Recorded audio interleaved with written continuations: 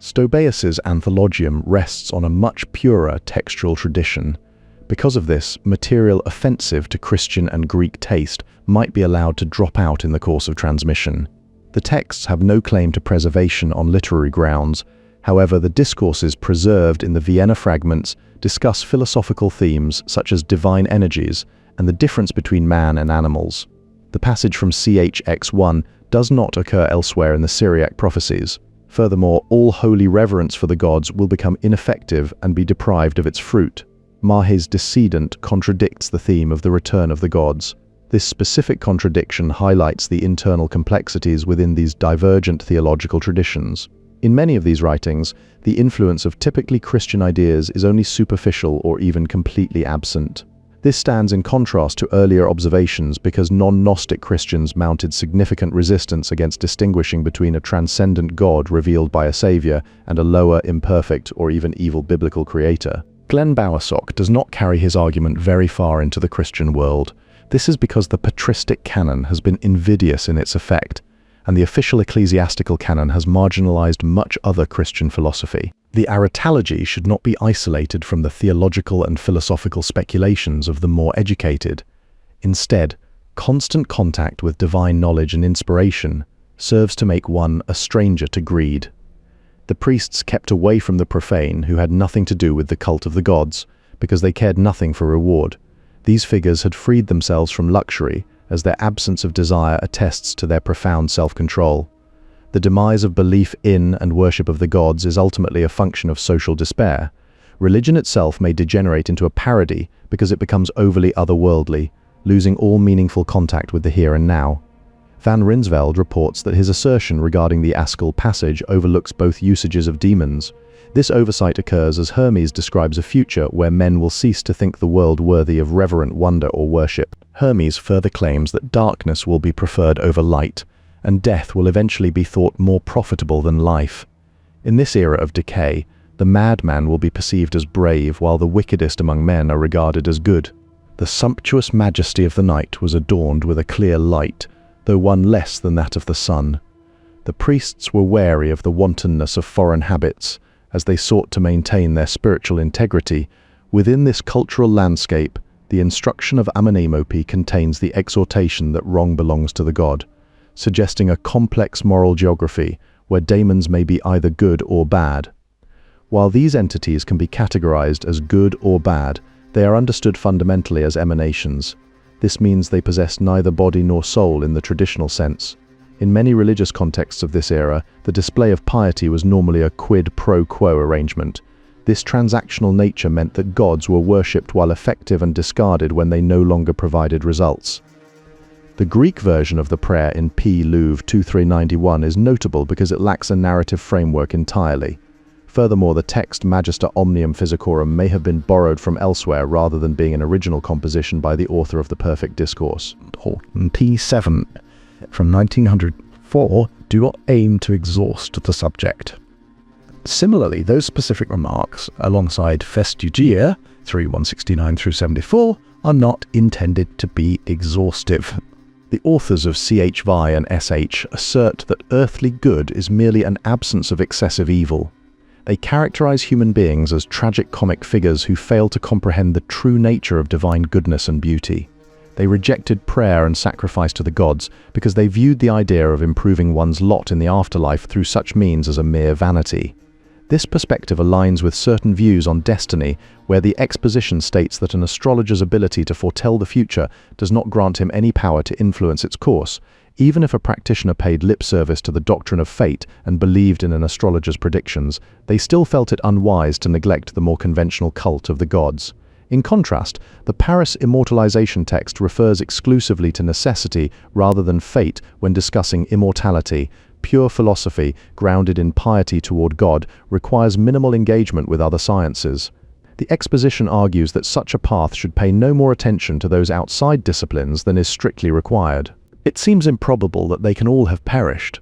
The exposition describes the vision of God as a knowledge attainable in life, yet it remains an experience reserved for after the soul's separation from the body at death. Man's contemplation of God is described as a two-way process, rooted in the belief that humanity possesses a double nature.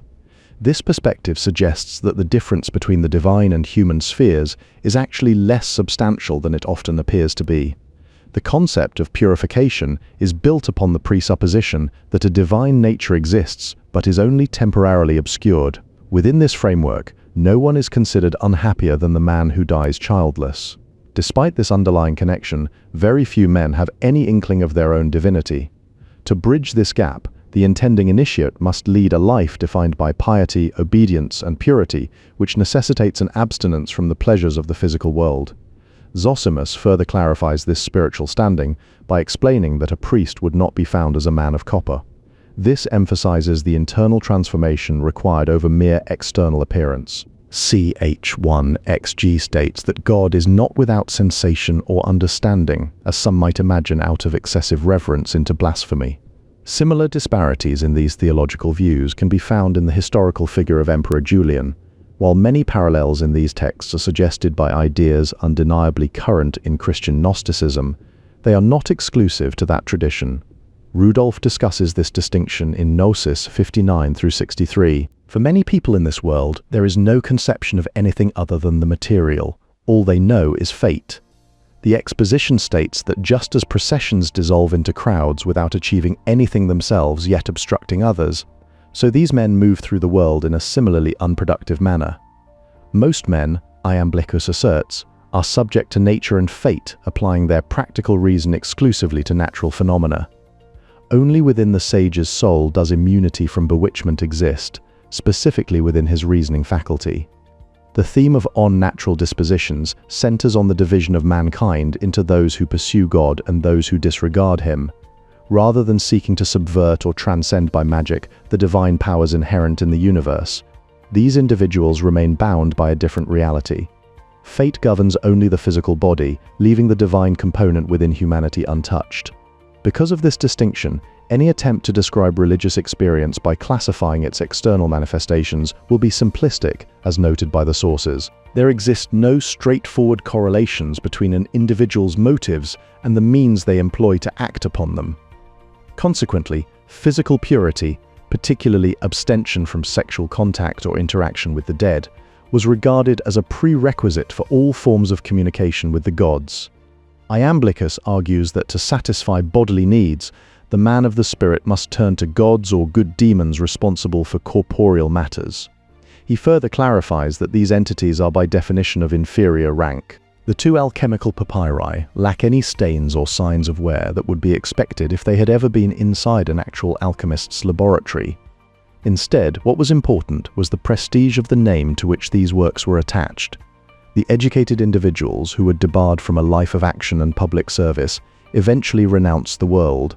They proclaimed a new transcendent set of values that separated them from the common sphere. The pious are few and the wicked many, a state of affairs that is divinely ordained. To thirst after knowledge of God is to become alien to this world and to the opinion of the many. Porphyry is incorrect in his assertion that all Egyptian gods possess a physical cause. Conventional cult practice is not viewed as pointless, but it is considered inferior to the true sacrifice of the mind and soul.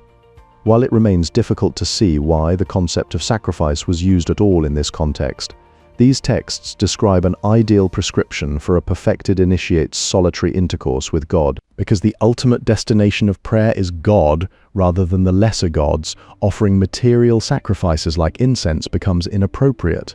This aligns with Askel 41, which explicitly transforms the doctrine of God's self-sufficiency into a definitive argument against sacrifice. None of these movements functioned as religions for the masses. Yael Zerubbabel observes that an awareness of a tradition's deliberate construction inevitably undermines its acceptance as tradition. This sentiment is echoed by Eusebius, who declared the rule of gods to be a fabrication, directly challenging the legitimacy of such claims. The discrepancies in these historical accounts are further highlighted by the fact that Eusebius' list of divine kings stuck closer to Manetho than to the list provided by Panodorus. Analysis of specific linguistic markers reveals certain ambiguities, such as a passage that does not contain the term hoi men, making any contrast with hoida unclear. Furthermore, the Turin canon provides little assistance in this section due to its fragmentary state, which limits its utility for deeper analysis. The new kingdom did not look back toward the old kingdom. Instead, they positioned themselves in opposition to the chaos of the first intermediate period, reflecting a deliberate break with earlier errors. This historical distancing is punctuated by numerical data where the numbers 1461 and 300,000 have nothing to do with each other, indicating a lack of correlation. Within this philosophical framework, the only way towards truth is for the soul to leave the body and ascend to the good and truth both before and after the death of the physical form. In these accounts, souls complain about their new station and express dissatisfaction with their current existence, yet they are eventually granted a reprieve by God as a temporary relief from their suffering. The author of the text refuses to recount the origin of the divine generation, stating it is inappropriate to detail the beginning of any divine lineage. This restraint on narrative exists alongside linguistic flexibility in ancient texts, where the adjective great can be interpreted as a superlative in Greek, even without the presence of a modifying adverb. The dyad comes to be from a privation of the second one. It is defined as materiality separated from the monad, from which the demiurge derives matter and creates the world. Seth's strength is put in the service of the New World Order, instead of being its ruling principle. This structure exists because God derived matter from materiality, which had been split from essentiality. There is a fundamental difference between matter and essence as energies of God. This distinction highlights that there are certain men who do not have even that of soul. Earth is filled by all things, yet remains entirely devoid of God. This concept is reinforced in SH3, 60, which states that the earthly part of your cosmos is full but does not possess a God. The one who recognized himself attained the chosen good, but the one who loved the body that came from the error of desire goes on in darkness. Such a person remains errant and suffers sensibly the effects of death. Isis can do much good when well disposed and much harm when angered. However, Askel 37 notes that the ancestors of the speaker made many errors regarding the reason of the gods because they were not paying attention to worship and divine religion. To avoid being ruled by bodily passions, one requires knowledge of oneself, the nature of things, and the good. This is vital because a human being is not only lacking in goodness but is considered even evil insofar as they are mortal. Peterson suggests that what we perceive as a conflict of passion is actually a matter of misplaced desire, specifically choosing the vulgar instead of the heavenly Aphrodite, as described in Plato's Symposium. This creates a sharp contrast between those who lovingly worship the Father and those who have mistakenly equated love with the physical body. There can be no sexual love before the separation of the sexes, a distinction that Hans D. Betz fails to make in his analysis. Furthermore, because God commanded humans to multiply, it is unlikely we are looking at an exhortation for total sexual abstinence. Rather, sexual love is necessary, while only desire itself is erroneous. Humans in their embodied state must learn to direct their love toward the good from which the essential human originated. This connection between sexual maturity and the concepts of good and evil is a known motif, appearing in both Aetius and the myth of Adam and Eve in Genesis. Another kind of people possesses a mind, yet because they are irreverent, this intellect remains merely human rather than divine. Supporting the idea of external guidance, Manilius argues that humanity could not have discovered the art by themselves. The emanation of the king is presented as the sole resolution to this situation, originating directly from the nature of God itself. In a polemical move, Josephus argues that earthly gods could not be the subject in question because they were visibly represented as sacred animals. Josephus further contends that heavenly gods are equally disqualified, questioning how such beings could ever be perceived by humans. Meanwhile, the author limits remarks about the Romans and Greeks to a single observation regarding their association with male homosexuality, an inclusion explicitly characterized as satirical. The text goes on to explicitly deny the traditional expertise of the Chaldeans in celestial observations. In contrast, spiritual direction is highlighted through Proverbs 8, verse 20, which contrasts the paths of uprightness with the ways of darkness. Wisdom 5, verses 6 and 7, describes individuals who have strayed from the way of truth onto paths of lawlessness and destruction, as opposed to the way of the Lord. Ultimately, these texts prioritize spiritual growth over strict adherence to doctrinal orthodoxy. Because these works are less concerned with doctrine than with internal development, they focus on the soul's progression. Iamblichus reinforces this in Mystices 8.1, stating that great things are not simply conveyed by word of mouth. Those governed by irrational, animal-like senses are unable to feel awe for things that truly deserve admiration. In contrast, CH7:1 states that the soul does not permit itself to be nourished by the foods of salvation. The contempt of the body stems not from dualistic anti-cosmism, but rather from pedagogical dualism. This knowledge is only intended as a first step toward the actual experience of the good itself. These people saw the good and regarded the wasting of time here below as a calamity. As provided in Copenhagen's translation, Peterson argues that this misfortune is not earthly existence itself, but specifically the pastimes of non-Hermetists. The text does not concern itself further with those who follow the way of death, focusing instead on an elite few described as being small in number. Interestingly, Buckley notes that Der Poimandres 146 makes no distinction between these worthy individuals and the human race at large. The one who wishes to be seen is neither heard nor spoken of, nor seen with the eyes but only with mind and heart. This passage functions effectively as a metaphor where life is likened to a dangerous sea voyage, while salvation serves as the safe haven. All of chapter 6 serves as an elaboration of a statement found in chapter 2, that the good can only be found in God. This reinforces a theological framework where chapter 6 specifically addresses the good and its total absence from the cosmos. The relationship between the good and material passions is defined by their mutual exclusion, based on the assertion that where there is passion, there is nothing good, and where there is good, there is no passion. This exclusion extends directly into human existence, as the text suggests that the good exists in humans only to the relative degree that evil is lacking. A further complication arises from widespread misperception, where most people confuse the passions with the good by conflating transient emotional states with its transcendent nature. Consequently, because body and soul do not have room to contain the magnitude of the good, material existence is fundamentally inadequate to hold its fullness. Knowledge of the world and the lack of true good within it serves as a specific program for defeating one's passions. By understanding this absence, the seeker can better navigate the limitations of the material realm. The earth is devoid of the good, creating a stark cosmic division where nothing good exists on land and nothing bad resides in heaven. This explicit affirmation from SH11 2 emphasizes a total separation between moral qualities and celestial realms. Nothing within the body is true, while everything without a body remains free from falsehood. This fundamental distinction defines the boundary between material existence and the purity of the incorporeal realm, posing the central question of what God actually is. Only the sun stands as truth because it remains itself without change, unlike all other things. However, this truth is dependent on a force from above.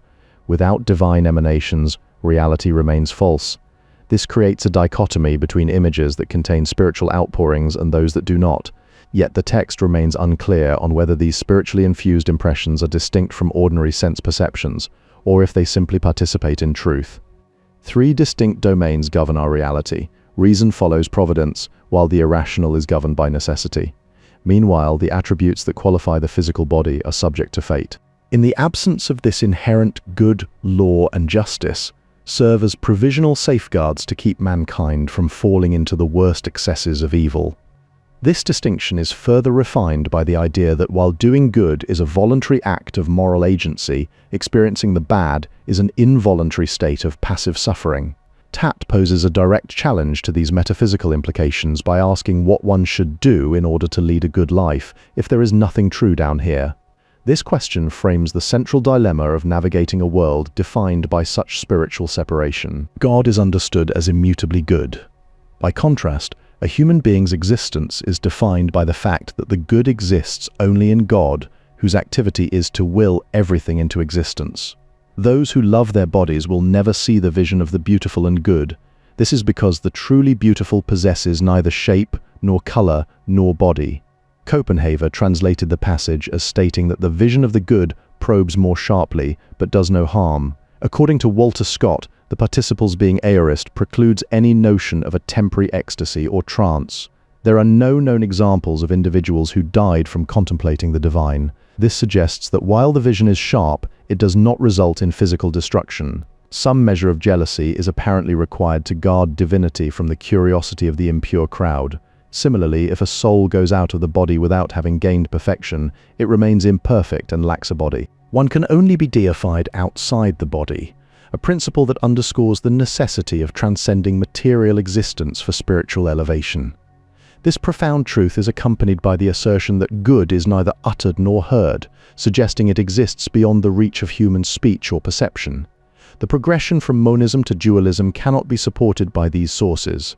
Instead, the emphasis at this stage lies in discerning the lack of truth and the good within this creation rather than admiring it. Those who follow the way of immortality see themselves as set apart from the multitude who are bound to the way of death. Within this framework, the primary source describes the seed as the true good. The text quotes a father saying, "From the will of God, my son," followed by an inquiry regarding what kind is the one who is born. The earlier teachings have instructed him that the true good is neither to be found in the cosmos nor in a human because it is wholly other. Instead of localizing goodness, he is told about wisdom, true good, and the will of God as agencies well outside his purview. He finds this answer to be not very paternal. Austin starts his book by distinguishing between performatives and statements. The human nous conceives good things when it receives seed from God, but as stated in C.H. Nikes, it also conceives bad things when its seed is received from lower demons. Consequently, the absence of gnosis and episteme permits material passions to gnaw on the soul like vipers, according to Askell, 21-22. In S.H. Thewaites, 1-2 opinion and sensation become worse when they are detached from the thinking of the soul. This spiritual decay occurs because only the purified human is capable of receiving the seed of the good from above. Envy withdraws from us when truth arrives. Meanwhile, it is noted that the will of God is not as all-embracing as Grise thinks. While subsequent sentences mention joy alone, truth is described solely in terms of what it is not, a definition that clarifies the boundaries of reality. Within this framework, there is no petty jealousy, but rather the reticence demonstrated towards those who are uninitiated. The origins of the saying that all things are one seem to lie with Xenophanes, or possibly even before him. In this framework, the one is dissolvable, while the other remains indissoluble. While the book does not contain the birth of fire and spirit, it maintains that the one and all encompasses them. The argument further mentions past divine aid along with previous sacrifices and votive gifts. The good has been fulfilled with the arrival of truth, together with life and light, as stated in section 9. Meanwhile, the author of the Gospel of Philip differentiates between us and the perfect. The kiss described in the Gospel of Philip is not regenerative. In a different vein, Epictetus states in Nomus 60.1-3 that building the city's greatest things requires increasing souls rather than raising roofs. Without the Coptic fragment, there would be no references to demons that torment souls in the atmosphere, only to the singular great demon. This distinction is important because both the self-begotten and begotten take their existence from the unbegotten God. The final lone omega has been removed from its original place after the epsilons. Furthermore, Grise claims that the emphasis on divine providence in the hymn is a major departure from the view of Poimandres. The creator of the universe wanted ignorance to keep the universe together. Some people have argued that the way of Hermes doesn't shift from a world-affirming monism to a world-denying dualism, as Fowden and Mahé suggested. Instead, it actually moves in the opposite direction. The sensible world would be presented as ephemeral and illusory, devoid of truth. This shift highlights the frustration over the demands made in the philosophical school. The interlocutors lamented their present lack of power in a context where later Platonism holds that voice is considered material. Because it is material, the voice is deemed inappropriate to the immaterial God. There is no similar conception of a sacramental kiss within this tradition. Instead, Ch. Elevar 7 reports that love and the mixture of things contrary and unlike became light. According to the passage, the arts are subordinated under the heading of religion. This specific text is now only extant in Latin. In PD, the devotional attitude is put in opposition to the astronomical attitude. The only reason given that the core section is pilfered from another source is that the introduction contains material irrelevant to the Zodiaca. The definition of magic does not postulate that it is something other than ritual acts and objects thought to manipulate imperceptible powers. Even so, an old bias remains present in sentences such as those on page 170 of the cited work. Burnt Christian Otto advised getting rid of the term magic entirely because it has a polemic usage and is seldom found as a self-designation in the material labeled magic. However, concluding, There is no use of the term magic is too hasty. Dispensing with words does not add to our conceptual toolkit. The term magia and its cognates are used sparingly, but always in a positive sense. Regarding physical manifestations, the only object present that we are told about is a throne. Diodorus must have used contradictory sources, or he intended to distinguish between sacred music and profane music.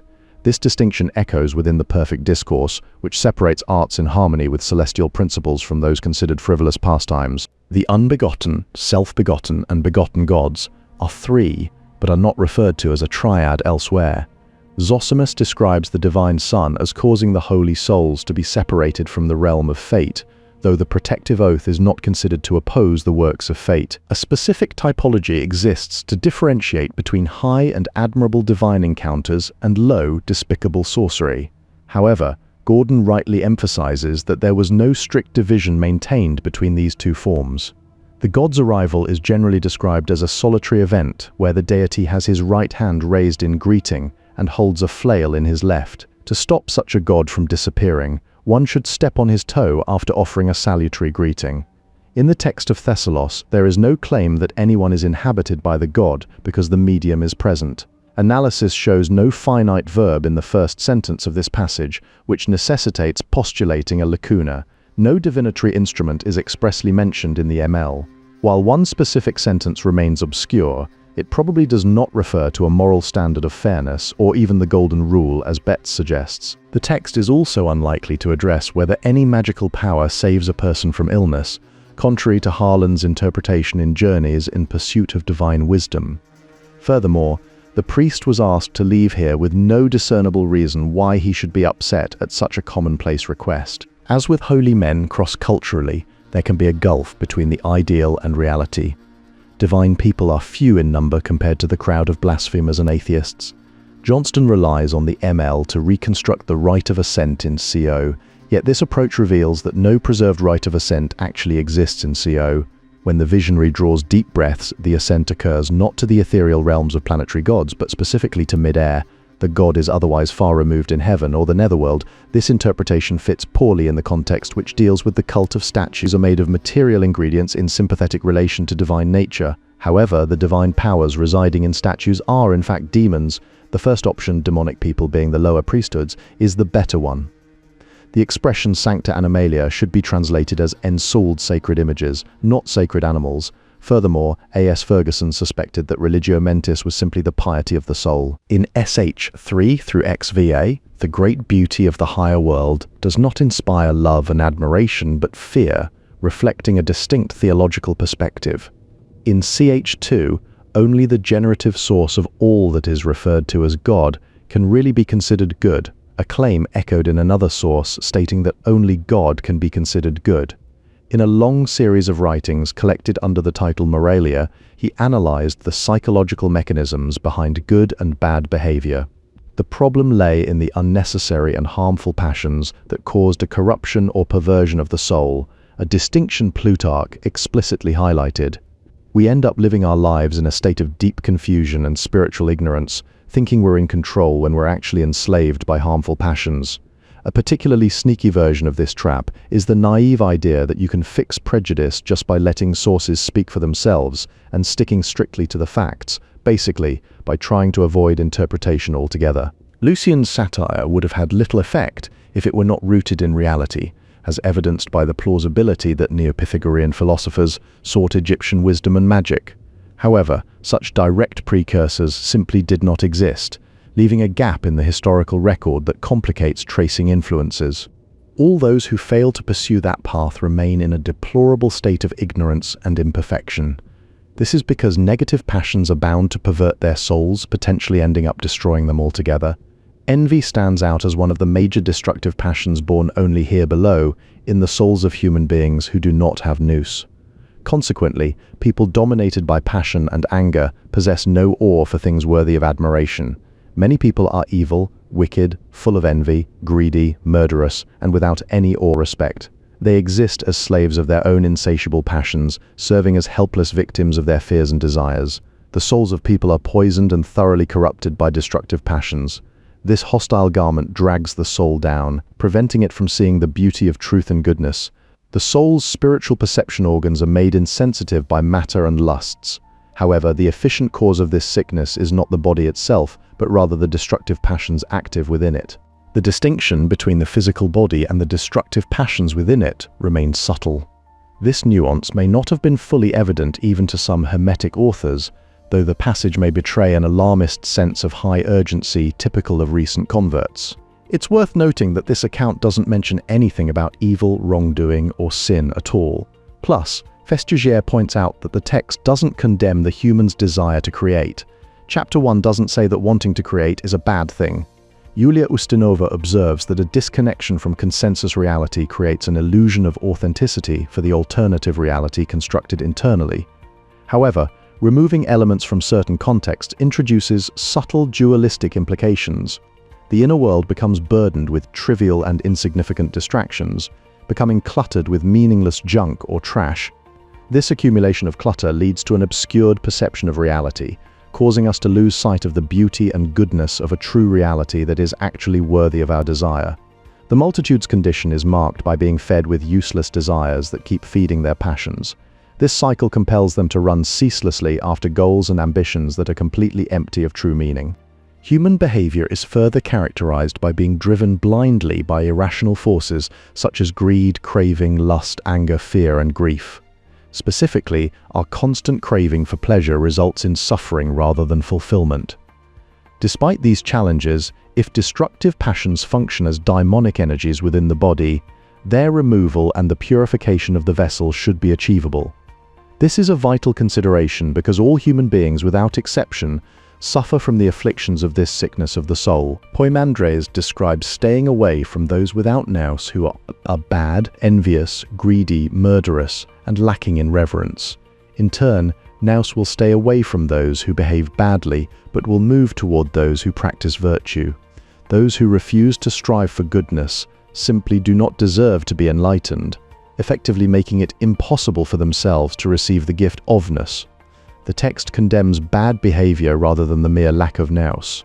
Furthermore, the Greek does not imply any causal connection between the absence of nous and bad behavior, meaning that those who lack it are not necessarily evil. As a transformation occurs, the reckless brutality of violence that comes from Mars gives way to the energy of peace.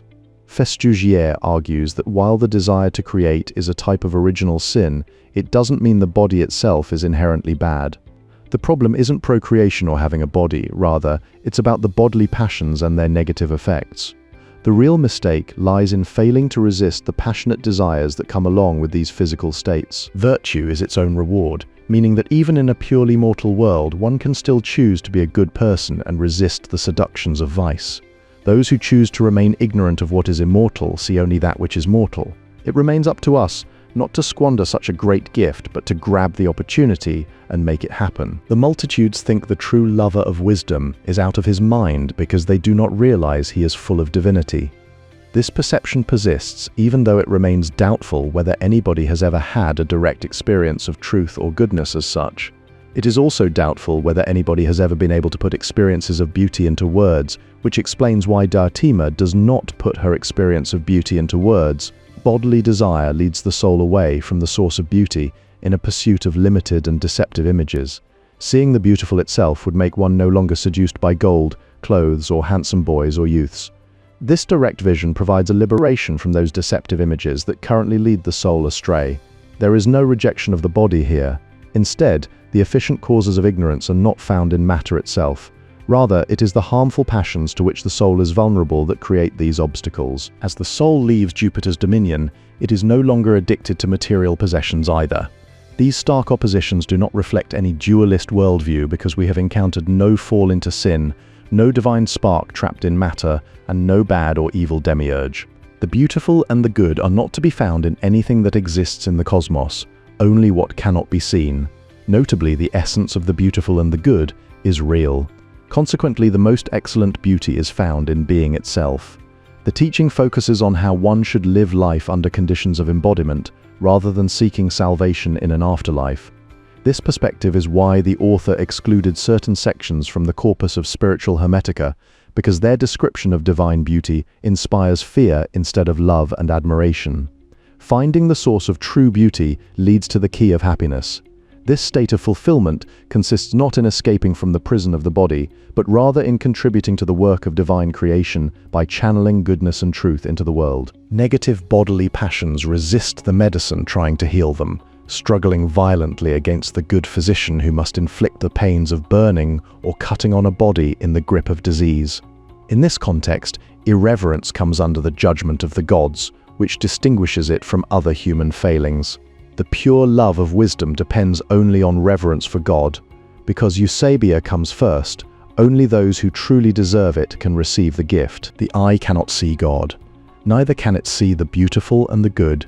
These attributes are integral parts of God himself, peculiar to him such that they cannot be separated from his essence. Visible appearances delight us, but there remains a fundamental tendency to doubt what we cannot see. This creates a tension between the immediate gratification of the senses and the elusive reality of the divine. Aristotle's theory of imagination appears in De Anima, also known as On the Soul.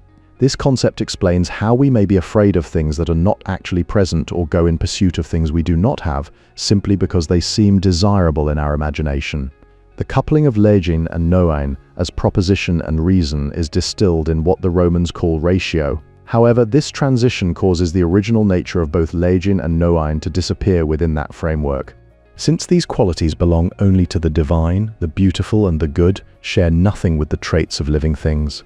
Therefore, there is only one way to move from this world toward the beautiful, a path of reverence joined with spiritual knowledge. The good is inherently invisible to the external eye, because bad things are all too apparent, while the good lacks any shape or form.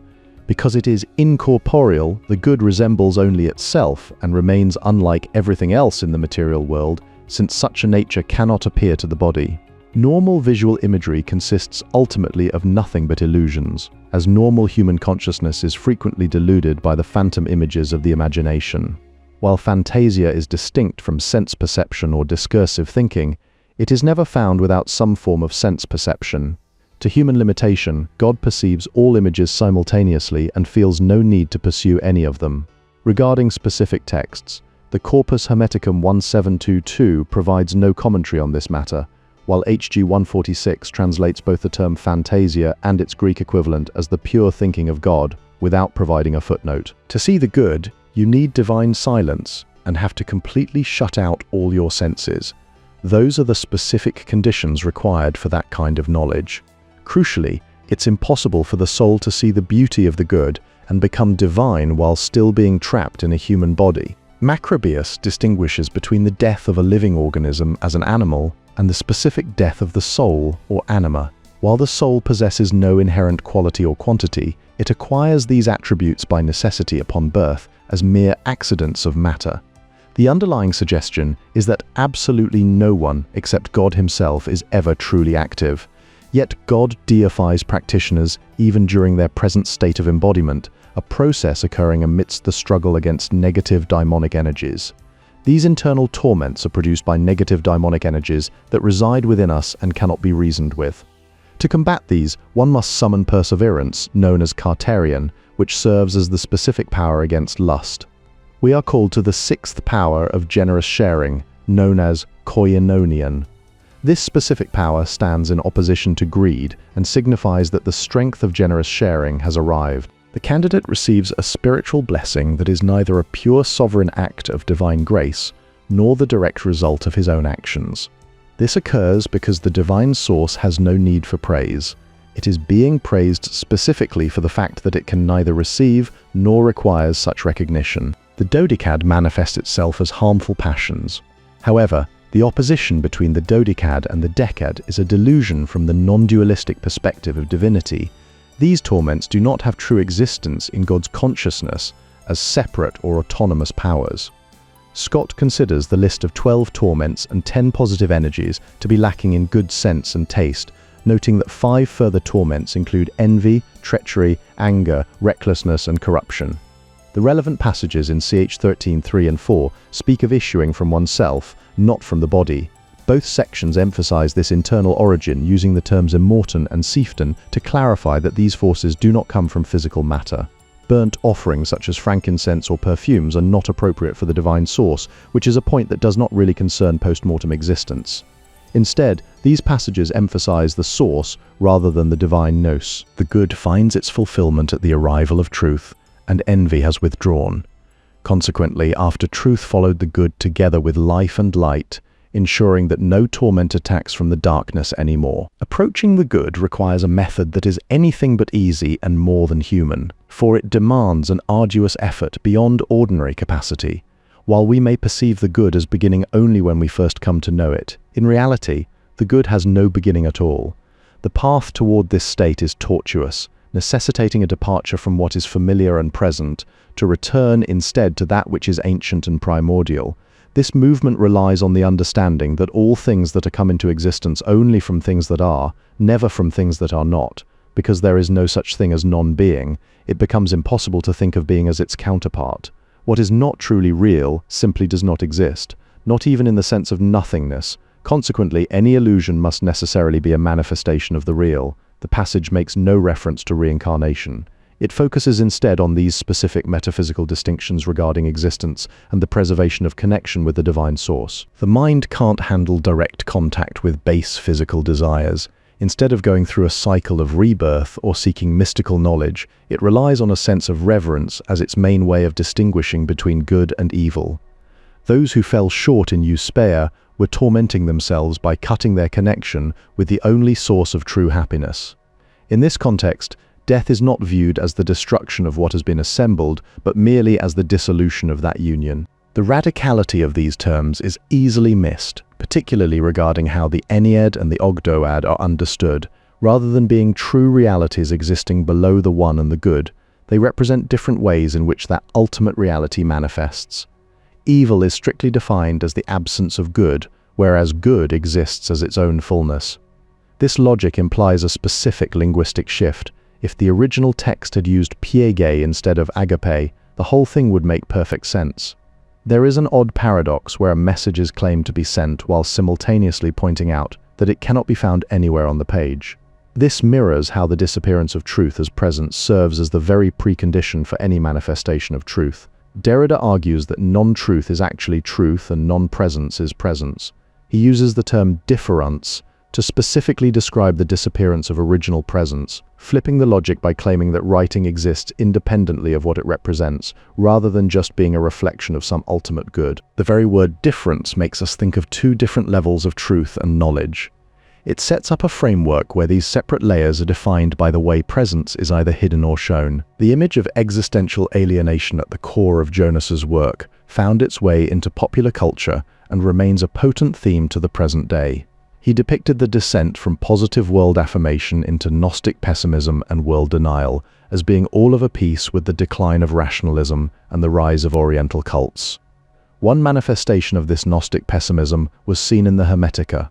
However, through these shifts, man was no longer estranged and useless in an absurd world into which he had come by accident and to no purpose. Derrida's response made perfectly clear that for him, goodwill could only be a mask of the will to power. This perspective was originally expressed in his 3 questions to Hans-Georg Gadamer, which were first titled Goodwill to Power and attacked Gadamer's prior assumption of goodwill. David Loy points out that immediate experience is the blind spot in Derrida's argument regarding these metaphysical structures. He suggests that under the influence of passions such as greed or anger, the perception of nous could be stunned, dulled, or taken away entirely. This intellectual friction has led to an unfortunate polarization in which critical theory stands opposed to religionist phenomenology of religion. This divide highlights a fundamental disagreement on how religious experience and structures are interpreted. The distinctions between dualism versus non-dualism and unreality versus reality are themselves inherently dualistic structures. This creates a complex framework where imagination becomes necessary for all mental or intellectual activity. Aristotle discusses the nature of imagination in De Anima III, 7431a, a subject explored further by Martha Nussbaum in her book Aristotle's De Motu Animalium. Chiara Bottici provides additional context by explaining the contrast between fantasia and our modern view of imagination. The practice of history is impossible and inconceivable outside of the productive or creative imagination. Without this reflective mirror, we would be unable to understand anything at all. The use of the term imaginal reflects a radical agnosticism basic to his own work. This conceptual grounding is set against an era where the economy of Roman times would not be equaled in strength or complexity until the modern age. Latin never had wide application outside of the army and government during this period. Nevertheless, Greek and Roman imperialism naturally left its traces on religion as a lasting cultural legacy. The old religion did not simply disappear, even though paganism was in retreat by this time. Fine literature for leisured readers was not the main medium of Sibylline prophecy. Ulrich von Wilamowitz-Moellendorff remarked that the discovery of the papyri deprived antiquity of the noble splendor of classicism. This shift in understanding highlights a transition toward deeper mysteries, as the first God is infinitely removed above all matter and hidden in the mystery of his being.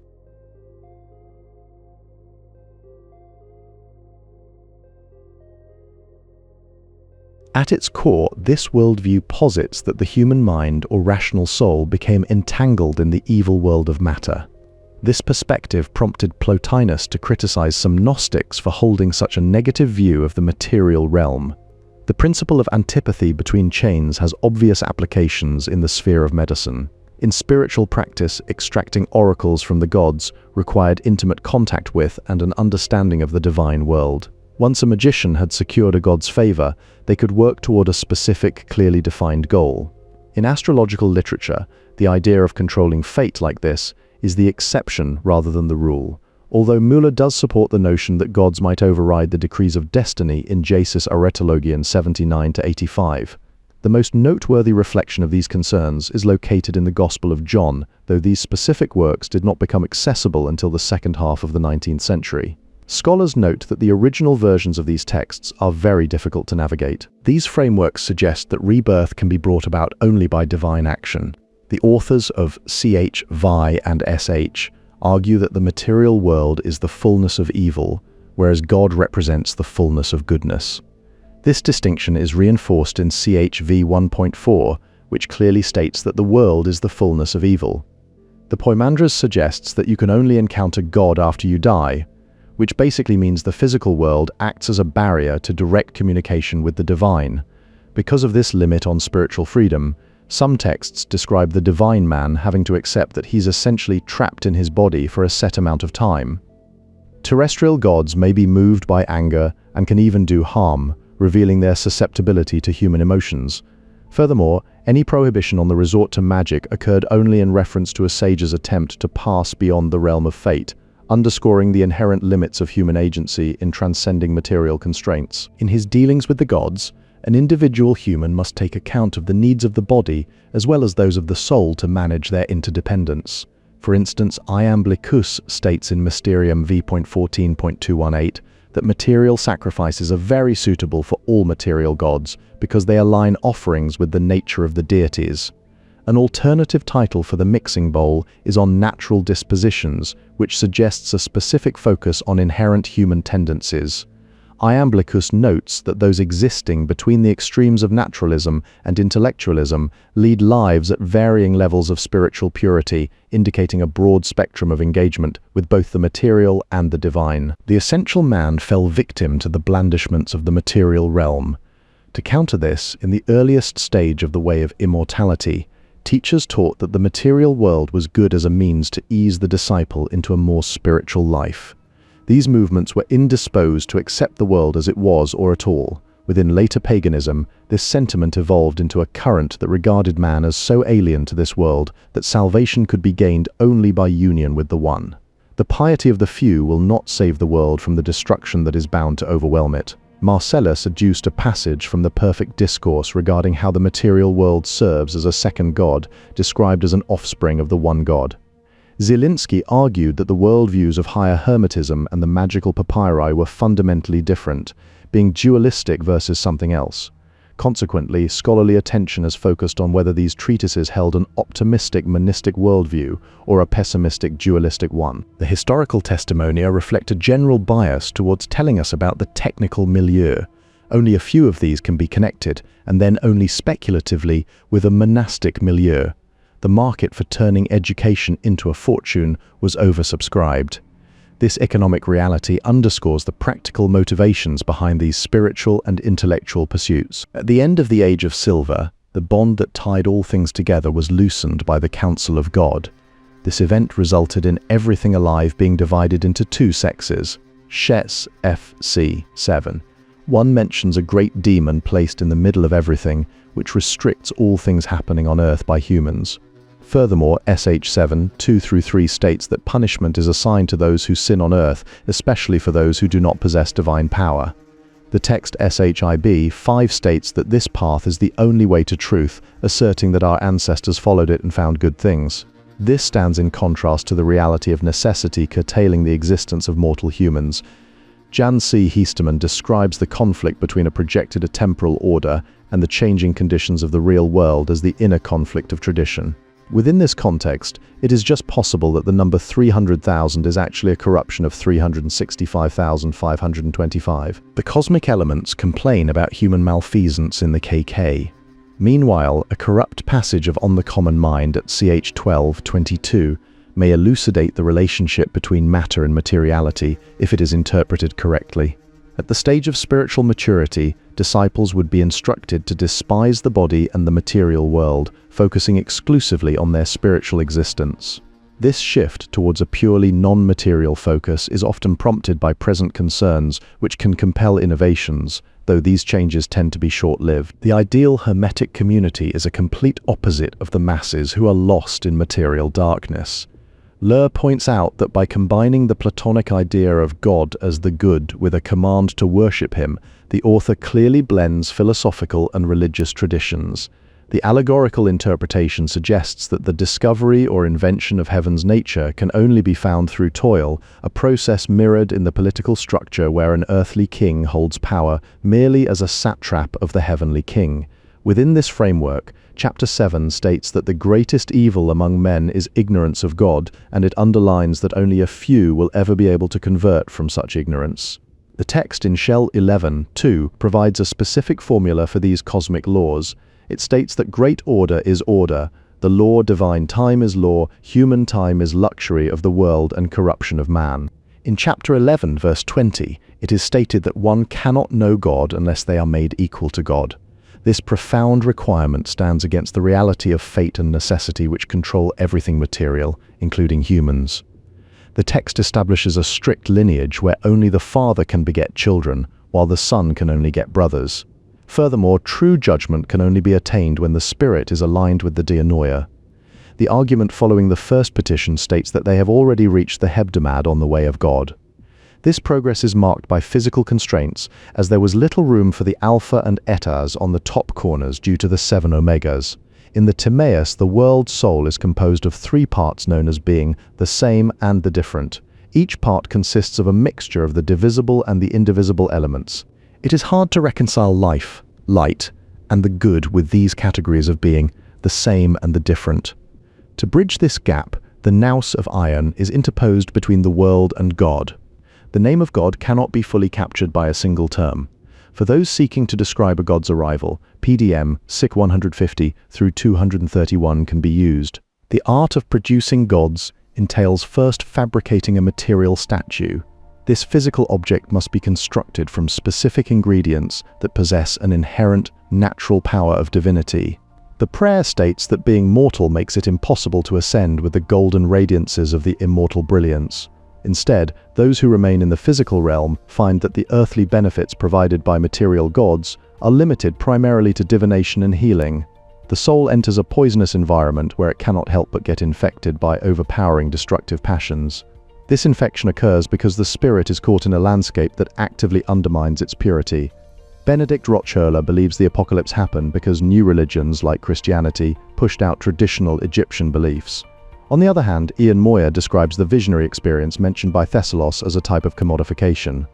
The strict division between genuine religiosity and worldly interests is often an anachronistic bias. In reality, the more a text or fragment addresses conventional questions of philosophy and theology, the greater its chance of being copied at all. That same interest in conventional philosophy and theology makes a text more vulnerable to editorial tampering during the long process of transmission. Consequently, if our mind lacks the strength to stand firm against mental representations or fantasies, we fall prey to false judgments and delusions. Hangchen says that humans fight against falling in love with nature, a feeling shared by Festugière, who argues that humanity's core sin is loving anything material. These passions and desires take over our minds and cling to false images, basically turning us into their slaves. A person's addiction to corporeal passions may inspire feelings of self-loathing. However, humans remain capable of resisting temptations. Being exposed to seduction by the bodily passions is a serious challenge but not an excuse. People have overanalyzed the idea that eros causes death because they've been influenced by biblical views on sexual sin and wrongdoing.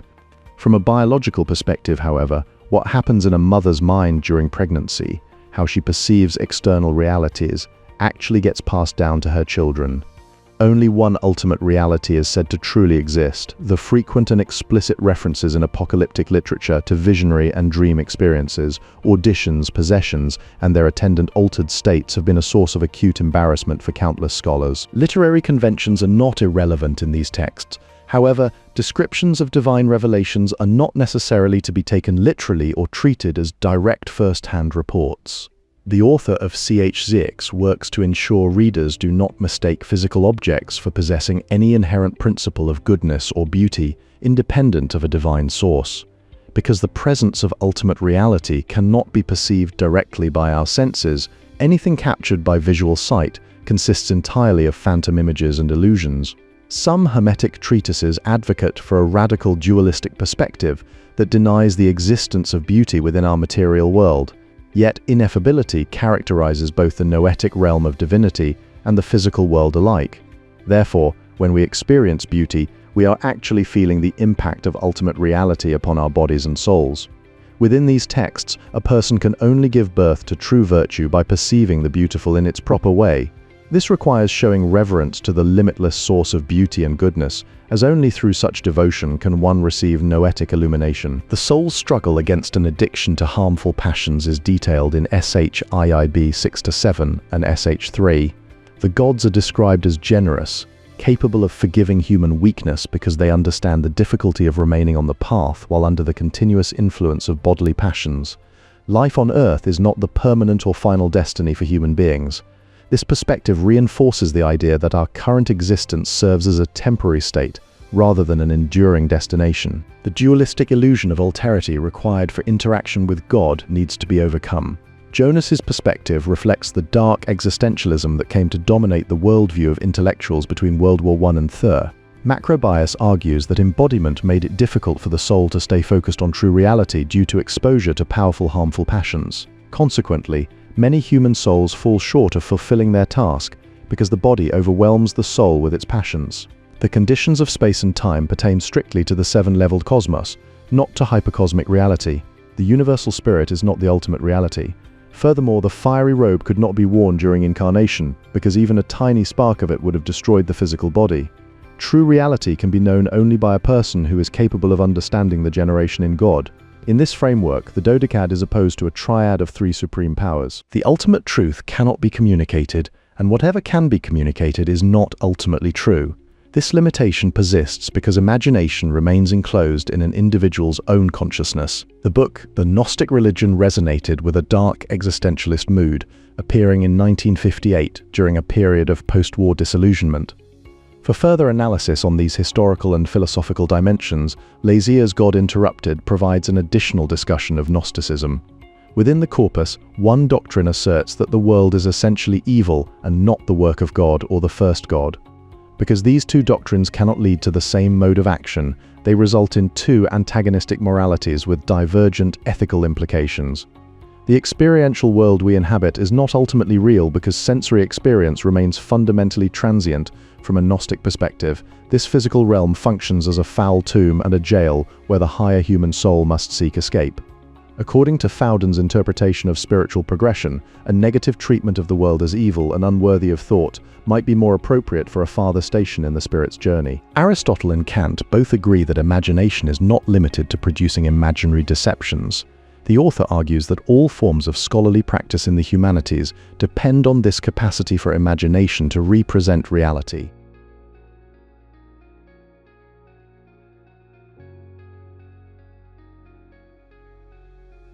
In the ancient world, there existed fantastic, larger-than-life figures who stood at the intersection between science and myth. These entities reflect a worldview where God is understood as the source of being that encompasses everything that exists. God's essence exists in eternally creating everything, establishing a framework where there is no incarnation. Instead, what occurs is an equation of the revelatory and cosmogonic principle with a deity. Sophia's reckless act resulted in the birth of an abortion that she pushed outside the divine realm. This narrative highlights a strong interest in cosmogony and the understanding of the powers latent in the material world. Wholly traditional ideas about the working of the divine realm persisted behind the syncretic facade of terracotta figurines. This is echoed by beliefs surrounding the old gods of the Unambul tribe, who are said to have abandoned the country and passed beyond the horizon. Men will no longer love this world around us, which is regarded as an incomparable work of God. Consequently, no one will raise his eyes to heaven because God will return from earth to heaven and Egypt will be abandoned. Constant contact with divine knowledge and inspiration calms the passions. This steady connection provides a means of stabilizing the internal state against material distractions. God is one and stands as the creator of all things, establishing a framework where every existence depends on him as an element in a hierarchy of beings. Second, in this order after God himself comes the intelligible world, which means that everything is part of God while God remains present in everything. Traditional religion in most societies is based on the principle of reciprocity between men and gods, where malevolent divinities were honored just as much as their more favorably disposed colleagues. Within this framework, the epiphany of the supreme God himself occurs. The pleroma of being is indestructible because the theological fundamentals remain immutable even as specific details are adjusted over time. This permanence stands in contrast to our modern era, where the tensions of local and international cultures have never played themselves out on a stage broader or more open than that provided by our own times. In a symbolic sense, while the physical base was the same for all metals, their souls were present in varying degrees of purity. This reflects a broader metaphysical shift, where the ascension substitutes fecunda praegnatio for the over-concrete eutipa. The Emperor Julian recalled being consumed by a passionate longing for the rays of the god from childhood. This internal yearning mirrors how the lower world was seized with fear and sighed before the extraordinary beauty and eternal stability of the things above. The beauty of the heavens presented a reflection of the god as yet unknown. This realm was ordered and nourished through certain secret effluences from the heavens, providing sustenance to the lower world. They treat of the divine realm enigmatically and without shedding much light. The general discourses likewise treat of the divine realm enigmatically and without shedding much light, maintaining a sense of mystery. Pure philosophy should admire the dimensions, qualities, and quantities of the earth, including the depths of the sea and the power of fire. It seeks to understand the effect and nature of all these things, because God desires to be known by man. The most glorious of God's creations is animated by a divine spark, making it itself divine. Consequently, the pious fight consists in knowing this divine reality and doing ill to no one. Sexual intercourse is praised as not merely a necessity, but a pleasure.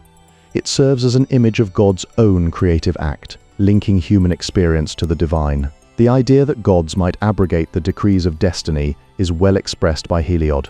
Through this understanding, one advances by stages and enters into the way of immortality. Man is to be compared not with other earthly beings, but rather with those who are called gods. According to the exposition in NHC Alepha 2, the true man stands above even the gods, or at least remains fully their equal. The same text asserts that none of the celestial gods will leave the heavenly frontiers to descend to earth. Instead, it defines the celestial god as an immortal man. The exposition further claims that all things exist through both the world and man. However, Iamblichus argues that not even a sage can confine himself to the company of the heavenly upper crust, which is wholly detached from materiality and powerless to affect it directly. Despite this detachment, those who shared the general theistic outlook of the age instinctively assumed that all aspects of life were subject to divine power.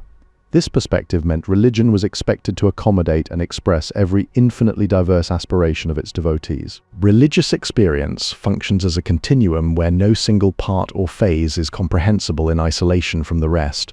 This broad perspective was shared by Porphyry and his friends, who were known for being zealous in their worship of the gods, This generous view is a prerogative reserved for those capable of transcending conventional categories. Only such individuals can perceive the inner connections that bind all things together. Iamblichus asserts that the power of the unutterable symbols is intelligible only to the gods, suggesting a barrier between human comprehension and ultimate divine mystery.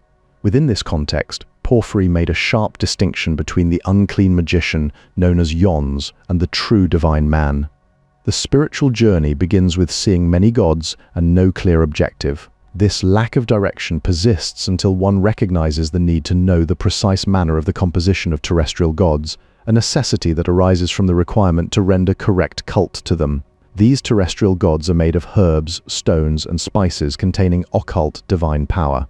The term Hermaic chain refers to the divine reason emanating from God, while the Six-Sios Evigape, or the divine man, represented the highest aspiration of late paganism.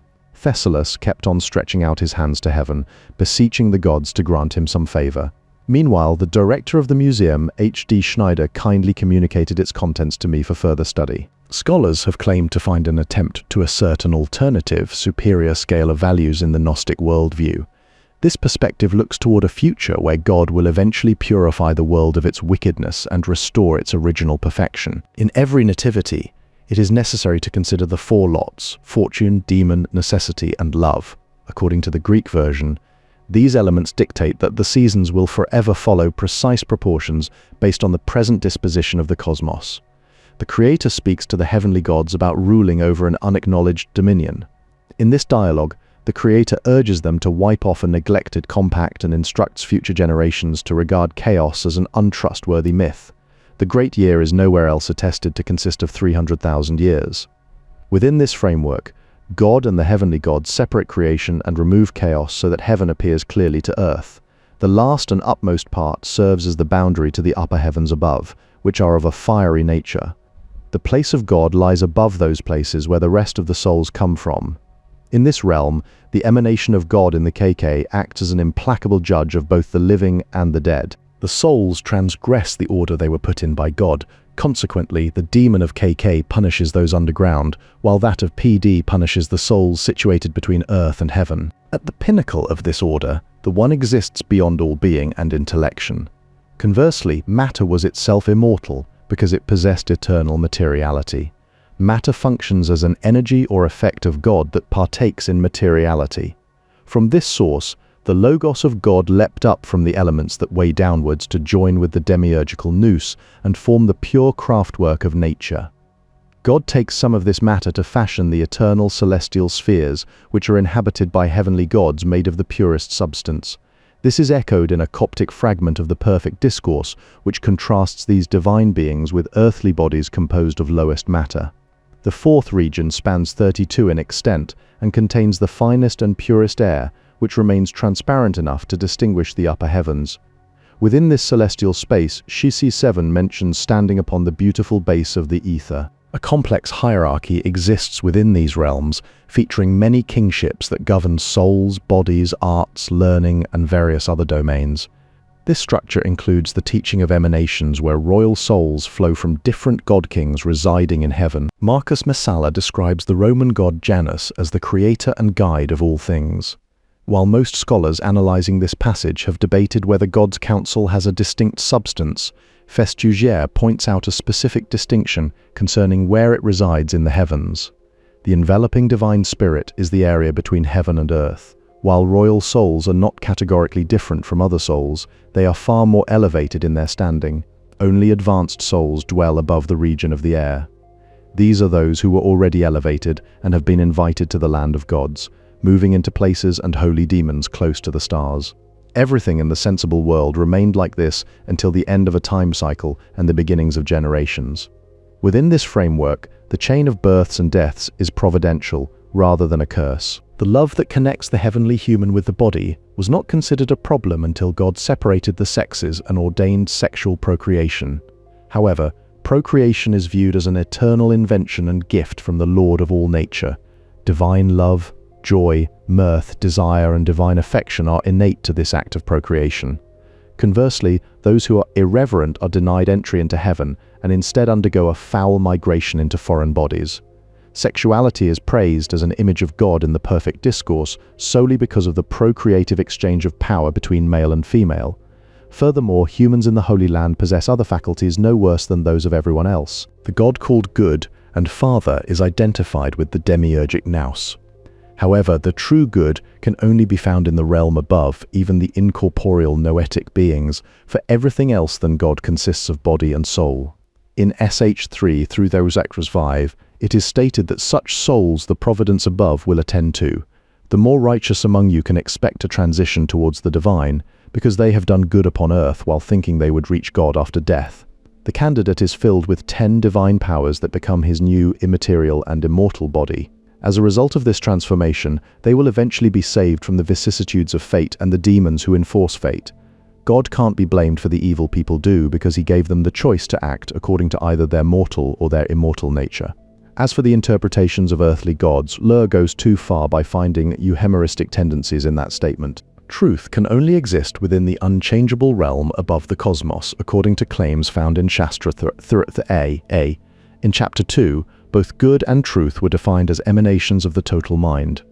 The cosmos participates in the good only through its activity of creating all things. Below the stars, however, any truth found is merely a representation receiving emanations from above. There is nothing good on earth and there is nothing bad in heaven. Justice remains set over those who do not possess the power to see God, governed by a great judging demon placed in the middle between heaven and earth. The remedy for the human situation in the cosmos remains consistent with Chapter 2, requiring reverence for God combined with knowledge of the good. This is because the gods choose the good simply because it is good. Those who pursue this path will realize that God is identical to the good. Consequently, it is necessary to worship God by praising his two specific appellations of the good and the Father.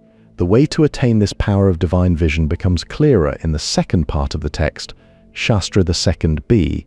This section was probably detached from Shastra 2a by Stobaeus and placed into another section of his anthology.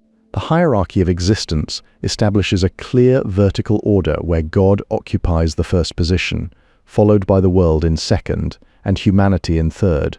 Within this structure, the purpose of the world is defined as serving the human being, while the ultimate orientation of the human is toward God is characterized by an immutable goodness that stands in sharp contrast to the human condition, which is described as mutably evil. Because of this distinction, the disciple is instructed to perform a spiritual ascent by redirecting attention away from earthly concerns and toward God and the good. To facilitate this transition between realms, memorizing specific sentences serves as a spiritual exercise designed to contrast heavenly and earthly realities. In this framework, only God, or that which transcends even the name of God, is considered truly beautiful. Sensations are present in all existing things, and existence itself is contingent upon these sensations. These feelings originate from the entity that governs them, as sensation always comes from what rules over it. In this metaphysical system, learning is identified not as a human achievement, but as an immaterial gift bestowed by God.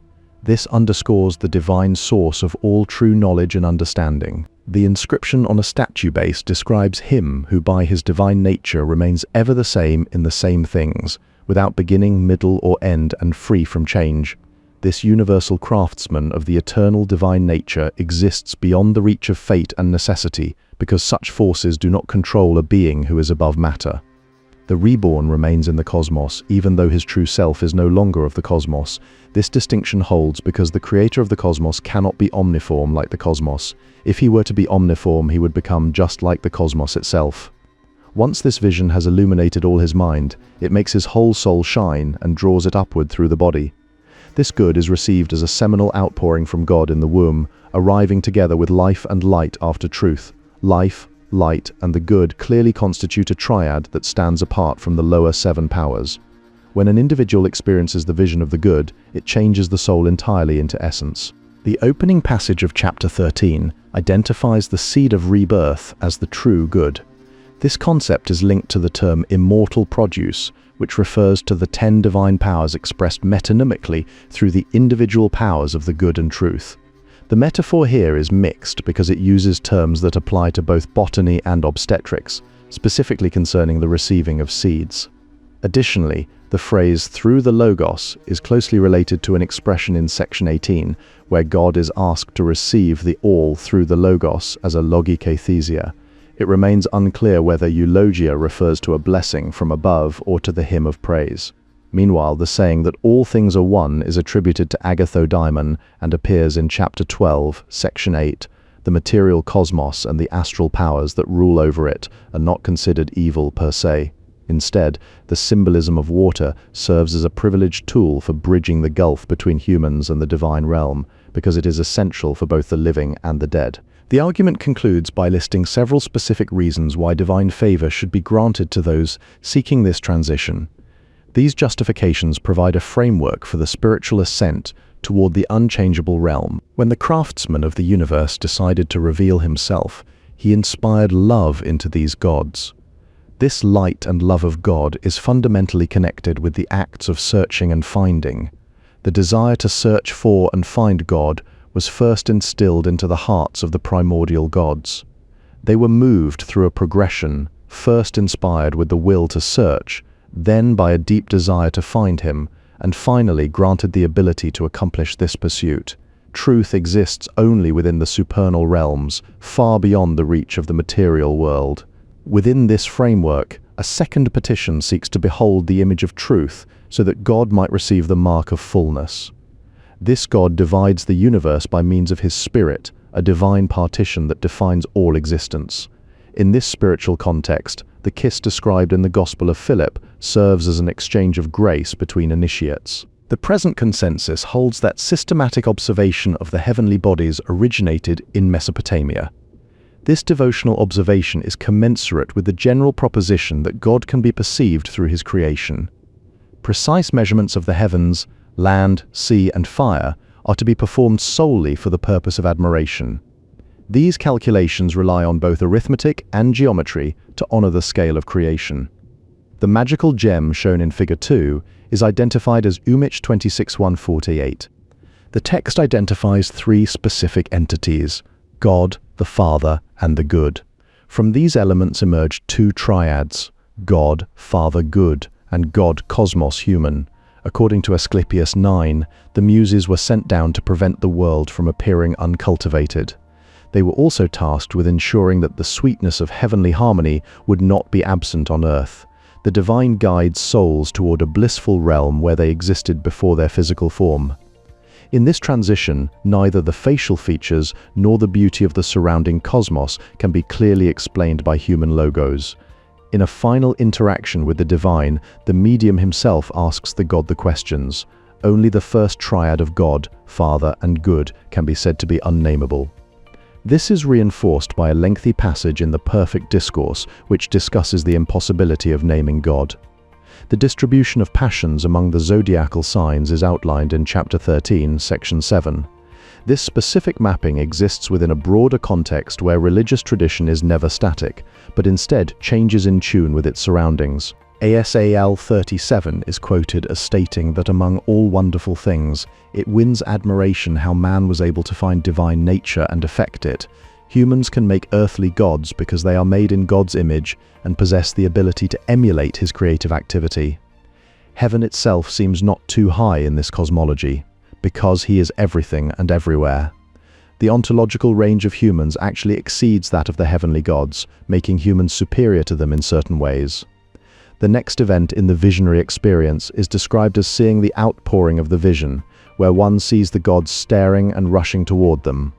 Edmonds builds upon Johnston's arguments by proposing a similarity between the cosmic levels of ML and CO.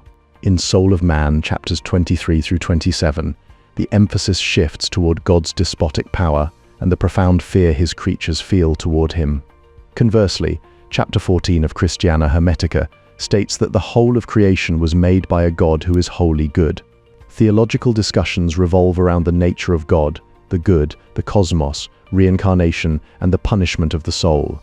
Despite these heavy themes, human beings remain capable of choosing the good. In this framework, death does not exist because all change is merely transformation. This belief stems from the understanding of God's universal presence in the universe and the non-existence of death itself. The truth attained in hallucinations is considered purer than mundane knowledge and remains immutable. This suggests that certain visionary states offer a more direct access to reality than everyday perception. The author of the Perfect Discourse makes the existence of the world depend entirely on the daily service performed by priests within the temple.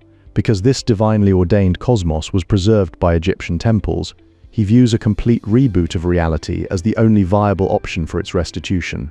The present godless society is portrayed as inevitably leading toward these catastrophic events in the future, unless true religion is restored.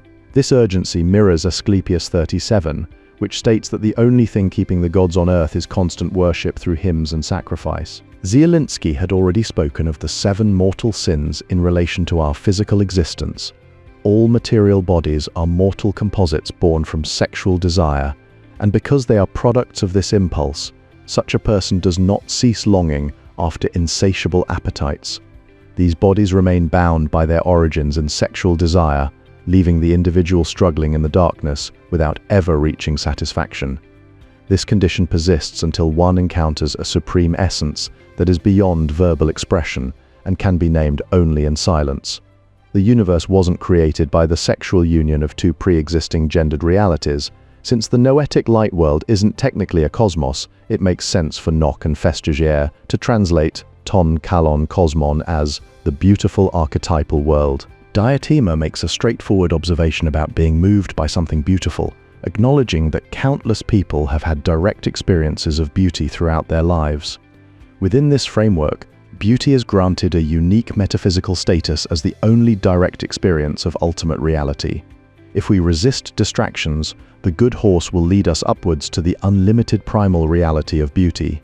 Diotima mentions divinely inspired poems and laws that outlast material bodies as evidence of this enduring quality. The beautiful itself is described as pure, clear, unmixed, and not contaminated with human flesh or color. This purity is mirrored in the soul of a baby, which is described as beautiful because it has not yet been sullied by bodily passions. The author of chapter 6 seems determined to hammer the point that the cosmos is the totality of all that is bad. By contrast, the splendors that are the essence of God's being are even purer and more perfect. If you can perceive God noetically, then you will perceive the beautiful and the good. These qualities are beyond compare. The beauty is inimitable and the goodness remains like God himself. Negative impulses and destructive desires can never be an excuse for one's actions. The pursuit of these higher realities demands a rejection of the lower appetites that cloud human judgment. Van den Kerkhove discusses the imagery of magnetism in L'Image de Dieu to describe how one seeks the divine. If you're searching for God, you are essentially searching for the beautiful. Crucially, God is not indifferent to such a vision because he wishes his supreme beauty and goodness to be perceived by human consciousness.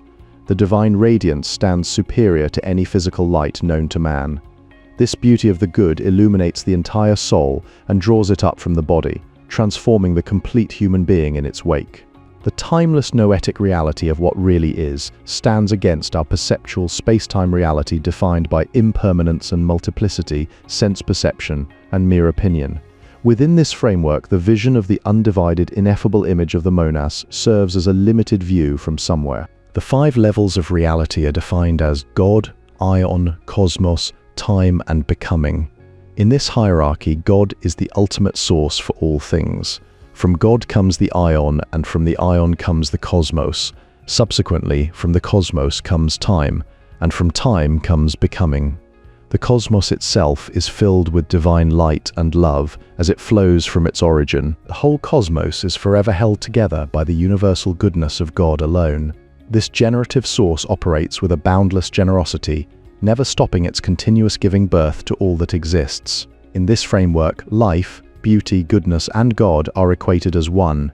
All beings exist in God, though not by occupying a physical place within him, rather they reside in him in an entirely different manner. Human consciousness is not separate from divine consciousness, as it is capable of full participation in its universal mode of imaginal perception. To put this in Aristotelian terms, God never noeticizes without a phantasm. The third kind of imaginal awareness represents the eternal divine perspective from everywhere. This universal divine perspective remains perfectly free from the limiting temptations of desire that constrain lesser consciousness. It is important to note The text doesn't assume that nothing exists beyond the cosmos, not even God or his intellect.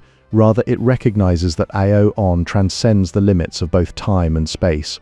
Outside of this, there is no God, no angel, no daemon, nor anything else. Achieving cosmic consciousness or Aeon frees one from the harmful passions and daimonic energies tied to specific places and times. A similar point regarding the invisibility of what makes vision possible is made in one of the Stobaean fragments. It suggests a reality that meets you everywhere, where you will see him at places and times you least expect it. This presence persists while waking or sleeping, on sea or on earth, at night or in daytime. Whether you speak or remain silent, he is present because there is nothing that he is not. Out of pure goodness and generosity, God unceasingly brings forth the world.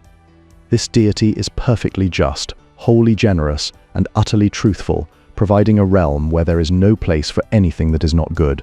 The divine source gives everything and receives nothing. While physical bodies are bound to the constraints of space and time, the spiritual influx remains infinite and eternal.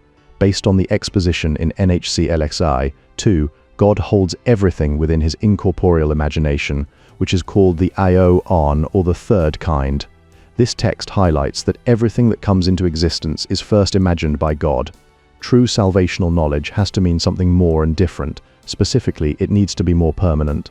The main argument for an out-of-body experience comes from comparing it to two other treatises, CH-Phi 11 and X6. When they do receive this experience, it is because God in his boundless generosity responds by indeed giving it to them. Goodness finds its fulfillment together with life and light. As the candidate is filled wholly with divine energies, he or she will never be the same again. People can have intense visionary experiences involving a vivid sensation of boundless perception, unrestricted by time and space. The core message is one of reverence and astonished wonder at the miracle of creation. Agathos Daimon talked about the universal spirit called pneumatos, which everything in the universe relies on. This universal spirit sustains all things, keeps them alive, and gives them what they need to survive. He shares in the mode of imaginal perception by which God perceives the world, yet he never leaves the cosmos to see what lies beyond it. This perspective aligns with Bucky's conviction that the cosmos is not composed of dead matter, but exists as a living presence. The ultimate good is always already manifesting itself to the practitioner, because nothing in the cosmos is dead, nothing in the cosmos ever gets destroyed. The one is beyond space and time altogether, representing the one and only true reality. In Chapter 4, this source is specifically referred to as both the one and the good. The source brings forth only life, never death. Because no actual destruction of life ever occurs within this framework, it follows that the source cannot be superior, either spatially or ontologically, to anything else, as nothing else exists. God is all things, meaning there is nothing external to God, not even that which is not. This radical non-duality is underscored by the intentional paradoxes found in HDI 1. The gods could overlook almost every human weakness except for irreverence. In contrast, those who are good are described as blessed, pure and merciful beings who live lives of love. Once you achieve Gnosis, you become divine. This change is permanent because every soul that leaves the body must eventually encounter the divine. This source is described as the God who is all in all, constituting the unitary divine fullness of true reality. It exists as something powerful beyond power, great beyond greatness, and glorious beyond glory. In Embassy to Gaius 6, Philo states that the Logos cannot attain to God, who is totally untouchable and unattainable. This perspective finds a modern parallel in Derrida's argument, which implies a reversal of the hierarchy between the source and the transcendental signified. Only the perfect divinity is real. This absolute truth stands in direct opposition to Suhrawadi's worldview, which is based on personal experience rather than just abstract theory. The use of agape in this context is surprising because it is typically associated with the Christian New Testament.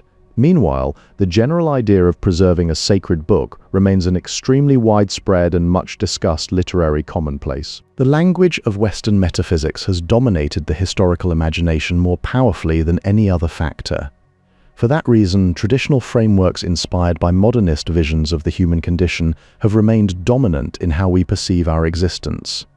In his article titled Discovery, Castoriadis discusses a proposition characterized as being universal, absolute, and without restriction. This concept serves to highlight the scope of metaphysical thought. The monograph Esotericism and the Academy from 2012 explored how esoteric traditions appeared as the radical counterpart of ideal identities held by Protestant and Enlightenment thinkers.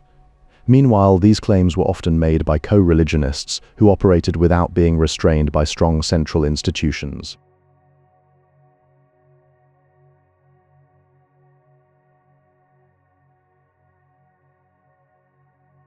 Hermeticism and Gnosticism converge on the fundamental premise that the material world functions as a realm of limitation.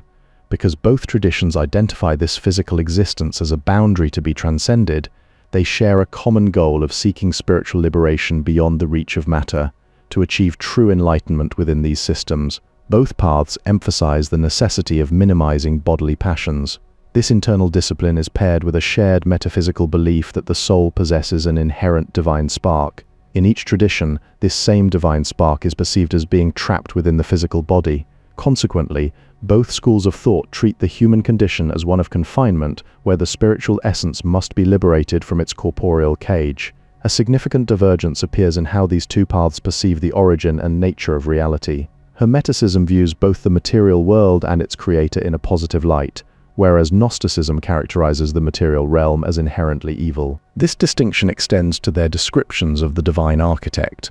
While Hermeticism maintains a favorable view of creation, Gnosticism identifies the creator as the demiurge and views the cosmos specifically as a prison for the trapped spark. The mechanisms for salvation also differ profoundly between the two systems. Hermeticism posits that liberation is achieved through the intellect, or nous, and a deep understanding of the divine. Gnosticism places its primary hope for salvation in the revelation of Jesus Christ as the Savior. This contrasts with the Hermetic view that sees the cosmos participating in goodness through its very creative activity.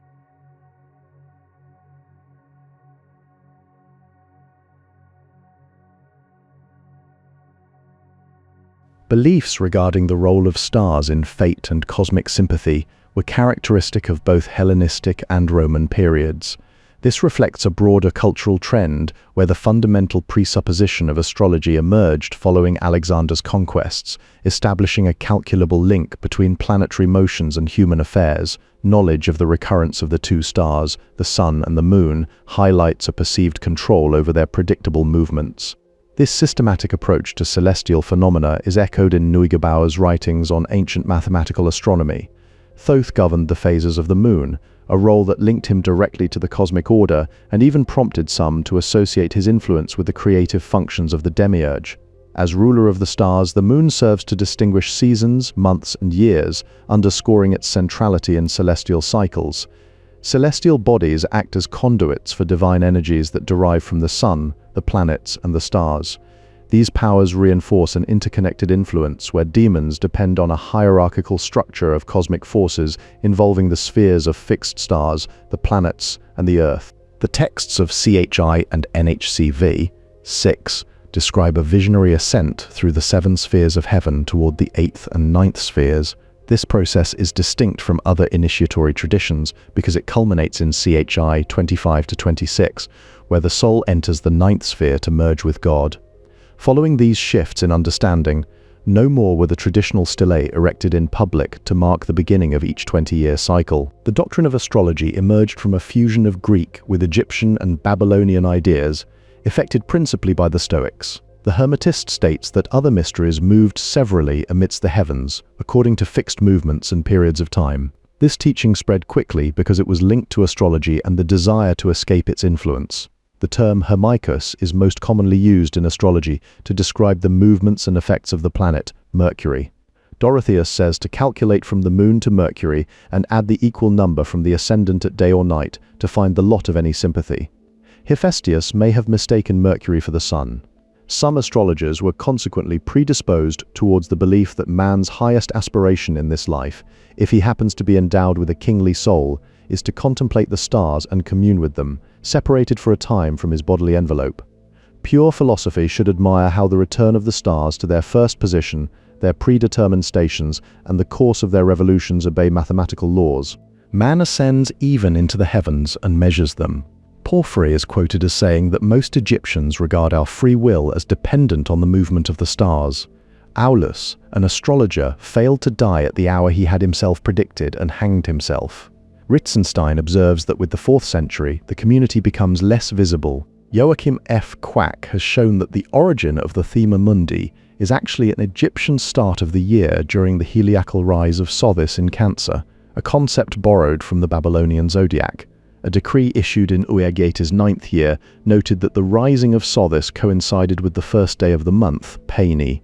From there, a cosmic revolution takes place from heavenly sign to sign, though Panodorus found his reference to the Sothic cycle in one of the previous astrological Genica. The Sothic cycles are associated with speculations on the Great Year, where different seasons of each cycle were invariably connected with cosmic catastrophes like deluges and conflagrations. To counteract Ptolemaic propaganda heralding a new cycle, some linked the phoenix to these very cosmic disasters.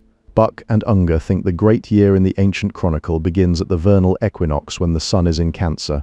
However, Syncellus doesn't actually say it starts at the equinox. Instead, he notes that it begins in the equinoctial sign of Aries. Plato's Epinomis discusses the ancient practice of naming stars based specifically on their visibility during the summer season.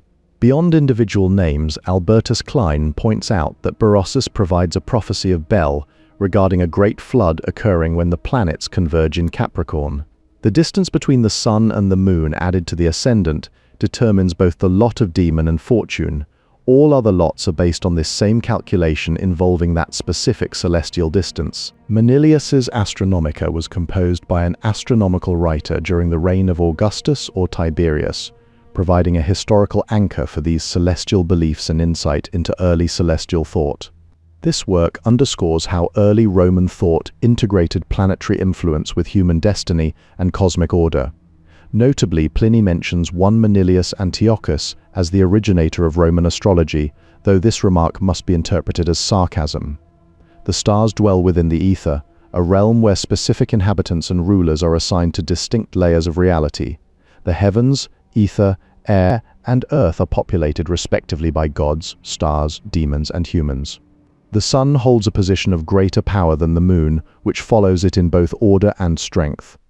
Crucially, all space from the summit of heaven down to the moon is reserved for gods, stars, and providence. This hierarchy is further defined by: these realms follow a strict vertical hierarchy of governance, where the creator rules the heavens, the sun rules the ether, the moon rules the air, and human kings rule the earth. The region extending from the summit of the heavens down to the moon serves as the domain where gods, stars, and other forms of divine care reside. Within this celestial structure, the sun is identified with Zeus and Hephaestus, having begot spirit and fire, while the moon is granted authority over all of nature subject to generation. This suggests that the moon specifically rules over nature in a way likely related to matter. Furthermore, it rules over demons or souls. This arrangement allows for a comparison with Valentinian speculation regarding Horos as the boundary between the pleroma and Earth. The 8 guards are probably the same as those associated with the Sun, maintaining a consistent protective structure across the spheres.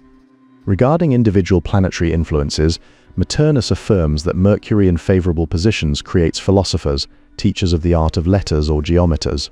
Mercury also possesses the power to create astrologers who contemplate the presence of the gods when situated in favorable positions. In certain parts of a horoscope, Mercurius is positioned specifically within signs where he takes pleasure. Furthermore, if Mercurius appears during a daytime nativity, it produces individuals who often deal with celestial matters. When Mercurius is looked upon by Sol, Saturnus, or Iupiter in a daytime nativity, he produces great men. This reflects the belief that the primal human receives their rank, nature, or energy from the heavenly spheres. Such references to cycles of time imply that concepts like a golden age and a silver age are presupposed within this framework. Certain royal souls and later priests gained direct knowledge of the stars from God, establishing themselves as the second founders of the astrological art. From this perspective, the stars return to view and soar above the dark cities, possessing an especially fine matter.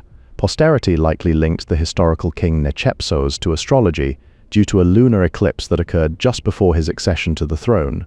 This connection between celestial events and royal destiny is further evidenced by Papyrus Louvre 2342 bis, which contains a horoscope from the year 137 CE for a man named Anubion. Astrological treatises often associate specific planetary conjunctions with various occupations. For instance, Saturn in the 9th house is said to produce famous magicians, renowned philosophers, or temple priests, noted for their reputations regarding magic. Beyond magic and philosophy, Saturn in the 9th house also produces seers, diviners, and astrologers. This system of influence extends to birthright as well, where demons are put in charge of humans at their birth according to what is written in their horoscope. The candidate for spiritual ascent becomes ready to be inducted into the 8th and 9th sphere only after undergoing rebirth. This progression of movement through astronomical space is detailed in Chapter 2, which opens as a didactic dialogue on celestial motion. The moon is identified as the topmost sphere of the air.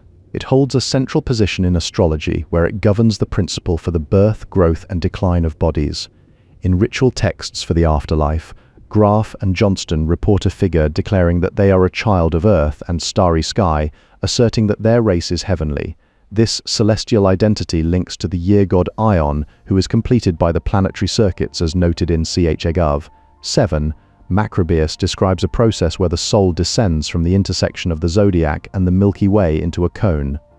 The author of Ch3 may have been familiar with a doctrine resembling this specific descent of the monadic soul through planetary spheres. A Roman period spell instructs that you will stand up together with Horus and sit down together with Thoth on the mounds of the libation of stars. This motif involving the sky, earth, and opening door bolts is likely rooted in the daily temple ritual. Lincoln discusses the moon within a framework of myth, theorizing, drawing upon sources such as Plutarch. According to Plutarch, the moon is specifically associated with the world soul. In Hermetic thought, it further corresponds to the mixing bowl filled with nous. The vowels in disc, 8 through 9, represent the entirety of the cosmos.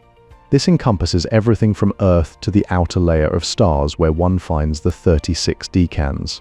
The full planetary sequence includes counter-Earth, Moon, Mercury, Venus, Sun, Mars, Jupiter, Saturn, and the fixed stars. While there is an enumeration of Ausiarchs in Askell 19, only some of those listed are associated with these planets. The 7 vowels are connected to the 7 planets in this cosmological system. Specifically, the omegas refer both to Saturn and the fixed stars. Because it serves as the 7th vowel, it denotes the 7th planetary cycle of Saturn. Dreaming about Cronus, Oceanus, Tethys, the Titans, and universal nature is considered a bad sign for everyone except philosophers and seers. Furthermore, the number 36 represents the decans and the path of the sun, while the common inclusion of a scarab symbolizes the rising sun. The origins of astronomy are not dealt with in this section, but it is clear that in antiquity, astrology and astronomy were not really separate disciplines. Ptolemy dealt with both fields simultaneously, viewing them as 2 facets of the same art. 3 main attitudes can be distinguished in the systematic study of the planets and stars in antiquity. Scientific astronomy studies the stars as part of the broader study of nature, while prognostic astronomy, or astrology, is interested in using them as a way of prognosticating the future. The 3 lesser arts of arithmetic, music, and geometry should mainly be used in connection with astronomy. However, pure philosophy that depends only on reverence for God should attend to these same subjects, only to wonder at the recurrence of the stars. When Mercury is 15 degrees in Virgo, the planet sits both in its house and in its exaltation. For that reason, this specific alignment may be identified as the optimal time during which visionary ascents should be undertaken. The vowels were meant to convey the visionary through the 7 planetary spheres, and the decans separating the material world from the ogdoad. This progression guides the seeker past those celestial boundaries that divide physical reality from higher divine realms. Devotional astronomy considers the observation of the stars to be a necessary part of religious life rather than mere idle curiosity. In SSV2, this perspective is grounded in detailed descriptions of the zodiacal circle and the cycles governing the 5 planets, the sun, and the moon. The demons described in SSV emanate from the decans before descending through the planetary spheres to reach Earth. Specific celestial configurations can signal great upheaval, for instance a conjunction with Mars or certain aspects of the Sun as it travels through the midheaven may undermine kingdoms and power with wars and rivalries. During the sowing of human sperm, rays from the 7 planets intermingle with every part of the developing human body. the ears are assigned to Saturn, while Jupiter governs the brain and Mercury rules the tongue and uvula. The influence of these celestial bodies extends to physical well-being throughout life. The fingers suffer when a maleficent star sets upon the hands, while other members of the body endure suffering when such stars affect the feet. The stars in charge of each person are calculated from the exact moment of birth, a practice that indicates a strong interest in natal astrology by the author. This is exemplified when Tat is instructed to erect a commemorative stela, specifically when Mercury reaches 15 degrees in Virgo. The Hermetica reveals that planetary influences might be sent either from the Sun or from the decans. Within these texts, there are specific references to both decanic and planetary melothesii. The sun disk is said to expand and open when the operator opens and closes their eyes. Once this disk has opened, one will see the boundless circle with its fiery doors shut tight. The visionary is instructed to close his eyes and recite a lengthy prayer 7 times, performing this once for each planetary sphere. The judgment may refer to the specific moment when the visionary first ascends and sees gods who rush at him. The epilogue concerning the erection of a stela bears a striking similarity to the advertisements found in the magical papyri. Even so, humans who are able to rise up to heaven remain not exempt from their earthly duties. Socio-intellectual 8 provides a detailed discussion on the cultivation of the earth, including pastures and construction. It further covers ports, navigation, communications, and mutual exchanges. The temple functions as the axis mundi, serving as a vertical conduit where heaven, earth, and the netherworld are connected. Within this cosmic structure, growth and decline are associated with the moon. Deceptive desire is linked to Venus. However, as the soul ceases to be influenced by this planet, it can no longer be led astray by sexual desires. In contrast, the desire for wealth is associated with Jupiter. Whatever possesses the capacity to grow does so thanks to the Monas. Meanwhile, the cosmos brings forth time through its circular movement across the planetary spheres. The process of ascent is described as a gradual climb through stages corresponding with the 7 planetary spheres according to the standard Ptolemaic system. The intended sequence of vowels corresponds to this planetary order: Moon, Mercury, Venus, the Sun, Mars, Jupiter, and Saturn. A commentator on Nicomachus noted a puzzling reversal of Mercury and Venus within these systems. Above this cosmic framework lie the 3 highest levels, the 8th known as the Ogdoad, the 9th or Ennead, and finally the Source. Mahe also goes into more detail about how astrology fits into his work within this larger framework. The commentator identifies the moon as Hupate and Saturn as Nite within this cosmological framework. Using these 3 primary markers, the locations of the other 4 planets are defined. Jupiter and Venus are called Parhupate and Paraniate, while Mercury and Mars are identified as Paramise and Hupamise. As their consciousness ascends ever more slowly and ever more powerfully from the sphere of the moon towards that of Saturn, Hermes and Tat chant an expanding series of 7 successive vowels. They have now reached the Hebdomad, which is the 7th sphere belonging to Saturn. The second series of vowels does not serve as a new invocation intended to reverse the ascent or force Tat's soul back down from Saturn toward the moon and earth. Instead, the stronger motive for this progression has to do with time and space. In Saqqara, structures were built for the hawk of Horus, a solar daytime bird. Varro linked this specific story with the oracle of Cumae. The 15 stars, stones, plants, and images singled out particular stars as determinants of pharmaceutical power. Meanwhile, Mercurius foresaw the ruin of the old religion and the rise of the new faith. Mercurius further envisioned the coming of Christ, the judgment to come, and the resurrection of the race. His visions included both the glory of the blessed and the torments of the damned.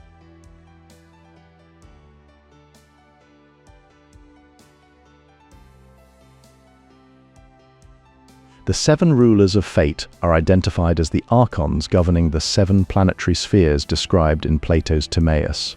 Within this cosmological structure, the Sun serves as the demiurge around which revolve 8 distinct spheres consisting of the fixed stars, the planets, and the Earth. Philippus of Opus, traditionally identified as the author of the Epinomis, refers specifically to the Sun and its 2 closest spheres, one of which is known as the morning star. This celestial hierarchy reflects a long-standing belief in Egypt where pharaonic traditions held that stars could directly influence human affairs. These planetary rulers manifest in various forms across parallel Christian Gnostic systems, though they were not normally regarded as a legitimate sphere for mortal interference. Meanwhile, the circle of Plotinus relied heavily on the controversial 10th chapter of Porphyry's biography to shape their understanding of magic and philosophy. The philosophical implications of these actions are explored through the works of Plotinus, which suggest that suicide may be justifiable if it is ultimately beneficial to the soul. In a striking mythological scene, the sun god halted a massacre by flooding the earth with beer-colored red to resemble blood. This stands in contrast to historical observations where traditional societies may commit communal suicide when faced with Western colonizers. The sun holds dominion over the ether and exerts its rule over the stars, which are regarded as visible gods. Within this cosmic hierarchy, the realm of creation assigns the sun 4 masculine and 4 feminine powers. By its own volition, the sun will curse those who remain childless. This celestial authority also interacts with human behavior through the doctrine of fate, which can impel an ignorant multitude toward wicked deeds by allowing them to attribute all blame for their wrongdoings to destiny. This specific theme, regarding the manipulation of fate, belongs to the sphere of wisdom literature. Furthermore, a duplication of omegas likely represents Saturn as the outermost planet and Ocean as the entity that envelops the entire cosmos. Demons described in both SHV and CH6E exert a great influence on Earth. Specifically, those mentioned in SHV are responsible for social turmoil, city revolts, famine, plague, and earthquakes. Individual stars ruling over specific parts of the world can be unpropitious in their influence. Such celestial alignments may cause physical suffering, including damage to one or both eyes, or even lead to a person losing the capacity to speak. The vowels appear to represent divine powers that reside in the 7 planetary spheres. These powers were believed to become more potent as they moved closer to the hypercosmic domain. Lying and deception are associated with Saturn, a planet whose presence is marked by symbols of finality. According to Bull, the omegas represent Saturn. The arrogance of power is intrinsically associated with the sun. However, as the soul leaves behind the sphere of the sun, its addiction to power vanishes too. A ray from a maleficent star hurts and defiles any of these when it sets upon them. Specifically, if such an influence strikes the torso, the spleen is known to suffer.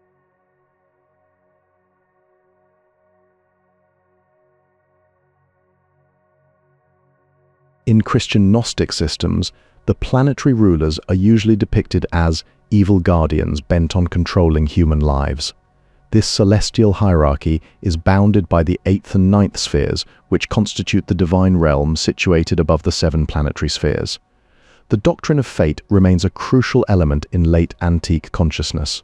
Within this framework, Boll discusses an epigram attributed to Ptolemy in Sternkunde 143-55. While most astrologers maintain that the hold of fate over the body is unbreakable, other sources suggest a different possibility. The idea that gods might abrogate the decrees of destiny is supported by Apple, Met, X155. Further support for this concept appears in Zos, Pan, Fr, Gri, 229-30, which quotes Zoroaster to suggest that the decrees of destiny are not absolute. In turn, belief in astral energies could be reconciled with a spiritual philosophy if the absolutism of fate was denied. The second list includes control over the recurrence of the stars as a key power. In contrast to these cosmic movements, neglect of friendship and other social bonds may occur in traditional societies facing Western intrusion. Zosimus confronts a fundamental spiritual dilemma regarding how a person should relate to the forces of fate that suffuse the entire universe. Within this struggle, it is argued that the philosopher may legitimately aspire to imitate God and rise above the specific sphere subject to these fated decrees. Porphyry unwittingly reveals that Plotinus held a more generous view of the relationship between philosophy and the cult of the gods. This perspective contrasts with descriptions of the irrational soul, which is said to originate from the heavenly sphere and remain subject to fate. The rule of fate emanating from the heavens is fundamentally connected to the form of nature and the image of the world. Manilius describes these hidden laws by which the stars rule over the earth, a practice that mirrors historical realities where Chaldean astrologers operated in Rome before their eviction in 139 BCE. Albertus Clige points out a prophecy from the Babylonian priest Berossus, who claimed that all planets converging in Cancer would trigger a great conflagration. In the KK text, Once fate is instituted, the Silver Age ends and gives way to a Bronze Age defined by mutual indiscriminate slaughter. At the top of the human stratum, certain professions are identified as primarily political, including kings, founders, and lawgivers. Conversely, Vettius Valens mentions specific horoscopes that were believed to produce eunuchs. Fortune is characterized as an irregular motion, appearing merely as a deceitful illusion or an apparition of a force rather than a stable reality. Beneath this surface, sublunar demons control souls by infiltrating them through matter. Their reign over these individuals is identified in Chapter 16 as fate, or more fundamentally, ignorance. These entities are subject to the overarching forces of birth which dictate their existence. However, they remain accountable to justice because of the specific errors they commit during their lives. The Pythagorean theology of arithmetic establishes a connection between ocean and the sphere of Saturn. Specifically, ocean is associated with the number 9, because it follows a different planetary sequence than other Pythagorean systems. The specific number of vowels within this series indicates they symbolize both the 7 planets and 36 decans. According to Shastra 6th, these decans are said to dwell in the space between the zodiac and the circle of the all. Pure philosophy is invited to wonder at how the measure of the stars remains constant within their prescribed stations and during the orbit of their turning. This cosmic order provides a backdrop for religion, which Melford Spiro defines as culturally patterned interaction with culturally postulated superhuman beings. Astrological texts vary in their methods of prognostication, utilizing planets, zodiacal signs, and decans. Shastra 12:2 identifies stars as the primary instrument of fate, stating they bring everything to completion in nature and among humans according to that destiny. Each planet is situated within us, carrying specific attributes that shape human experience. Similar lists of these planetary characteristics can be found in Shastra 2030 and Chapter 5, verses 24 through 25. Whether these traits manifest as positive or negative depends entirely on the individual horoscope and the specific positions of the planets. Meanwhile, Shastra 2030-29 discusses how stars move in relation to their natural energies. A star ruling over a particular part of the body can be unpropitious, even causing physical ailments like suffering teeth. In terms of moral character, the Poimandras in Chapter I, 26, relates a list of vices to the 7 planets, while Chapter 13, 7 links those same vices to the 12 zodiacal signs. The 7 planets effectuate both unyielding necessity and blind luck. This dual influence defines the boundaries of human existence within the cosmic order. Denzi Lewis explores these themes in her scholarly work titled Cosmology and Fate. Her analysis aligns with the broader context of Hellenistic philosophy, which was likewise concerned with the constraints of fate. In Chapter 125, a table lists the 7 planetary spheres, each associated with specific virtues and vices.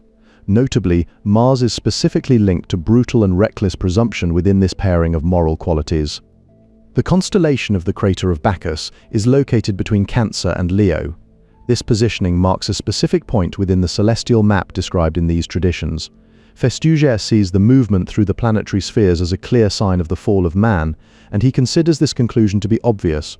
Once our consciousness perceives these phantasms, we either try to avoid them or we desire them. Statistically, the likelihood of both survival and corruption increases as distance from the center grows. Zielinski asserts that the Father has explicitly forbidden the human from transgressing the boundary of the heavenly spheres.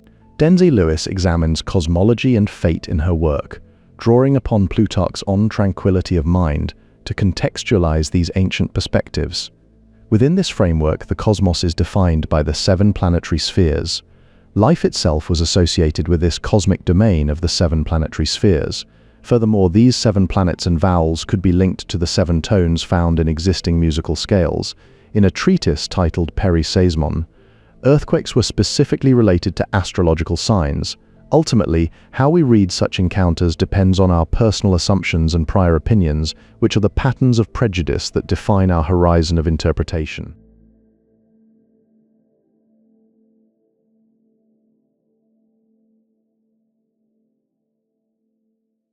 Beyond external rites, Hermeticism also encompasses deep philosophical contemplation.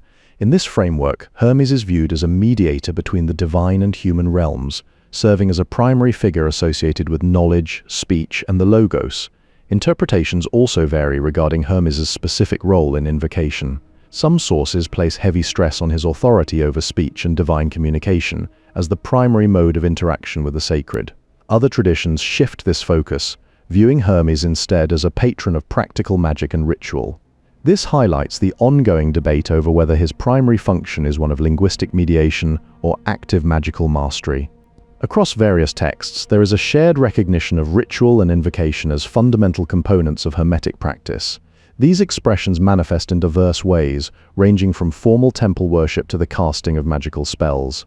A similar divergence appears regarding practical and magical applications within the tradition. Certain sources emphasize a purely spiritual and non-cultic nature for Hermetic practice, stripping away any outward religious framework. Other perspectives acknowledge the integration of traditional religious rituals. These accounts suggest that offerings remain a valid and recognized part of Hermetic practice.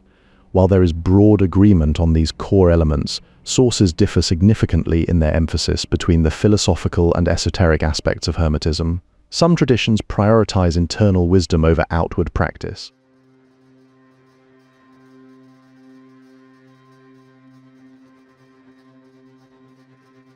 Hermetic anthropology posits that human beings possess a twofold nature, characterized by an earthly and mortal component derived from the body. This inherent duality often results in a negative evaluation of the material world as a whole. Hermes describes a coming era where men will grow weary of life and begin to view the world as an unbearable burden, leading them to scorn it. In this state, even the very air is said to sicken in sullen stagnation. This progression leads humanity toward a state of total despair. Consequently, the final treatise in the collection is naturally likely to fall out with them as they face these conditions. Both the physical body and the act of procreation are sometimes viewed with negativity. Despite these heavy themes, it remains worthwhile to pursue the idea of a lost golden age. Geographic references in the texts include the mountain of Libya, which refers specifically to the edge of the desert plateau located west of the Nile Valley. Regarding linguistic nuances, Ferguson suggests that an original verb in these accounts may have been homophonous. CHXVR launched a violent attack on the Greek language, though his approach was tempered by specific goals. Writing in the later 2nd century AD, as seen in Pioxy, 1381, the author aimed to soften and render plausible any elements that might otherwise alienate a Greek audience. The exposition states that when a traditional society is confronted with Western intrusion, its social life may begin to atrophy. Under these same conditions, the source notes that social structures can be perverted by a role reversal of the sexes. Furthermore, such societal shifts might lead to the abandonment of the weak and the sick. The instruction of Ankh-Shishong offers stark warnings about human behavior and education. It states that he who sends spittle to the sky will have it fall upon his own face, while also describing the act of instructing a woman as having a sack of sand whose side is split open. Mahe highlights the issue of human bondage in a striking way by describing how demons have such a subtle, creeping effect on people.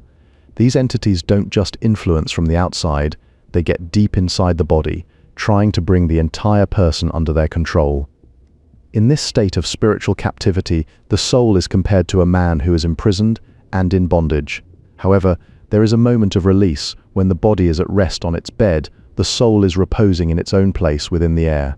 The text, suggestively entitled The Key by CHX, states this condition of imprisonment, while another work, CHV, offers a more contemplative perspective that adopts a positive attitude toward the material world. CH1X.4 reinforces this grim outlook, stating that evil must dwell here below because it is its proper place. Amidst these heavy doctrines, Zosimus exhorts Theosebia not to be pulled back and forth like a woman, as he has already told her in his books, according to Energy. Despite these spiritual considerations, man is obliged to perpetuate his own race. This biological necessity stands in tension with views where the body may be described as a prison and sex rejected as a curse. The author expresses his deepest gratitude to his mother and father for their unwavering support. Iamblichus reports that a man who remains tied to the physical body renders the gods into a material cult subject to becoming and change. He continues by noting that even those who are men of spirit may still experience bodily needs, yet they often insult the instruction provided through corporeal experience. According to the Asclepius, Shadows will be preferred to the light. Within these milieu, there was a tendency toward a two-tier structure where man is seen as immortal and cast in the image of God, his body a mysterious compound of the practical and beautiful, yet simultaneously he is perpetually compromised by the inadequacy of the matter from which his mortal part is composed. Once one recognizes the tendency of the scholarly mind to classify and compartmentalize information, it becomes clear how this can occlude connections between different approaches.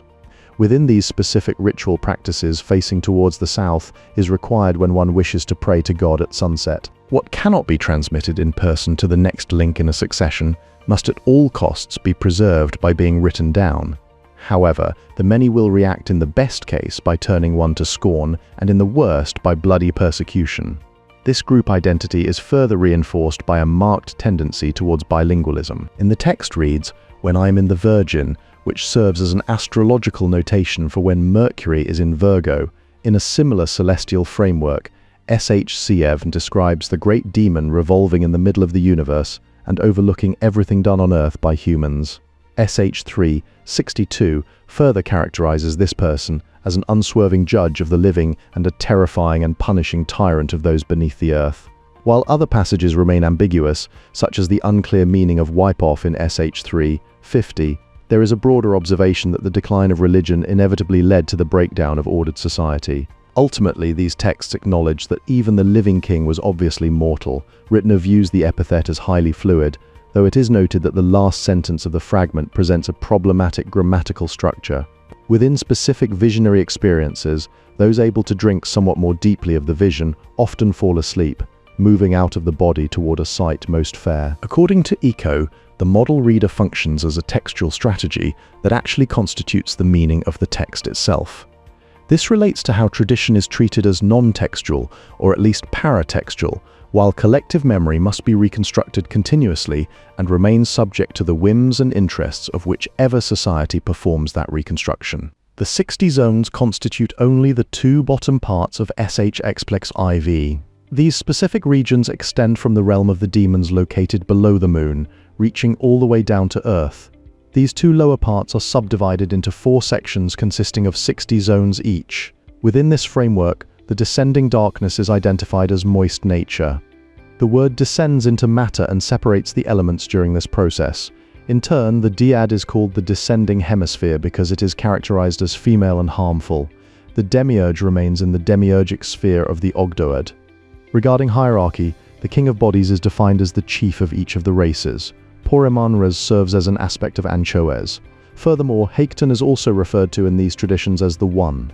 The disappearance of the first row, or double row, occurs due to the presence of a second row at the end of the word in. Every man possesses a twofold nature consisting of both a body and a soul. Within this framework, the image of the human serves as the essential part of humankind. The vice of the soul is defined as burden, characterized not by ruling but by being ruled. This dynamic highlights how the heavy element of the body exerts a downward pull on the spiritual essence. The material passions of the body burn the individual, a condition described in texts moving back to an age when ignorance reigned. In such states, a soul that is overly sluggish will have its mind leave it while it is still trapped in the body. The division of the sexes led to a mistaken love for the physical form, even as nature allows the body to increase and reach perfection. Yet, those who are ignorant mistakenly believe their true self is this body that derives from the darkness. Because physical birth inevitably entails physical death, a crucial question arises regarding whether the error of desire causes the body to come into being, or if it simply causes the love of the body. The reality is that the body derives from this very error of desire or sexual love. A textual analysis reveals that the head lies to the south, while the feet lie to the north. Furthermore, the same source specifies that the right shoulder lies to the east. Ancient geographical texts note that those dwelling in the south possess handsome heads and beautiful hair. By contrast, those living to the far north under the constellation of the Bear are described as good runners with strong legs. Porphyry describes Neph as dark blue. This specific color also appears in the Homeric hymn, which attributes to Demeter the wearing of a dark blue veil. The same source clarifies that they remain mortal insofar as their bodies will eventually dissolve into nothingness. According to this text, however, the the first group of people seems doomed to a downward spiral of bestial reincarnations. They remain stuck in their median position because they are both mortal and movable. Both of these kinds correspond to the human called evil. The middle of the human body is defined exclusively as the precinct of the heart alone. In contrast, those living a little closer to the waist, specifically the Greeks and Italians, are noted for having exceptionally nice buttocks. The anatomical device serves to endow the center with the best qualities of the surrounding extremities. This leads into a stage dealing with the world, for by knowing oneself, one also knows the world. Yet it remains as foreign to the essential human as is the body. Jonathan Z. Smith has characterized this state of being as an apocalyptic situation. He notes that if one transgresses, they will once more relapse to the lower strata, even while testifying, "I go towards life and light." The Milieu deconstruction introduces three distinct groups. Those with reason, known as hoi logikoi, those governed by animal-like sensations, and a third category altogether. Those possessed by irrational, animal-like senses are characterized by a willful and angry temperament, constantly diverting their attention toward the pleasures and appetites of their bodies. The passage suggests that any individuals falling outside these categories are deemed to be savage beasts. This interpretation becomes more preferable if we view the text as occurring during a period when brutish Bronze Age humans were first being civilized.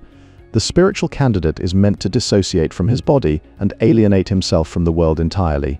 To facilitate this, the mixing bowl introduces a median category that corresponds specifically to the rational soul, the text ch7. One instructs people to be awake and look with the eyes of the heart. It warns that ignorance spreads over the whole earth, destroying the soul confined in the body. However, those who will may take the ebb and gain a haven of deliverance to anchor there. Because it addresses external conditions, ch7 is thus aimed at outsiders. It is hard not to read the passage as highly critical of the body in its direct phrasing.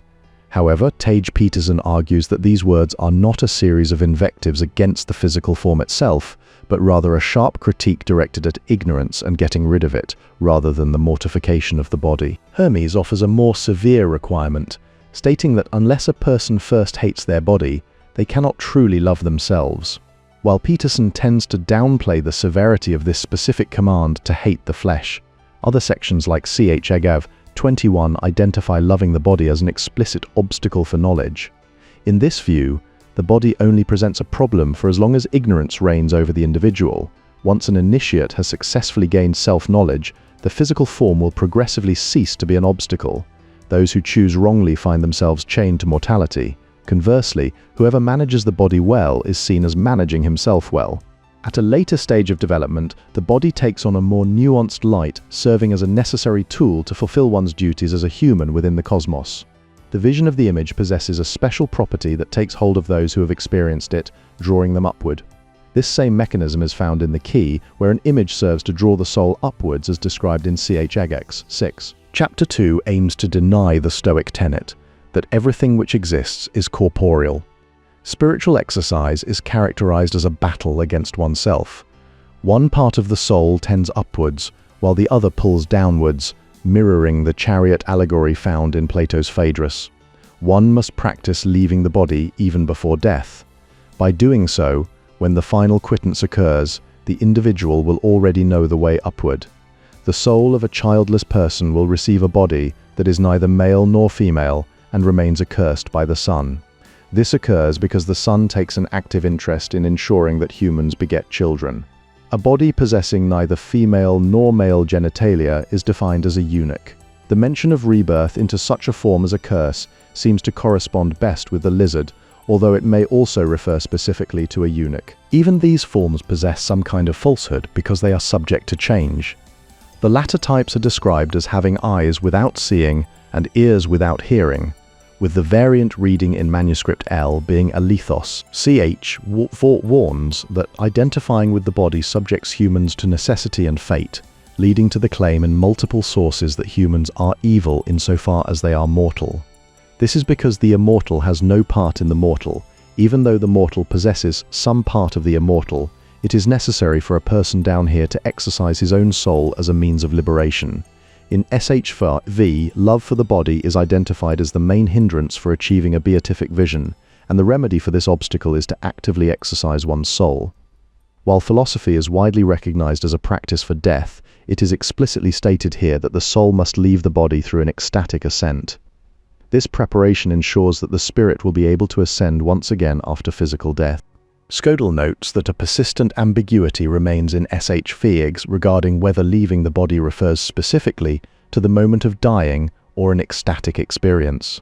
However, according to D.H. Fieg's too, the assertion that the soul does not re-enter the body after departure implies that this process is indeed referring to death. A body that exits the womb, while imperfect, cannot be fed nor grow up. Furthermore, SH2b contains an explicit reference to ecstatic ascent as a specific preparation for death. This, my son, is the guide to the way there. You must first leave the body behind before the end and be victorious in the struggle of life. Only when you have been victorious can you ascend in this way. The human being is not only not good, but insofar as it is mortal, it is actually bad according to chapter X 12 of the text. This perspective on mortality leads to specific spiritual instructions found in chapter 13:9, where a figure declares that they are a foreign son of the father's race.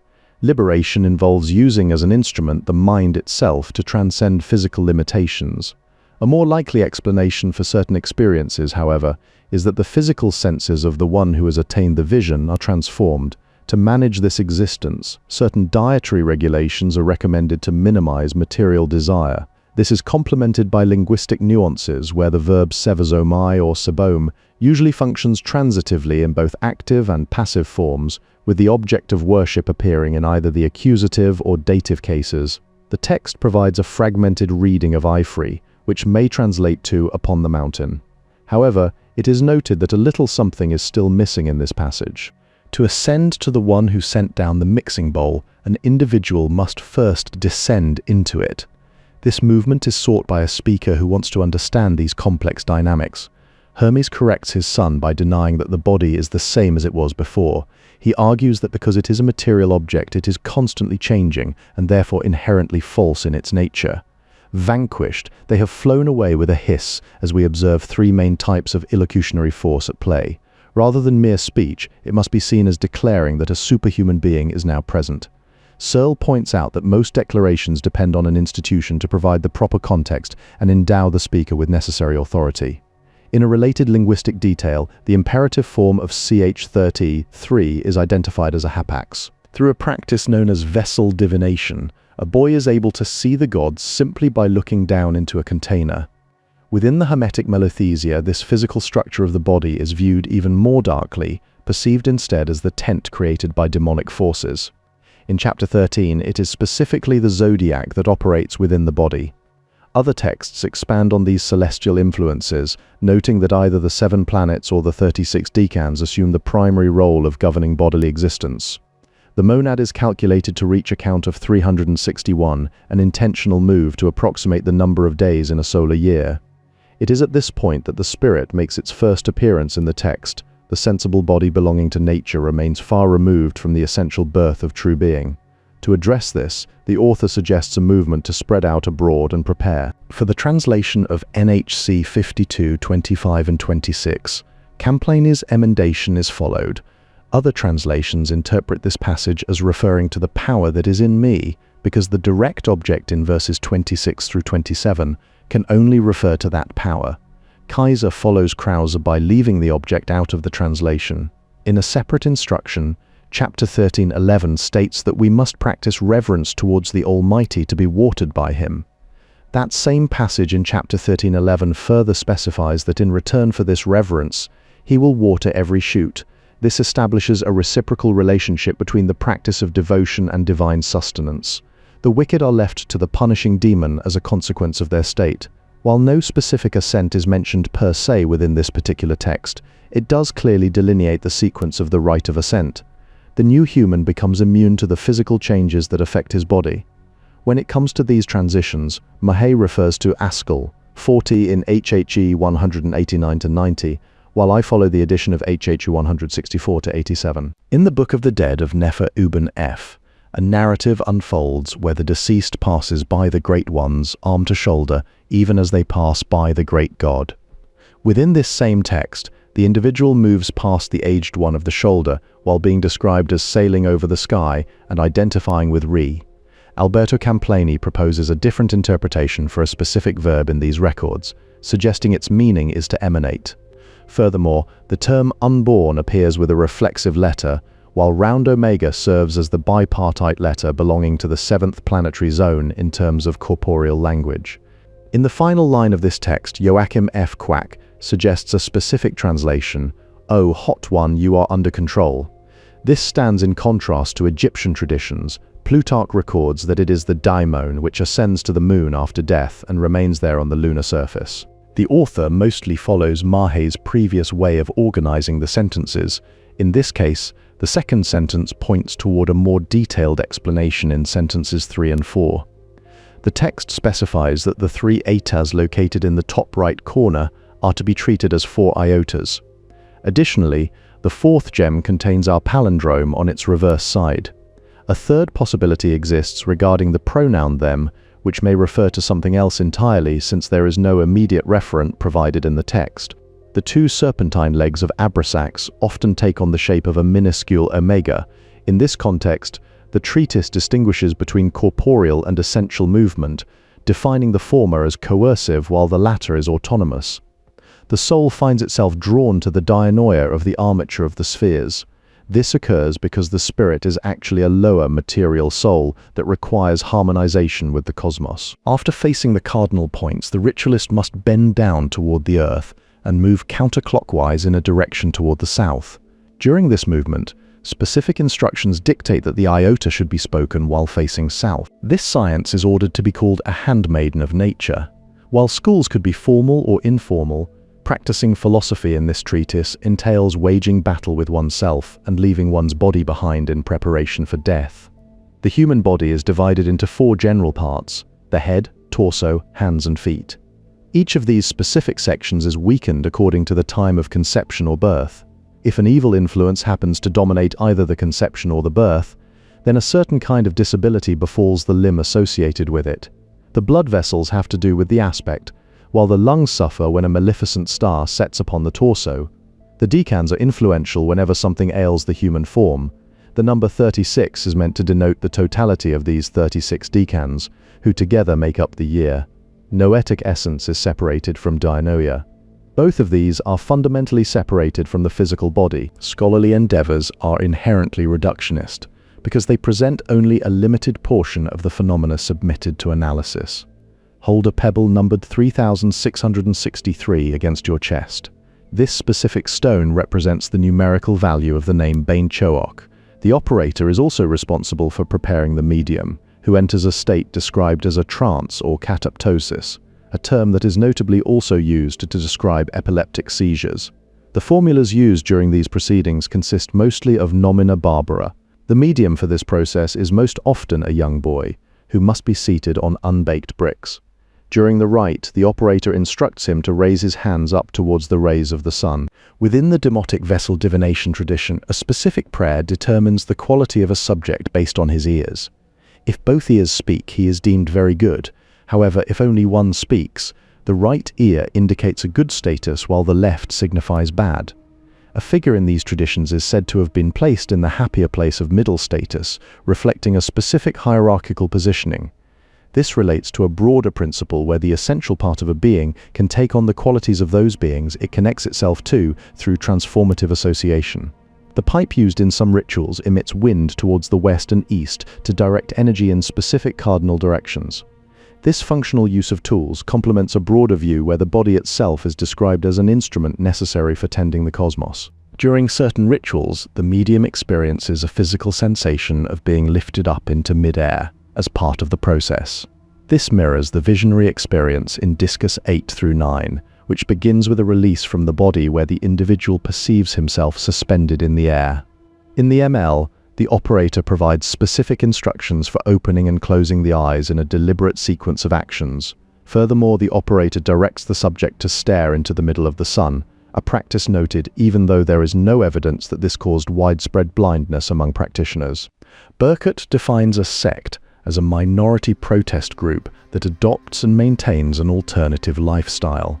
Within this framework, Humans are understood to be divine in one part, while remaining mortal in another, both existing within the confines of the body. Humans remain mindful of their specific roles and what is useful to them. However, those who experience confusion regarding their dual nature may descend into a lower intellect due to the weight of the body, leading to their appointment as caretakers for the elements and other lower things. Individuals who lag behind at a lower reach of understanding are similarly appointed to care for these lower objects. These latter figures constitute the median humans, while the demonic people remain harder to locate precisely. The apocalypse still holds out hope to reverse the trend leading toward full cosmic-scale destruction. This argument is presented as a cumulative one, where understanding a text involves projecting meaning based on initial expectations. The German verb werfen suggests the physical act of throwing an object through space. This concept relates to how the local dimension is also preserved in the PD. These concerns reached a fever pitch when European civilization descended into destructive war after 1914. To truly understand these dynamics, readers must undergo an encounter of subjectivities, moving out of their comfort zones to confront the otherness of a world that challenges and violates our own assumptions and patterns of prejudice. The challenge lies in looking precisely for what is unfamiliar, strange, baffling, and obscure, essentially seeking out that which we do not understand. We must remain alert to the risk that what strikes us as familiar and readily recognizable may not actually be what it seems to us. We often find ourselves placing information into a frame that makes sense to our own perspectives, even if it is not what the original authors had in mind. For example, Chapter 1 was misframed as something different from what it really was. The body is described here as a vessel filled with passions, and this very nature of the vessel causes ignorance. The soul does not just descend partially, it descends completely into the body until it fully drowns within it. Because of this drowning, people blindly follow their lusts and violent impulses like wild animals. Gradually, through the repetition of daily habit, we become accustomed to our corrupt state of being until we come to experience it as natural. The sharp contrast between corporeality and incorporeality can inspire genuine feelings of hatred and disgust toward the human body. It is depicted in Chapter 10, Section 8, as a burden that the soul must carry. The garment serves as a metaphor for this condition, described as a portable prison that weighs down the soul and shuts out the light. This imagery of entrapment is often intermingled with the concept of being possessed by a sinister demonic entity. These vessel and garment metaphors emphasize a sense of vulnerability and total entrapment, creating a sensation of having no escape. However, the objective is not to kill the body itself, but rather to recognize its pernicious power over the soul.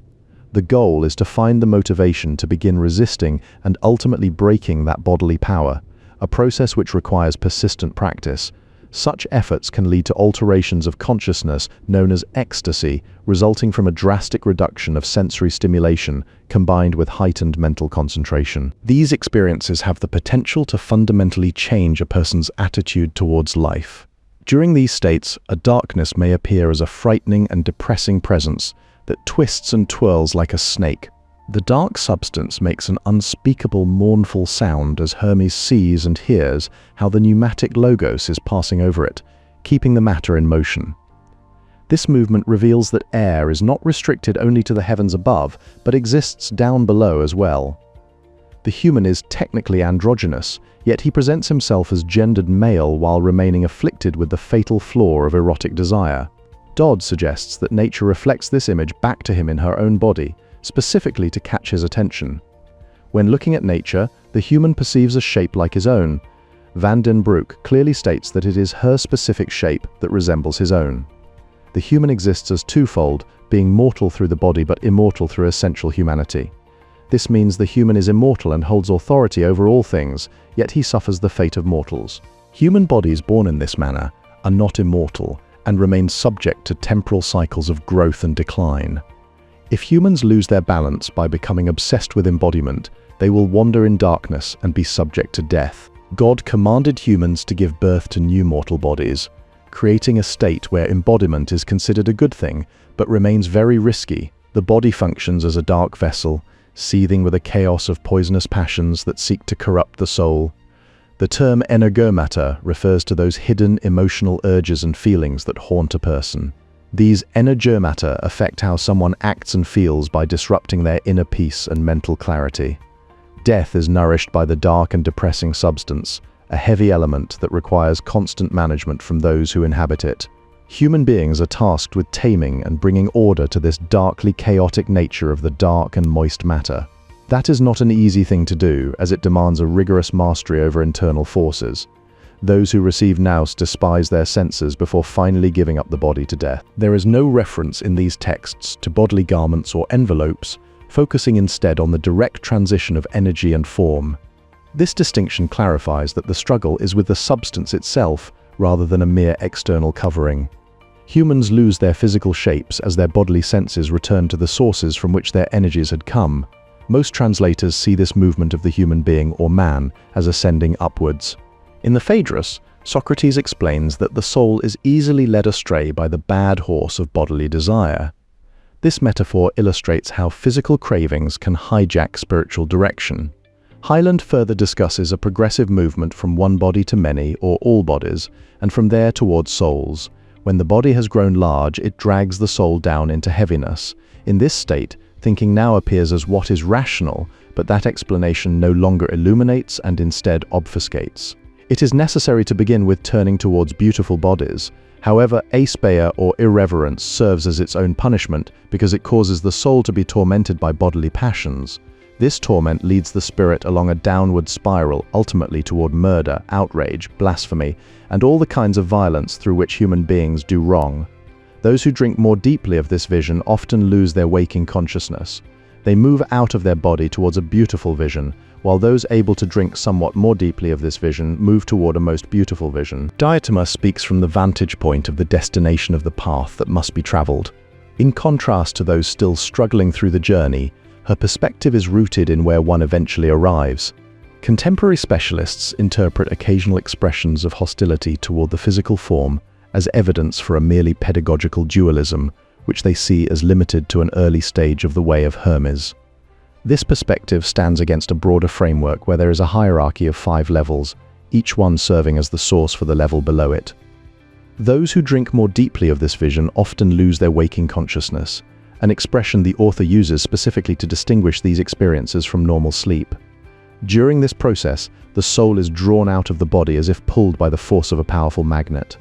Lines 159 to 175 force the Hermetica into a rigid framework of static and dynamic opposites, which hides the fact that AIO and acts as an intermediary third category. When this brilliant vision finally fades, it's the moment the soul goes back into the body. As the soul descends, its spherical form is protracted into a cone. The organism dies at the exact moment the soul leaves the body, mirroring how humans fall under the dominion of time when they are born at a specific moment. Because people are born at a specific moment as well, they simultaneously fall under the dominion of time. Our presence is captured in a kind of universal cosmic grid or coordinate system over which we have no control and from which there is no escape. Matter is heavy while divinity strives upwards. At the moment of birth, daimonic forces invade an infant and take permanent residence in every part of a person's body. Giving birth is what life is all about. Despite this transition, Hermes's physical body remains present and he continues to inhabit it, even though the new body is imperceptible to outsiders who depend on external senses. Hermes says that a person does not understand what he truly is by gazing with bodily sight.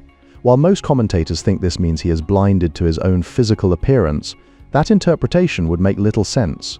The text explains a specific practice for those wanting to address God at sunset.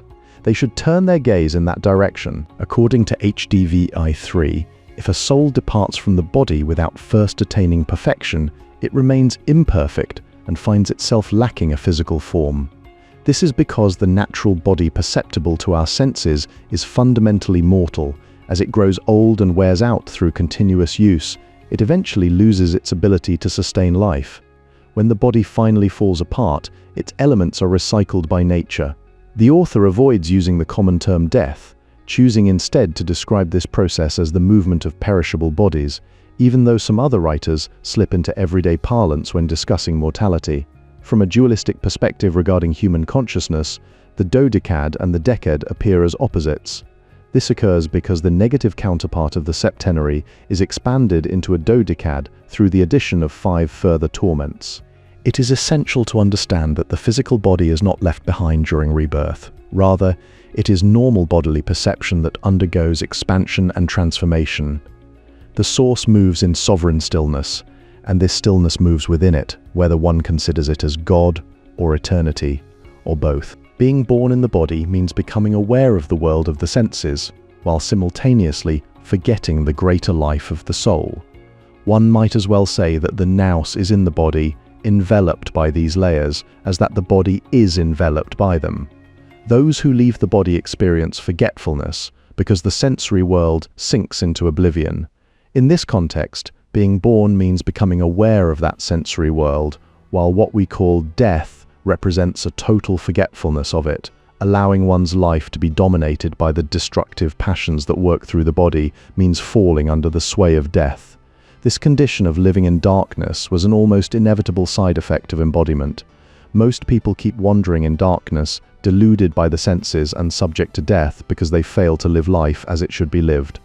This describes a degenerate culture in which individuals are physically alive but spiritually dead. The body stops moving and begins to fall apart when deprived of the pneuma's circulation, causing the blood to coagulate so it can no longer flow through the arteries.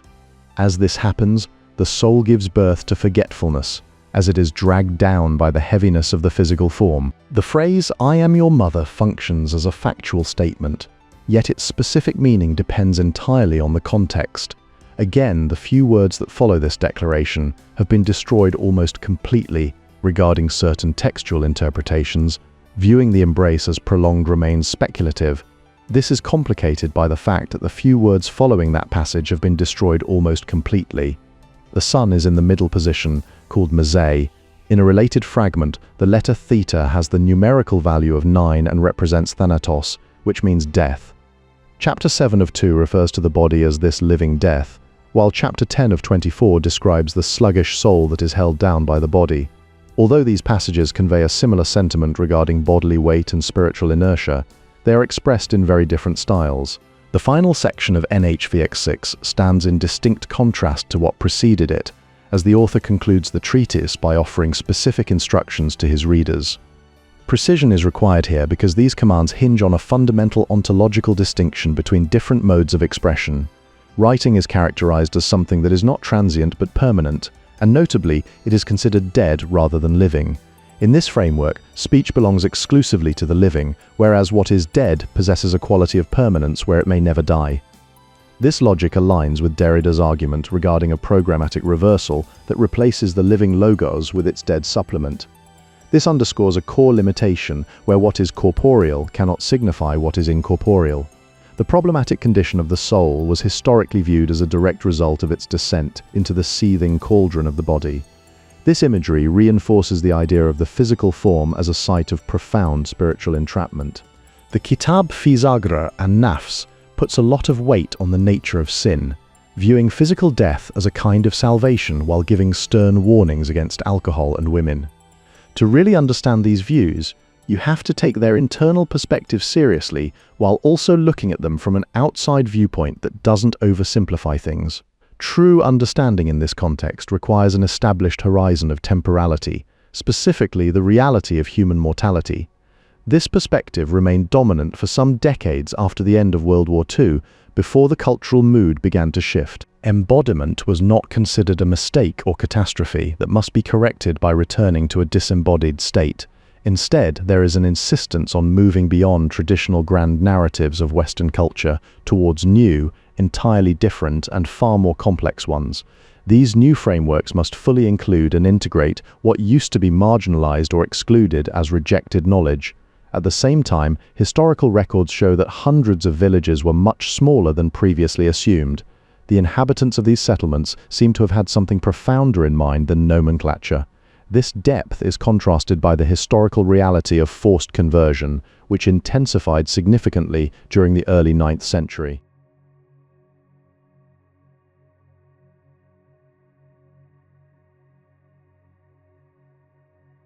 Within these pages, there appears to be a cross-reference to ch1 at ch 115.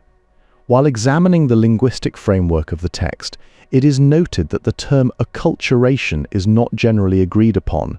Therefore, using cultural interaction or fusion provides a more precise description. Lawrence Durrell remarked on this concept of blending, noting that the mixed race was neither Greek nor Egyptian, but rather a hybrid joint. This theme of transformation continues as the city by the sea is destined to be transformed into a drying place for fishermen. The punctuation of the text remains uncertain, yet it describes how the city will be founded towards the setting sun. From this point, all humankind will hasten to this city by land and by sea. The reborn man, although still a composite of body and soul, can himself fairly be called a god. This progression follows an arrangement where the book is organized into 3 distinct parts. Hermes states that the world will be threatened with destruction as the Nile becomes swollen with blood and overflows its banks.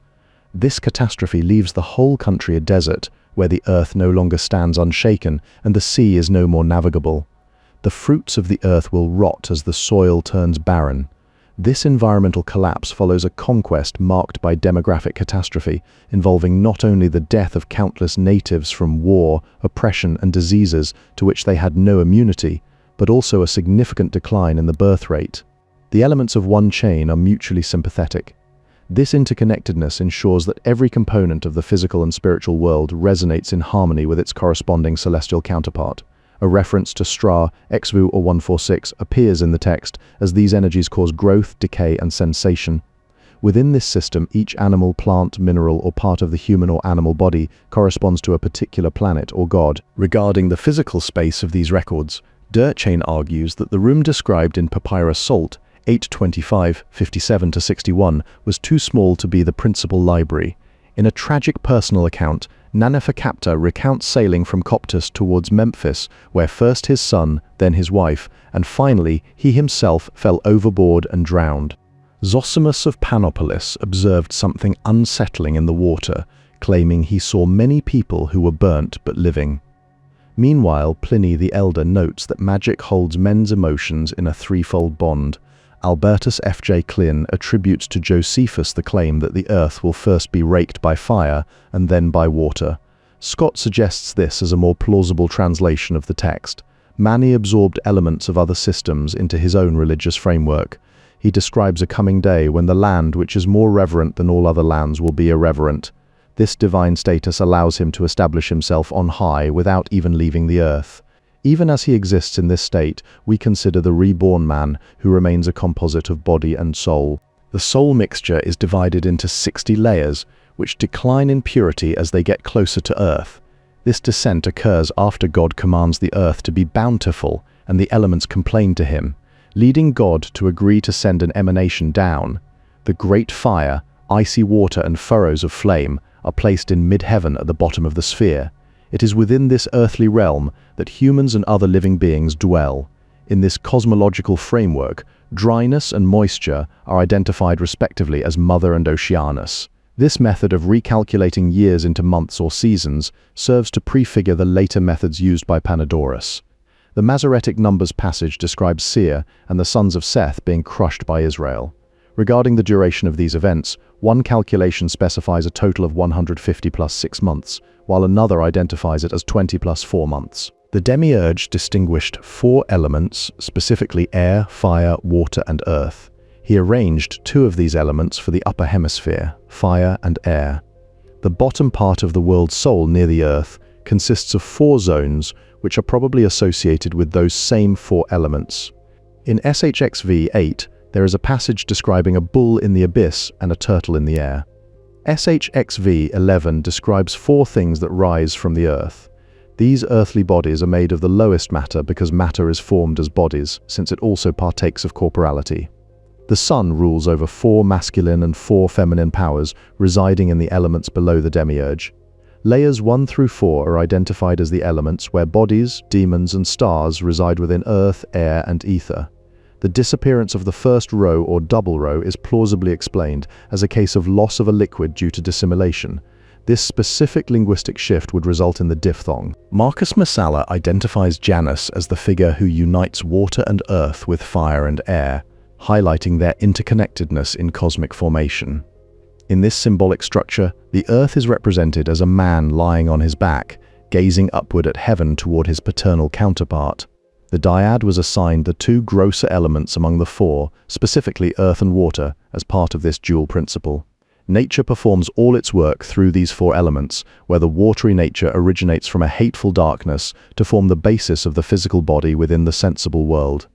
Egypt occupies the central position within this terrestrial body, functioning as its heart. The surrounding lands are cut off by the Euphrates and flooded by the Nile. Individuals unable to participate in the mixing bowl are categorized into two groups based on their capacities for spiritual engagement. These include rational beings and those who possess irrational, animal-like senses. Chapter 7 states that the greatest evil among men is ignorance of God, describing how the vice of ignorance floods the whole earth and utterly destroys the soul trapped within the body. Because everything on earth changes, including humans, there is no truth to be found here below. Humans are born as changing composite creatures, and therefore they are not true. Regarding the statement about earthly gods, it is meant that they possess statues as corporeal bodies. Garth Fowden identifies the world itself as the object of this former concept. The 12 are separated and united only in action. This observation was noted by Anna van den Kerkhove at a CNRS presentation, specifically regarding the way the 12 are diazygoi, or separated but joined through deed. By removing the word hyos, he also detects an iambic scenarius and proposes that it stems from a play. In records by Manetho, they call the lodestone the bone of Horus, while iron is referred to as the bone of Typhon. In the text 55,011, the term Milieu is listed alongside heart and soul. Meanwhile, Parrot et al. Interprets the word au as day. The sun uses its rays to gather in ambrosia from plants, highlighting a process of collection and nourishment. Water holds great importance in Egypt, both in this world and beyond. Water symbolizes renewal and rejuvenation in the Egyptian context, a theme discussed by Ammon in Death and Salvation. In the Book of the Dead of Nefer-Uben-F, Seth is described as master of his evil power on the day of the storming of the two lands. Tat receives a new body consisting of 10 unified elements, serving as a receptacle like a womb or mixing bowl. This vessel must be thoroughly cleansed before it can be filled with heavenly effluences. The compound of these three parts are yet again divided in 7 unequal parts, with the intervals filled by the leftovers. The clue to this specific division can be found in the couplet Life Light. Nature operates through specific instruments, with the moon acting to transform the matter below. This celestial movement is described in Greek as moving between both the immortal and the mortal. Ancient records from Scott and Plutarch further define these cosmic roles, stating that the earth provided the body while the moon provided the soul. In this generative process, it was the sun that granted reason to humanity. A formula found across 3 different papyri, including PGM13, connects the ocean once again with the act of begetting. This primordial connection is also explicitly linked to the 7 vowels. The dome palm serves as a symbol of sustenance, described as bringing water from afar in the phrase, "You who bring water from afar." Within this framework, life, or even the afterlife, is likened to an expansive desert where Thoth stands as the sole source of water known as HNMT. According to Chapter 1, verses 5 and 6, earth and water are moved by the spiritual word into hearing. This specific movement involves the water of the abyss, which refers back to Nun, the primordial water. Regarding the setting, all 3 options of hut, house, or temple remain possible readings of the text. In the Corpus Hermeticum, air appears to be subsumed under the material realm. The text describes an outpouring that possibly means a pipe or flute is turned towards the visionary, causing them to feel a gust of hot air. Merkelbach suggests this instrument might be a double flute, which would explain why there are 2 winds instead of the traditional 4. Hermes discusses the specific effects of Mars when positioned in the middle of the sky opposite or in the west. In these descriptions, the disk clearly represents the sun disk. The sensory organs of the head are assigned to the 7 planets.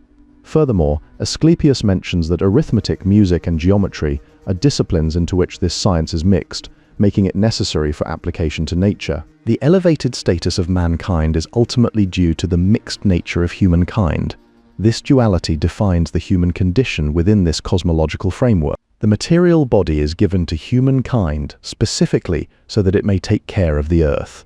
In this role, no thick earth obstructs his work, nor does any abysmal deep of water block his lofty view.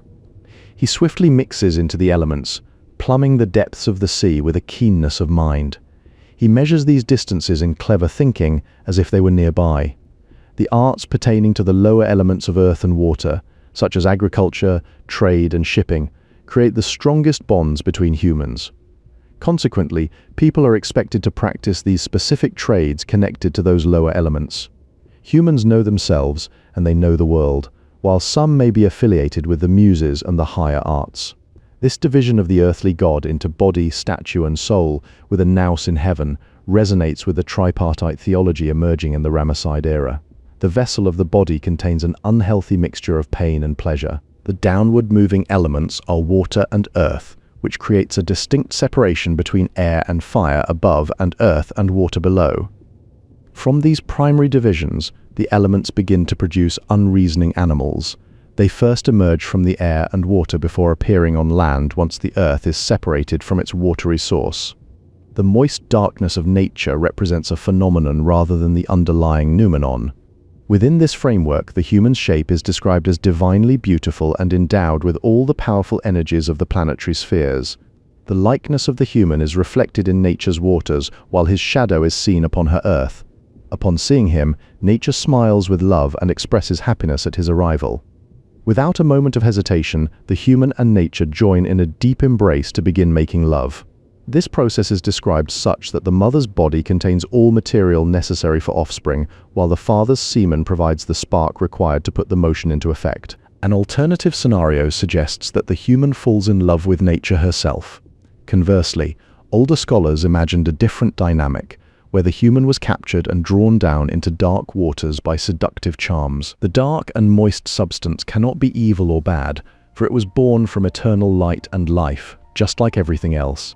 Because of this origin, the five senses can perceive nothing but other composite bodies that are all mortal too. Humans become subject to the conditions of space when they are born in a three-dimensional body at a specific spot on Earth.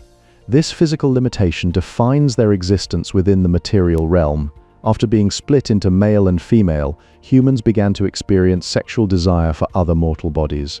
Yet after giving birth in beauty, one may gain access to the open sea of beauty itself. Humans experience love for the shape and want to live within it, seeking a place inside this form. Holzhausen interprets the words en to haidati as an explanation of en or te. Therefore, the union of humanity with nature and the birth of physical bodies are not seen as something regrettable or bad. By reaching this state, one may finally gain the open sea of beauty itself and will be able to channel its energies of pure goodness directly into the world. Although we actually look at a flat surface, our eyes see images that give the illusion of three-dimensionality. Macrobius reports that at the exact moment of birth, individuals appear on the radar of space-time reality.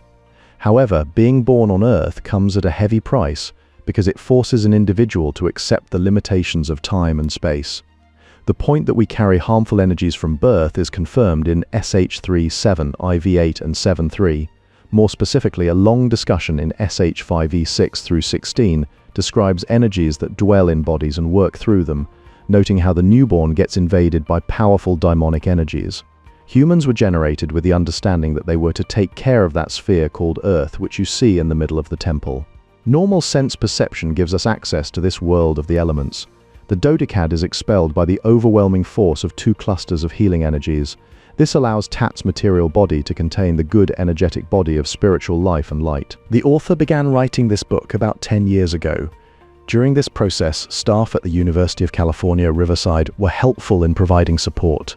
At the nether end of the all lies matter, which was made by the demiurge, this reflects our focus on a syncretistic culture whose elements were not easily separable.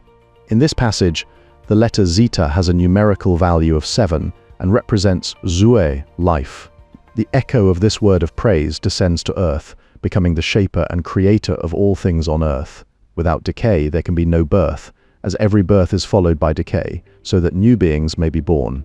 From these recycled elements, new bodies can then be formed. Historical context also reveals that the troops of Legio XII Fulminata were exposed to parching sun. This physical reality provides a stark contrast to the noetic energies discussed earlier. The body described in these texts is composed of noetic energies that exist beyond the constraints of space and time. Yet even though Tat's bodily vessel has been cleansed of darkness, it still retains a heavy and earthbound quality.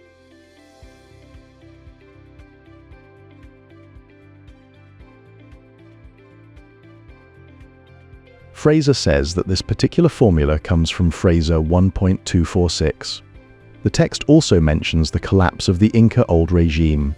The medical books referenced here consist of 6 volumes, with one specific volume dedicated to the construction of the body. This relates back to an evolving interest in imitating the appearance and color of precious metals, which eventually led to a habit of thinking about metals as being composed of 2 parts: a lifeless physical base known as the body, and an invigorating principle called the soul. Betts HTH provides further context here. Lactantius quotes ASAL 29 and CH1 X.4 when discussing the 4 elements as constituents of the body, though he does not quote them precisely in either instance. The concept of death is discussed in CH Ekles 15 and 12.6. These sections provide a framework for understanding the transition from existence into the material state. Expanding the scope, the notion of the present disposition of the cosmos is evocative of the periodic revolution of the great year, which represents the restoration of the cosmos. We are obviously dealing with a heavily redacted final text, where some components originated much earlier, specifically in SHX 50. There is a passage that questions the rule of the unknown and mentions wiping off the still dormant structure. I am furthermore most grateful to Professor Wildberg for kindly inviting me as a visiting researcher to Princeton University. Regarding the linguistic analysis, great can also be interpreted as an adverb, transforming the 2 preceding adjectives into superlatives, thus meaning twice greatest. The Bronze Age marks the true fall of humankind. Within this framework, nature receives material spirit to create bodies based on an incorporeal ideal blueprint. Festugière admits that the primordial descent of the human into matter is in some way necessary. Because of this, the first step towards defeating death involves attaining specific knowledge concerning the body. The genuine immaterial self remains weighed down by what is described as the sentient corpse and the dark cage. Avengers in the body are specifically mentioned across several texts, including chapters 1, 23, 13:7 through 12, 16:14 through 15, Askell 25, and NHCV 73,5 through 12. The title king was prefixed to of Re in the ancient records. This name was transliterated into Greek through a variety of different forms, including Pramares, Primares, Framares, Primares, Primanres, Poromanes, and Poromans. The word OME can mean either book or offspring, and it is possible that the title was added by the compiler due to a reference to the descent from a mountain. Furthermore, the numerical value of the name Abrasax is 365. Knowledge of the astrological phenomena in SH eyes serves as an important preparation for the soul to leave the body. During the post-mortem ascent described in CHI 25-26, the deceased leaves behind the physical form the senses and all planetary vices. The closing of the eyes became true vision. Wouter Hanegraaff has suggested a progression from rebirth to ascent within these frameworks. The avenging demons that dwell in the material body will follow the soul upward to torment it in the atmosphere. These avengers of matter are probably taken from Pythagorean sources, while the decans are responsible for imprinting form onto matter. PDM scapes quat 1/5 to 3-1 can be used for a lamp divination using a boy medium. The medium collapses immediately after the formula is uttered into their ear. In this tradition, the candidate was taught first to despise the material body as an obstacle to the essential inner human. The state of ignorance and the human condition are expressed through 3 distinct images. The soul is drowned in a poisonous vessel, trapped in a material garment, and possessed by a demonic entity. Idea, Han Chen claims that the human falls into the trap of matter regardless of their innocence. Because bodies are composites, they are not eternal, and will sooner or later dissolve into their constituent elements to be recycled as material for fashioning new bodies.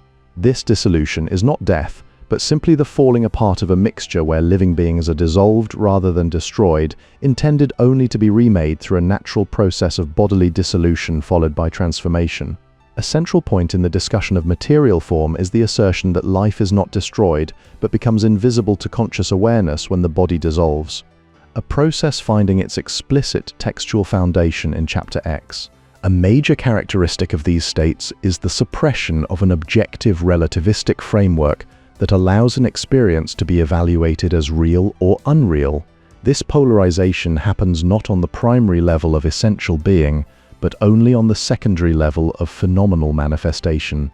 The ritual process could be interpreted as a form of lichnomancy. Major Chik identifies the intense distaste for the physical world within Chaldean Neoplatonism, specifically as hylophobia, a term appearing in Askell 22, which corresponds to NHC Vi 66, 1-8.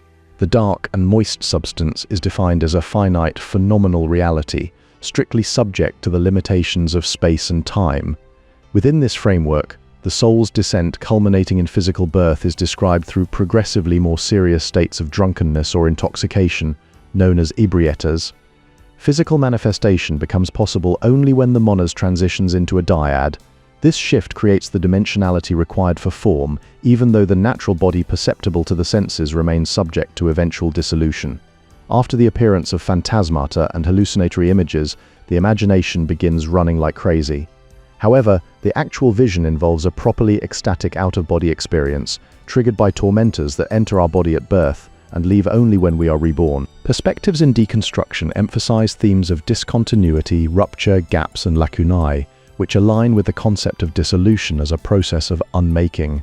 This stands in stark contrast to humanistic traditions like hermeneutics, due to the virulent anti-humanism often found within critical theories.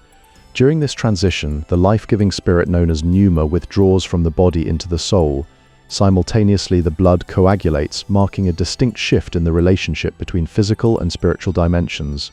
This movement is complemented by HD 7.3, which states that the soul is born from light into the darkness of the body, framing our material world as merely a temporary condition for existence. Some of the Stobaean material clearly qualifies as technical in nature. This indicates a deliberate and sophisticated engagement with specific philosophical and metaphysical terminology.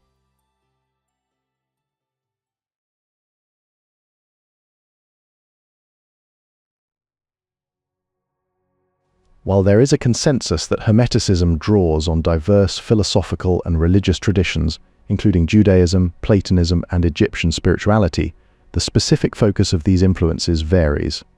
One source highlights the historical and philosophical exchange between Judaism and Hermeticism as a primary driver.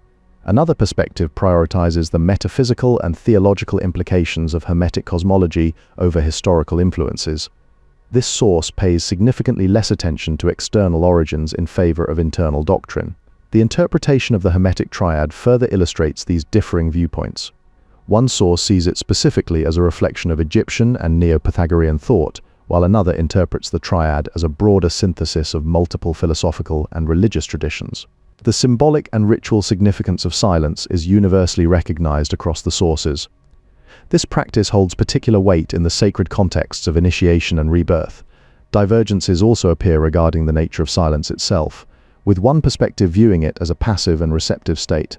Meanwhile, another source emphasizes its function as a form of spiritual sacrifice used to achieve transformation. Silence plays a central role in Hermetic spiritual practice, serving primarily as an essential preparation for divine revelation. Beyond mere quietude, it is utilized as a tool for profound spiritual transformation.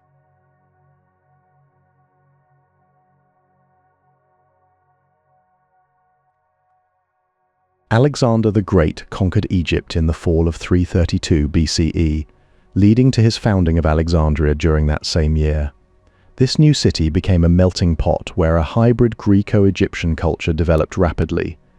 The uniqueness of Alexandria was further shaped by the cult of Serapis and its significant Jewish population, which maintained a famous Jewish quarter. Within this cosmopolitan environment, it is possible that the Hermetic Lodge existed. While Alexandria was often distinguished from Egypt proper, contemporary Jews were described as physically living in Egypt while undergoing a mental exodus from the country. Meanwhile, native Egyptians reacted to Hellenizing forces by drawing their own religious and cultural power into Memphis. Records at the temple in Esna may evidence that Egyptian theology remained a unique, evolving religious force even at the end of the 1st century CE. At large, however, the intellectual freedom of the Greek philosophical world fostered a vision of mankind on a shared journey towards the divine. Alexander's conquest of the Nile Valley marked a profound caesura in the country's political history, establishing Egypt as a land that might be subjected but never truly assimilated. Despite this enduring distinctiveness, men during the imperial Roman period continued to believe in the deep wisdom of Egypt and traveled there specifically to seek out its temple dwellers. Some ignorance regarding Egyptian culture was gradually dispelled with the passing of time and through cohabitation in the same river valley. However, this cultural exchange was not uniform, as parts of the Egyptian elite were similarly narrow in their outlook. Gundel suggests that Antiochus spent some time in Alexandria, a city where texts belonging to these various genres were already being widely read by the 1st century AP. The Nag Hammadi library itself derives its name from the nearest large town to the find spot of those manuscripts. According to Philostratus, Apollonius of Tyana was told in India that the visitors coming from Egypt were actually defaming the Greeks. This highlights a complex cultural friction, as it suggests that while many sought Egyptian secrets, there remained a perception that the ancient Greeks had much more than just democracy to offer. Cicero, Lucian, and Seleucus wrote about Egypt in ways that reflected negative perceptions of its culture at the time.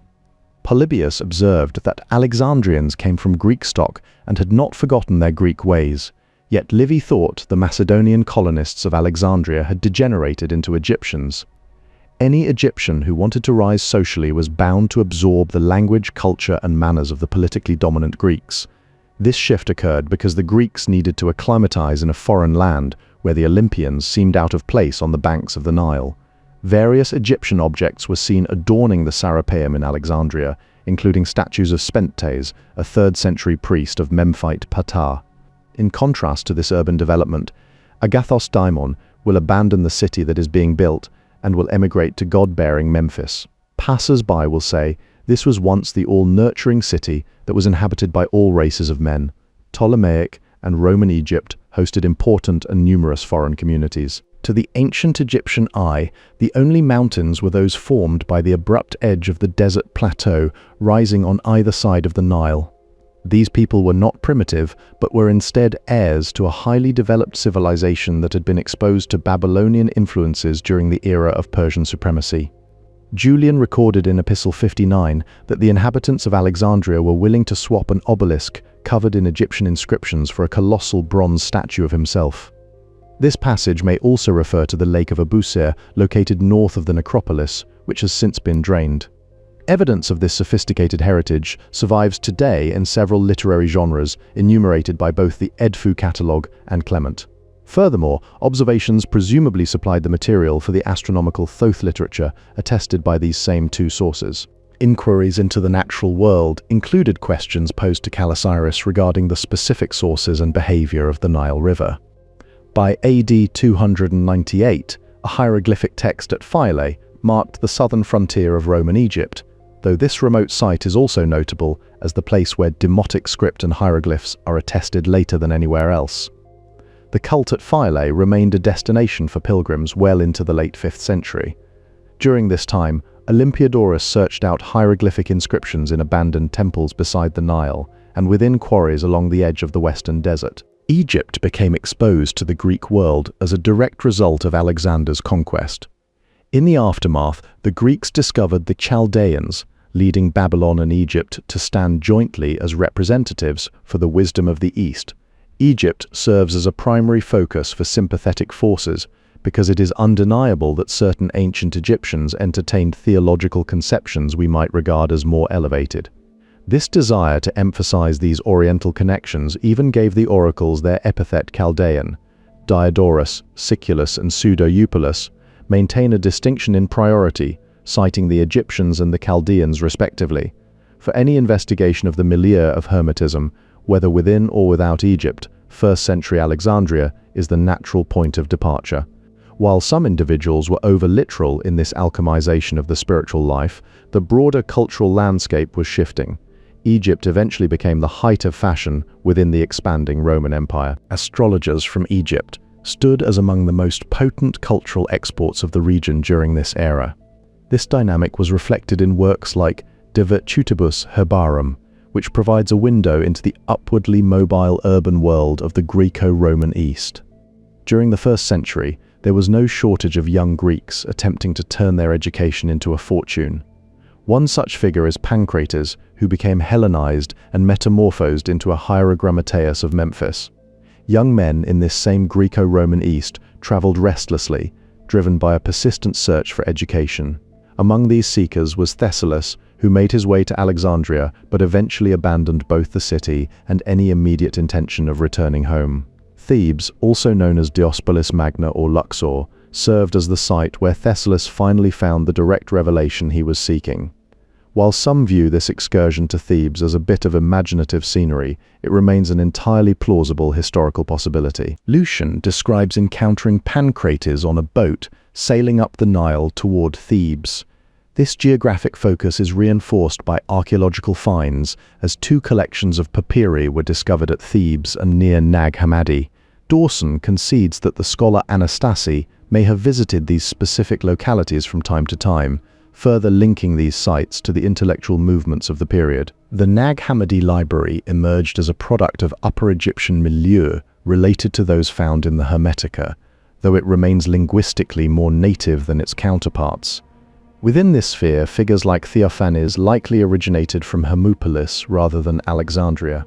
Nevertheless, his work known as P.Herm 6 or Architheophany, Episode 11, was nevertheless composed while he was stationed in Alexandria. Thessalus discovered that the city of Alexandria raised more hopes than it ultimately fulfilled for his spiritual journey. Yet, Plotinus suggests that a sufficiently demanding student could still find what they sought in the city if they possessed enough patience. This pursuit took place against a backdrop of violence, where Hypatia was torn limb from limb on the streets, while Cyril served as bishop.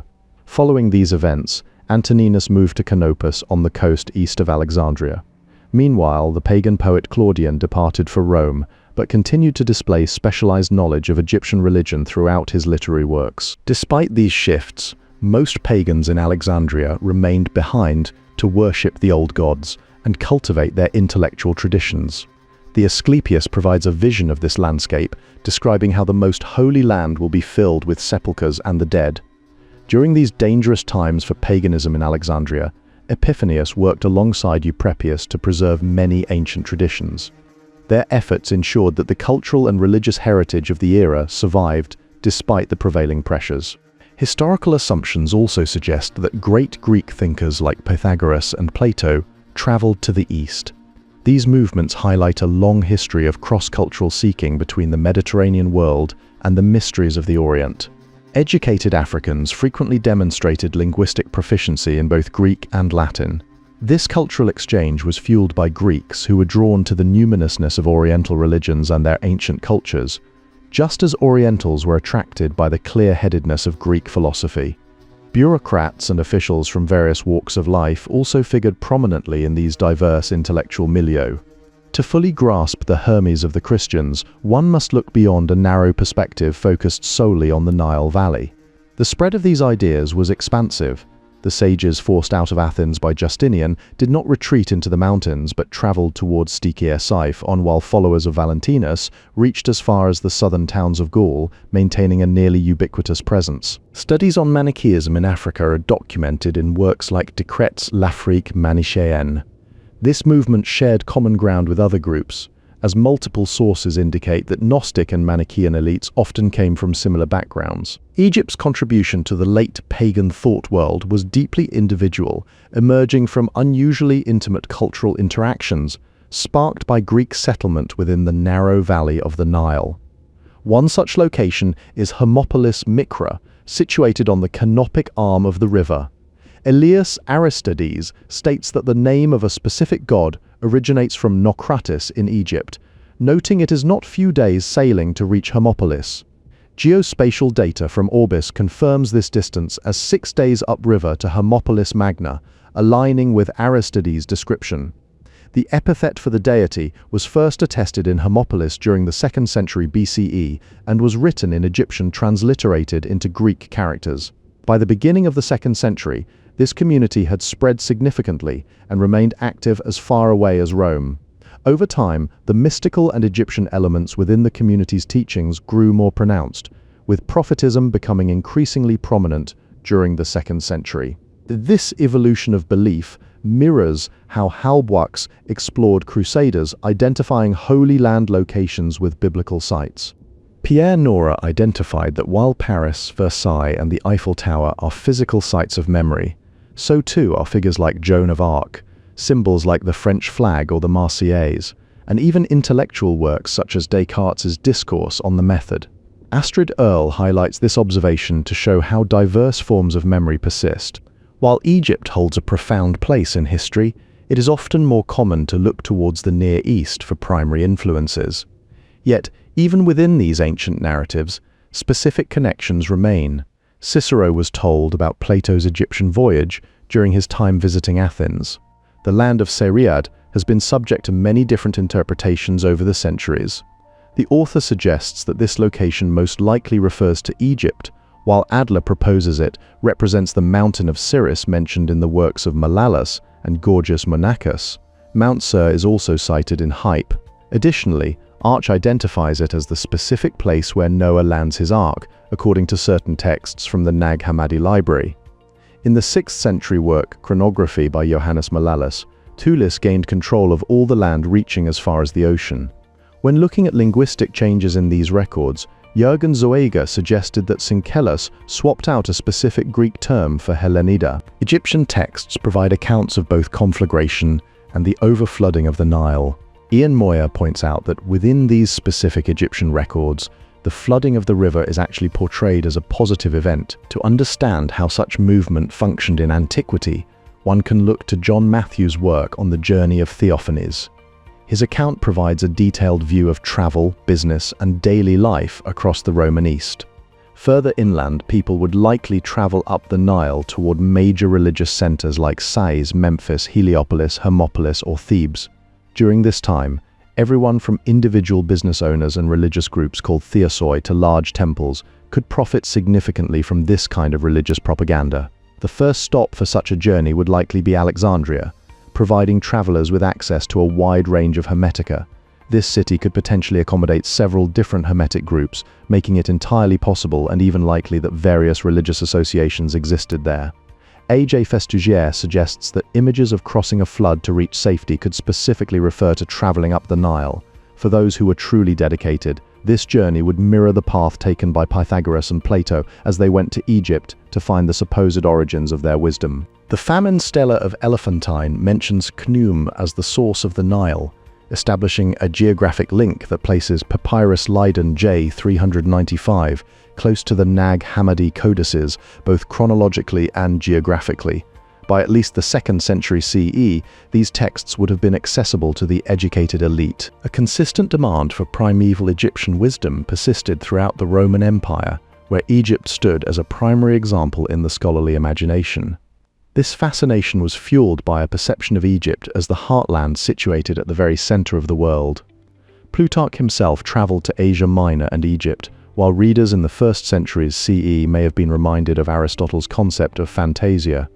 Because societies lacked efficient public transport, small spiritual communities could not meet regularly, making it logical for Egyptians to direct their gaze south toward Upper Egypt. The attraction to these lands relied heavily on such negative perceptions, yet it provided a backdrop for specific spiritual practices. The life setting for this literature was likely found within small communities where Egyptian priests taught and initiated those seeking divine revelations. The Hermetica would have fit the requirements of such a pilgrim perfectly, especially since these groups likely communicated mostly in Greek. These communities probably included a philosophically minded laity drawn from varying ethnicities. The necropolis of ancient Memphis was located at Saqqara, situated just a few miles west of the Nile and below the tip of its delta.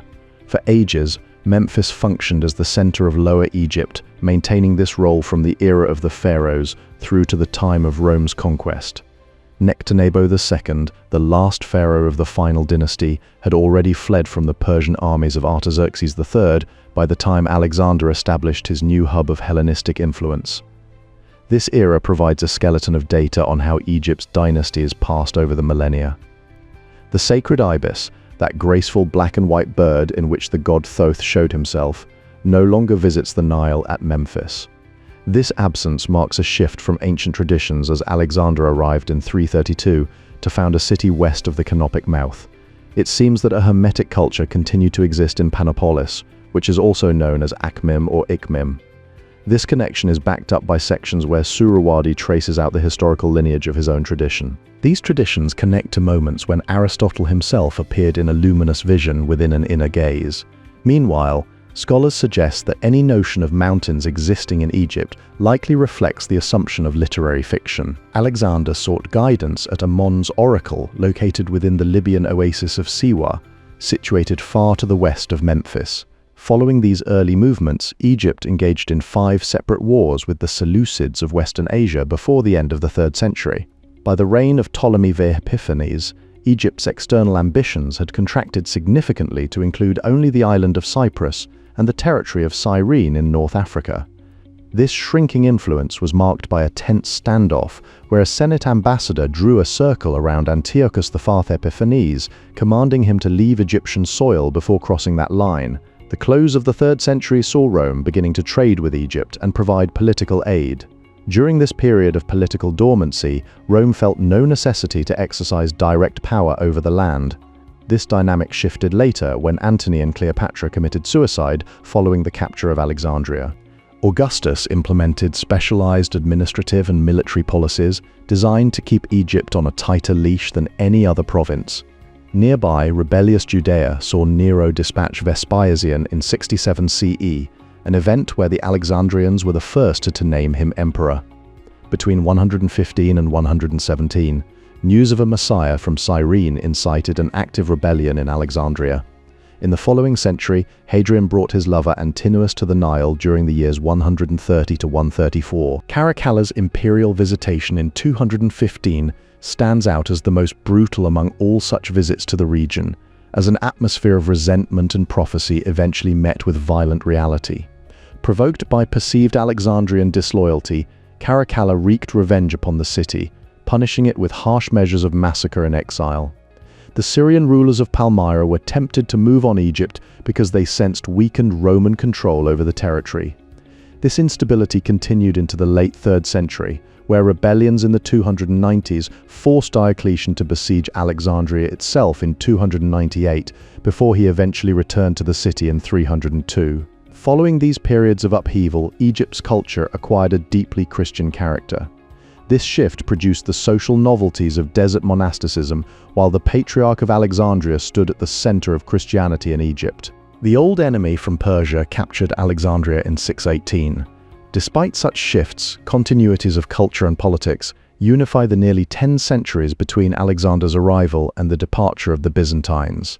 During this long era, the population of Egypt reached its peak in antiquity, numbering as many as 8 million. Alexandria stood as the largest city by far, expanding to perhaps 500,000 people during the reign of Augustus. To put its scale into perspective, several dozen towns were a tenth of that size or less, while major centers like Oxyrhynchus or Hermopolis housed up to 30,000 people. Beyond its sheer size, Alexandria held a special political status alongside 3 other cities, Naucratis, Ptolemais, and Antinopolis. This environment was rich enough in Greek culture to produce a philosopher as profound as Plotinus. The city also hosted a large Jewish population that could easily understand and sometimes accept the claims of the New Covenant. Meanwhile, oracles offering theological answers about the soul and divinity were sought not just from Delphi but from Claros, Didyma, and other sites across the eastern Mediterranean. Many others fled such perils as the Maccabean revolt in Judea to find refuge. However, social tensions remained high. If a veteran cashed in his savings to buy land in a village, Egyptians could only despise his good luck. Those who could claim any Greek identity or Roman rights would parade their status and annoy their neighbors. Against this social friction, the Potter's Oracle made a darker apocalyptic promise. Alexandria, city of the hated aliens, will fall, ancient Memphis will be restored. During the first 3 centuries of the new era, both civic delegations and private individuals traveled to query the god for guidance or revelation. One such journey occurred in the 2nd century when a delegation from Oinoanda in southwest Asia Minor moved north toward the coast at Claros.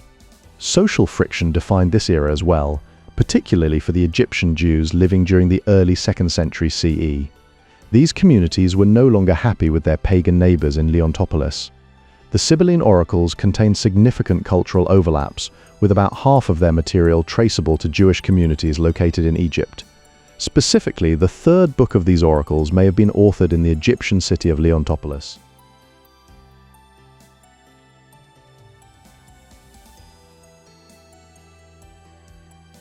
The Greek preoccupation with Egypt and the resulting religious syncretism found its most obvious expression in Alexandria.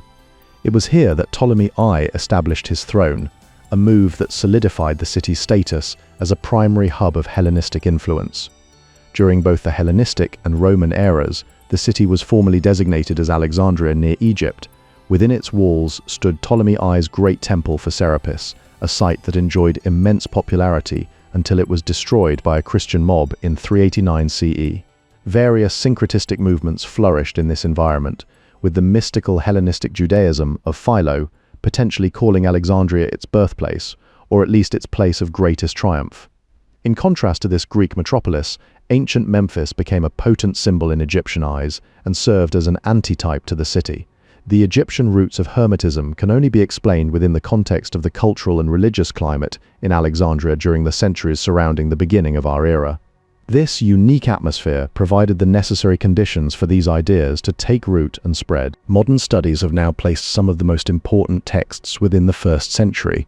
By the mid-2nd century CE at the latest, an impressive range of technical Hermetica was available throughout the Greek-speaking parts of the empire. The classical Greek ideal remains a political force today, yet it would be a sad diminution of Hellenism's historical range and spiritual depth if its study were to be monopolized by classicists. Evidence for this cultural blending appears in the mid-2nd century BC, where the Serapeum archive from Memphis indicates a distinct mixture of Greek and Egyptian influences within the Memphite milieu. Dio Chrysostom regarded the whole of Egypt as a mere appendage to the Greek metropolis of Alexandria. However, this perspective overlooks how Egyptianism actually exercised such a strong gravitational and assimilative pull on Hellenism that it was never truly submerged. Research into these movements was furthered by an author who spent a year at the Center for Hellenic Studies in Washington, D.C., looking into figures like Antiochus of Athens. Antiochus likely lived during the 1st century BC, and we now have indisputable early evidence for the circulation of at least one collection of philosophical Hermetica. Stobaeus included extracts from Ch1, specifically sections 1v and x within his Anthologium. Most evidence for cultic syncretism originates from the more heavily Hellenized regions of Egypt, specifically Alexandria and the Fayum. Because Ptolemaic and Roman Egypt were politically integrated into the broader Hellenistic and Roman worlds, these areas served as primary laboratories for cultural blending. The priests and rituals of the Serapis cult in Alexandria were probably mostly run by Greeks. By the late Roman period, this interaction had evolved into a unique shared language for Greco-Egyptian religious discussion. The Andros Atretology displays a markedly Hellenistic external manner, while the same Egyptocentric attitude is expressed in Ch0 and SHX50. Furthermore, the anthropocentrism found in these Egyptian texts finds clear parallels in the high view of man presented within the Hermetica. A subsequent reference to the temple and tomb of Asclepius or Imhotep in Monte Libiae establishes that such allusions refer specifically to the ancient and holy Memphite necropolis. An important cosmological papyrus from about this period contains a hieratic text also found at the cenotaph of Seti Sclaf I and the tomb of Ramses Not V. Historical contact with the West has frequently bred messianic movements within some traditional societies. This enduring influence is also visible in Greek alchemical texts of late antiquity, which contain various allusions to Egypt and its ancient traditions. The Hellenized Egyptian lived a dual existence, writing and thinking within Greek categories while inhabiting an Egyptian landscape. This fusion of Hellenism and Egyptianism reached its most fluid state in Alexandria. Consequently, the majority of our understanding regarding the Hermetic dimensions of this cultural blending is derived from literary sources tied specifically to that city. The broader Hellenization of the Near East following Alexander's conquests served as a catalyst for deep interaction between diverse cultures. Within this landscape, the Chaldeans were held in high esteem by both the Greek and Roman worlds as primary sources of learning and wisdom. Clement of Alexandria in Stromata 1.74.2 and Charimon FR 2 both identify the Babylonian and Egyptian traditions as core constituents of the Chaldean doctrine, which refers to astrology. The captors of Hellenism did not overlook the unique possibilities offered by Jewish monotheistic theology. This influence is evident in the Milieu of Zosimus of Panopolis, which also incorporated elements of Judaism. By late antiquity, most of the leading exponents of Hellenism were actually Orientals. One specific treatise in the Cyranides is attributed to Harpocration of Alexandria. Harpocration of Alexandria likely flourished around the middle of the 2nd century AD. His work includes an index of Homeric citations found in P. Graith, Magvit ad init, also known as Aun Poav Teov. Panopolis was a city renowned in late antiquity for its fierce allegiance to the old gods as well as its flourishing Greek literary culture. This unique atmosphere provided a backdrop for works like the Strasbourg Cosmogony, which is almost certainly of Hermopolitan origin and describes how Hermes created the world. The Strasbourg Cosmogony further details Hermes seeking a suitable site in Egypt for the foundation of Hermopolis. There are notable parallels between this narrative and the philosophical Hermetica, suggesting that if there were Hermetists in Hermopolis, they would have found the Strasbourg Cosmogony congenial reading. Modern authorities have thought the Cosmopoeia bears a general resemblance to some of the philosophical Hermetica. This connection is supported by P. Lyde 1384, which further resembles the London Leiden Papyrus in grammar, spelling and content, while Orlandi suggests the possibility of a connection with Evagrian monasticism. Evidence of this cultural reach includes a letter from the City Council of Hermopolis congratulating a local dignitary on his safe return from a sea voyage to Rome. Such correspondence confirms that Hermetism had its adepts in the provinces as well as in the metropolis. The text references studies on late Platonism and the geographical spread of Gnosticism. The only approach left is to look at what we know of the sociology of analogous religious milieu in late antiquity. Rome and those regions of Africa and the Hellenized East best nurtured the sort of milieu that we are interested in. A number of Italian cities apart from Rome had Manichaean cells. Platonist circles were inconceivable anywhere but in a city. Among the cities of the East with better-known Platonist circles are Syrian Apamea, Pergamon, Ephesus, Sardis, Aphrodisias, and Athens. Aeodosius later became the focal point of a major Platonist circle in Pergamon. Proclus shared the brothers' Catholic interest in all manifestations of the old religion, including Egyptian traditions. Pagan philosophers in 5th and 6th century Alexandria were previously thought to be highly conservative when compared with their Athenian competitors. However, evidence shows that Alexandria hosted schools where pagans and Christians mixed even as early as the 5th century. Section 20 of the Theosophia Tubingensis hints at a Constantinopolitan origin. This provides another layer to our understanding of these diverse religious networks. The Alexandrian Platonists functioned as part of a tightly knit international set, maintaining prominence across schools in Greece, Asia Minor, and Egypt. These movements emerged from the profound encounter between Hellenism and later Rome with the East. Edessa maintained a well-established tradition of interest in Greek philosophy, while ancient authorities frequently associated Hermes with the sages of Persia and their Chaldean cousins. Within the Roman Empire, intellectuals from the Graecophone East were able to exercise significant political influence. The dissemination of Manichaeism relied heavily on the busy commerce of ideas moving alongside goods along trade routes spanning Asia and Mediterranean lands. In a similar vein, Philo's cosmogony reflects influences from pharaonic Egyptian theologies, specifically including those from Hermopolis. Scholars Ebach and Baumgarten have documented works regarding Philo of Byblos and the cosmogony of Sanchuniathon. Notably, an overt allusion to the influence of Sanchuniathon's cosmogony appears within an alchemical context in Alch Greer, 54-2 or 4. Late antique Platonists likely regarded Hermetists as socially and culturally homespun. In a parallel development, Cyril of Alexandria performed a similar intermediary role in the Christian East. These dynamics suggest that many people in the Hellenistic and Roman worlds considered the spiritual life to have its own inherent value. Indigenous great traditions were also strongly influenced by Greek philosophy after the conquests of Alexander. Among these regions, Hermopolis Magna stands out as the most famous of its eponymous cities. Some gods who founded cities were once mortal beings who attained immortality through wisdom and benevolence. Interestingly, some of these city-founding deities possess names identical to those of the celestial gods. The deity Asclepius later multiplied himself, spreading his influence to Pergamon in Ionia, Taranto, and eventually Rome. Scholars have even postulated that the sentential parallel associated with these movements could go as far back as the 1st century CE or even earlier. The blending of traditions is evident in how Berossus translated portions of the Mesopotamian cosmogony, specifically the Enuma Elish. In a similar vein, the placement of Philadelphus's reign within the Sothic cycles may serve an important purpose for Manetho's broader work. Historical records provide specific links between figures and these centers, such as Diogenes Laertius, noting in Volume 8 that Honufis was from Heliopolis. This cultural exchange is further explored by Ian S. Moyer in his work regarding Egypt and the limits of Hellenism. References to Syria in these texts could point toward a Ptolemaic military campaign against that country. By 156 BCE, the Stoic Diogenes of Babylon was reported to espouse astrology during an embassy of philosophers arriving from Athens. The Egyptian priests maintained a philosophy of their own, which is best demonstrated through their specific priestly processions. Jonathan Z. Smith famously used the text to exemplify how religiosity shifted from locative to utopian modes during Hellenistic times. Bernard Courroyer explored these dynamics across several works, including Le Chemin de Vie en Égypte et en Israël, and 2 major volumes on the god of the sages in Egypt.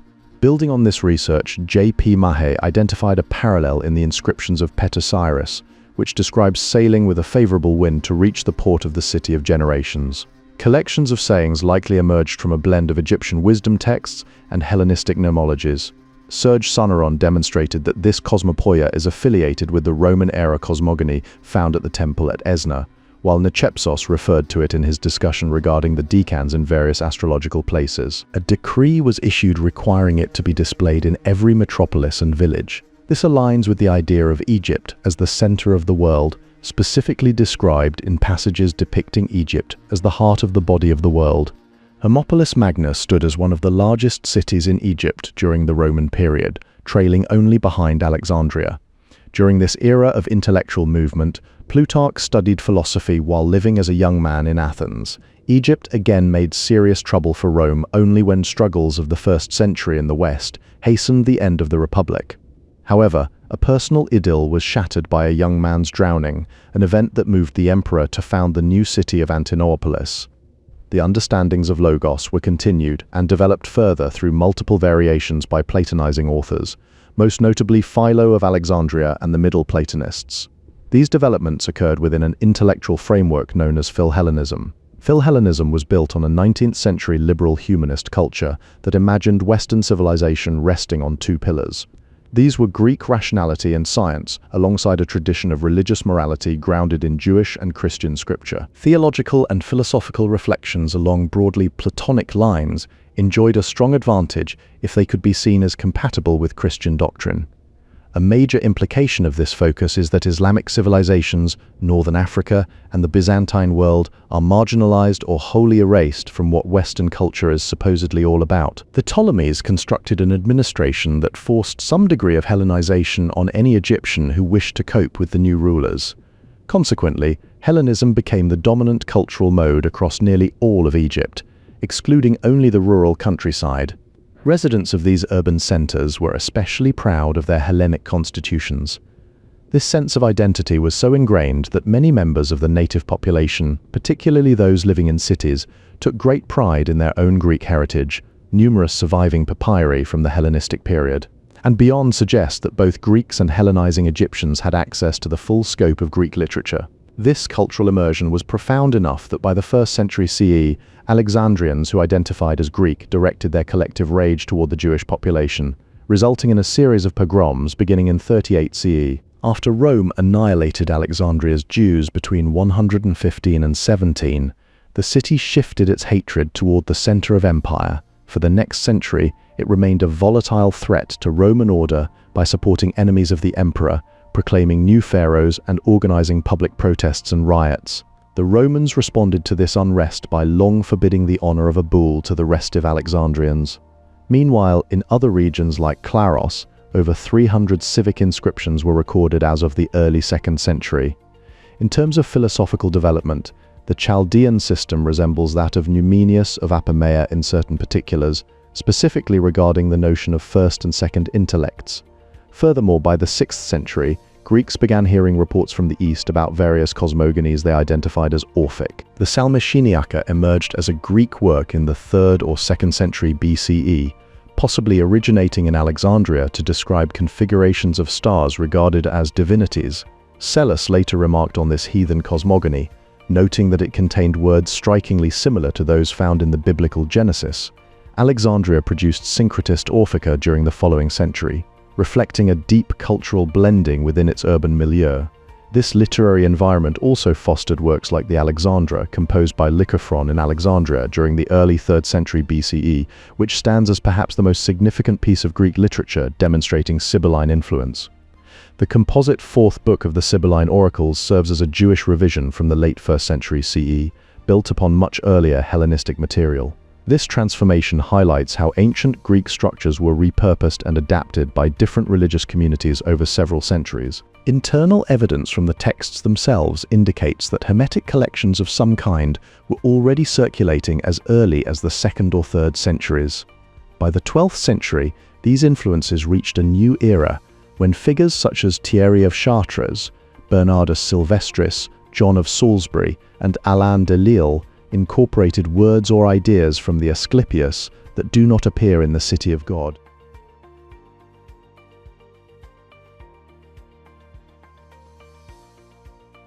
"9 years after founding Alexandria, the great Alexander was laid to rest in his golden sarcophagus. In this city, all religions mixed within the halls of the Alexandrian mystery schools, providing a space where the Serapis cult could evolve within an overwhelmingly Greek milieu. Alexander's victory did not signal the defeat or silencing of Egyptian civilization. Instead, it marked a new phase in its ongoing life. The entire cultural and social fabric of Egypt remained unique, mirroring the specific configuration of the land itself. This enduring legacy was shaped by an immovable conviction within the Egyptian mind that the cultural identity of Egypt and the stability of the physical universe were one and the same. Consequently, interactions between Greek and Egyptian traditions occurred on terms that bore very little relation to their underlying political realities. By the 1st century CE, another astrological Hermetic text was evidently being read by Pamphilus of Alexandria. Williams's Arius stands as a typical product of this same Alexandrian philosophical milieu, where the Hermetists were at home. From a social perspective, however, the Platonist philosophical circles of late antiquity had turned out to be asphyxiatingly exclusive. This leaves behind a sense that there is still much more to be discovered about the social milieu of late pagan thought. The scholar Thessalus experienced easy academic successes, first in Asia and then moved to Alexandria. He subsequently continued his literary studies within that city, further cementing its role as a center of learning. Literary productions originating in Alexandria more easily escaped oblivion than those produced in the provinces. This is evidenced by Harpocration of Alexandria, who composed a treatise on occult properties around the middle of the 2nd century. The tone of the Moronia text remains resolutely Greek, yet it contains a passage about the religious significance of Athens and Eleusis that is unique in its genre. Similarly, Isidore's style suggests he possessed a distinctively Greek cultural background. Fraser suggests that our current ignorance regarding Egyptian religion in Alexandria actually corresponds to a lack of religious activity on the part of the Egyptian population itself. This stands in contrast to observations by Swiderek, who argues that the Greek community residing in Memphis was highly Egyptianized. Regarding specific sites of worship, Emery discusses the location of the Asclepium in 7e of 51, 1965-8 and Plate 1.1. Furthermore, UPZ 114-11-12 and 117.7-9 associate the Asclepium with the Western Mountain or desert. Scholarly attitudes toward the intellectual life of Alexandria have recently begun to change, moving past older perceptions. For instance, pagan philosophers in 5th and 6th century Alexandria were previously thought to be largely concerned with writing commentaries on Aristotle. In the 4th century, however, Alexandria's schools maintained an international reputation spanning a vast array of subjects. These included mathematics, geometry, astronomy, medicine, music, astrology, divination, and the study of religious doctrine. Thessalus' letter presents few difficulties as a reliable account of occult researches conducted in 1st century Egypt. Within this same intellectual landscape, Horapollo the Younger spoke with obvious pride regarding his family's long tradition of teaching literature and philosophy within the Alexandrian Mosia. Representatives of the native clergy also taught grammar or philosophy in late antique Alexandria, contributing to a diverse academic environment. The remainder of the archive is identified as P. Ryle 6116-51, which includes the works known as Theoph. Despite this diversity, Proclus was disillusioned by the specific type of instruction he received in Alexandria. To those seeking profounder wisdom, the education provided there could have seemed stereotyped and unimaginative. Regarding specific historical records, Moscadi's assertion that Anatolius lived in Alexandria rather than at Hermopolis is based on an arbitrary assumption. This claim remains a point of scrutiny within the broader study of these intellectual movements. The Alexandrian Platonists represented the cream of late antique learning. Within this intellectual landscape, Zosimus of Panopolis made remarks about the Hermetic milieu that allude to Theosebia. Porphyry described the atmosphere surrounding Plotinus's circle as something entirely different from a standard university seminar. This was because his philosophy placed such heavy emphasis on contemplation and purification, creating an environment that felt more like a religious community than a mere academic institution. For these late Platonists, the ideal life consisted of worship, prayer, and shared discussion among like-minded men. Weber suggested that the otherworldliness found in certain doctrines served as a reaction against the political powerlessness of lay intellectuals living under an autocratic world empire. In this context, the Greeks held a distinct advantage because they were intellectually free from any hierarchical institution. Joachim F. Quack suggests that the dating of the apocalypse occurred sometime between the founding of Alexandria and the early 2nd century CE. Additionally, Alexander Badawi published an article in 1963 titled The Architectural Symbolism of the Mamesi Chapels in Egypt. Other elements pointing to the Hermopolitan origin of the epithet are provided by Parlibas. Regarding historical records, the totals of dynasties 18 through 31 in the two epitomes can be seen synoptically as follows. Clement of Alexandria provides a vivid description of a procession involving Egyptian priests, specifically mentioning both an astrologer and a musician. This observation is supported by his writing in Stromatica Book 6, where he notes that the Egyptians possess their own familiar philosophy, which is most clearly revealed through their sacred religious practices. In a different vein of interpretation, some scholars view allegorical figures such as Adam and Eve as representations of mind and sensation. Because this specific symbolic framework is present, it suggests that the work in question dates before the first half of the 1st century CE. These studies are part of a larger academic field that includes Wilhelm Kroll's work on cultural history and astrological texts, along with Louis Roberts' epigraphic and philological studies. Together, these sources help provide a broader understanding of the period.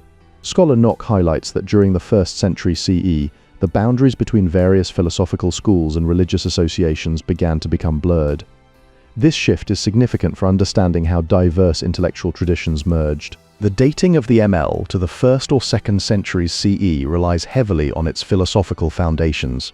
Specifically, this periodization rests on the fact that the spell utilizes Stoic philosophy rather than Neoplatonic thought. The common image of Egypt as a peaceful seat of religion does not exactly correspond to its bellicose nature, yet the life of the country is portrayed as coterminous with its religious practice. This suggests that for the Egyptian people, existence and faith were inseparable elements of their daily reality. Egyptian Christianity produced the intellectual innovations of Alexandrian theology, as Christian theology was enriched by the fertile culture of Alexandria. In this environment, Christianity was as mighty a force in secular affairs as it was in spiritual ones. The scholastic aspect found within the Hermetica resembles academic exercises in Alexandria. This connection underscores how deeply the city's educational structures influenced the surrounding philosophical traditions. There is no reason to assume that Alexandria was the birthplace of Hermetism. Even so, scholar John M. Dodd highlighted how these texts possessed a different setting and intellectual climate than those found elsewhere. Plutarch was born into a wealthy and educated family from Charonaea, Meanwhile, destruction came to the Alexandrian Jews during the revolt of 115 to 17.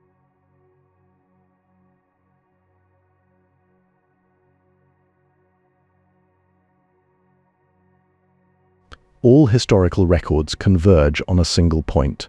Alexandria served as a primary hub for religious and intellectual syncretism. This environment facilitated a profound blending of Greek and Egyptian traditions, creating a unique cultural crossroads. Scholarly perspectives differ, however, on the specific origins of these ideas. Hermes and Hermetism, a historical introduction, emphasizes Alexandria's unique role in fostering syncretism, while the tradition of Hermes Trismegistus questions if the city was actually the birthplace of Hermetism. While Alexandria was central, Hermetic thought was not confined to its walls alone. It existed in multiple Egyptian cities across the land, where it drew significant influence from established Egyptian priestly traditions. These same priestly traditions did not only shape Hermetic movements, but also exerted a broader influence on various other religious currents throughout the region. This suggests that Egyptian sacred knowledge provided a foundational layer for diverse spiritual developments. Other scholars focus specifically on the philosophical dimensions of syncretism and Hermetic thought. These perspectives underscore a complex interplay between deep metaphysical inquiry and the merging of distinct cultural identities. To these secular concerns, other sources place a heavier emphasis on the religious dimensions of Hermetism. They prioritize how these texts functioned as spiritual vehicles rather than mere historical records. The corpus, known as Hermetica, the Greek corpus, on pages 13 to 63, shifts the focus toward the practicalities of life in Egypt. It highlights administrative and economic aspects under both Roman and Byzantine rule.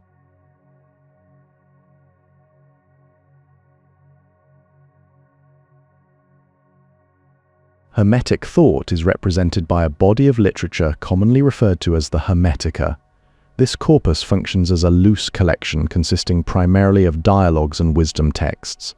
The definitions are notable within this collection because they either antedate most of the Hermetic philosophical writings that have reached us or do not depend directly on them. This suggests a complex timeline for the tradition, as the technical and philosophical Hermetica actually represent different schools of Hermeticism. Modern scholars do not believe the Hermetica are as ancient as their historical admirers have claimed. While they share a close relationship with Christian Gnosticism, there is a distinct difference in flavor. Early Christian Gnosticism leaned more into Oriental thought and myth, whereas Hermeticism is arguably more philosophical. This philosophical leaning makes Hermeticism distinct from other major systems such as Platonism or Aristotelianism. However, it is important to recognize that while the two traditions are related, Hermeticism and Christian Gnosticism are doctrinally parallel rather than interlinked movements. The followers of this path looked to Hermes for divine gnosis as their primary source of insight. Notably, in the specific world of Hermeticism, Jesus has no place. The chronological and cultural positioning of Hermeticism differs from Christian Gnosticism because it is more Hellenic and chronologically earlier in its origins. However, the birth of these traditions remains a mystery to scholars today, leaving the specific religious impact of the Hermetic tradition shrouded in uncertainty. A fog of mystery still hangs over the religious impact of the Hermetic tradition, even as Fowden reveals a deeply Gnostic core within it. Both currents showed distinct esoteric features while proclaiming a salvific spiritual knowledge about God, the world, and man that was meant only for an elite. Hermeticists did not hold to the typical Christian Gnostic view of creation, reflecting divergent cosmological frameworks between the two paths. In fact, sources converge on the point that Christian Gnosticism contains only smaller elements of Greek philosophical thought than are found in the books of Hermes. During the 20th century, a strong emphasis on Greek philosophical backgrounds led to an almost complete denial of any Egyptian influence on the Hermetica. Despite this academic lean, scholars have concluded that Christian influences are completely absent in the early Hermetic tradition, distinguishing it from later Christian Gnostic systems. Werner Foerster contributed to the academic landscape with his work, Gnosis, a Selections of Gnostic Texts, Volume 1, Patristic Evidence, published by Oxford Clarendon Press in 1972. This scholarship builds upon a massive archaeological shift involving 40 texts discovered at Nag Hammadi that were completely unknown before their find. While these discoveries are profound, not all of the texts found at Nag Hammadi are originally Gnostic. Even as new material emerges, such as the Codex Chakos published in 2007 as the most recently released Coptic Gnostic Codex, scholars must distinguish between different theological currents. The literary evidence leaves no doubt that diverse Gnostic myths already existed in all their variegation by the middle of the 2nd century. In some versions, the pneumatic Christ imparted salvific gnosis to the pleroma, yet other systems omitted any mention of Christ entirely. At the heart of these systems lies the belief that salvation is only possible through gnosis. The True Testimony provides what can be seen as a specific definition of this knowledge, while Clement of Alexandria records Gnostics who defined it as knowing who we were and what we have become. Because these beliefs were so widespread, it is clear that the Gnostic current was not an exclusively Christian phenomenon. Furthermore, a comparison of academic dependencies shows that the study of Hermetism is undeniably much more dependent on Christian sources than the study of late Platonism. The discovery of the Nag Hammadi library in 1945 revealed several Hermetic treatises, including one that was previously unknown to history. Within this context, these texts functioned as part of a wider collection that was essentially Gnostic in nature. The Hermetic treatises found in VHC Volume 1 existed as a loose group within this expansive and wide-ranging Gnostic library, rather than forming a formal Hermetic collection. Furthermore, some evidence suggests that these specific texts were not all translated by the same individual. Because of its unique status, this treatise is relatively unhelpful as a source for reconstructing its own history, since there is no parallel tradition available for comparison. It represents just one of many non-elite currents of thought that drew upon Greek philosophy, though it remains easy to overestimate exactly how non-elite Hermetism truly was. The scholar Photius expressed a lack of impression regarding both the literary and intellectual quality of what he knew of the Hermetic genre. For the Hermetists, however, truth was never an object of scholarly enquiry. Instead, it served as a scene and catalytic force in their personal lives. Mahe offers a critical observation on the current debate over the relationship between episteme and gnosis. Even with all this complexity, most of the definitions in the Armenian definitions actually match up with those found in the rest of the Hermetica. Establishing the relative chronology of the Hermetic treatises remains difficult, primarily because references to philosophical Hermetica in non-Hermetic writers provide only another terminus ante quem.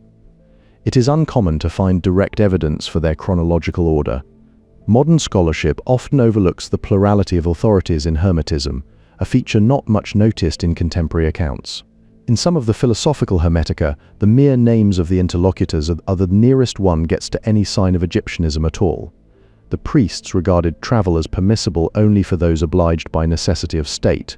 Regarding the archaeological record, the Teptunis material has not been studied as a whole. Olympiodorus found the hieroglyphic inscriptions impenetrably mysterious by his day, a sentiment that underscores the difficulty in tracing these ancient roots.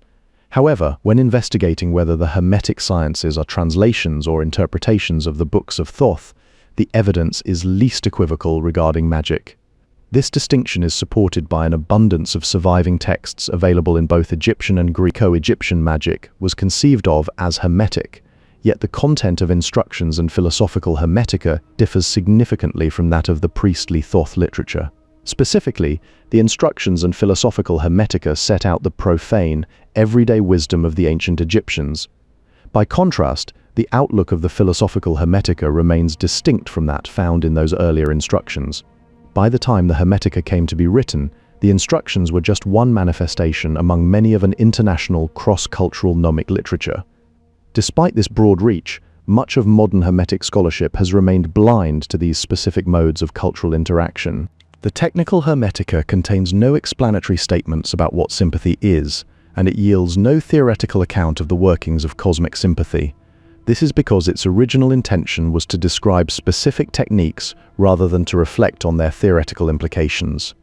Ultimately, the categories of technical, philosophical, and spiritual are entirely alien to the thinking of the Hermetists. A number of the philosophical Hermetica fall into this latter category. Despite these similarities in content, Christian Gnosticism did not substantially influence Hermetism.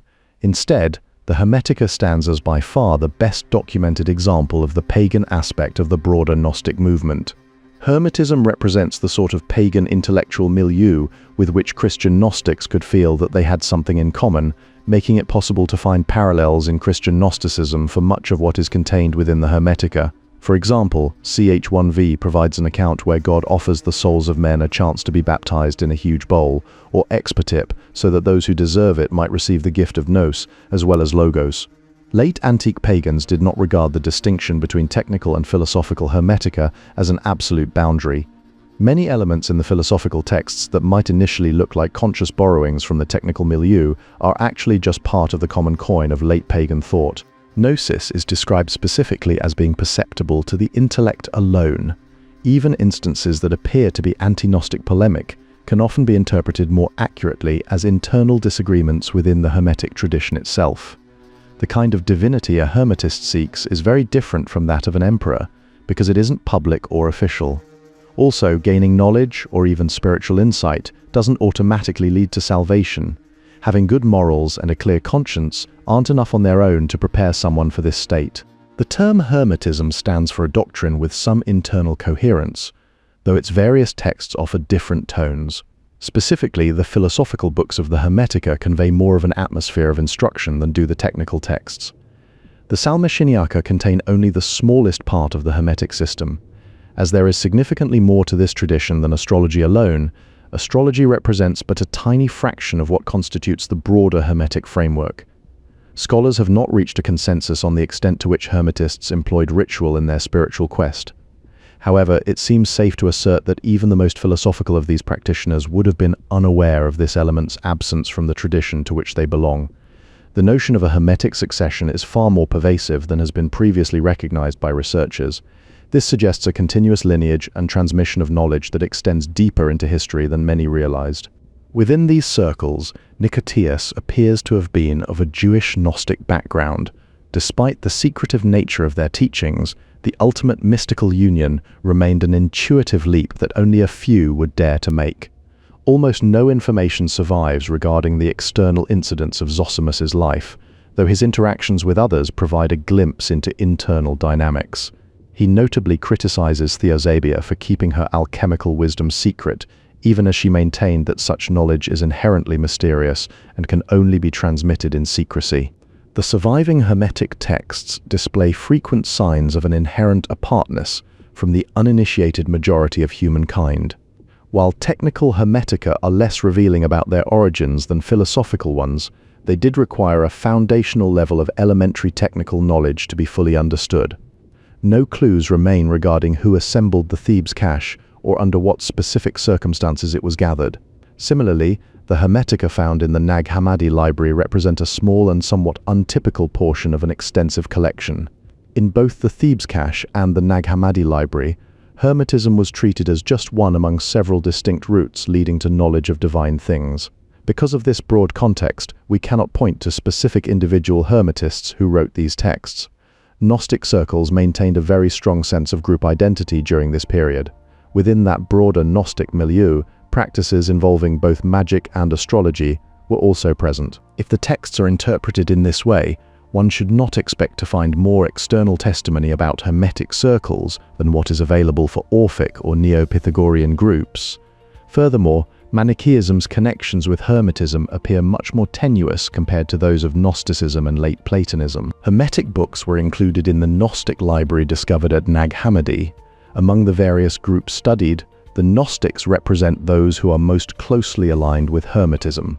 The historian views the desire of Weber and his followers to find a purely sociological explanation for Gnosticism as overly simplistic. Unlike the Platonists, however, Hermetists did not write about one another in their records. It is possible that Hermetists were intentionally secretive regarding both their specific doctrines and the identities of the individuals involved. They may have also been aware that they did not possess the same level of newsworthiness as the Platonists. Most information regarding the historical background of the Hermetica remains mythological in nature. For instance, Stobaeus's material on the subject is virtually unattested elsewhere, and a particular quotation often cited does not appear in any surviving texts. Striking divergences exist between the doctrines of the Viri Novi and the teachings found within our Hermetica. Consequently, few leading intellectuals, whether pagan or Christian, treated these philosophical works as serious doctrinal statements. Hermetism lacked the distinctive profile required to survive alongside the plethora of other late antique isms. This lack of a unique public identity contributed to its eventual fading from the historical record. Lactantius employs the term theoptia to describe the act of contemplating God, a practice that stands at the heart of Hermetic thought. This contemplation is directed toward a deity characterized as dvavuios, or the one without a name, which emphasizes an entirely transcendent and ineffable nature. Hermetism emerged as a characteristic product of the Greek-speaking milieu in Egypt, reflecting the specific cultural and linguistic context of its development. However, despite its significant literary influence, it functioned primarily as a literary tradition rather than a lived spiritual practice. The Hermetica were known within Christian circles, though they were typically regarded as material for heretical thought rather than orthodox doctrine. This is because the tradition was abundantly paralleled in other faiths, such as the Jewish and various Christian traditions, particularly those of the Gnostics. Elsewhere in the West, Hermes's writings had never been much known beyond some technical texts. To understand these works properly, Hermetism should be evaluated independently of its patron's reputation, its explanatory power regarding metaphysical realms, or its resistance to Christian critique. At its core, Hermetism functioned as a spiritual path centered on the pursuit of Hermetic Gnosis. This was defined specifically as a form of secret knowledge. Philo's cosmology has nothing to do with our Greek Hermetica. Earlier scholars often struggled with these texts because they saw little internal coherence among the various treatises. For a long time, it was commonly assumed that the Hermetic treatises were Greek translations of much older Egyptian wisdom. However, for nearly 80 years, the scholarly consensus held that these philosophical works were entirely products of Greek authors who were not part of any specific Hermetic community. Hermetism is not considered a great tradition because it lacked the cultural hegemony required to filter down its teachings to the illiterate masses. None of the major subsequent contributions to the field have seriously challenged this hypothesis regarding a way of Hermes. The discourse on the 8th and the 9th, identified as NHC Psych, 6, stands out as a unique find. It is currently the only hitherto unknown Hermetic treatise discovered within the Nag Hammadi codices. Every scholar dealing with the Hermetica faces a difficult question regarding how to translate and understand Nous. Despite its depth, Hermetism was never part of any official state ideology. Hermetism belongs to the esoteric tradition category, characterized by a belief system that emphasizes secret knowledge and specialized initiation. By at least the 2nd century CE, these Hermetic texts were already being read by outsiders, moving beyond a strictly private circle. A recurring motif within the Hermetic treatises suggests that written texts are valid only as propedeutic tools, serving as preparatory instruments rather than final ends. This aligns with a shared past of belonging to an exclusive chain of transmission that traces back to when Hermes himself lived in Egypt. This historical connection does not imply that the Hermetica represents the perennial wisdom of the pharaohs. Furthermore, scholar Kevin van Bladel has pointed out that the term Hermetism has been used in a bewildering array of ways across different contexts. Regarding specific concepts, some ideas such as metempsychosis seem to have been unknown in Egypt until the Hellenistic period. In this era of transition, an Egyptian gave the unpronounceable name to Hermes. The Sothic cycle appears only once in the Mestria list, highlighting its limited presence in certain records. Additionally, neither Josephus nor Manetho ever mentions Certos in any text known to us. In the study of royal lineages and names, Thutmosis is recognized as an alternative name for Amosis. These specific nomenclatures provide a clearer picture of the historical figures involved in this complex tradition. Scholar Zielinski suggests that the Hermetic tradition contains two conflicting narratives. This complexity is further seen in how Scott 3508 asserts that Hermetists generally do not distinguish between stars and gods, a claim that remains contested. The Genica or Genikoi logoi of Hermes are well established within Hermetic literature. Regarding the figure of Menes, only one Greek manuscript references a corrupted version of his name, though it appears in an incorrect context and maintains a weak foundation in the manuscripts of Diodorus. The distinction between Mercury and Hermes is not clear-cut according to the evidence. Furthermore, Jackson's hypothesis has received minimal scholarly attention in this field of study. Ascent serves as an alternative name for misfragmuthosis, based on evidence suggesting their likely equivalence within these traditions. In a related matter of nomenclature, there is no supporting evidence to suggest that the Mestrial list was ever referred to as the Book of Sothis or the Sothic Cycle. The title Book of Sothis appears exclusively in the letter of Manetho, meaning modern editors have attached it to the Mestrial list on untenable grounds. Consequently, there is nothing new in the prophecy of Manetho. Rather, it merely offers an alternative perspective. There's another unusual way to write the Egyptian god Khemut F, as shown in the records. This particular name shows off the complex linguistic history found in these texts. The surviving books of Hermes do not present a uniform body of content because there is no reason to expect such uniformity in these writings. Given the fragmented nature of the corpus, what remains today provides far from a complete picture of the original tradition. The meaning of the words in these books is often enigmatic, and many texts are described as being out of their correct order. Unlike other religious traditions, there was no universal message of salvation within Hermetism at that time. The call to join the Hermetic path is extended only to a worthy few, reflecting an exclusivist approach to spiritual knowledge. This motif of choosing between the path of knowledge or that of ignorance recurs across multiple texts in the collection. Tradition notes that no one has yet attained the glory of such wisdom except Petosiris. However, Book 1 of the Apologetica is not as effusive regarding him, indicating a shift in textual emphasis. According to Dieter Kessler, the service at the tomb of Petosiris had ceased, marking a clear historical discontinuity. In other symbolic associations within the literature, Neph is specifically linked with the color black. The text titled Art of Eudoxus shows no clear connections to the astrological writings associated with Nechepsos, Petosiris, or Hermes. This highlights a significant textual divergence within the broader body of work. Mahay believes it's impossible to link specific Hermetic treatises to the main stages of the path. This highlights how difficult it is to try and put these works into a chronological order. Quispel argued that a certain Hermetic saying played a key role in the origins of Gnosticism, but Mahay points out that this specific passage clearly places Gnosis at the very beginning of the Hermetic education. To highlight its secret nature, Hermes forbids his son from sharing these teachings with anyone who doesn't have the right knowledge. Ferguson suggested a translation for a term meaning blinded, but the specific words mysterion, mystes, or telete never actually appear in the text. Additionally, Hermes didn't clarify what he meant when he said that no one can be saved before rebirth, and Gries doesn't mention the word ekphino at all. An inherent contradiction often appears in the Hermetica between the requirement of secrecy and the act of writing, which inherently implies publication.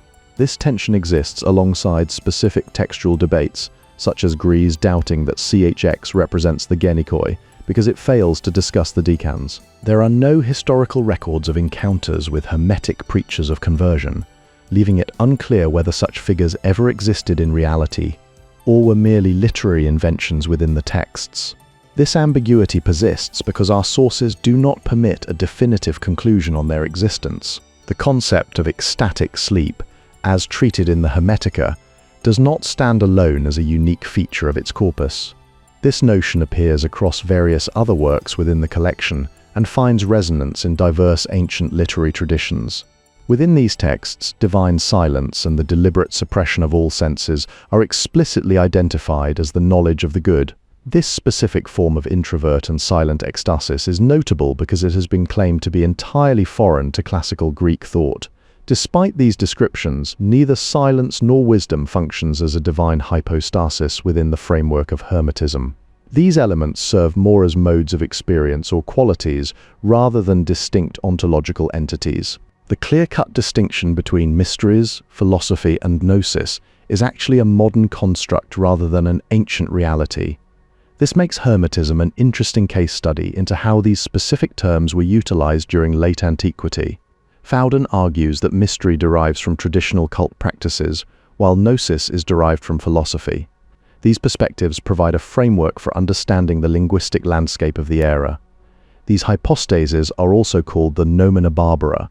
Additionally, in La Voix d'Hermès, Van den Kerkhove suggests that their connection to Jenna indicates they serve as symbols of birth. Among the Hermetic texts found in the Nag Hammadi library disc, 8 through 9 stands out as the only one that was previously unknown to scholars. In the study of these texts, we find no comparable Hermetic conception regarding kisses performed by divine beings. This highlights specific nuances in how these interactions are portrayed. We can't determine the exact meaning of logikaithesia from the existing texts. Regarding the incorporeal realm, Omega represents something else altogether and remains inexplicable. Only Nicotheus the Hidden is said to possess this knowledge. The only other instance in which Nicotheus appears in the work of Zosimus identifies him as the sole individual who knows the true. However, there is nothing within these records that identifies Nicotheus specifically as a Jewish revealer. The Salmoshoniaka is an obscure Hermetic text known only through later references by Porphyry, Iamblichus, and Hephaestion of Thebes. In turn, George Syncellus claims familiarity with the Genikoi of Hermes, a text containing astrological knowledge about Sothic cycles. The final compilation of the Liber Hermetis or De Triginta Sexta Canis occurred no earlier than the 4th or 5th century. None of the decanic names listed in this work correspond to those found in other contemporary decan lists. Astrology derives significant influence from the technical Hermetica as a pseudo-science. However, a comprehensive scholarly examination of these astrological themes in the collection has not yet been undertaken. According to Hermetic thought, the Greek language lacks any intrinsic meaning and functions only as a tool for demonstration.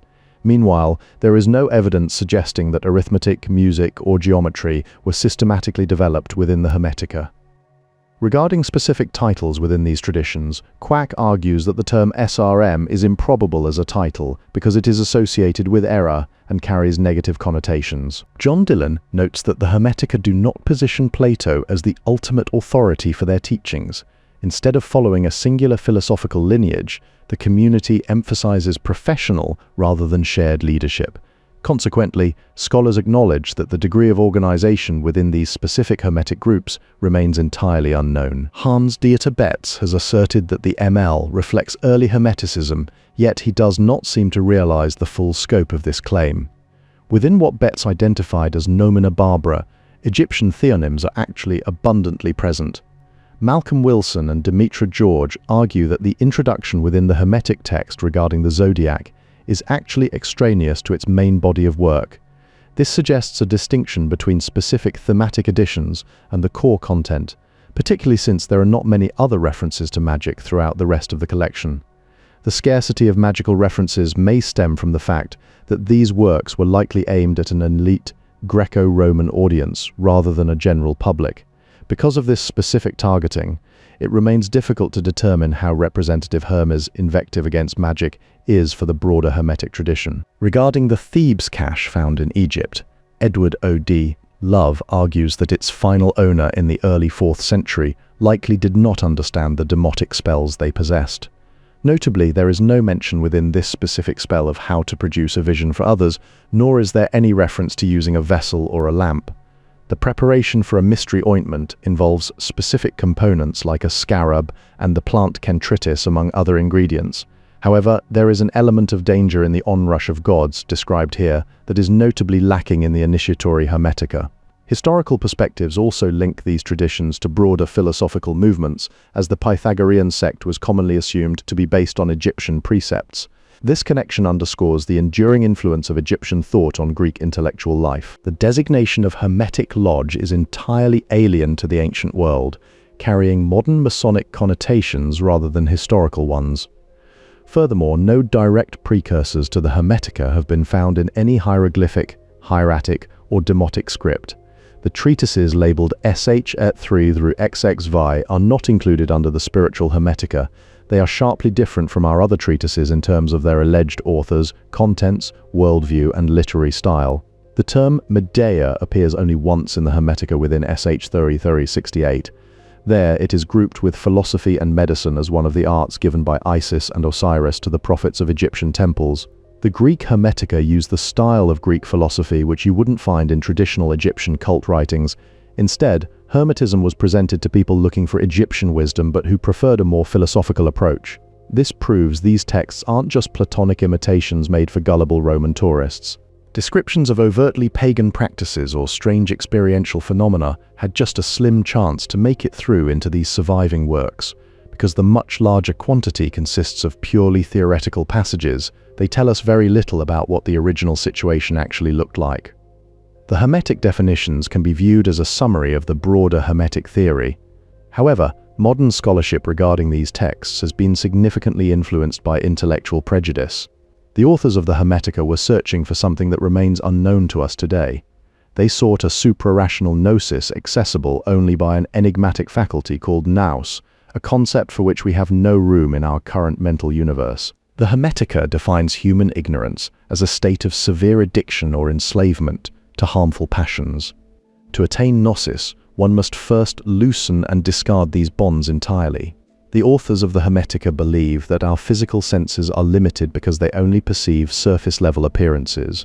Mahe notes that some manuscripts have only been handled by editors throughout their history. For instance, Reitzenstein swapped out light for fire. According to the Hermetica, what is truly important cannot be adequately expressed through words at all. This means that the English language has no words for the specific kind of noetic activity that transcends normal thinking. Direct intuitive perception is called the paradoxical gnosis of the anoeton, which goes beyond even the kind of intellectual understanding reached through words or logic. That said, Zielinski's interpretations of this are completely made up. Ernst Henschen also imposes a Gnostic framework by default while interpreting the love scene in these texts. Only Mead seems to see the point, writing about the mindless ones in Thrice Greatest Hermes. Like Salomon, Mead equates a lack of mind with wickedness and depravity. This perspective frames the absence of higher cognition as a moral failing within the Hermetic framework. Much of modern scholarly discourse has been shaped by Jonas' work, which is largely responsible for the widespread assumption that Hermetic spirituality rests on a sharp dualism. This characterization stands in contrast to the specific theological framework found in these texts. Irenaeus says that you have to have reverence in order to achieve gnosis. Without it, you can't get any spiritual insight or freedom from physical desires and sensory illusions. But modern translations often miss this depth, turning the Hermetic texts into simple clichés that strip away their original meaning. In the Hermetica, the term logos has been restricted to definitions that fit into rational debate, showing a shift toward modern philosophical frameworks. This is problematic because neither logos nor nousis mean what we understand them to mean today. Their original meanings are significantly different from how they're used now. Interpreting Hermetic descriptions of perception is further complicated by Aristotle's theory of imagination, which remains notoriously obscure. Additionally, the Greek word noeticizing presents a major hurdle for translators due to its perceptual and imaginal nature, leading to repeated struggles in rendering its nuances into English. In Hermetic terms, God never noeticizes without all phantasms, a claim that underscores the fundamental inseparability of sensory experience from divine cognition.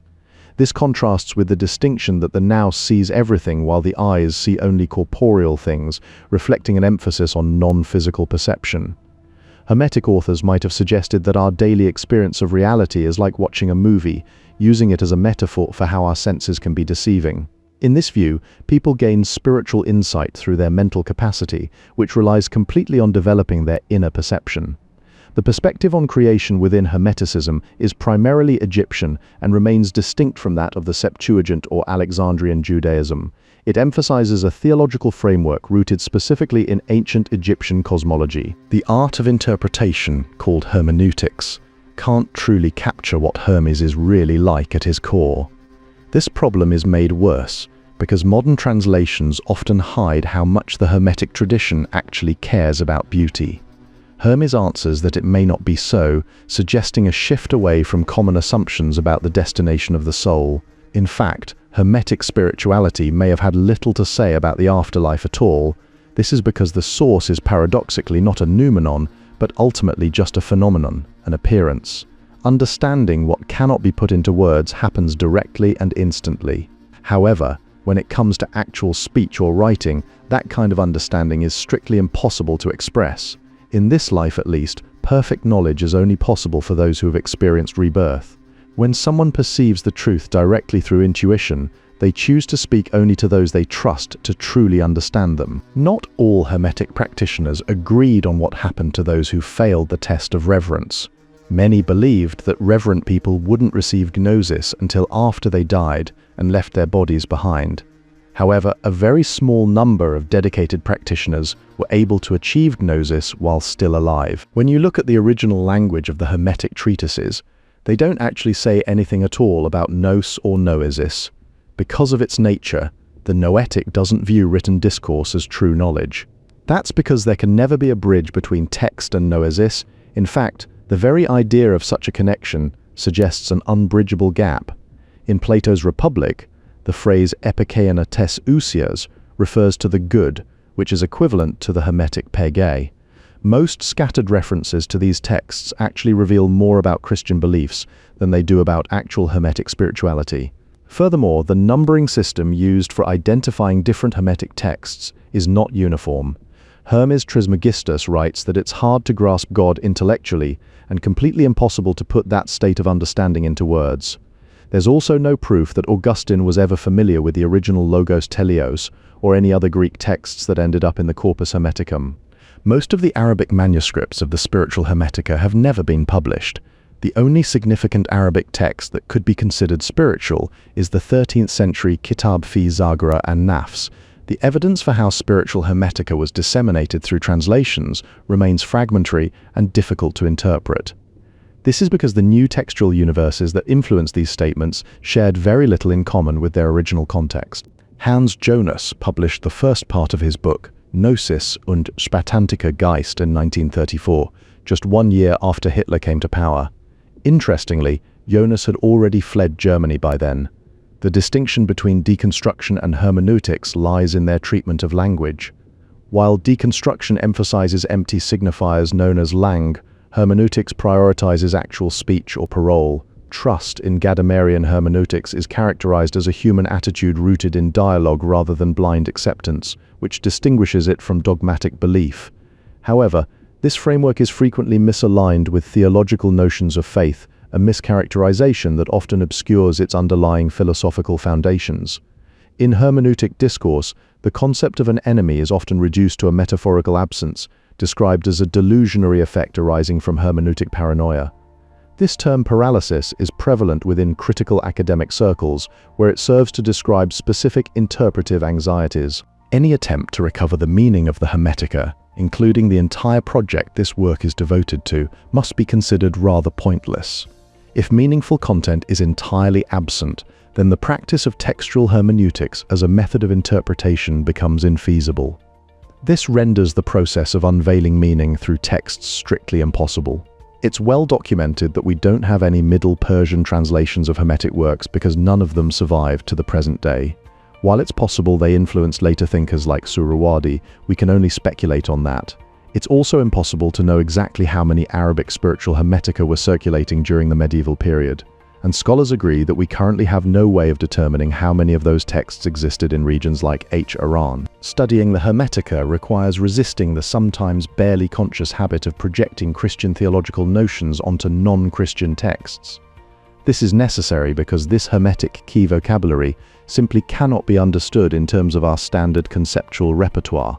Modern dictionary translations of Hermetic terms often add themselves to the original words, only to usurp their very meaning and put themselves in their place. Consequently, casual readers who rely on these modern translations are drawn into a web of significations entirely different from the original one. Before Jonas or Festugière did their work, Garin and Yates's views on Hermeticism were very similar to older ideas about Gnosticism. This specific interpretation is what countless scholars, and the general public as well, would go on to believe was the main point of the Hermetica. In reality, the dynamics of cosmic sympathy and antipathy weren't really important to Hermetic spirituality itself, either theoretically or practically. Instead, you can define Hermetic gnosis quite precisely as being aware of the difference, a state that isn't just reached after waking up, but even while still remaining in the embodied state of imaginal consciousness. The concept of Gnosticism has proven to be a modern phantasm, as Jonas's story of the Gnostic religion has not survived the progress of textual and historical research. Academic specialists have since dismantled the idea of Gnosticism entirely, dismissing it as a dubious category in works like the Gnostic Syndrome. The Greek word phantasia doesn't have a great equivalent in modern languages, which makes it tough for contemporary translators to find an accurate substitute. That said, scholarly understanding can still include a noetic dimension, because all human knowledge relies on four specific states of the psyche: eikasia, pistis, dianoia, and noesis. The theoretical Hermetica presents a theory of salvation through knowledge or gnosis. In the specific text translated here, magic is absent with only a few important exceptions, as such instructions are rare within the philosophical Hermetica. There is no reason to suppose that either variety of Hermetica was more popular than the other, as the culture surrounding theoretical texts did not make a clear or rigid distinction between religion and magic. The distinction between theoretical and technical Hermetica provides only rough, provisional categories. Today, we know these alchemical apocrypha only as fragments. There are no more than 30 or so remaining from later alchemical treatises that mention either Hermes or another Hermetic figure. The remains of the Aegyptiaca do not provide a reliable history.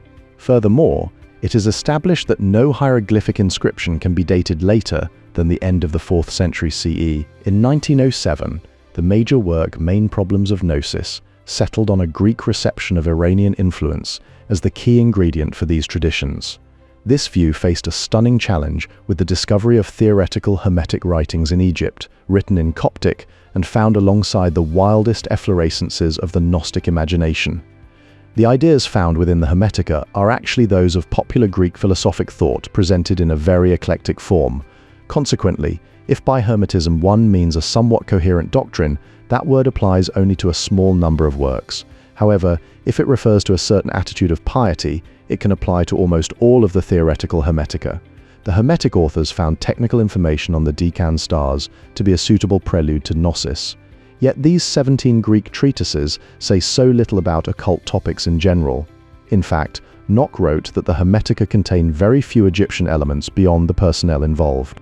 The original authors felt no obligation to respect the boundaries drawn around their writings by modern critics.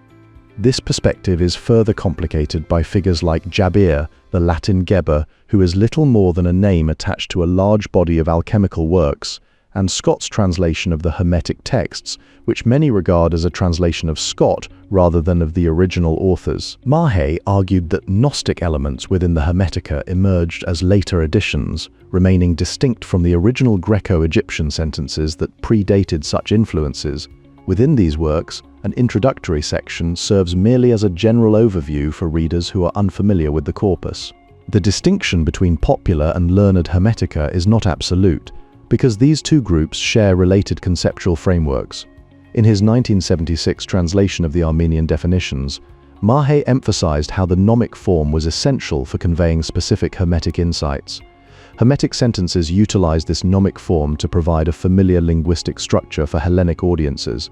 However, as these treatises accumulated more commentary over time, their fluency in the original form diminished as the material became subsumed into broader interpretive contexts. References to these texts are generally not distinguished from the indications found in Nock's apparatus.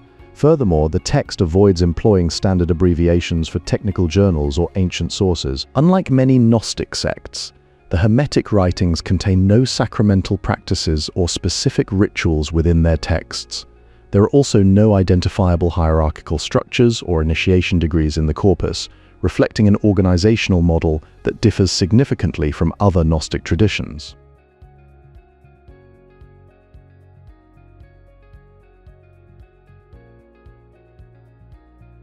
The terminus quo for an independent Egyptian religion is likely found around the close of the 4th century CE. Within this historical context, Thoth was recognized as a moon god, but he never attained the status of supreme god.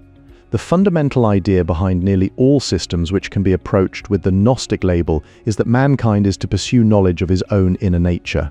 By discovering this internal truth, humanity finds it is connected essentially to the transcendent God. C.H. Dodd wrote in the interpretation of the Fourth Gospel that early Christian Gnosticism leaned more into Oriental thought and myth. For these specific Christian Gnostics, this gnosis came through Jesus Christ. Gnostic sects did not view as sharp a break between Christianity and Hermeticism as we might today. Instead, Gnosticism shows a radicalization of ideas that are also present in Hermetism, though these elements were not dominant or structural to the broader system. The knowledge of God that the Hermetic initiation is supposed to bring is not an external knowledge passed from one being by another. Rather, it is an actual assumption by the initiate of the attributes of God themselves.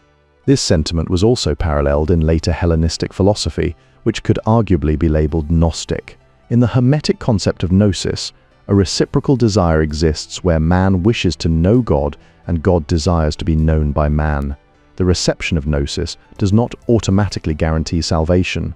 Even so, the whole world was intended to be saved through the teaching of Gnosis. The specific origins and early development of Gnostic myths remain matters of significant dispute among scholars, particularly regarding the connection between Gnosticism and dualistic treatises based on current evidence. Because of this complexity, many scholars now follow Michael Allen Williams and Karen King in discarding the terms Gnosis, Gnosticism, and Gnostic entirely from academic discourse. This move acknowledges that the word itself is problematic for translation due to its inherent complexity. Other scholars have sought to define these boundaries through extensive literature, such as Karen L. King's book, What is Gnosticism?, and Roelof van den Broek's work titled Gnostic Religion in Antiquity. These texts highlight how Gnostic myths show a bewildering variety and complexity, while specifically noting that in Christian Gnostic texts, Jesus Christ is presented as the revealer and savior par excellence. This sacred knowledge is mediated by one or more divine revealers who provide the initiate with an understanding of their origin, their present situation, and their ultimate destination. Historically, our primary understanding of these Gnostic movements in antiquity depended for most part on anti-Gnostic polemics written by early Christian authors until the middle of the 20th century. In Chapter 1, pages 25 through 26, the final good for those who have received knowledge, or gnosis, is to be made God, known as theothene. This state represents a profound unity where gnosis serves as both the knowledge of God and self-knowledge in one single experience. Gnostic ideas about salvation exerted a strong impact on early Christianity, yet Gnostic myths also existed entirely outside the sphere of Christian influence. These concepts have always spontaneously emerged in Western culture and frequently appeared independently of early Christian Gnosticism. The redemption delivered by the Gnostic Christ is defined not as a remission of sin, but rather as a deliverance from ignorance. Because of this focus on knowledge over moral debt, the Gnostics ascribed almost no salvific meaning to the suffering, death, and resurrection of Jesus. In these traditions, the Savior Jesus imparted the salvific gnosis directly to the fallen Sophia within the psychic realm. From there, Christ also imparted this same knowledge to the spiritual seeds that had been sown throughout the world of matter. Even their democracy was not much like ours, leading to a complex historical puzzle. I agree with Arlene Fox that the jury is still out on these matters, as it remains difficult to uncover what the literate but not especially learned pagan in the Greek-speaking world believed his actual or potential relationship with God to be. The tragedy of Egypt is viewed as a parenthesis within eternity, representing a temporary departure of the gods from earth before the return of the Golden Age. In this context, the term interpretatio means both translation and interpretation, though our modern understanding of interpretation differs significantly from its original sense. The Expositio Totius Mundi states that it is impossible to find a wise man as knowledgeable as the Egyptian in any matter. This profound expertise was maintained even under Greek influence. Historical records show that most Egyptian priests learned Greek only for practical, everyday purposes. Evidence from Crawford's analysis of Ptolemaic Memphis notes that Egyptian priests were disinclined to adopt Greek names. This highlights how religious syncretism is a more ambiguous process than commonly acknowledged, producing an extremely uneven effect on worshippers' conception of the gods involved. Greco-Egyptian religion was built upon a profound imbalance in favor of the autochthonous traditions, with little evidence for the worship of purely Greek or Roman gods in the region. This cultural persistence leaves questions such as whether the tortos alluded to by Philo of Byblos is man or god remaining entirely ambiguous. The key to our lack of understanding regarding the origins of the corpus is a simple fact. We cannot prove its existence. Qua, Egyptian priests maintained a secluded existence, only mixing with other people during specific festivals and feasts. The houses of life were manned by scribe priests known to the Greeks variously and somewhat indiscriminately as terraphoroi or hierogrammateus. Isidore could not read the sacred writings himself, illustrating a significant barrier to religious literacy among many contemporaries. Access to the temples was similarly restricted, forbidden to ordinary people for all but practical purposes. The instruction of Amenemope contains the exhortation that man does not know how tomorrow will be. the ancients themselves continue to distinguish between definitions, aphorisms, and other brief declarative statements. A distinct difference in style exists between pharaonic and Greco-Egyptian magic. Meanwhile, Greco-Roman astrology emerged as an amalgam of Babylonian and Greek currents of thought and practice. The Egyptians' view of the relationship that should prevail between man and his gods was quite different from that which has been propagated by the higher forms of Judeo-Christianity. Consequently, it would be foolish to dismiss as meaningless the vocabulary of mystery and revelation in alchemical treatises. The ancients believed that human and divine knowledge, reason and intuition are interdependent. This perspective continued to prevail in Islam, particularly within Shiite and Sufi circles. Gnosis is defined as the way of immortality, and it is through this path that its end is reached. While the idea of knowing God is common in Jewish and Christian usage, it maintains a distinct character within these traditions. Knowledge of the world was later rejected as curiosity and branded as sin, a concept known as trepipia or kurtositas. While Hermetists regarded this knowledge as desirable during earlier stages of spiritual instruction, it was subsequently condemned as the pursuit of knowledge for its own sake. The Western intellectual tradition has decomposed knowledge into independent categories. This approach has set up serious obstacles to the understanding of more unified worldviews. Man's crippling disability is his ignorance. To tell of God is impossible, even for the man who can apprehend him. Porphyry states that no doctrine has yet been established to form the teaching of a philosophical sect, which offers a universal way for the liberation of the soul. Even so, he admits that such a universal way exists, but confesses that it had never come to his notice. The Greeks translated Ptah as Hephaistos, applying the name only to the god's quality as an artisan. Scholars have not found it easy to make sense of all the teachings of the Egyptians about these principles. It's surprising to hear that Hermes, despite having seen everything, never reached a definite conclusion about how the gods were born. The Egyptians don't use any physical objects or tools in their rituals. They rely solely on observing the correct timing, which they call kepes.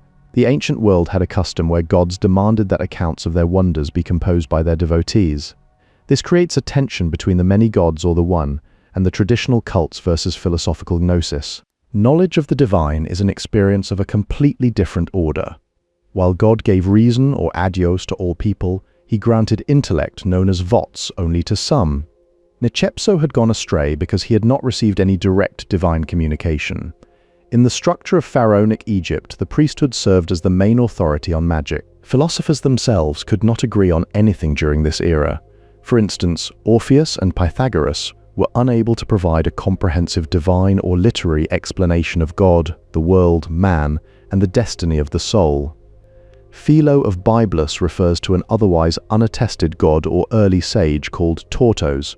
In related technical contexts, the author sometimes transliterates a specific term as nous when it serves a more precise function.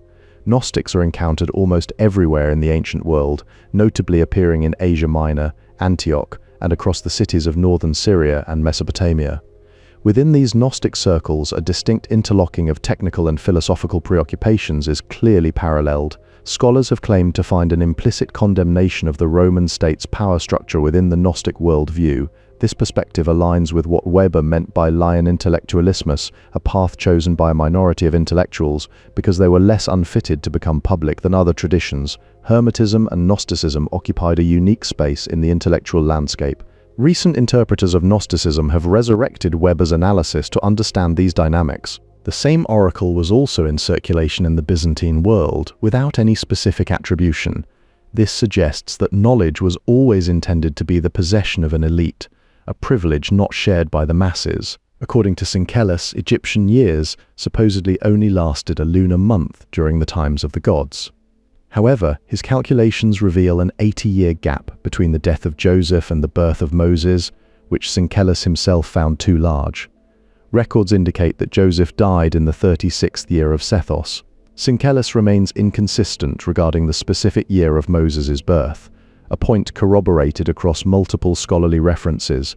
Because the actual count varies among different manuscripts, textual analysis concludes that an exact number is impossible to establish. Furthermore, historical studies and later research note there is no proof at all prior to the Canopus decree that the Egyptians were aware of any wandering year in Egypt. In a related distinction of chronology, the Old Kingdom was not declared a classic, normative past, in the same way that the Middle Kingdom was by the New, and the New Kingdom by the Ptolemies. Robert K. Rittner has demonstrated that within Egyptian tradition, a distinction between magic and religion was non-existent. In other technical contexts, the author of the Epinomis mentions that the name of one of the planets is not known. Meanwhile, references to Plato's dialogues confirm that Socrates had never actually been to Egypt. The self-begotten god is described as, "You are your own Khnum," and it says he created himself, noting that he has no father to beget him and no mother who was pregnant with his seed. Those who lack knowledge deserve to die, because what first gives rise to each person's body is the hateful darkness. It remains unclear if the two Hermeses were both considered to be gods, and it is uncertain whether the mysteries established by recent writers on religion are Phoenician or Egyptian. Herodotus does not mention that the ether or earth are called gods. It is also unclear which gods the kings would see and how they might perceive them. This ambiguity persists in the records regarding royal interactions with the divine. Apollodorus of Athens is not the source of Athenagoras' information. Regarding other figures, Hades is so called because it is at the bottom of the sphere of Earth and therefore cannot be seen, while the name Anchoas is not known from elsewhere. Most people do not know the purpose or the agents responsible for their coming to be. Consequently, those who do not heed the message will remain ignorant of themselves, a state that cannot be escaped through simple choice, but requires specific knowledge. The text FR suggests that before revelation occurs, one might say that man possesses and does not possess the nous. This distinction is vital because true knowledge remains very different from mere sensation, is instead synonymous with becoming a beholder of God, which the text explicitly defines as a form of knowledge distinct from self-knowledge. It is characterized as another kind of knowing that stands apart from any internal understanding of the self. Knowledge in Gnostic thought centers on recognizing that one's essential self is fundamentally foreign to the body it inhabits.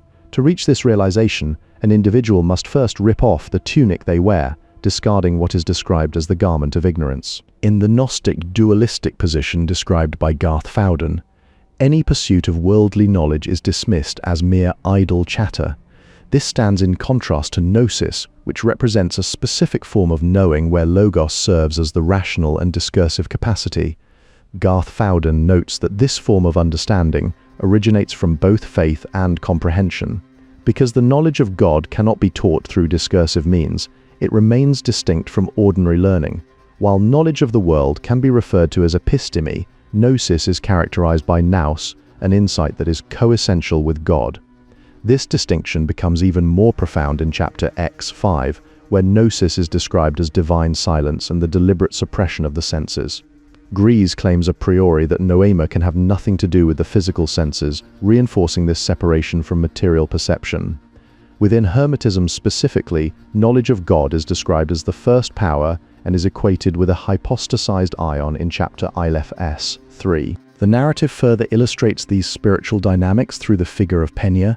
She becomes deficient when she breaks away from Zeus and enters into his garden. Ignorance serves as the root evil, providing the fertile ground from which all other vices are permitted to run rampant. Hermes was the first individual to gain this specific knowledge of God, yet he chose to keep it secret, hiding his revelations upon stelae. Knowledge is distinguished from mind by its ability to discern the quality of the cosmos's mind through the concentration of that same mind. However, explaining the presence of the knowledge of joy proves significantly more difficult. The 10 powers only reach as far as the Ogdoad or the Ennead. In related linguistic matters, a Coptic translator utilized the ambiguity of OE as a form of wordplay, while some confusion exists between iotas and etas within the vowel series. The Septuagint was not translated in a vacuum. Those who illegitimately reveal these mysteries are branded as slanderers and face divine punishment, though the specific meaning of the title Salma Shwiniaka remains contested. A fundamental difference exists between magic and terms like gnosis, mysticism, philosophy, or religion, based on their pragmatic ends. Magic seeks practical results, while the others pursue lofty spiritual aspirations. Furthermore, Valentasis's suggestion that a text is an insertion due to a shift in pronouns remains unconvincing. The terms Gnosticism and mystery cults can often occlude our field of vision, creating barriers to a clearer understanding of these traditions. Even so, attempts to eradicate such ambiguous terms are seldom very successful in academic discourse. In Egyptian sources prior to the Christian era, there were no negative connotations associated with the words or HKA.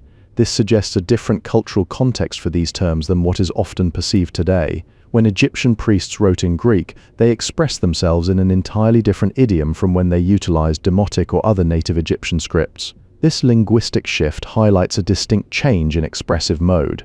At the time when people first discovered how to create gods, they were still ignorant about the true nature of divinity. To avoid being confused with Jewish and Christian apocalypticism, Milieu uses the term prediction instead of apocalypse. The refusal to share certain truth stems from the phthonos demonstrated towards the uninitiated outsider, a sentiment shared by scholars like Rittner, Gordon, and Moyer. This exclusionary attitude serves to increase the prestige of graded knowledge. Harland interprets a specific phrase as meaning, "He led me through the gods' secret names." Within this visionary experience, one must correctly state the passwords of silence, or else there is an implication that they will be hurt by the gods. The injunction not to use a specific name is only meant for those who have not yet been elevated above fate.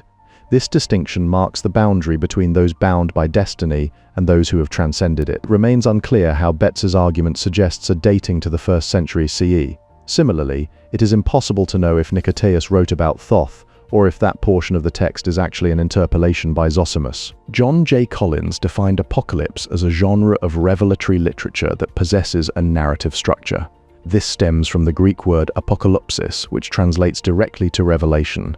Specialized knowledge was deliberately kept safe from prying outsiders because the general Greco-Roman audience was not conversant with the holy languages required by the priests. Notably, certain expressions like religio mentis are unattested in the Coptic version of the text. The word projection actually makes more sense in German than it does in English. To really get what gnosis means, you might have to start questioning the very basics of what knowledge is. Modern terms consider normal human consciousness to be an altered state of knowledge. What is more, these same modern terms can also view it as a delusionary condition characterized by mental alienation and profound confusion. Hermes wants to truly understand ta onta, aiming for an intuitive spiritual grasp rather than just an intellectual one. He desires nonaiton theon, but these specific terms are impossible to translate properly into English because of their unique depth. The multitude exists in a state of blind ignorance, restricted entirely to what can be perceived through their bodily senses. The ultimate goal is spiritual knowledge or gnosis, which Poimandres explains to Hermes as the literal recognition or remembering of one's true self as identical with divine light and life. While gnosis is a prize that must be won by humans today, the 7 original humans possessed it by default. They had no freedom to choose, neglect, or reject this knowledge because human ignorance and a lack of adequate understanding are viewed as the primary keys to suffering and evil. You can only overcome this suffering by gaining true knowledge of reality. Since you can't hear him, describe him in words, or see him with your physical eyes, you have to perceive him through your mind and your heart. Plato also utilized a specific term in his own work. He used the word mantis to describe one who speaks from an altered state, providing another historical layer to how non-ordinary perception is categorized. In a modern context, between 10 to 25% of the non-clinical population in the West report having had at least one hallucinatory experience. To avoid repetition regarding these states, researchers often replace the phrase "get to know it" with "get acquainted with it." Plato used the specific term gnoskein to describe a type of knowledge that is different from episteme. This distinction is part of a larger philosophical shift where Hellenistic thought moved away from the tension between nous and aesthesis, replacing it with a new opposition between logos and aesthesis. In his dialogues, Diotima refrains from providing a formal definition of beauty because she understands such knowledge to be noetic rather than discursive. She cannot offer an explanation precisely because this type of understanding is not reached through linear reasoning or speech. Knowledge of this nature is characterized not by logical deduction, but by revelation or the disclosure of true being. Within this framework, imagination, known as phantasia, remains a distinct category from both sense perception and noetic perception. This particular interpretation relies on translating certain concepts as evil or malice, instead of just seeing them as a tendency toward corruption. In the end, true knowledge in its strictest sense is noesis, which leads to noesis, presented as a divine gift. The chora is defined as neither or both, existing in a state where it lacks any formal qualities, yet possesses the capacity to receive and reveal them. This unique status mirrors the requirement that one must make oneself equal to God in order to truly understand the divine. The thing known as pragma cannot be perceived by one's bodily eyes, marking it as beyond the reach of physical sight. The standard treatment for such alterations of consciousness in ancient Greece is now found in Ustinova's work, Divine Mania. The confusion regarding the practice of facing west may stem from a background in traditional Egyptian culture, though how exactly they resolved this specific dilemma is not entirely clear.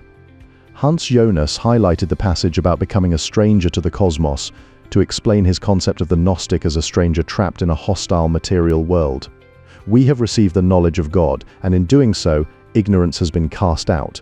This change marks a major shift where a person moves from not understanding to having complete clarity. Gnosis gives people a way to experience the divine firsthand. Because of this, someone with this knowledge doesn't waste time fighting imaginary enemies or getting caught up in pointless debates and the latest trends. Someone with Gnosis remains calm, even when facing hardship or intense persecution. This inner stability is different from people who are still tied down by worldly worries. Because they have Gnosis, they aren't living in ignorance anymore and experience joy instead of grief or sadness. The source is described as incomprehensible, a reality that the text translates using the Latin sensus to refer specifically to the world of the mind rather than the physical world of our senses. Because of this distinction, Gnosis doesn't mean the beginning of good itself. Instead, it marks the beginning of what we will eventually come to know. To have Gnosis means having control over your impulses and lasting mastery over your desires. For someone with this knowledge, every action is guided by justice, moving them away from selfish greed toward a spirit of generosity. It also means always letting the truth win, no matter what the situation is. When it comes to salvation, the key factor wasn't about whether someone had achieved rebirth or reached perfect knowledge. Instead, it was about whether they passed the test of reverence. A unique passage in the Coptic version of the Logos Teleos suggests a different situation regarding this test, which is given by a powerful deity. That same Coptic version of the Logos Teleos, along with its shorter parallel in the Asclepius, suggests yet another variation on this scenario. In the scholarly literature about the Hermetica, however, this specific question is never asked, let alone answered. Neither of the two versions is a palindrome, despite the fact that such words were likely to be copied with extra care, precisely because they were not readily understandable. This meticulous preservation highlights how difficult these specific concepts were for early scribes to grasp. Gnosis is only for those with pure hearts, people who truly seek divine wisdom and spiritual knowledge. This journey has its own challenges because Thoth describes writing as a pharmakon, a kind of double-edged tool that stays separated from true spiritual insight by two layers of mediation. You can't really get to the truth of the source through general writing because it follows academic rules. Instead, Gnosis isn't about learning something new, it's an amnesis, which means remembering the wisdom you already have inside you. The clash between Ammon and Thoth shows how two completely different ways of understanding knowledge just don't work together. This tension shows a shift from instant intuition to trying to put unspeakable knowledge into words, highlighting the paradox between having a direct insight and being able to actually express it in language. Iamblichus describes emphutos gnosis as an overwhelming experience that completely surrounds and fills the person, going beyond simple intellectual understanding. For Iamblichus, this kind of knowledge isn't something you can argue about or discuss. It's simply something that takes over the individual entirely. Suhrawardi describes self-knowledge as happening through a non-dual experience, where the boundary between the subject and the object completely disappears. The term noesis is described as creating a sense of presence where there actually isn't any, which shows just how elusive it is. This ties into Derrida's idea of the other in scripture, which can be seen as the same thing as the gnosis of the Pagae. This suggests a deep connection between deconstructive thought and divine origins. The inventor of writing is shown as secretly knowing that pharmakon functions as a drug of delusion meant to replace real knowledge. He tries to build confidence in this medium even though he knows it will only end up substituting for true understanding. This ties into Derrida's main idea of difference, which points out how communication and understanding always inevitably fall short.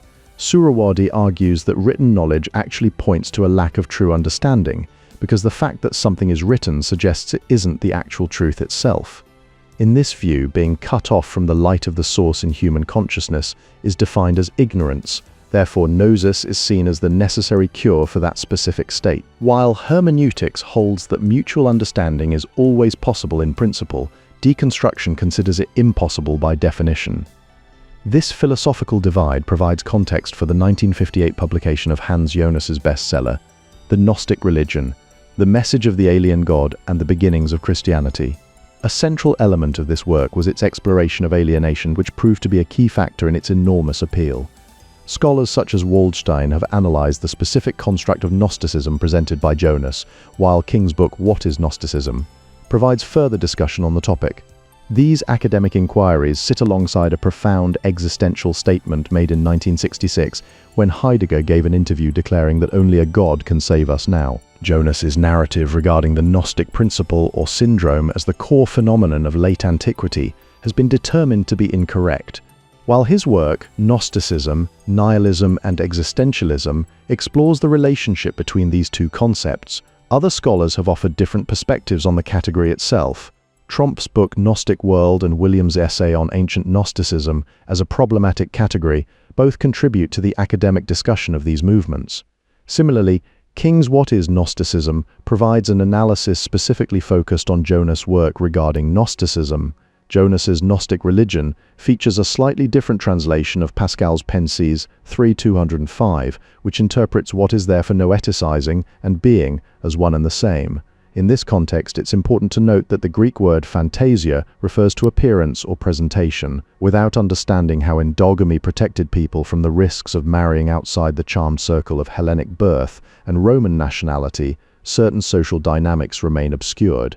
For instance, emperor worship was a foreign religious custom intelligible to the Egyptians. All knowledge, whether medical, magical or otherwise, bears on the quest for Gnostic salvation.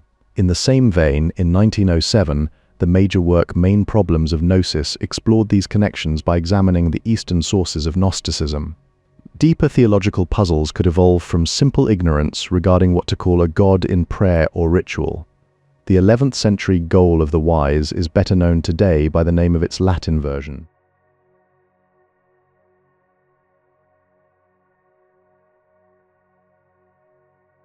Epiphanius transmits Ptolemy's letter to Flora on the Old Testament as a complete Greek Gnostic treatise in his work, Panarion 33.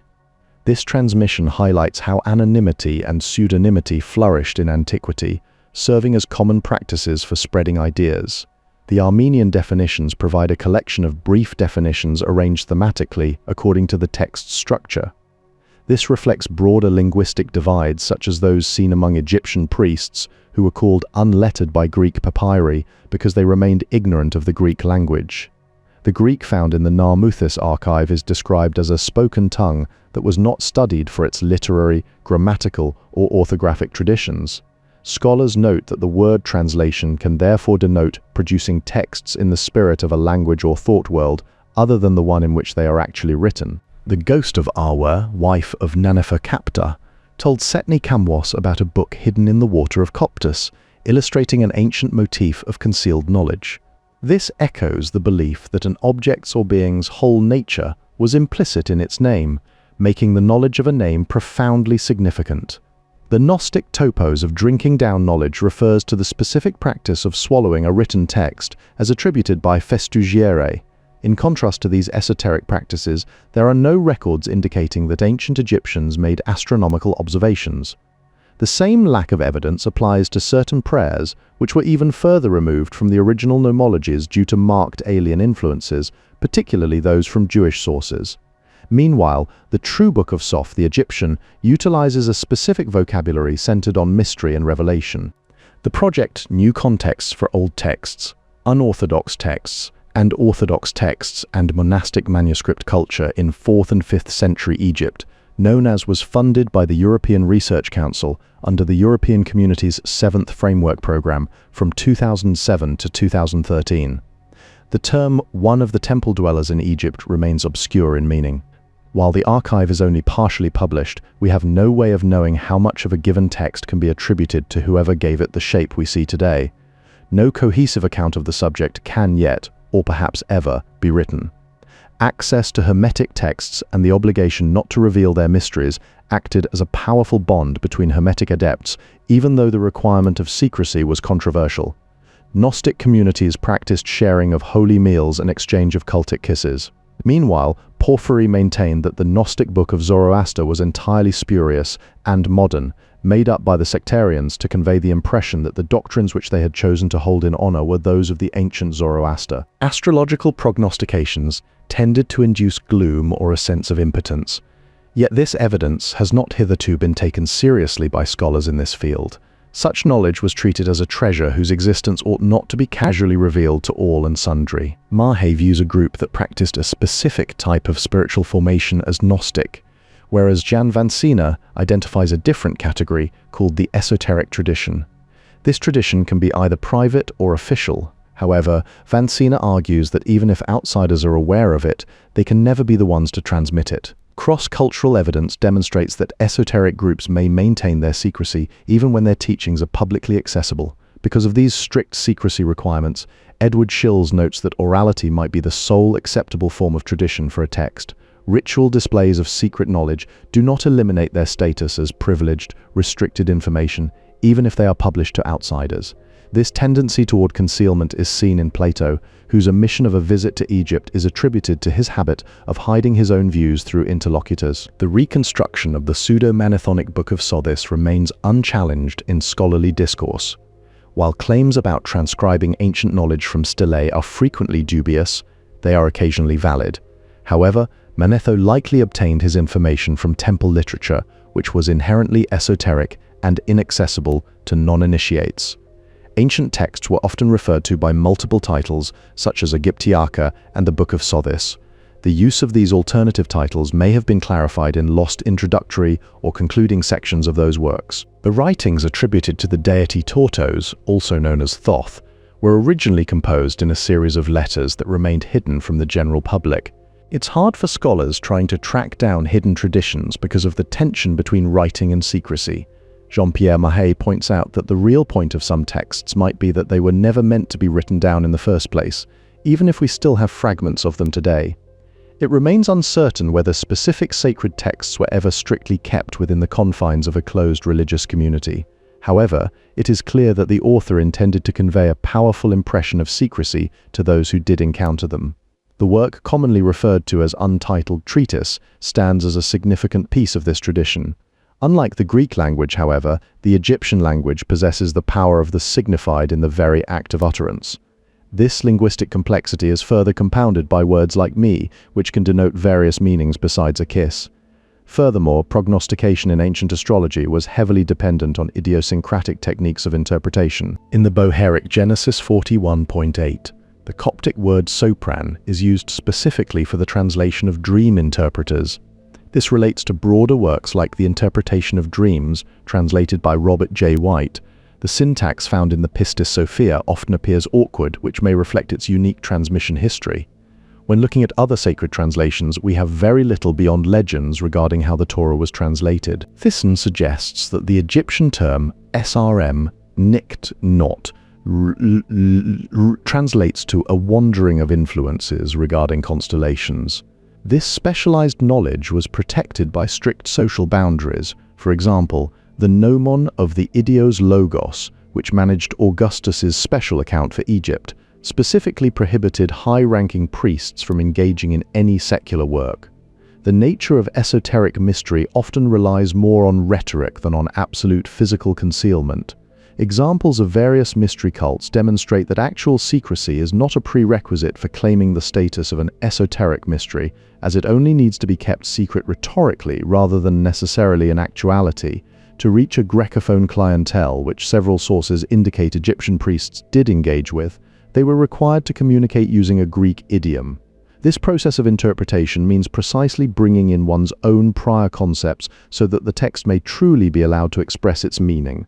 While many readers might find the term hallucination suggestive of psychopathology, such an assumption is not supported by the medical and statistical record. Furthermore, a persistent dilemma remains unaddressed regarding whether euspeia is required to receive nous, or if it is actually nous that serves as the condition for euspeia. In CHD 133, The term Fantasia is translated as Vorstellungskraft without any accompanying footnote. This highlights a technical hurdle in transcription. Unless these figures mastered shorthand, it would have been impossible for them to produce complete and accurate transcripts in real time. The title of the treatise describes the conversation as apokryphos, a term that highlights how private and secret the dialogue is between the two speakers, even though it's being shared with the readers. In this context, simply having reverence is enough for someone to receive the gift of Gnosis. The source is completely beyond any form of expression. It's even foreign to the very concepts of birth and creation, described as unbegotten. Because it exists outside these processes, translating it means moving, meaning across a total gap or abyss, which shows just how hard it is to communicate ideas between such different realms. It is impossible to control who will gain access to written texts over long stretches of time, as their dissemination depends on factors entirely beyond the author's original intent. Plutarch spoke of noetic forms or ideas flowing from the incomprehensible source as images and logoi that could leave imprints like figures stamped on wax. Something is carried over from the Hermetic pagae into the world of manifestation, but it isn't language. Dulun al-Misri was among the first to talk about the concept of marifa, which is typically translated as gnosis, while the identity of S-Ubay al-Aswad remains a mystery. Interpretation, or hermania, works like a translation across boundaries, moving significant meaning from one realm to another. A key part of this translation process is imagination, something that scholars often overlook or misunderstand. Historical regulations specifically barred Egyptians from the military careers that would have otherwise opened certain doors of influence. Meanwhile, it remains unclear why the oracles were referred to as Chaldean. The Nag Hammadi codices did not enter wide public availability until after 1972. This late emergence marks a significant turning point for the study of these hidden texts.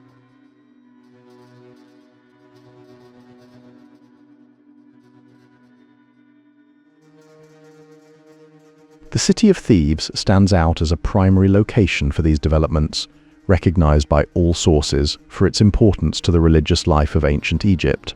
It was equally significant to the intellectual life of the region and remains central in the specific context of Hermeticism. All sources agree that the syncretism of Hermes and Thoth was a significant cultural phenomenon within Greco-Egyptian society. This fusion is further supported by the acknowledged role of Egyptian priests, who were deeply involved in both the development and transmission of Hermetic texts and traditions. While there is a consensus on these foundations, different sources highlight distinct implications for the figure of Hermes Trismegistus.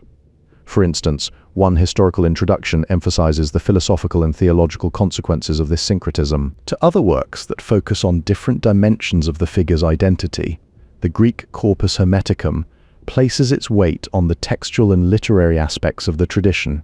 Meanwhile, the tradition of Hermes Trismegistus directs attention toward the religious and mythological dimensions of these ancient teachings, specifically concentrating on both the historical and mythological evolution of his persona.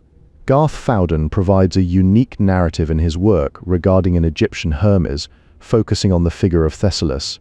His account includes a specific encounter between Thessalus and Asclepius that is not covered by other primary sources.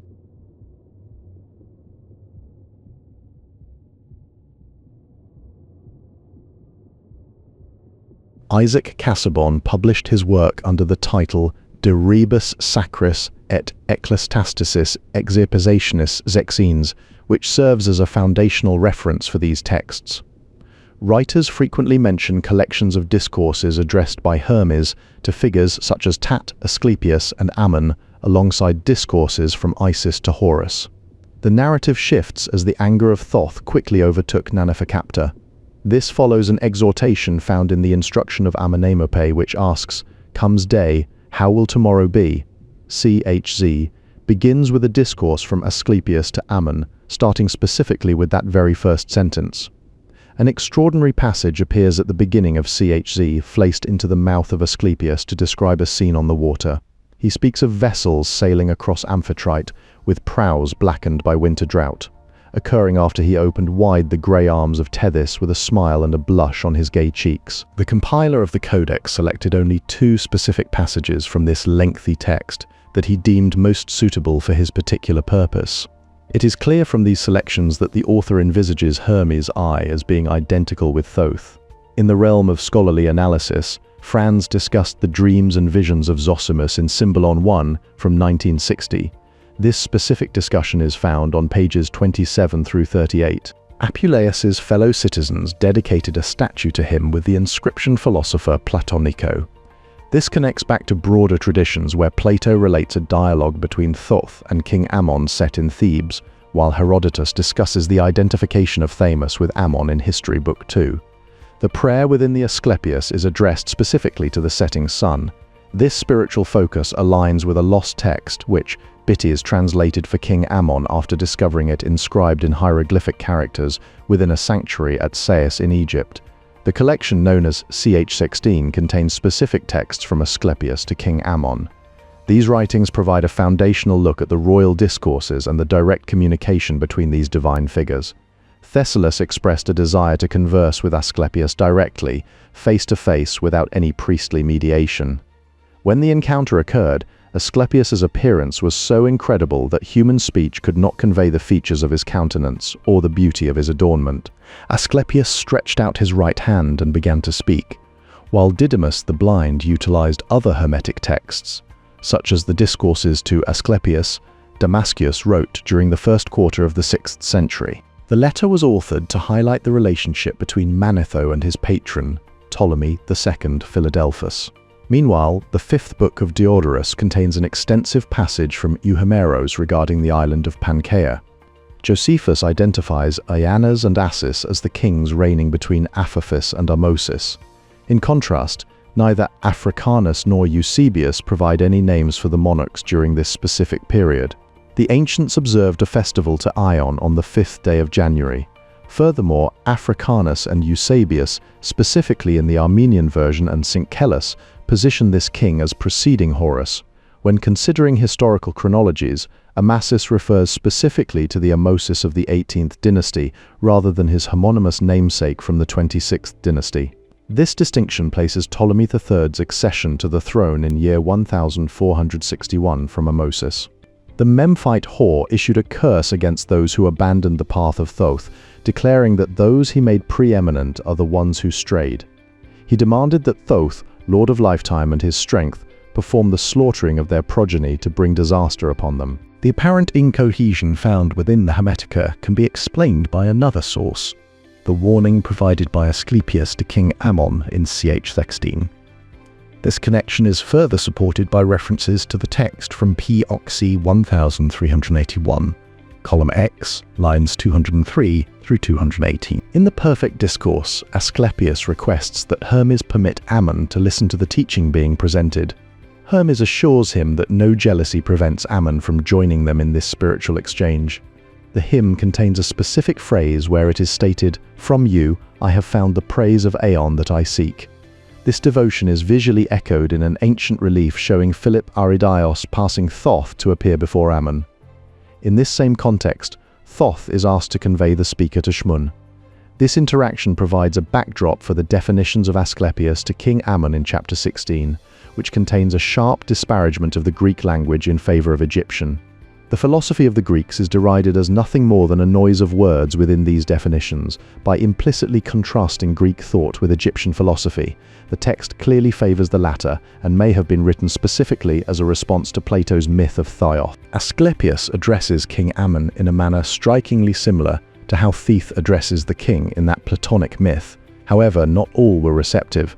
Some listeners responded to his words with mockery and departed, effectively abandoning themselves to the way of death. After 430 CE, Macrobius Ambrosius Theodosius authored a commentary on the dream of Scipio. This period also saw significant historical shifts, such as in 273, when Aurelian destroyed the city of Palmyra. Eusebius recorded a speech by Emperor Constantine that describes Judgment Day through the lens of the 8th book of the Sibylline oracles. Meanwhile, Hermes provided instruction in the same manner that Bytus the prophet translated for King Ammon. Thoth notably disregards the rebuke he received from Ammon or Ammon. In this dynamic, Ammon gives voice to a profound linguistic pessimism. Furthermore, Ibn al-Arabis al-Kawkab al-Duri contains a response by Abu Abd Allah B. al-Ghar about Diulun. The Testament to Ammon contains specific references to Quranic terminology. In analyzing these texts, the author draws on Gadamer's work regarding how the immediacy of reading functions similarly to the immediacy of speech.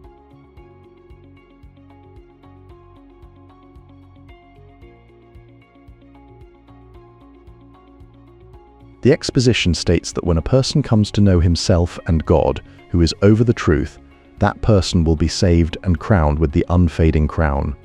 This divine authority was mirrored in the role of Thoth, who derived much of his power from being secretary and counselor to the solar divinity. Thoth became the lord and multiplier of time, acting as the regulator of individual destinies. He presided over almost every aspect of temple cults, law, and the civil year, while Artapanus attributed to him specifically the assignment of lands to the priests. In his role as a psychopomp, Thoth conducted the dead man to the kingdom of the gods and participated in the judgment of his soul. Just as the moon receives its light from the sun, it was believed that Thoth received his power directly from Re. The Asclepius describes the sexual union of a man and a woman as leading them to experience their own original androgyny. This theme continues in chapter 43, where the final hymn speaks about the creative activity of God using strong bisexual language. History shows that Alexander's generals divided the earth between them and naturally warred for each other's portions. During this era, Greek immigrants kept their language free of loanwords, using its flexibility to disguise the uniqueness of their adopted land. Isidore claims to have explained to the Greeks the power of the god and the prince. This discourse highlights a specific theological understanding regarding divine sovereignty shared with those who rule. In Discourse, Michel Foucault discusses the author as a unifying principle within a specific group of writings or statements. This aligns with various titles for Thoth himself, who is also known by the epithet the Great of Five. Ammonius, known as a priest of the ape associated with Thoth, settled in Constantinople to teach grammar after fleeing Alexandria. This shift highlights broader questions of identity and authority, much like how Michel Foucault emphasized the discursive importance of authorship. In the realm of literary transmission, Harpocration later incorporated the work of Magnus into his own composition, which was primarily written in prose. Zosimus provided an explanation that a priest would eventually become a man of gold, while the final dream concludes with a voice informing him that the work is completed. Linguistic analysis provides further clarity on these texts. A comparison with Aristoxenus's Elementa Harmonica and Elementa Rhythmica shows that the most regular use of the Greek word oidei is as a contrast to oimen. Asclepius told Thessalus that as time progressed and his achievements became known, men would eventually worship him as a god. Regarding scribal evidence, the use of the second person plural in the note found in VHC V1 suggests that its writer was addressing himself to, and employed by, a group of people. The instruction of Ankh-Sheshong states that the owner of the cow is he who is able to run, emphasizing physical prowess and capability in leadership. This concept connects to how the longevity of a dead pharaoh's divine honors and funerary cult was directly determined by his specific achievements as a ruler. Syncellus explains that it was standard Egyptian practice to give kings several names, reflecting a complex system of royal titulary. Discrepancies arise regarding the length of reigns within the historical record. For instance, Josephus records the reign of Sirtos, the sixth ruler of Dynasty 17, as 29 years, while Manetho provides a much longer duration of 44 years. In the writings of Josephus, the sixth ruler is identified as Assis, who is credited with a reign of 49 years. Aseth appears in these records as the father of the king, who evicted the shepherds. This figure is known as Amos by Africanus and Amosis by Eusebius. Regarding Apophis, all of Eusebius's predecessors affirm that he reigned for 61 years. However, Eusebius himself erroneously identified Apophis as the final king of the 17th dynasty with a reign of only 14 years. Syncellus notes a general agreement that Joseph ruled Egypt during the reign of Apophis, while the Mestria list relies on Josephus for identifying the kings situated between Apophis and Amosis. It notably does not subdivide its monarchs into dynasties. Furthermore, Africanus and Josephus agree on the existence of 6 kings of shepherds during the 15th dynasty. Following these specific rulers is an additional period of shepherd kings lasting either 518 years, according to Africanus, or 511 years, as recorded by Josephus. Panodorus claimed to have successfully solved the meaning of various historians through a novel method.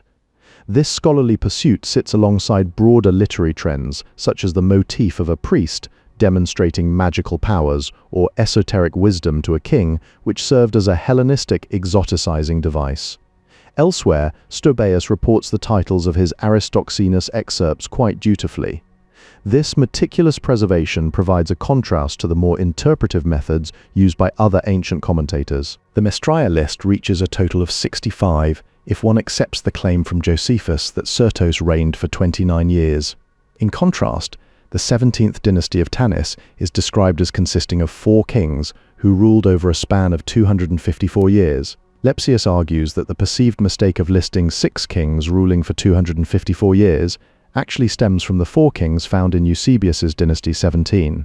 Similarly, the 16th dynasty of Sothis is noted to have lasted 190 years with 8 kings, whereas Eusebius attributes those same 190 years to only 5 kings. Discrepancies continue regarding the reign of Bocoris, who is granted a 6-year rule in Africanus, but 44 years by Eusebius. This scholarly argument feels forced, particularly as Lepsius proceeds to rework the specific number of years allotted to each individual king. The Phoenix was observed during the reigns of Ptolemy III, Amasis, and Sesosis.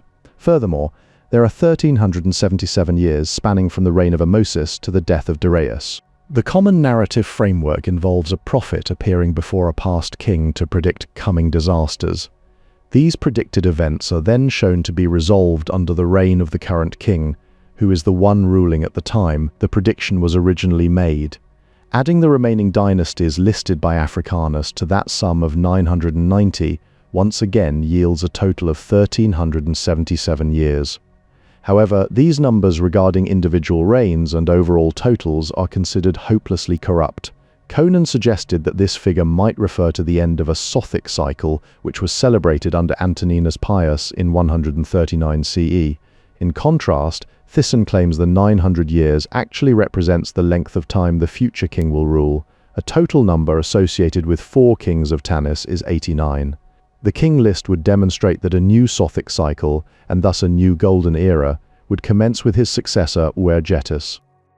The total count for Persian kings is recorded as 120 plus 4 months, noting that there were 3 Persian kings ending with Darius III, while only 259 are counted in some instances. The reign of Amos remains unnumbered. The early Ptolemies modelled themselves on the royal ideology of the New Kingdom, taking their throne names from the kings of this period. This lineage of emulation extended further back, as the New Kingdom pharaohs had modelled themselves on the Middle Kingdom. The kings of the New Kingdom took the 12th dynasty as their model for emulation, and in particular Sesostris III. Within this framework, Amosis was ascribed a special civilizing role in the unabridged version of Manetho. Amosis's specific civilizing role involved bringing the chaos of the Second Intermediate Period to a halt. This follows a history where the Old Kingdom rapidly declined after the reign of Phiops, also known as Pepi II. Manetho states that the 7th dynasty consists of 5 kings ruling only 75 days. However, according to Eusebius and Africanus respectively, these were 70 kings ruling 70 days each. These discrepancies are a definite sign of the transfer of the king's ideology onto the Ptolemies. In a separate context, the senator Manilius wrote about the calculation of the Great Year nearly 20 years before Antiochus arrived in Rome. The remark by Pliny appears within a list of freedmen who have enriched themselves at the expense of the Romans proscribed by Sulla. The tally of dynasties 18 to 31 must be from the reign of Uergetes, functioning as a piece of royal propaganda. The Sothic cycles of Manetho were tools of propaganda used specifically to portray Uergetes as the king who would usher in a new golden age. Diodorus Siculus mentions that the priests maintain a record of every king within their holy books. However, he also claims that writing about every single king's deeds would be wearisome and unnecessary. Roelof van den Broek notes that Berosus's king lists were crafted specifically to flatter the Seleucids, highlighting how royal chronologies often served political ends. In a similar vein regarding early origins, Diodorus initially states that Helios was the first to rule as king. The priests claimed that King Osiris had conquered the world. Also, in the books attributed to Hermes, it's recorded that the power in charge of the sun's orbit is called Horon, or Apollo as the Greeks call him. We need to match the timeline of the Kore Cosmo with the king lists to make sure they align historically. Also, the Armenian fragment of Eusebius mentions 10 kings of this. Several figures in history lack explicit royal titles, such as Sicytius, who is not designated as king like Menes, or an anonymous lawgiver.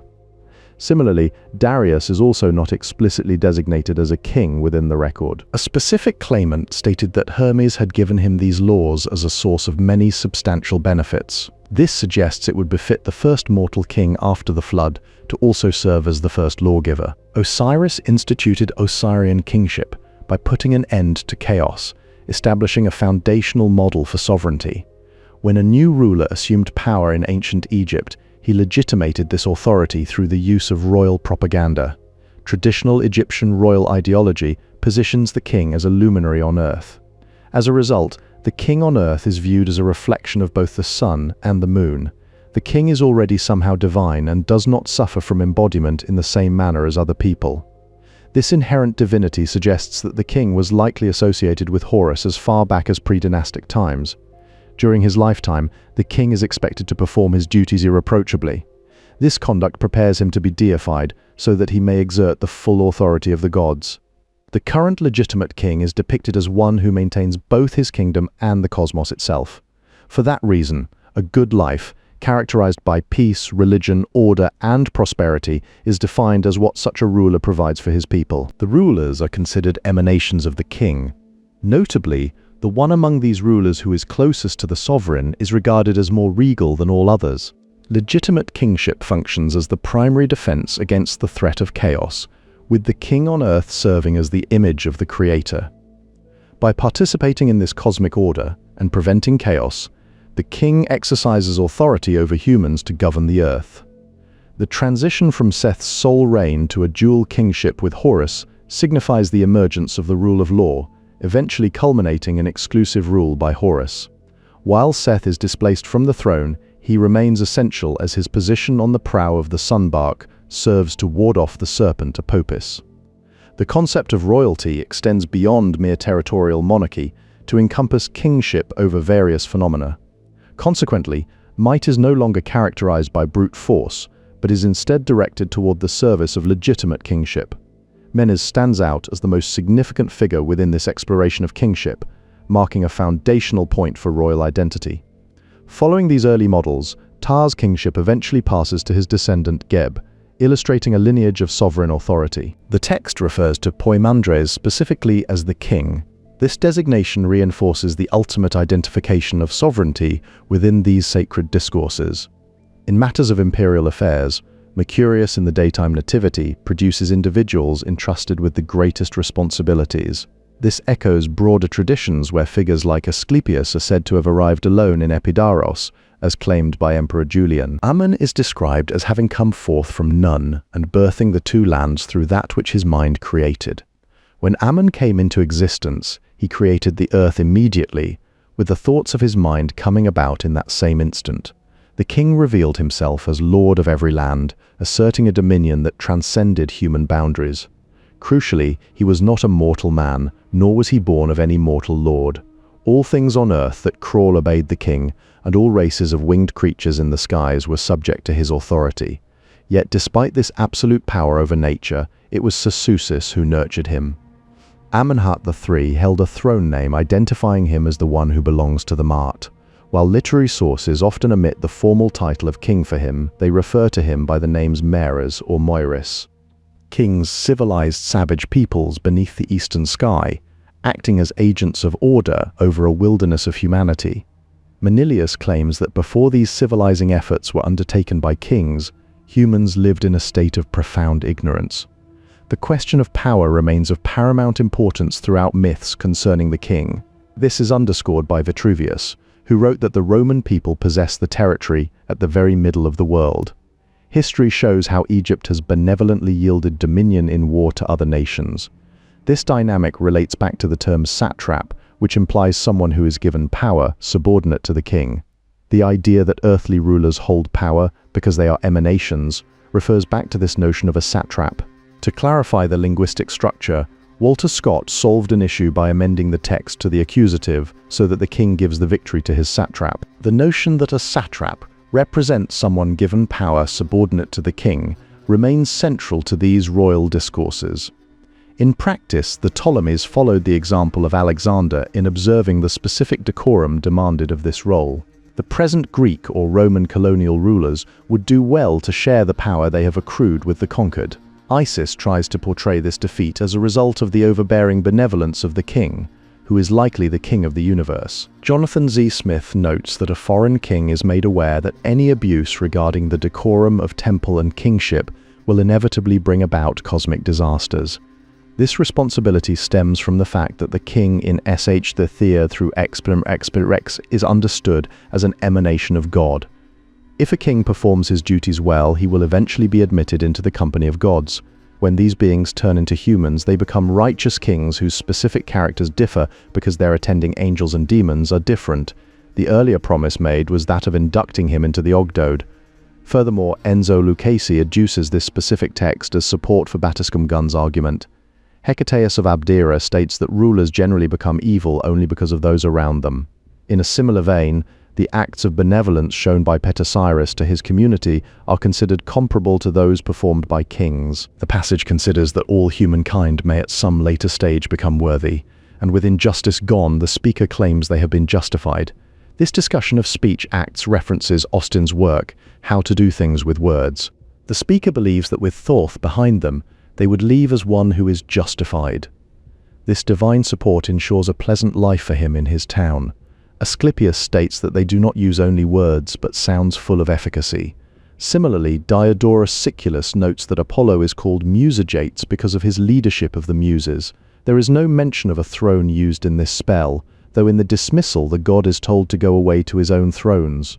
This sense can also be found with the Latin word as seen in Servius's commentary to the Aeneid. The king has left the picture in the Apocalypse of P.D. Krauss argues that after the end of native kingship, the role of the king in apocalyptic texts was transferred to a god. Anatolius relates the heavy burdens of the festivals and processions he is in charge of. Later, Plutarch served his country as a Greek deputy to the Roman governor. Poimandres says that the avenging daemon attacks people like this with a fiery arrow, striking them through their senses. This spiritual attack primes them to commit even worse crimes, ensuring that their ultimate punishment will be even more severe. To these fleeting earthly states, Ion is described as imperishable, indestructible, and immortal. This eternal nature stands in opposition to the temporal duties of figures like Scipio, for whom promoting justice and serving the commonwealth were essential tasks. As the original author is no longer present to push back against misinterpretations, the text becomes autonomous while simultaneously losing its protection. This shift reflects a broader reality where discourse serves as an act of subjugation rather than simple communication. Following the dramatic intervention of 168, Rome held more power than the Ptolemies within their own land.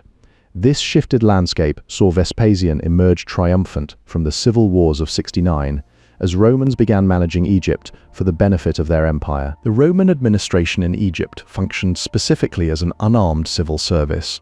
This body was responsible solely to the emperor, ensuring a streamlined governance over the region. The Pythagoreans occasionally attributed their own writings to Orpheus, a practice that may have even included the master himself. This tradition of associating profound wisdom with mythic figures highlights how ancient thinkers navigated authorship and authority. Various legal, social, and economic benefits were reserved for specific categories of people until the extension of Roman citizenship in 212 CE. In a different realm of belief, some writers maintained that the emperor himself possessed the power to call down the rain. The emperor controlled a separate military establishment in Egypt to maintain order and security across the region. Simultaneously, irrigation projects and other vital aids to agriculture flourished under Ptolemaic rule.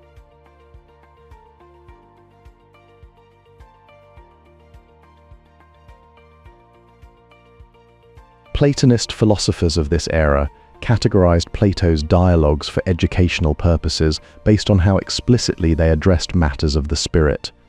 This systematic grading occurred alongside a period where texts like the excerpts from Theodotus by Clement of Alexandria transmitted extensive collections of literal quotations. Several specific works sparked significant public interest during this time, most notably the Gospel of Thomas and the Apocryphon of John. Additionally, the Asclepius was widely read throughout late antiquity, with its concluding prayer of thanksgiving being incorporated into a seventh text. The document CHZV is actually not Hermetic in origin, but serves as a panegyric dedicated to unnamed emperors, potentially members of the Tetrarchy.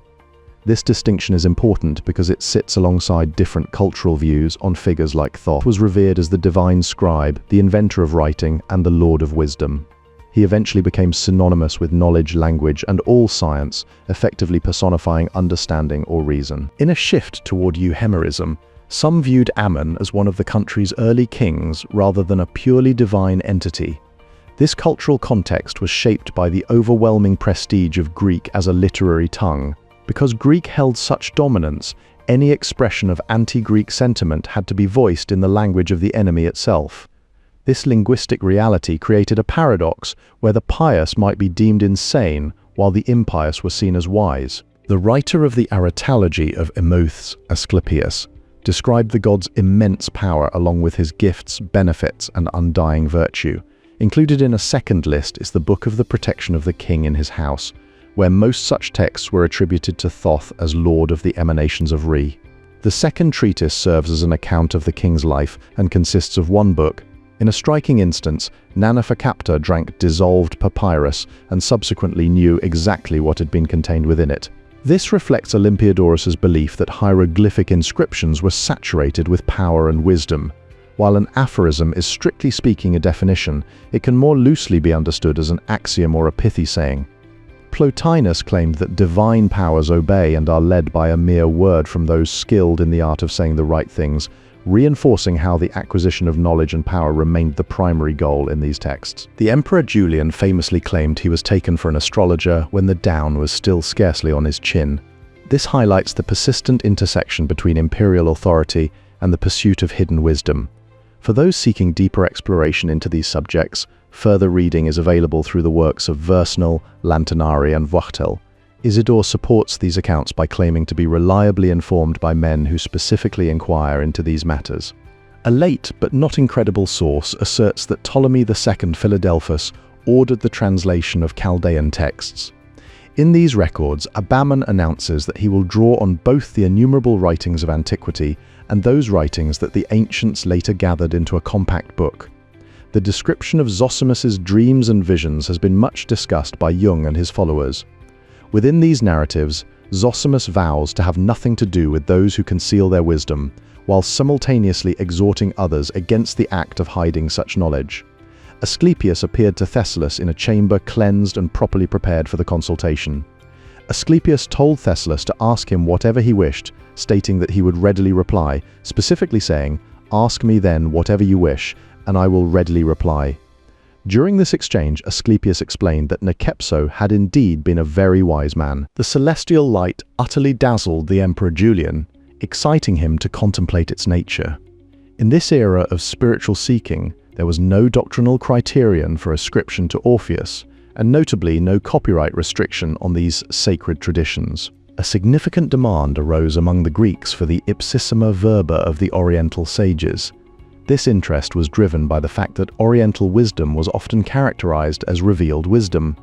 Ambrosius earned a reputation as being all-wise and was celebrated as the champion of the wisdom of the Hellenes. In his work Dion, Synesius provided a list of men renowned for their profound wisdom, featuring figures such as Ammon, Zoroaster, Hermes, and Antony. Zosimus and Theosebia kept in touch with each other, showing how they were part of an intellectual circle. In this group, Anatolius was an archiprophates who wrote 3 letters specifically meant for theophanies. The Suda attributes specific book titles to Sanchuniathon, including Epitais Epiot Pusiodoias and an Aleutrioxt Beodoia. Regarding these scholarly contributions, the author wishes to thank Professor. The discourse must be received in a certain mode and receive a certain status in a given culture. In Socratic dialogues, the reader or listener is invited to question the assertions of the teacher, as the meaning of the text emerges only when it is read in the manner it demands from its reader. Aleida Assmann explores these dynamics in her work Tidok Tradition, which translates to time and tradition, cultural strategies of duration. In this text, she paraphrases Gilbert Murray to describe tradition as the transmission of a specific message through time. The Canopus Decree serves as a significant historical marker in this context, honoring Ptolemy I in 238 BCE. Within the religious landscape of that era, the office of chief prophet of the twice great Thoth bore the specific title known as the Great of Five of the House of Thoth. While various explanations exist for what it means to be the Great of Five, Plato identifies a related mythic tale as the Oracle of Ammon. In his dialogues, Socrates introduces this particular mythic story as being one of the sayings of the ancients. It is possible that Plato was familiar with a dialogue praising Thoth for his numerous inventions. Similarly, the Neferhotep stela records a king requesting that scribes examine the primeval writings of Atum, while Neil Livingstone provides further scholarly context through a commentary on Asocrates' Bus Reris. Dedicating literary works to kings served as a common marketing strategy, where texts were aligned with royal figures to enhance their visibility and influence. This recurring motif of royal engagement with esoteric knowledge is seen in the Ptolemaic-era Setne cycle, where Setne brings word to the king regarding the Book of Thoth. The material and symbolic significance of preserving royal texts is underscored by the Shabaka stone, which claims to have been engraved specifically to replace a crumbling manuscript found by the king. In terms of chronology, the Mestraya list provides specific markers such as Apophis reigning for 61 years. The Mestraya list further details a sequence of rulers, placing Sethos and Sirtos as kings between Apophis and Aseth in alignment with other historical records. Additionally, the Turin canon reports that Phaops, also known as Pepi II, reached the age of 100 with a reign spanning 94 years. A divinatory element tied to a specific temporal framework appears when a lamb speaks prophetically in the 6th year of Bocchoris's reign. However, Hoffman amends this text to suggest the event will occur after 900 years, modifying the timeline for a broader eschatological context. Astronomical cycles were linked to royal succession, as the Sothic cycle from Amosis was interpreted as a prophecy of Euergetes, the ruler set to succeed Philadelphus. This raises questions regarding the letter of Manetho. While Ptolemy inquired into the future, Manetho instead provided him with an extensive survey of past kings. The recipient of the prophecy in this narrative framework is called the Lord of All, which other commentators suggest refers to the creator god Atum. This indicates a possible theological reinterpretation where royal authority is linked back to primary divine power. The priests claimed that King Osiris had spread the gifts of civilization as he went along. Other dialogues contain valuable information concerning the doctrine of kings, including Sh3 Thirds, 6 which mentions those who were to faithfully and accurately carry out the care of the ruler of all things. In Sh3 Thirds, the king is described as occupying a unique position as the last of the gods and the first among humans. This status implies that the royal soul, which is born in its allotted time, originates from a place above where all other human souls are dispatched. The Armenian fragment of Eusebius lists another line of kings, while John of Stoby picks up the dialogue between Isis and Horus at a later stage in the question and answer Eretapokrisis dialogue. Within this framework, it is held that the gods beget kings who are worthy of earthly birth. The Middle Kingdom prophecies of Neferti, set during the reign of Snefru, predicts the calamities that would eventually unfold during the First Intermediate Period. Meanwhile, Manilius, an eminent senator, recorded a tradition stating that the phoenix arrived every 540 years, a time frame which also corresponded to the duration of the Great Year. A general examination reveals a multitude of rulers and kings over many different things. This complexity is balanced by the Atritalogy, which devotes significant attention to the birth of the king as the offspring of an ever-flowing god. The royal lineage is further solidified by claiming the king was the son of the Agathodaimon. Consequently, his glory and excellence were considered equal to that of heaven. The hierarchy of kingship is also divided into specific areas. For instance, Osiris is recognized as the king of strength and power, while Harnabashanis holds the title of king of philosophy. Asclepius Emuths holds a dual sovereignty as both the king of medicine and the king of poetry. Notably, his reputation for authoring wisdom texts in Egypt is directly linked to this designation as king of poetry. The king's mother's father is identified as Ammon, who serves as the distributor of life, known by the Greeks as Zeus.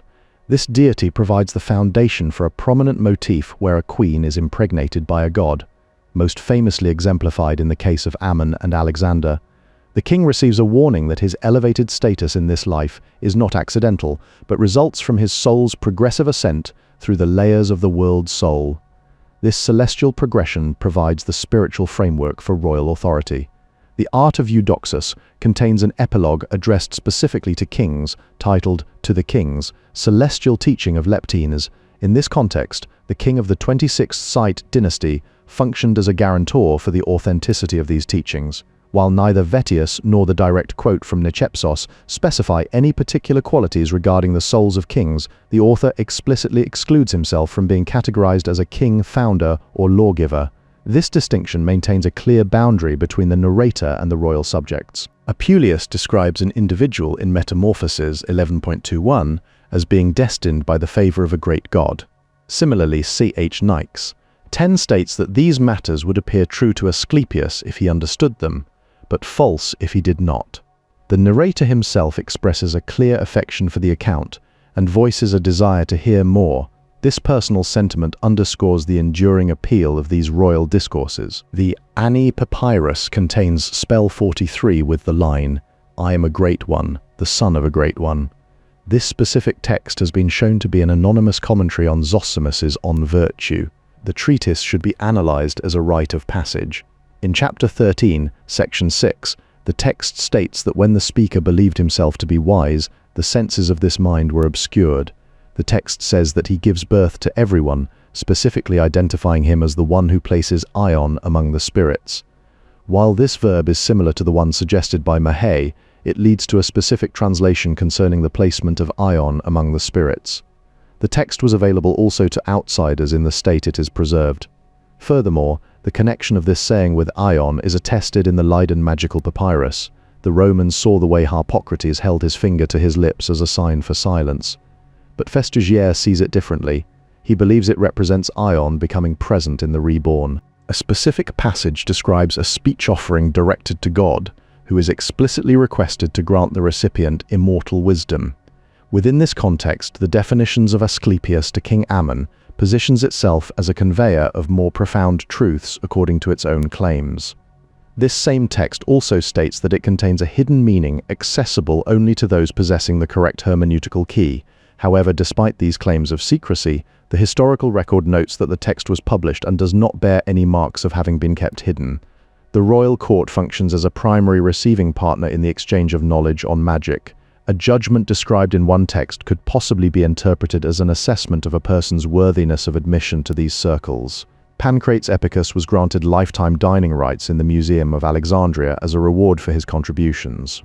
Furthermore, Theophanes' archive reveals that a high priest of Thoth maintained close contact with a philosophically minded Greek in the early 4th century. Claes J. Bleeker explores the symbolism of Horus and Thoth sprinkling a king in his work Hathor and Thoth, specifically noting this imagery on page 145.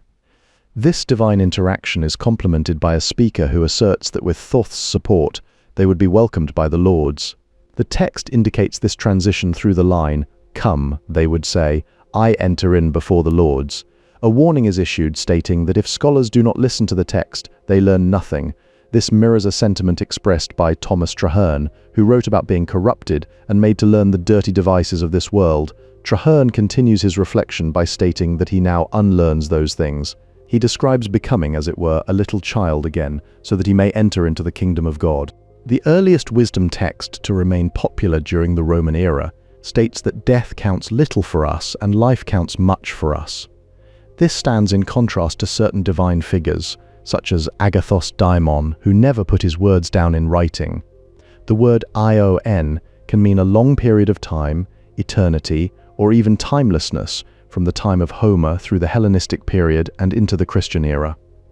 This concept comes up in a passage where Scipio Aemilianus is told that seeking death right away would be a huge mistake. Agathos Daimon is also known as the second Rani. This links him to a specific lineage of spiritual figures and cosmic identities. Hermes states that he sowed words of wisdom in these individuals, which were then nourished by ambrosial water.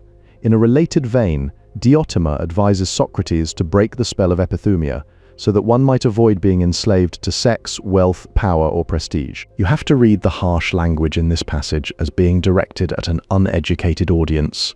It means that for those who lack common sense, the avenging spirit targets the wicked, the envious, the greedy, and the murderers who live without any respect for the divine.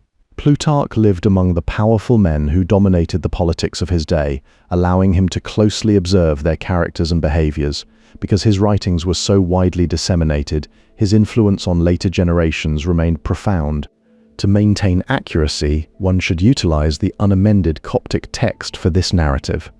Within it, Socrates recounts a story to his friend that he has presumably received from an oral source. An Assyrian scribe once said that mastering the art of writing is like the sun, a sentiment mentioned in De la Grammatologie. Additionally, al-Mubashir ibn Fatik included Hermes, his son Tat, Asclepius, and King Ammon in a collection of wise sayings. Socrates shares this specific tale with Phaedrus because he finds himself in agreement with the assessment provided by Ammon. This connection is significant, as Ammon understands that the very act of translation causes the essence of divine truth to be lost. Because writings can be disseminated among a potentially unlimited number of readers, the text becomes entirely at the mercy of those who consume it. If we follow Ammon's perspective to its logical conclusion, this implies that the entire book being read must be an act of delusion. Ammon represents the ultimate source of meaning that exists far beyond human comprehension. The author relies on a splendid analysis provided by Mehdi Amin Razavi to navigate these complexities. This conclusion is further supported by the work of Walbridge in Wisdom, pages 44 through 46. Gadamerian hermeneutics lends ample support to Ammon's reservations about the pharmakon of writing, suggesting that certain powers remain inherently elusive in text. This mirrors how Thoth had discovered a pharmakos with mysterious properties that were wholly beyond Ammon's comprehension. Understanding can be defined as an act of communication involving a message being sent and received.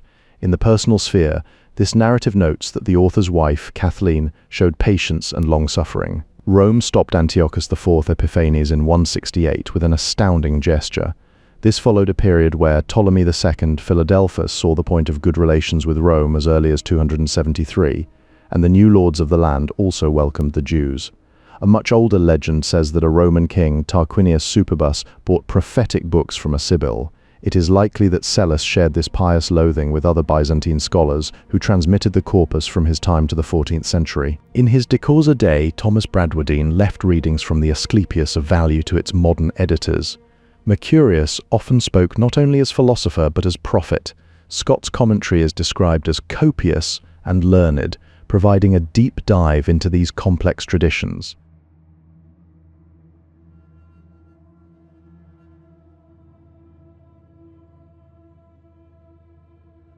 Greek and Egyptian religious traditions underwent significant syncretism throughout the region. This blending was particularly prominent under the Ptolemaic rulers, who oversaw a period of intense cultural merging. Serapis stands as a prime example of this religious fusion between Greek and Egyptian elements. In the same vein, the worship of Isis extended far beyond the borders of Egypt, reaching as far as Rome and India while maintaining its strong Egyptian roots. Egyptian religious practices persisted even as Greek influences spread throughout the land. Consequently, there was notable resistance to Hellenization in Egypt despite these broader cultural shifts. One source emphasizes the political motivations behind the creation of syncretic deities like Serapis. In turn, another perspective highlights religious motivations for such figures, focusing on different drivers for their development. Other sources focus more specifically on the theological and cosmological aspects of the Hermetica. These works suggest a philosophical approach to syncretism that appears less driven by politics. There is also a divergence regarding which locations served as the primary centers of religious and cultural syncretism. One source highlights Alexandria's unique role in these processes. Another source emphasizes Memphis for its continued Egyptian identity as a focal point of the era.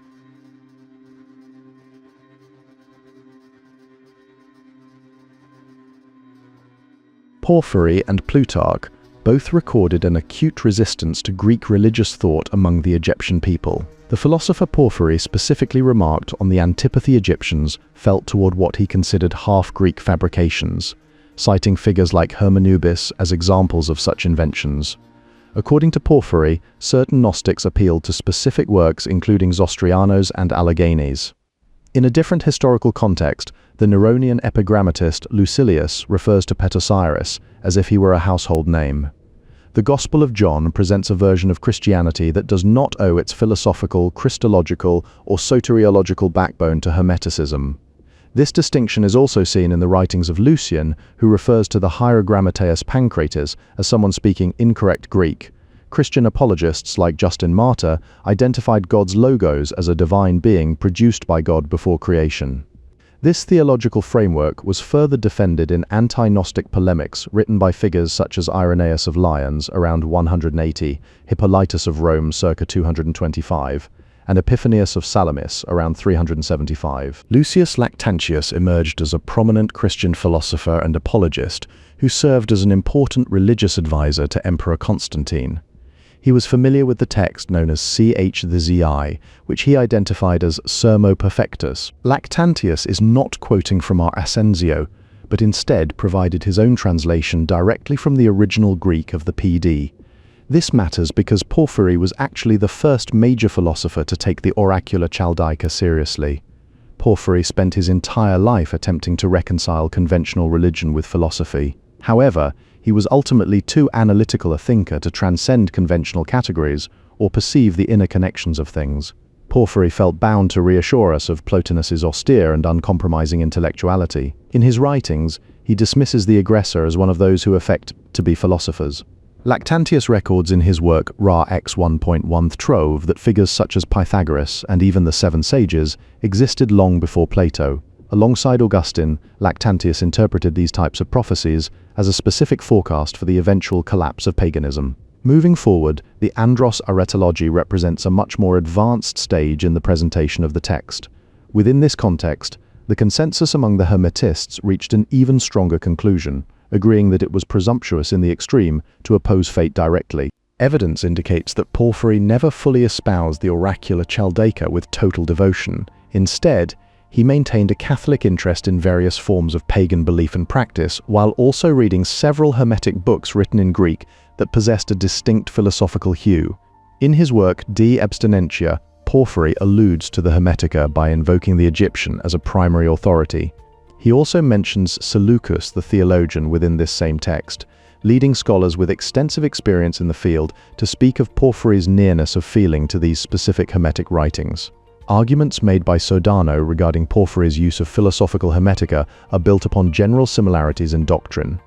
Meanwhile, Adler identifies an important parallel to a passage found in Plutarch within P. Vat. Gr. 8. Longinianus invokes Orphic, Etruscan, and Hermetic precepts in a letter to Augustine concerning the proper manner of worshipping God. This was a ploy that Lactantius had already employed by quoting Trismegistus's shocked condemnation of incense and other material sacrifices at the conclusion of the Perfect Discourse. Lactantius demonstrates precise knowledge by referencing specific works including Ch1x, U and X for Zi, as well as Sh1 and Wa 7.3. While Lactantius provides these references, his doctrinal soundness is not universally admitted by modern scholars today. However, Ogilvy offers a less conservative list of his works in the library of Lactantius 35.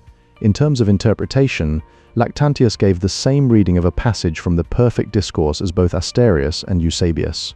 This aligns with broader theological inquiries, since Porphyry believed that the oracles could indeed answer complex theological questions. Porphyry also authored an attack on Egyptian ritual practices addressed to one Anebo. Nevertheless, Church Fathers might have raised critical objections regarding the idolatry espoused in some of these texts. Thyssen contributed to this academic landscape with an article titled Apocalypse Now, Anmerkungen zum Lamm des Bokchoris. Meanwhile, Julius Africanus sought to affirm the ancestral ties of Rome with the East. Leon of Pella wrote a commentary based on what is considered a spurious letter from Alexander to his mother, a work which Athenagoras mentions. This highlights the complex web of authentic and fabricated documents circulating in antiquity. Modern commentators now agree that a specific letter is a forgery. This distinction matters when considering how Panodorus and Annianus would have drastically reduced the length between Apophis in the 15th dynasty and Amosis in the 18th. Anthony Bowen and Peter Garnsey provided translations for Lactantius's Divine Institutes, which includes the specific passage from Inst 1.11.61.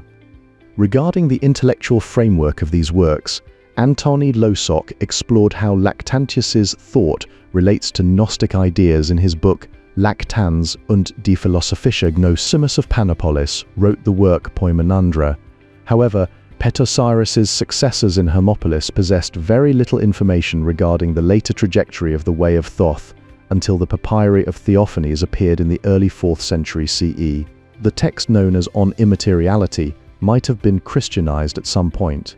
To understand these spiritual contexts, Leonard Angel makes a distinction between the observational behavior of the mystic phenomenological reports of mystic experience and actual mystic doctrine. Porphyry mentions Thoth as one of several authors of apocalypses read by the Gnostics, alongside figures such as Zoroaster, Zostrianus, Allogenes, and Messus.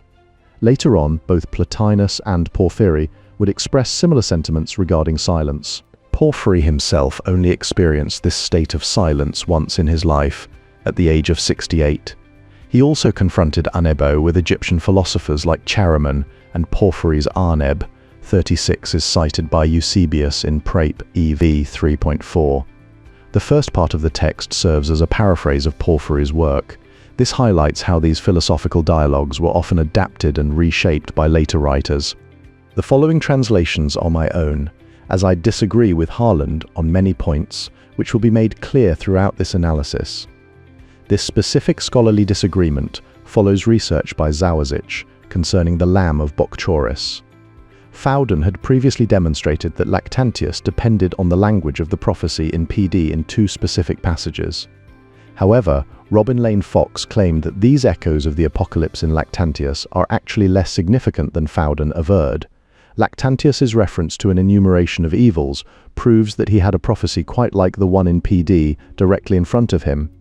This context sits within a broader anti-pagan and anti-idolatry discourse, as discussed in Halbertol and Margalit's work titled Idolatry. Lactantius himself originated from the Roman province of Africa.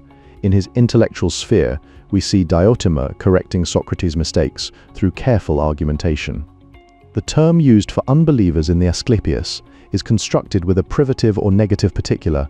This linguistic nuance provides further detail on how these groups were categorized. Lucian's satire mocks educated people, including philosophers, who believe in the power of Egyptian priests. This tension reflects a broader fear that society might be entering a new age of darkness. That frantic obsession with defending rationality against the rise of irrational cults explains much of the behavior among turn-of-the-century Philhellenists. Among these historical figures was Macrobius Ambrosius Theodosius, a Neoplatonist who served as a Praetorian prefect of Italy.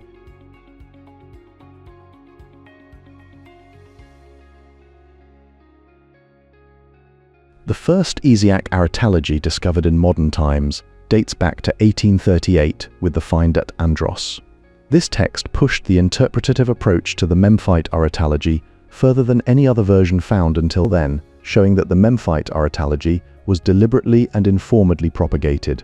Keyes provides a detailed discussion on the terms Libiae and Libishi-Montes regarding the aretalogy. It was presented in a manner that was comprehensible to a Greek public, even if it was not particularly appealing. Justin Martyr and the subsequent church fathers drew upon the writings of Philo to shape their theological framework. Meanwhile, Irenaeus reports that the Ophite sect of Christian Gnostics provided specific names for the 7 archons, connecting these figures to both celestial planets and Israelite prophets. The early church maintained a strict stance on conformity to conciliar decisions, which ultimately led to the condemnation of both Origen and Arius by ecclesiastical and imperial authorities. In contrast, Augustine's work Faust Schuon Fürth 15 contains specific references to the Sibyls and Orpheus. The acrostics in Seer 1 were first identified by D.R. Jordan, highlighting the complex structure of these texts. Furthermore, Troger admits in Mr. Tinglauber that many of the parallels he draws between CH, especially XL, and classical Gnosticism fall into this specific category. Lucian himself noted Pancrates' skill at crocodile riding in his writings. Regarding the physical history of these texts, Anastasi mentions the purchase of certain papyri in a letter dated March 18, 1828. Sir Walter Raleigh was one of those who took this position, explicitly denying that these specific passages were authentic. Looking at it from a different angle, Bittis's Pinax invoked the doctrine of the anthropos, while Claire Préau argues that the author of the Chore Cosmou had clearly read Lucian. Augustine provides commentary on this topic in his work Civitates Dei, offering a perspective that intersects with broader scholarly debates. During the Renaissance, more robust scholars sought to cut through these complexities by denying the authenticity of the passages found in the Asclepius. Modern scholars have treated these materials with significant suspicion. This skepticism extends to treatises on alchemy and astrology attributed to Synesius, Olympiodorus, and Stephanus. To these works were added certain genuine responses, such as those from the oracles of Apollo at Didyma and Claros. These appeared 3/4 of a century after Julian's death as part of a massive refutation of the Contra Galileos. Eunapius of Sardis serves as our only source for certain details, noting that a specific group was full of young men acting as priests. He is also the sole source to mention how the youth of pagan Alexandria flocked to Antoninus. The Manichaeans that Augustine combated were located in Africa, where their beliefs were viewed as cancerous by both pagans and Christians alike. Within the Theosophia Tubingensis, some responses can be traced back to the oracles of Apollo at Didyma and Claros. According to Diodorus Siculus, it was the Theban priests who asserted that the fair weather of Egypt facilitated astronomical observations. Separately, Syncellus claimed that a dedicatory letter to Philadelphus was attached to the Book of Sothis. Augustine alludes to a prophecy by Antoninus concerning the eventual collapse of the cult of Serapis. This period also saw her Apollo the Younger eventually apostatize and convert to Christianity. Augustine specifically refers to the prophecy section of the Asclepius, a reading that exposed the self-contradictoriness inherent in Lactantius's reliance on pagan authority.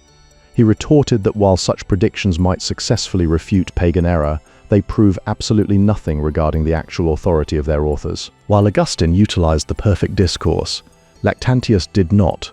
Nevertheless, it was in Book 7 of De Civitate Dei that Augustine pronounced his most crushing condemnation of the approach taken by Lactantius. In Africanus's summary of Manetho, Misfragmothosis is listed as the 6th king of the 18th dynasty.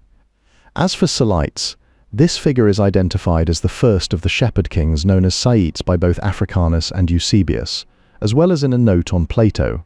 However, Josephus refers to him as Salitis. Syncellus complained that Africanus and Eusebius failed to include Aseth. In contrast, Josephus provides the father of Amosis in his work against Appian, while Africanus places Apophis last in the 15th dynasty.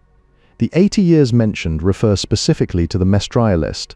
Furthermore, Syncellus accuses Eusebius of tampering with these dates by placing the shepherd kings in the 17th dynasty.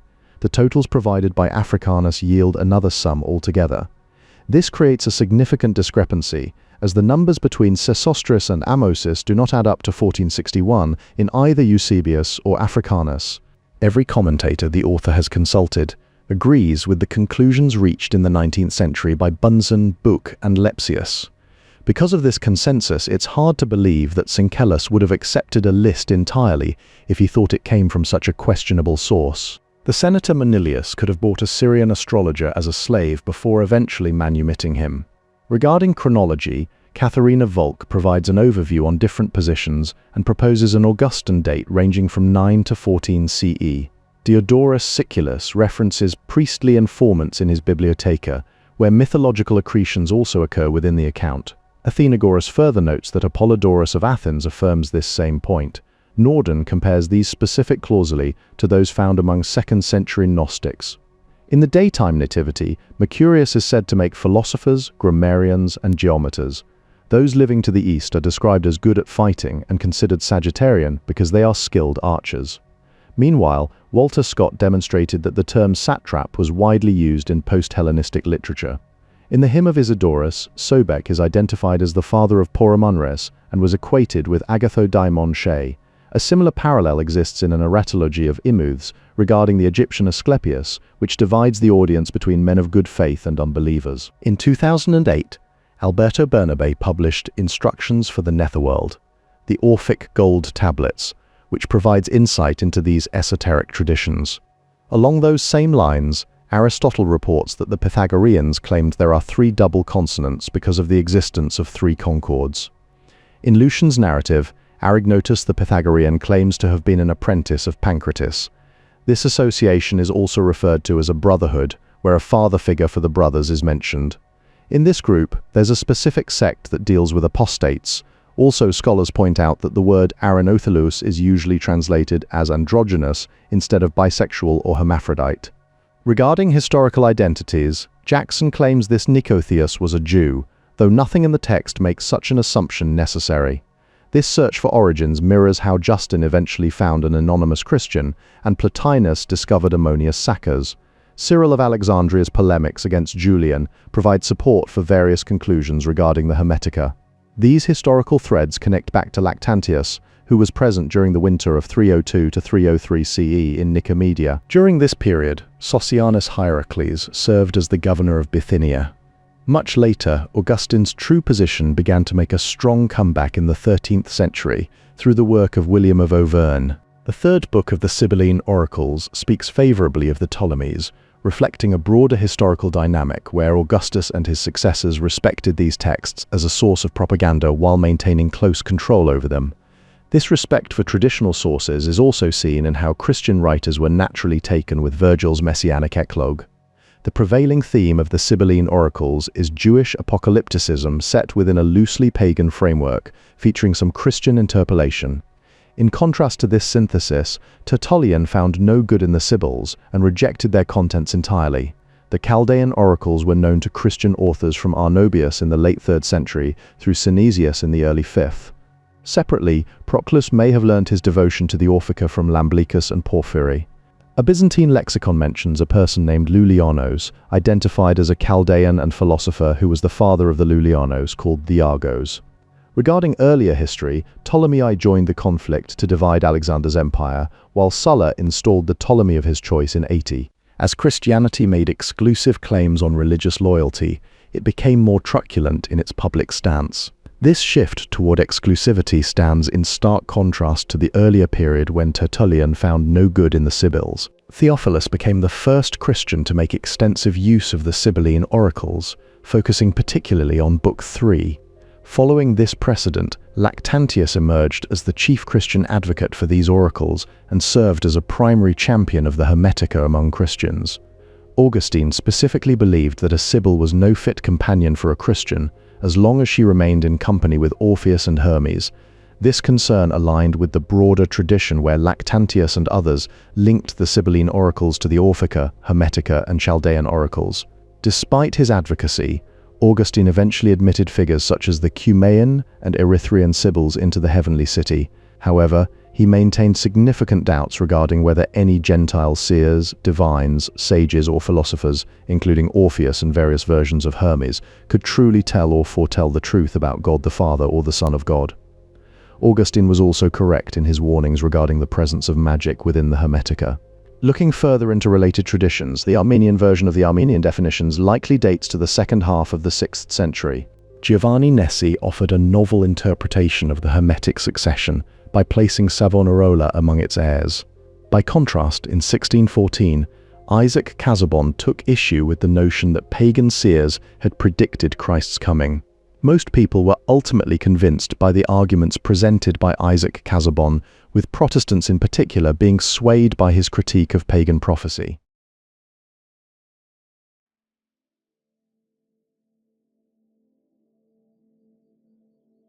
Lactantius frequently identifies Hermes and his disciple Asclepius as genuine philosophical authorities. He held the conviction that this Hermes, who was also known by the Roman name Mercury, existed as a real contemporary of Moses. According to Lactantius, it was Hermes who passed his wisdom down to the Greek sages.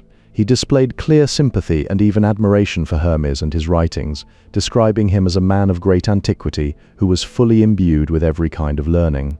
Augustine of Hippo followed in Lactantius's footsteps by searching for the historical Hermes. In his own work, Augustine both cites Hermes to provide support and offers significant criticism toward him. Augustine utilized Hermetic prophecies concerning the future demise of Egyptian culture to explain and promote the Christian triumph over Roman paganism occurring during his own lifetime. However, he interjected with caution by claiming that Hermes bears witness to Christianity only through a kind of mournful prophecy. The criticism Augustine leveled against Hermes remained tinged with respect. Much like Lactantius, he demonstrated sympathy by portraying Hermes as a mediating figure torn between the truth of Christianity and various Egyptian cults. Augustine applied a Platonic reading to the Gospel of John, Through this lens, he identified this mediating being as the pre-existent Jesus of Nazareth. Augustine recognizes a deep theological affinity with Hermes, yet he expresses surprise and disappointment at discovering that Hermes is ultimately a pagan figure. From his Christian perspective, Augustine describes Hermes as a perilously ambiguous entity whose role remains complex to navigate. Because of these tensions, it was more likely that Hermes would be quoted with approval by a figure like Lactantius than by Augustine himself. Evidence shows he was indeed cited by C. or Julius Romanus in the 3rd century, and later by Carisius in the 4th century within Ars Grammatica. Pseudonymity found within Hermetic texts was not necessarily an act of deceit, but more often served as an expression of humility. By adopting these veils, authors could essentially compete with existing traditions while using them to contextualize their own Jewish-Christian messages. These writers also described the many Gnostic mythological systems they were familiar with in order to systematically refute them. This aligns with Martin Bernal's dating of Hermetic literature, which antedates both Plato and Pythagoras, a political approach toward the Hermetica that this author does not in principle dissent from. Cicero enumerated 5 different individuals who claimed the name Hermes, illustrating a complex landscape of authorship. In turn, Tertullian's Annales XV 5-6 references Orpheus, Empedocles, Protagoras, Apollodorus, and Chrysippus. Regarding historical chronology, it seems best to keep Magnus, Marcellinus, and Harpocration in the 2nd century. Meanwhile, Lactantius was acquainted with many more Hermetic writings than we are aware of today. Lactantius tended to quote only from Hermetic writings that fit with his doctrinal points, leaving the more mystical teachings largely unexplored. However, testimonia from late antique writers of both pagan and Christian backgrounds serve as vital sources for understanding the doctrines of philosophical Hermetism. J. Buckley argues that Hermetism was influenced by Christian Gnosticism, a relationship further examined in an article by M. Simonetti regarding the connection between Gnosticism and Christianity. The Exposition Virginis, specifically pages 85.20 through 86.2, references a wide array of thinkers including Pythagoras, Heraclitus, Plato, Chrysippus, and Aristotle. During this era of late paganism, figures such as Heracles, Dionysus, Asclepius, and Orpheus were frequently cultivated as spiritual intermediaries. The Christian writer Lactantius struggled with the status of the Hermetic books, remaining unsure whether to categorize them as divine revelation or mere human speculation. Within these texts, Hermes himself offers a sharp critique of the Greeks, denouncing their insolent, insipid, and meretricious manner of speech. The diatribe widely influenced the philosophical literature of the Roman East, and it is plainly echoed by ch. 6, as well as a similar sermon at the end of ch. 1. Furthermore, the acrostics in Cyril I have since been published by West and Fira. Henricks argues for a Prodician influence on the Eretologies, which was mediated by Hecataeus. In turn, Clement of Alexandria provided a passage in the 6th book of his Stromata that serves as a striking parallel to the Edfu inscription. That specific passage in Clement's Stromata appears to have been inserted abruptly into his argument, suggesting it was a borrowing from an external source. Vergote suggests that Clement may have preserved a portion of Heramon's account that was notably omitted from Porphyry's summary. Reference is also made to Lib. Herm. Tris. 28.16 in the ongoing discussion of these texts.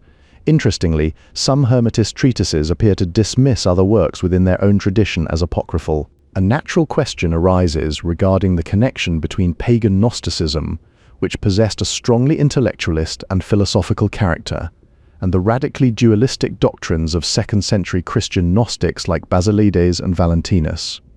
Heresiologists described Christian Gnosticism as a many-headed hydra that was prone to devouring and regurgitating any idea it encountered, often in forms that were virtually unrecognizable. Evidence suggests that Christian Gnostics did indeed read the books of Hermes and may have occasionally included them among their sacred writings. One specific list of Gnostics and other heretics even mentions a group known as the followers of Hermes and Seleucus. Didymus the Blind stands out as the first Alexandrian Christian known to have made use of the Hermetica.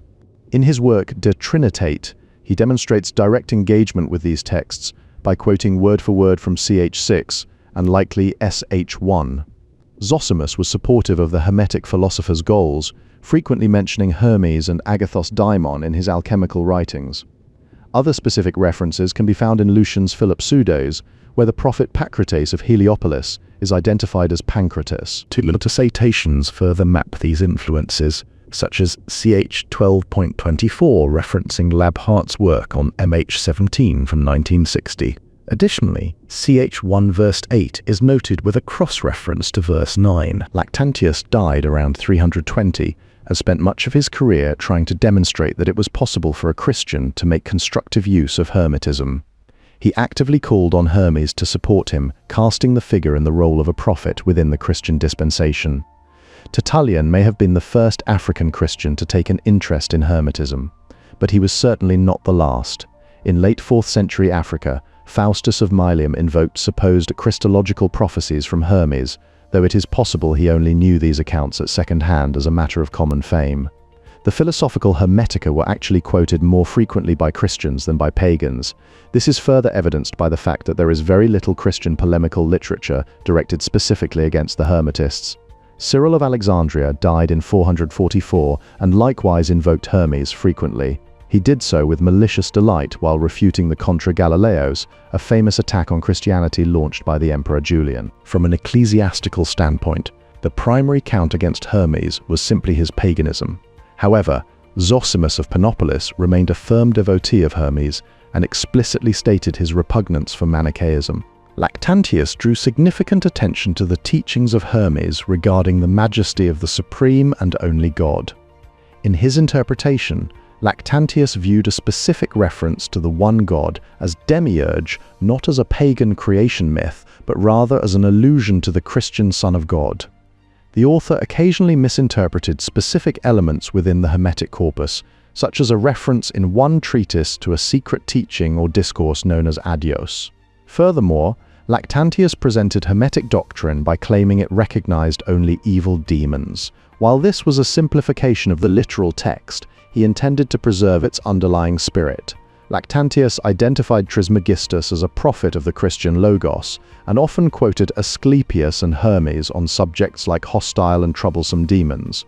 He also used passages from Hermes regarding wicked angels, which he referred to in the text as Kie Aus Trompus. He claimed to find the Hermetic doctrine of worship and sacrifice admirable, specifically agreeing that true sacrifice involves a right disposition of the mind and the offering of praise.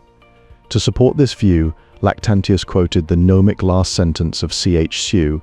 The version of Hermes encountered in the pages of Lactantius is easily recognizable as the patron of the more philosophical part of the Hermetic tradition. Because many of these works are lost to history, Lactantius quotes from books that have not survived. Lactantius may have first acquired his knowledge of the Hermetica in his native Africa while serving as a pupil of Arnobius. It is possible he later reread and checked these texts during his tenure as a teacher of rhetoric in Nicomedia under Diocletian, though Barnes has suggested that Lactantius eventually returned to Africa following his period in Nicomedia. By the 4th century, Hermes began to face significant inculpation from various religious perspectives. Marcellus of Ancyra held that all heresies were inspired by an impious trio consisting of Hermes, Plato, and Aristotle, while Cyril regarded Hermes strictly as a heathen and a representative of the opposition. Despite these criticisms, Lactantius invoked Hermes with the specific motive to bolster what he considered to be orthodoxy. In sharp contrast, Augustine denounced Hermes for being too well disposed towards demons and for lamenting the impending abolition of their worship. Augustine further described Hermetic doctrine as a self-contradictory mixture of truth and falsehood, characterizing it as part divine and part diabolical. He believed it was more important to refute the errors of Hermes than to annex him as a prophet of Christianity, even though the Manichaean Faustus of Milieu asserted that Hermes's prophecies were of greater significance than those of the Hebrew prophets. The Church Fathers consistently subordinated the Hermetica to the sacred scriptures. This distinction is clear even within the pseudepigrapha, which include texts erroneously attributed to historical or semi-legendary figures such as Zarathustra, Homer, Pythagoras, Jesus, and his apostles. The adjective Hermetic can be used in a looser sense. For example, the Church Fathers could partake in Hermetic discourse simply by utilizing myths or teachings attributed to Hermes. Later Latin texts refer to Augustine's City of God, specifically Book 23, chapters 60 through 5. Writers who quoted Hermes often did so via the works of Lactantius or Augustine if they cited him at all. Fabius Planciades Fulgentius, an African writer from the early 6th century, cited ch. 1.1 in his work Mit. 115. At the same time, Antonio González Blanco wrote an article called Hermetism. Claudio Moroscini later called the 15th century humanist Ludovico Lazzarelli a Hermetist because of his passion for and detailed exploration of Hermetic teachings. In a similar vein, Søndergaard quoted a passage from Michel Foucault's What is an Author in the Hermetic Piety of Mind. Umberto Eco did not introduce the term model author in his work The Role of the Reader, Explorations in the Semiotics of Texts. In fact, he only introduced the term model reader, while his use of author refers strictly to textual strategy. Several other scholars have critiqued the pejorative implication of Hobsbawm's term invention, as it can imply fabrication and fraud. These critiques highlight the complexity of defining how these ancient texts were constructed. I must also thank my doctoral defense committee, consisting of Professor Matthew identifies several credible testimonies for historical context, citing Hermodorus as recorded in Diogenes Laertius and various works by Cicero, including Finis 522 9.87, Res Publica Populi Romani .10.6, and Tusculanae Quinquaginta Quartae 4.19.44. During the 1st century BCE, both Cicero and Diodorus Siculus served as new witnesses to the teachings of two distinct Hermeses. Scholars Eric Hornung, Rolf Krauss, and David A. Warburton contend that the work of Manetho postdates Diodorus Siculus in chronological order. Meanwhile, Josephus asserts that every author who wrote barbarian histories made specific note of both the Ark and the Great Flood. In Antigone 1.93, Josephus mentions that all who have written barbarian histories remember these accounts of the Flood and the Ark. This aligns with Clement of Alexandria in Stromatica 115.68, who observes that barbarian philosophers were frequently objects of veneration. Similar lists are preserved in the Armenian version of Eusebius, as well as in Excerpta Latina Barbari by Leidus and Malalas. These compilations utilize the epitomes of Africanus and Eusebius alongside Josephus, likely incorporating works from Panodorus and Annianus. The arguments for designating this specific list as P.S. Manetho's Book of Sothis are reviewed, including the association of a letter from Manetho to Ptolemy II with it. Furthermore, later Byzantine chronographers attribute the euhemeristic version of these gods specifically to Julius Africanus. Regarding the authorship of the Refutation of All Heresies, Littwer argues against the attribution to Hippolytus of Rome. Instead, Littwer affirms that the actual author of this work lived in Rome during the early 3rd century. Lactantius makes extensive use of Hermetica throughout his writings, demonstrating a deep engagement with these texts. He had access to a specific Hermetic treatise where Hermes listed not only Uranus and Cronus as ancestors, as seen in Chrysogetica chapter 10, but also identified another Hermes among his lineage. The statement from Lactantius's Divine Institutes 1.1161 is repeated in the Epitome, specifically matching FH5b and Epitome 14.3. Interestingly, the verb used for hiding away the books in this context is identical to the one Syncellus employs for describing how books were deposited in sanctuaries by the second Hermes. The Excerpta Latina Barbari includes a reference to fortissimos, which may be interpreted as referring to heroes. In the context of daytime nativity, Mercurius is described as creating orators and advocates. Isidorus's accusative Poramanron provides evidence that the name had already assumed the proper Greek declension of Eta, Omicron, Eta, and Nu. Furthermore, a dedicatory inscription from Soknopaiou Nessos, dating to 104 BCE, shows Poramanres and Harpocrates juxtaposed together. The Hermetic source of Manilius provides a vital chronological marker, allowing scholars to establish a terminus ante-chem for specific teachings in the dialogues of Isis and Horus during the reign of Augustus. Within this same corpus, books 2, 3, and 6 of the Apologetica are attributed to an author born in 80 CE. In contrast, both Book 5 and Book 1 of the Apologetica bear dedications to Ptolemy II.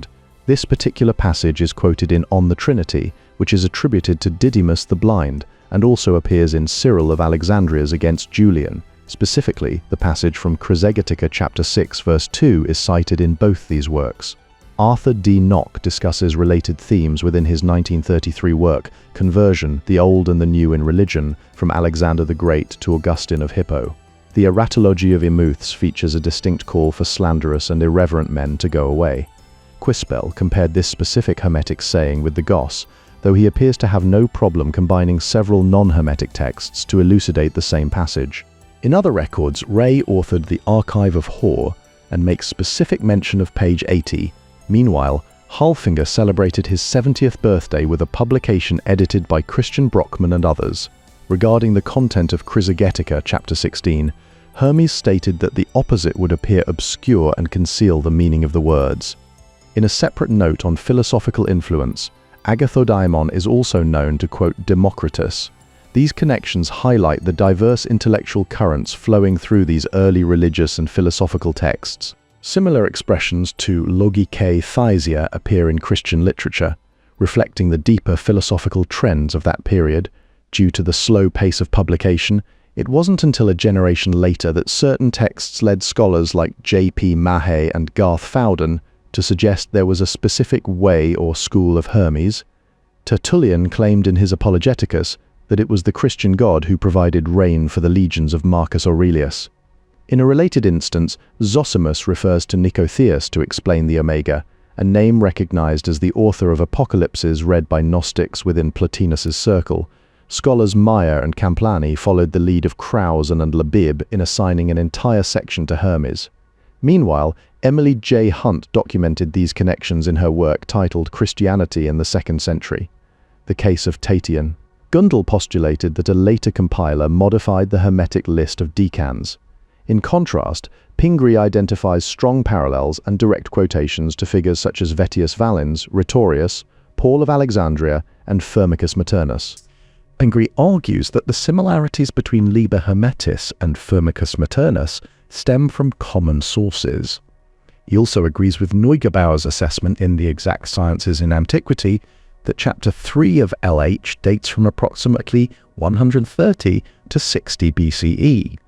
Pingree eventually updated his original dating for the final redaction of the whole text to the 7th century CE. He also discusses specific references in Hef, Apotel 2.18 within CCAG 8.2. Pingree has argued that Hermetic planetary melothesia, which is the teaching that planets directly influence specific parts of the body, can be dated back to the 2nd century BCE. Hans Dieter Betz further pointed out its distinct Hermetic affiliations. Robin Lane Fox argued that the prophecy of Hermes must have been a response to Christian persecution following Constantine I, occurring sometime between 325 and 350. Meanwhile, commentators in unison have identified references within the Sancta Animalia to the notorious practices of animal worship in Egypt. One scenario suggests that the Hermetic source of Zosimus may have undergone Christian Gnostic interpolations, a point underscored by Firmicus Maternus in Errores Profrel 18, where he notes they possess their own signs and responses. This remains relevant today, even decades after the influential deconstructive works of Michael Williams and Karen King. Lactantius knew that the prophecy of Hermes was guaranteed by another passage, where he first refers to a prophecy regarding Hystaspes. The specific text quoted by Lactantius is also discussed in HHE through 187, providing a space where all three texts are arranged synoptically. 20th century scholars were often tempted to continue projecting Christian theological notions onto Hermetic texts, seeking patterns that might not have been intended by the original authors. However, it is clear that early Christian readers actively quoted these texts to bolster their own theological discourse and apologetic agendas. Morosini's work provides a general overview of the Christian reception of Hermetic texts in late antiquity, reaching a conclusion that is echoed by Van Bladel. These scholars note how specific passages were frequently quoted to support polemics against reincarnation. Digesser argues that Lactantius's account of Hermetist theology is accurate, even as other perspectives differ on the nature of these influences. For instance, Augustine dismissed the Egyptian Hermes as an advocate of pagan idolatry, while simultaneously interpreting his lament over Egypt's decline as a prophecy regarding the victory of Christianity. Surawardi claimed that Plato, Socrates, and those who came before them, including Hermes, Agathodaimon, and Empedocles, all believed that the creator of everything is a light. This idea was later mentioned by Ibn al-Kifti, who quoted Ahid's report about a century later. A skeptical perspective on these connections can be found in Van Bladel's Arabic Hermes, specifically pages 223 through 226. In a separate linguistic note, The term holism was actually invented by the South African statesman J.C. Smuts. Lactantius honored Hermes for pagan prophecies that supported Christian revelation, viewing them as a precursor to his own faith. While Tertullian was the first Christian author who actually quoted a theoretical text ascribed to Hermes, Lactantius possessed knowledge of some of our Hermetica and others besides. The Liber Hermetis eventually found a Latin translator in the 4th or 5th century, during a period when Christian persecution of pagans had already begun. However, some individuals still professed Hellenic paganism as late as the 6th century.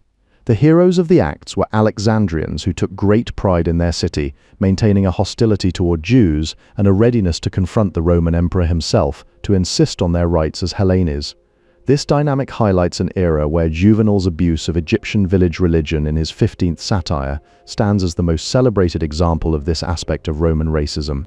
A mention of the flood by Syncelis provided a crucial clue that allowed Christians to fit ancient Hermetic theology into their own doxographies and genealogies.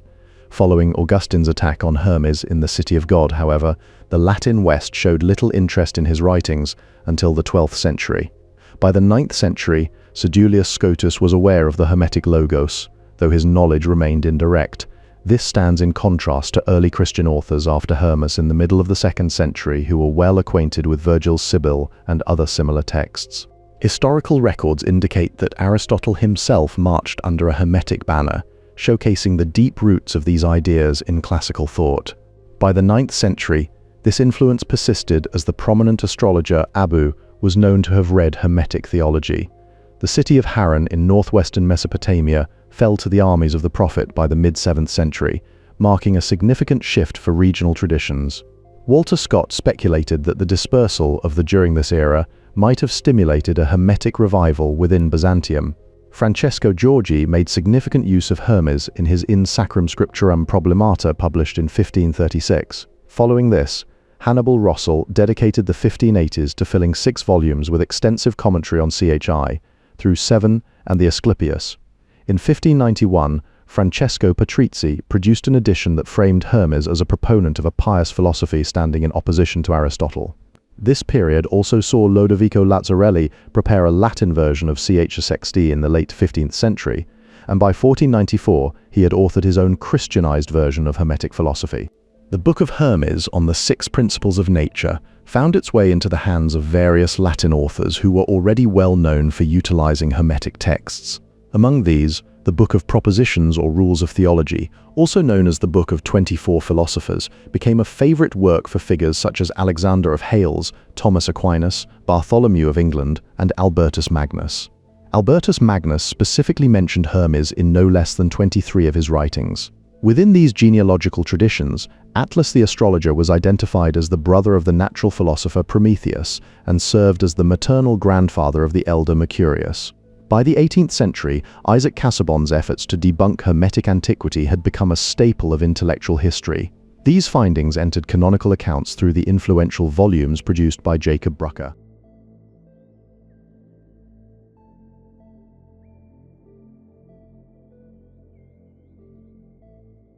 The Perfect Discourse reflects a deep concern for Egyptian religious identity survival.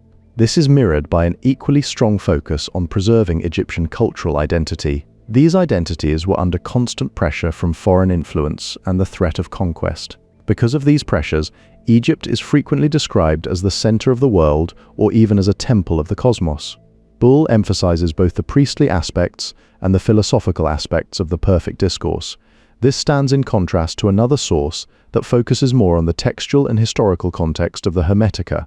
That specific scholarly perspective places less emphasis on religious dimensions.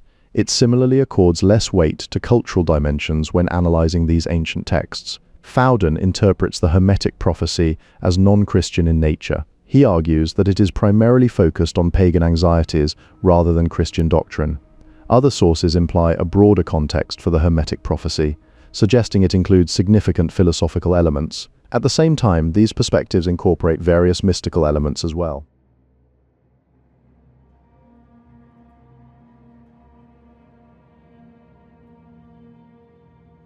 André-Jean Festugère concluded that the Hermetica actually contains surprisingly little Egyptian thought, suggesting instead that these texts are a blend of contemporary Greek philosophies.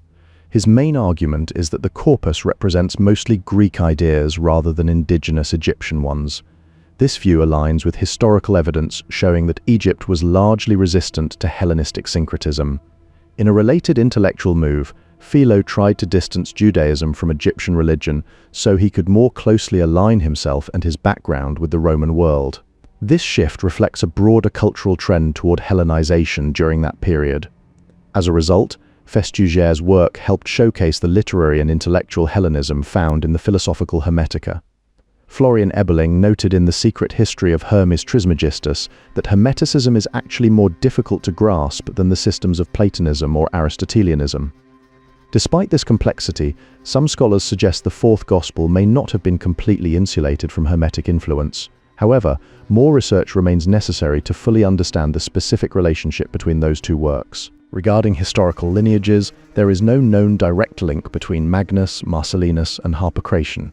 Furthermore, R. Valantasis implicitly rejects the historical use of these Hermetic texts in certain contexts. Even so, Isaac Casaubon's thesis about the dating of the Corpus Hermeticum remains a standard that is difficult to quarrel with even today. Festugère's work highlighted the long-standing debates over how to interpret Plato, offering a massive and authoritative framework for study. Because it was so comprehensive, the publication basically shut down any further academic discussion on the Hermetica for quite a while. Festugère escaped immediate embarrassment thanks to a mix of spite and bad luck, which held up the publication of the sensational Nag Hammadi documents until the 1970s. In the meantime, he managed to keep his position even though those discoveries hadn't come to light yet. Both Festugère and Fraser agree that some of the astrological Hermetica probably came out during the Ptolemaic period. But because they were so popular back then, it's made it really hard to figure out exactly when these specific works were written or how to reconstruct them accurately. In his collection of all Greek magical papyrus texts related to Hermes, Festus argues that this aretology doesn't depend on any Egyptian prototype from Memphis. This same independence also applies to the aretology found in the Kore Cosmo. These parallels invalidate Schwartz's hypothesis that a specific passage of Asclepius was entirely a 4th century insertion. They further support the view expressed in German scholarship that Hermetism was always merely literature, characterized by inconsistencies and a remarkable formulaic nature. Based on these findings, it is argued that one might doubt whether Hermetism ever possessed what could be called human reality. Consequently, some suggest it is not an overly harsh judgment to exclude Hermetism from the living forces of late antiquity. The Nag Hammadi Hermetica show no sign of having ever been conceived as a connected series. This lack of unity is further underscored by the fact that the crown of Upper and Lower Egypt was never again to be worn by a native pharaoh. The Egyptian influence on the philosophical Hermetica must actually be more significant than Festugère suggested, a suspicion that has grown over the last few decades. This view is backed up by Schott's 1953 work in Studium Generale, number 6. The comments of Cumont 47 from 1904 and Festugère volume 3 pages 169-74 do not aim at these points. Mahé's layout of the bottom part of the stemma on page 146 is very questionable. Furthermore, none of the minor linguistic differences Mahé highlights to argue that the Latin and Greek versions come from the PD while the Coptic does can seriously undermine the sibling relationship between the Latin and Coptic texts. Turning to the sources, unfortunately, neither Hecataeus' book nor much of what his successors wrote has survived intact. Nevertheless, nothing abashed at this warning, Setni demanded to be given the book that had been buried along with Naneferkaptah in the context of Egyptian religious practices. This continuity is reflected in priestly reading fashions which did not change much between the pharaonic and later periods, suggesting a persistence in ritual practices. There is therefore no reason to read against the manuscripts at ch. The cult at Philae was suppressed in the reign of Justinian, marking a significant disruption to religious traditions.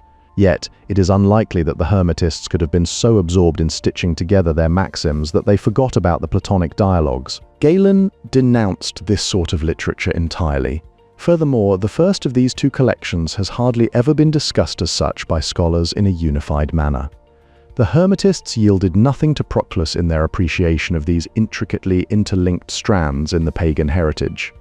This is because Porphyry detected elements in the Hermetic books that were inconsistent with what he understood to be the tenets of Egyptian theology. There is nothing to prove that the Greek version found in P. Louvre 2391 derived from the Poimandres, as it remains impossible to assign a single date to many of these texts. Consequently, most scholars this century have preferred to isolate groups of conceptually similar treatises rather than seeking a unified chronology. The alchemical papyri found in the Thebes cache show no trace of Zosimon speculations. This absence suggests that certain later philosophical developments were not present in these earlier archaeological finds. The historical testimonia provide very little information regarding the specific milieu of the philosophical Hermetists. Because these figures are long dead, a historian is unable to psychoanalyze their motivations or conduct interviews to uncover how such decisions were made. Attempts to derive specific doctrines from Numenius have proven inconclusive. This difficulty is compounded by the fact that direct contact with the primary sources of philosophical Hermetism was being lost by the late 5th century. Building on these complexities in his work Hermetisme et mystique païenne, Festugière explored these themes. However, there is no evidence that specific Hermetic circles based in Egypt were moved to other countries. While Hermeticism remained mostly out of reach for philologists, philosophers, and historians alike, Zielinski argued that the higher Hermeticism found in philosophical treatises had no connection to Egypt or magical papyri, claiming it was entirely Greek in origin. These suggestions about the Greek origins of higher Hermeticism have been largely ignored in scholarly literature. Meanwhile, Effa Sears against Mani provides a discussion on pages 208 to 210. Stobaeus showed no attraction toward Hermetic texts that possessed a more initiatory and explicitly religious character. Furthermore, he had no conception of the systematic Hermetic paideia described in this study. André-Jean Festugière is the scholar who has had the greatest influence on modern Hermetic studies. He argued that because the doctrines in these texts are so diverse, they couldn't have come from a single religious group. Festugière argued that the literary genre of the Hermetic logos comes mainly from Plato. Because of this view, he was critical of Reitzenstein's theory, which claimed that Egyptian priests were responsible for creating the philosophical Hermetica. Even though he admitted that Egyptian priests did write about astrology, Festugière stuck to the long-held view of many of those before him. He argued that the Hermetica were written by Greeks with philosophical ambitions who actually had a pretty mediocre culture. In his work The Egyptian Hermes, Fowden dismissed certain theories as a grand Darwinian design. Additionally, Mahay viewed the monistic and optimistic treatises as scholarly in nature, suggesting they were probably unrelated to the Poimandres community. In other scholarly assessments, Jean Dorès didn't view the Plato fragment in NHCV, 5 as a standalone text. At the same time, Joseph Paramel and Jean-Pierre Mahay published a study on New Greek parallels to the Armenian Hermetic definitions in REA 22. Michel Foucault famously wrote that Hermes Trismegistus did not exist in the sense that Balzac existed. Furthermore, Jan van Siena's 1965 work on oral tradition does not deal with Redfield's thesis at all. Plato remains never explicit about any actual visit he may have made to Egypt. Most commentators scoff at this specific portion of his voyage, primarily due to the anachronistic detail regarding him traveling in the company of Euripides. This scholarly skepticism is echoed by Huffman, who argues that the inclusion of Euripides as a companion is fundamentally anachronistic. Similarly, in Die School des Aristoteles, Fritz Worley denies that certain fragments even stem from Aristoxenus at all. Regarding the broader history of science, Aristoxenus makes no effort to distinguish between the arithmetic of Thoth and that of Pythagoras. Pace Jmoud also pays no attention to Thoth in his work on the origin of the history of science. Our understanding of Philodemus relies entirely on the chance survival of his writings in Herculaneum. Furthermore, claims that certain references refer to China are clearly mistaken, a point noted by Gerrit J. Reinink, and also repeated by Waddell in his work on Manetho. Festugière argued that even though the letter was a forgery, it must have been written before Varro's time. He also pointed out that Rittner mentions similar types of prohibitions in his book concerning how ancient Egyptian magic worked. If we decide that these two specific matters of vocabulary are insufficient proof that a text is a later forgery, it complicates the narrative of authenticity. These nuances remain central to the ongoing debate over the origins of Hermetic thought. In his analysis of Greek and Egyptian titles, Moya explores these nuances within Egypt and the limits of Hellenism, specifically focusing on pages 118 through 119. An article by Thyssen appears in the volume titled Egyptian Religion, The Last 1,000 Years. This is featured alongside studies dedicated to the memory of Jan Kweigboer, Part 2. Gerrit J. Reinink discounts a solution proposed by Straumser due to the presence of ayin in the name Seir. Furthermore, Straumser's own theory faces challenges because Josephus relied heavily on the Septuagint, which contains no mention of Seir. Syncellus preserved a list by Panodorus, rather than one by Eusebius, possibly agreeing with the latter that gods and demigods were mere fabrications of Manetho. However, there is nothing in the Mestria list relevant to Hermetism, and it was never attributed to Manetho. It remains unclear whether a specific work titled against Herodotus stands as an independent piece or constitutes part of the Aegyptiaca. Regarding the status of Horus, Eusebius held no vested interest in altering his position. Manetho makes no mention regarding any appearance of the phoenix. Additionally, Tacitus does not describe a possibility for removing Ptolemy III from the chain. Outside of the testimony provided by Tacitus, no explicit connection exists between Ptolemy III and the phoenix. Similarly, the Bennu is found nowhere else connected with the Sothic cycle. Tacitus provides no record of any phoenix arrival prior to Sesosis.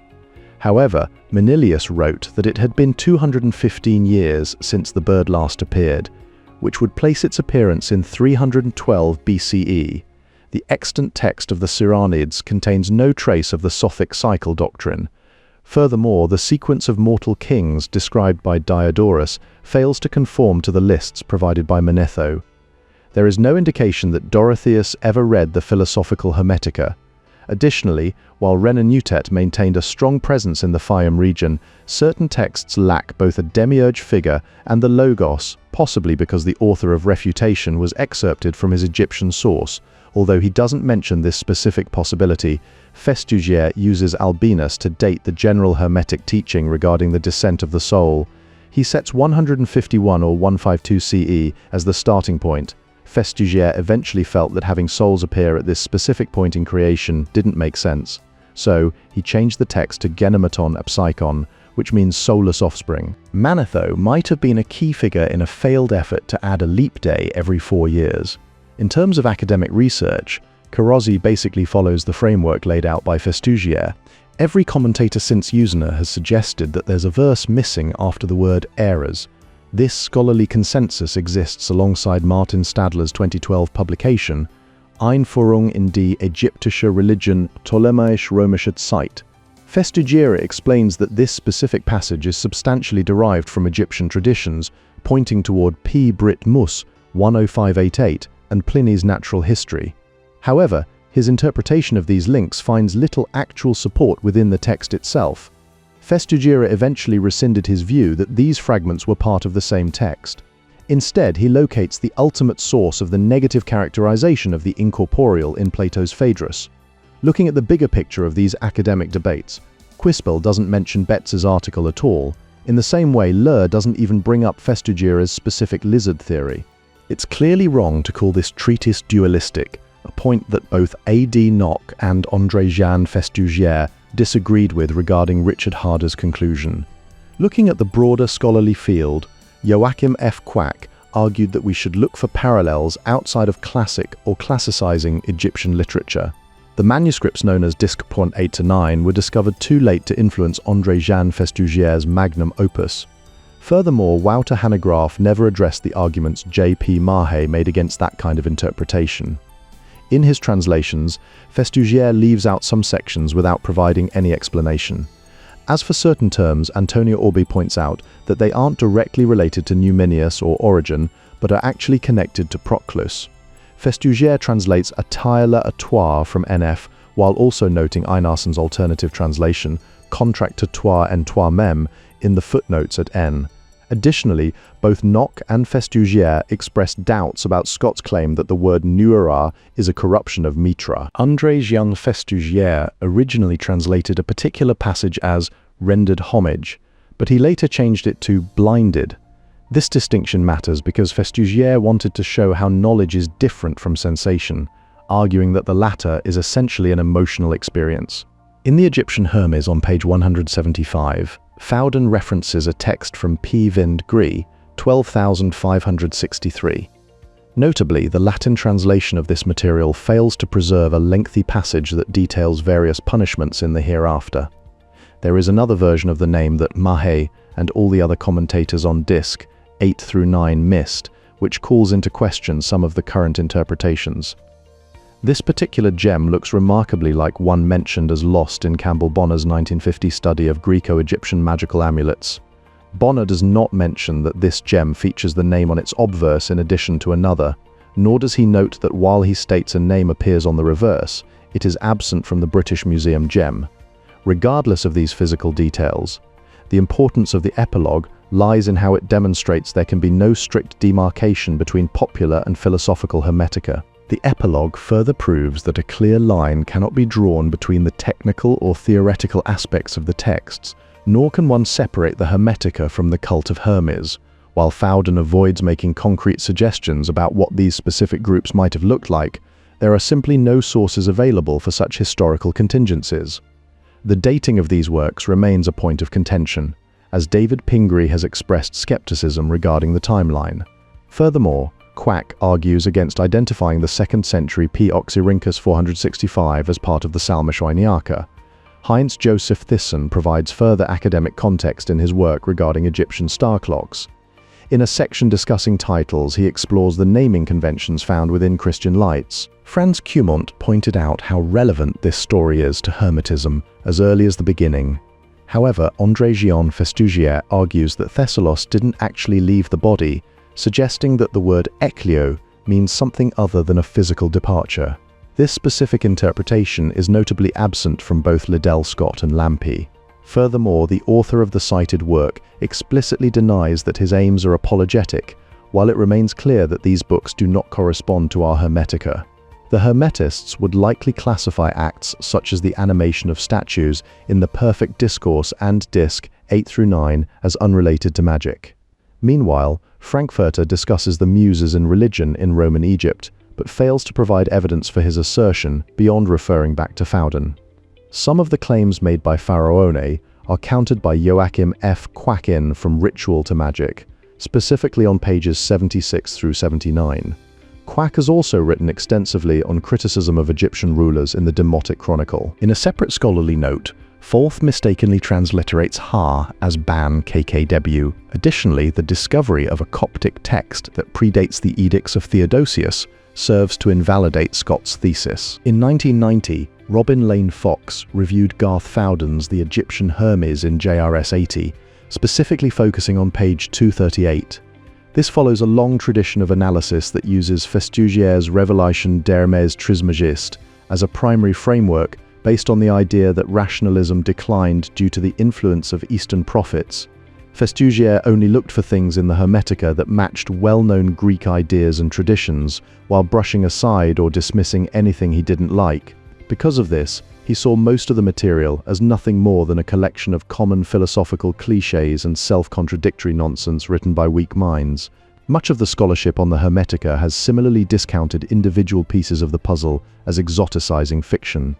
David Frankfurter argues that this trend is consistent, suggesting that prohibitions in previous eras had little effect on how these texts were interpreted. Hermeneutics does not imply a relativist perspective where scholars are free to impose subjective readings onto ancient texts.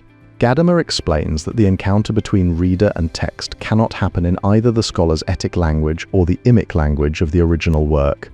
The core problem lies not in the unavoidable presence of volatile or prejudice in any act of interpretation. Instead, it is a lack of full engagement with the otherness of the Hermetica itself.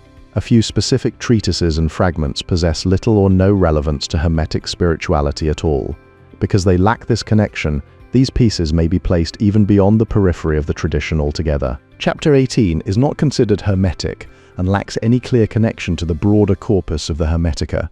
This distinction stands in contrast to arguments that attempt to reduce apocalyptic texts merely to literary fictions, a line of reasoning that Michael E. Stone cogently put to rest using the example of 4th Ezra, Nock, and Festugière's way of breaking down Chapter 1 is seen as completely misleading. To be specific, Festugière labels the ideas in this chapter as Gnostic, based on the assumption that these kinds of theories automatically see matter as something evil. Festuger's long 60-page breakdown of chapter 11 and the Aeoan misses almost all the important points.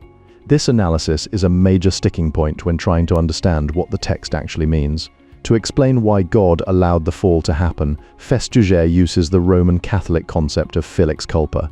This interpretation is heavily shaped by a very clear and ever-present web of Christian theological bias. There's still no independent proof that Diotima was a real person. Also, neither Festuger nor Van den Kerkhove shows any evidence that the image mentioned in some parts actually refers to chapter 4. Festuger was incredibly annoyed by this discovery, which makes sense if you look at it from a psychological perspective. By the 11th century, only one damaged manuscript of the Greek treatises remained, besides the fragments in Johannes Stobaeus' collection. The message of that surviving manuscript is evidently Christian, making its dependence on any original Hermetic sources debatable at the very best. It contains many non-Hermetic ideas as well, such as a rejection of polytheism. André-Jean Festuger made the radical difference between nous and noesis the centerpiece of his fourth and final volume on the Hermetica, even though he admitted he was ultimately confused about what Hermetic Gnosis actually meant. The missing piece of the puzzle, something that could have at least given him a clue, had actually been discovered about 9 years earlier in an Egyptian jar at Nag Hammadi. In other academic matters, Mahe later changed his mind and corrected the Coptic to PSMU. This came after a period of study where involvement in alchemy remained a controversial topic among Sufis, and it continues to be so among scholars of Sufism today. In a different historical context, the Coptic Church in Egypt stood for a monophysite Christology. Notably, there was no official trouble from Rome before that time. Father Festuger was deeply obsessed with the problem of evil and constantly struggled with doubts over whether God truly loved humanity. This personal struggle stood in stark contrast to his professional work, since Frances A. Yates relied on him as her primary source for all information regarding original Hermetic literature. Even though he was influential, Festuger only spent 71 pages on the Hermetica in his second volume. His final words showed how much he felt limited by communication and understanding. He said that a historian only knows what they are told because they can't truly see into someone's heart. Gadamer documented his utter puzzlement regarding this specific response, professing an inability to understand such an attitude. This creates a situation where the conquest of time operates neither with a hermeneutics of suspicion, nor with a hermeneutics of trust, but rather with no hermeneutics at all. Epstein is skeptical of D.U. el-Nun, the occultist, because he assumes that Hermetism and alchemy are naturally occult.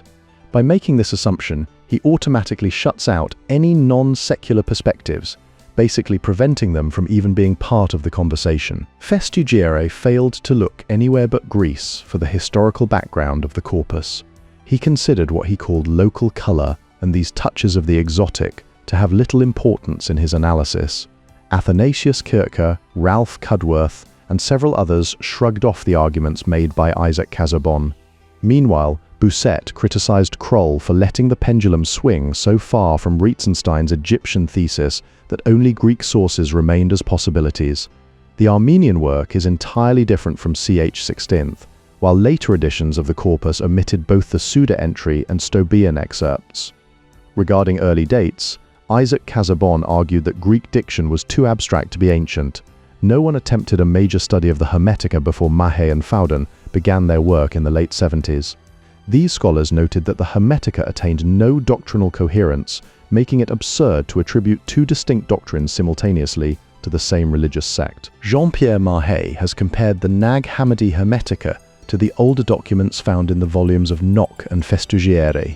His work confirms the views held by other scholars that Father Festuger was incorrect to dismiss Egyptian elements within the Greek and Latin treatises as mere ornament.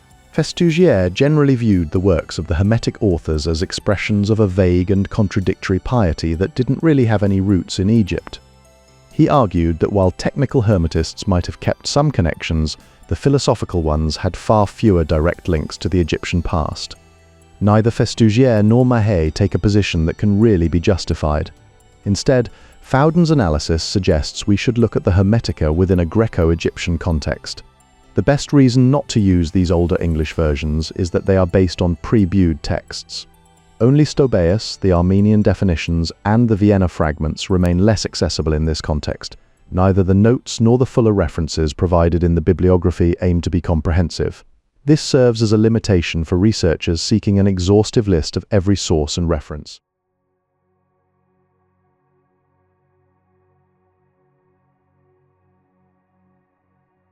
We don't have to assume that these two separate bodies of work were once part of a single, connected educational system.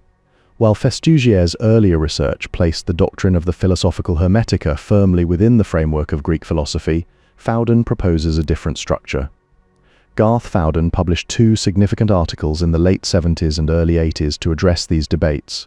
In Philosophia 7, specifically pages 359 through 830 of 1977, and in Journal of Ancient Science 102 from 1982, he argued that the technical and philosophical Hermetica did not belong together as successive parts of one great Hermetic teaching program. The discourses preserved in the Vienna fragments are numbered 9 and 10.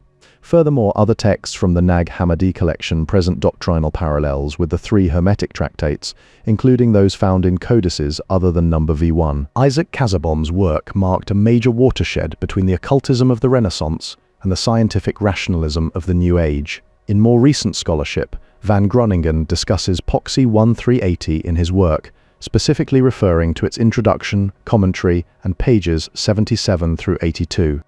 In the realm of broader scholarship, Drieton provided writings regarding hieroglyphs in Studi Calderini 2,471-7. While it is understandable for scholars to isolate groups of conceptually similar treatises based on their own philosophical preoccupations, the assertion that the instructions and the Hermetica are related solely due to their suitability for a school context remains questionable. This specific section from 475 to 750 is what Dieterich misleadingly dubbed Eine Mithras-Liturgie. It is fundamentally a mistake to categorize Hermetist treatises as either monist or dualist.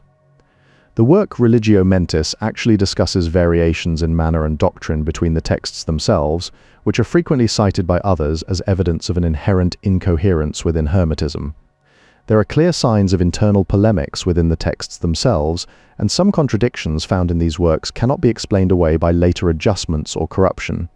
Furthermore, strict determinism was a highly controversial doctrine even among the narrow circle of philosophers who studied such matters professionally. Festugière argued that you can fully understand Hermetism through the lens of Greek philosophy, specifically pointing out its links to Platonism and Stoicism. However, when he wrote Revelation, he built a framework based on monist and dualist distinctions by forcing his own ideas onto material that doesn't actually fit into those categories very well. Festugière placed a heavy emphasis on the doctrinal background of Hermetism, producing an abundance of material directly from the Hermetica themselves to support this general analysis. This approach follows earlier discussions regarding the wide range of paideia insisted upon by philosophical Hermetists. The circulation of these philosophical texts was simultaneously facilitated and limited by their dependence on anthologies and florilegia. Scholars have catalogued the relevant testimonia and fragments, excluding Stobaeus, in Scott 4 and NF Dic. 101-50. Van der Horst provides a translation of and notes to Chira from the 5-7, while Fowden, Philosophia 7 from 1977, pages 365-6, is cited as a key reference. Furthermore, ch shu.g and s 29 are referenced with NF 2.386, note 242. Specific parallels have been identified between the 12 portions of death and ch. Future research is likely to reveal more doctrinal common ground between the Hermetica and the Nag Hammadi literature. This ongoing investigation seeks to bridge the gaps in our current understanding of these ancient traditions. After defending my dissertation, I worked as a postdoctoral researcher between 2014 and 2016 for the project New Contexts for Old Texts. This work focused on unorthodox texts and monastic manuscript culture in 4th and 5th century Egypt at the Faculty of Theology, University of Oslo. For a favorable recent view with references to earlier discussions, see V36 1982, 145-63. All translations from the Stobaea Hermetica and the Coptic Hermetica are my own. I've provided my own translations wherever I disagree with Brian P. Copenhaver. Jean-Pierre Mahet gave a brief response to the critique in La Voix Hermétique at notes 367-20 and 3068-30. André Jean Festugière was a Dominican friar who wrote extensively on Hermetism and modern religious and philosophical trends. Like Gundel, he argued that these texts originated in the 2nd or 3rd century, while also agreeing with his predecessors that the philosophical Hermetica were written by Greeks. Festugière said that the Hermetic logos reflects the scholarly habits of a small, close-knit group. On the other hand, C.H. Dodd argued that some Hermetic treatises were based on the Septuagint. Garth Fowden concentrated more on socio-intellectual context than on the Hermetic treatises themselves. However, he also upheld the progress from monism to dualism in the way of Hermes. Garth Fowden looks at pages 13 through 21 in his book, The Egyptian Hermes. His research, along with Jean-Pierre Mahé's, has really changed the scholarly consensus on the way of Hermes, specifically what's detailed on pages 136 to 137 and page 168. On page 96 of the Egyptian Hermes, Fowden quotes a passage from Michel Foucault's What is an Author? This relates to the broader context provided by Foucault's essay L'Ordre du Discours. That specific essay was translated in the Archaeology of Knowledge and the Discourse on Language, published in New York by Pantheon Books in 1972. In the Archaeology of Knowledge, Foucault treats authorship as a way of classifying things, or what he calls a principle of rarefaction. This works in a similar way to Eco's model author. On the other hand, Holbrook uses the concept of tradition to describe a sense of continuity, which is something Foucault actively argues against. Foucault describes something similar through his concept of a fellowship of discourse, whose function is to preserve or to reproduce discourse. This discussion appears in the article Tradition and Renewal in the Histories of Religions, Some Observations and Reflections, which was published in the book Religion, Tradition and Renewal. Wouter J. Hanegraaff contributed to these scholarly conversations with an article titled On the Construction of Esoteric Traditions. He also co-edited the book Western Esotericism and the Science of Religion alongside Antoine Favre. History shows that the 12th dynasty positioned itself in direct opposition to the chaos that followed the 6th dynasty. In this context of stylistic analysis, Festugière discusses the unique style associated with KK. Later inscriptions on the same temple contain variants of the same epithet, a point noted by Kamal S. Coulter in his doctoral dissertation regarding the identification of Egyptian and Greek gods. In turn, some scholars suggest that Thebes should be identified with Ammon, provided one follows the emendation offered by Felix Scheidweller in Hermes 83. Fowden references August's work on Manetho and the Hunstern period as part of his broader analysis. This connects to other historical correspondences, such as those between Frère I Verbrugge and Wickersham with Eusebius regarding chronological records in Armenian and Synoptic eclogues. John Gwynne Griffiths published an article titled A Translation from the Egyptian by Eudoxus in CQ 15, specifically on pages 75 through 78. Additionally, George R. Boystones authored a book exploring post-Hellenistic philosophy as it developed from the Stoics to Origen. Gwynne Griffiths talks about faith during the Pharaonic period on page 27, but Walter Scott wants to take out section 50 completely and put it right after section 8. Also, as another scholarly change, Scott suggested swapping out Ireo for agamai in section 12. Festugière suggested a Pythagorean interpretation of the descending apart when referring to moderatus of Gades. He also noted that the idea of a mind not separate from essence seems to allude to the separated materiality found in chapter 1 and within Iamblichus's Hermetic system. When it comes to the Poimandres, Festugière argues that there are actually 3 falls instead of just one. Ferguson points out a parallel with S.H. Wessex Phi in this context. Anna van den Kerchove has written a lot about the way of Hermes.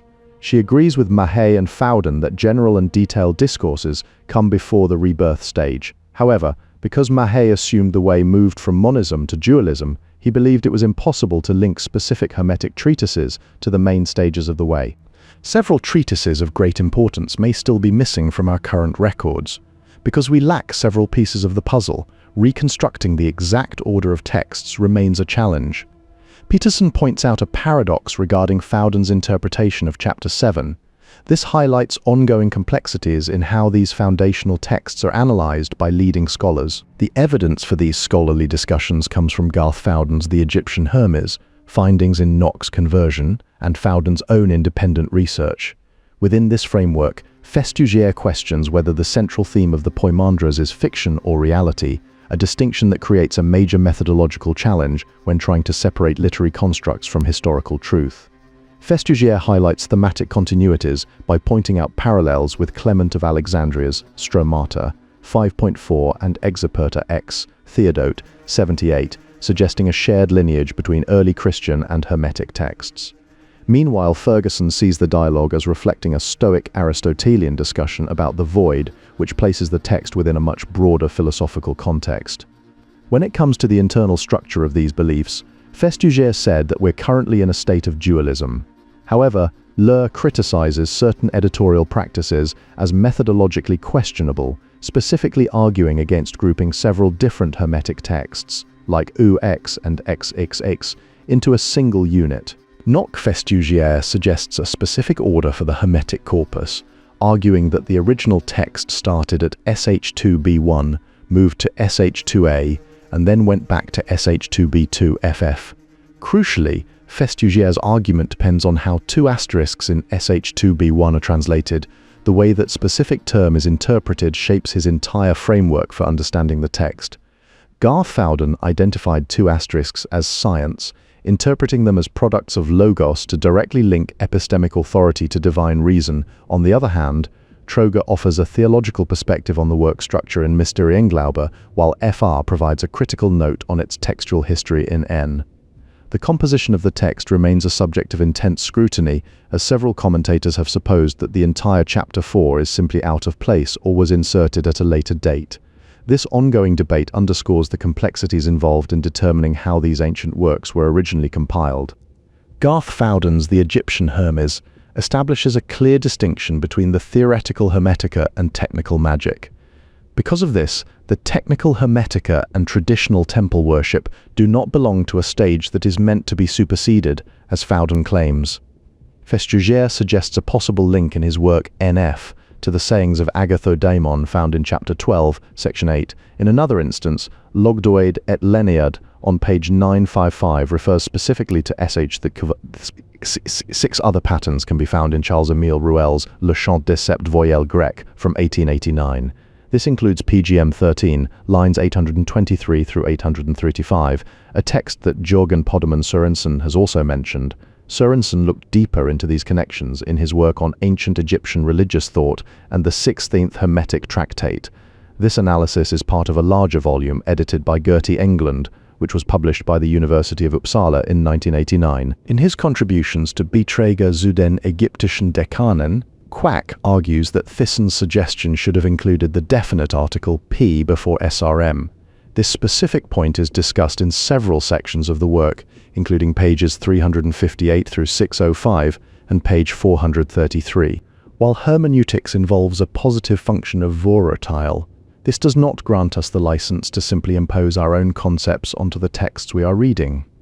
Gadamer analyzed this dialectical nature of hermeneutics specifically in his discussion of Iamblichus's concept of innate knowledge. On page 39 of the Egyptian Hermes, Fowden refers to Lactantius Inst. 7.15.10 and 7.16.4. This connects back to the previous discussion regarding Iamblichus's concept of innate knowledge, or emphutos gnosis. In the Egyptian Hermes, Fowden discusses the Muses while referencing specific passages on pages 54 through 56. He also notes a correspondence where Porphyry apst 4.8 is equal to Chaeremon fragment 10 van der Horst. Fowden identifies a significant resemblance between the ML and the initiatory Hermetica. Within this specific context, the translation provided by Copenhaver is preferred over that of Ammon. David Frankfurter interprets the activities of Heremon through the lens of stereotype appropriation. He describes this as the manifold ways indigenous cultures embrace and act out stereotypes woven by a colonizing or otherwise dominant alien culture. The structure of Festugière's RHT volumes 2 through 4 shows a clear progression from the world-affirming religion found in volume 2 to the unknown god in volume 4. For Fowden's reconstruction of the Paideia, the Hermetic Religio Mentis, see his chapter on Egyptian Hermes, pages 95 to even 16, and the summary on page 39 of Cop. Festugière was right to point out Diotima as the ideal model of a Hermetic teacher, even though he later admitted he should have included that passage from chapter 10.5 in his original article. On the other hand, Bousset viewed chapters 9, 10, 12, and 16 as mixtures, while Breininger provided different categorizations on page 40 of Untersuchungen. Grazer critiques Traeger's discussion of the core Hermetic dogma of dualism in Corpus Hermeticum 13, pages 50 to 55. To bolster his argument for Hermetic dualism, Traeger lists 17 opposing pairs. Goddard, pages 218 to 219, puts within brackets and distorts the original so completely that his translation does not even remotely reflect the source. Regarding deities as astral energies, see the useful short discussions in Fowden's Egyptian Hermes on page 78. The author includes most of the Stobaean fragments as well. The theme of non-duality will be explored at greater length below, specifically on pages 168, 232, 269, and 278 with note 53, 318 through 321, and 359 through 360. Earlier work by the author focused on deep discursive patterns of rejection and exclusion directed against Platonic Orientalism and its intellectual legacy. Philhellenism stands as the ultimate example of a theoretical program and hidden ideology in the history of Hermetic scholarship. After Mahe's work, the general trend in research moved toward a steady but comprehensive effort to correct for Philhellenic bias. A key part of this movement was recovering what Fowden called the Egyptian Hermes Trismegistus's extensive study of the Hermetica was developed during the interwar period. In a similar historical context, Hanegraaff's Esotericism and the Academy references Jacques Matter's 1828 work, Histoire critique du Gnosticisme. This hermeneutics of suspicion was pitted against a hermeneutics of faith, represented by scholars like Gerardus van der Leeuw, Mircea Eliade, and Maurice Lienhart. At the same time, André-Jean Festuger's publications cast an entirely different kind of spell on the scholarly community.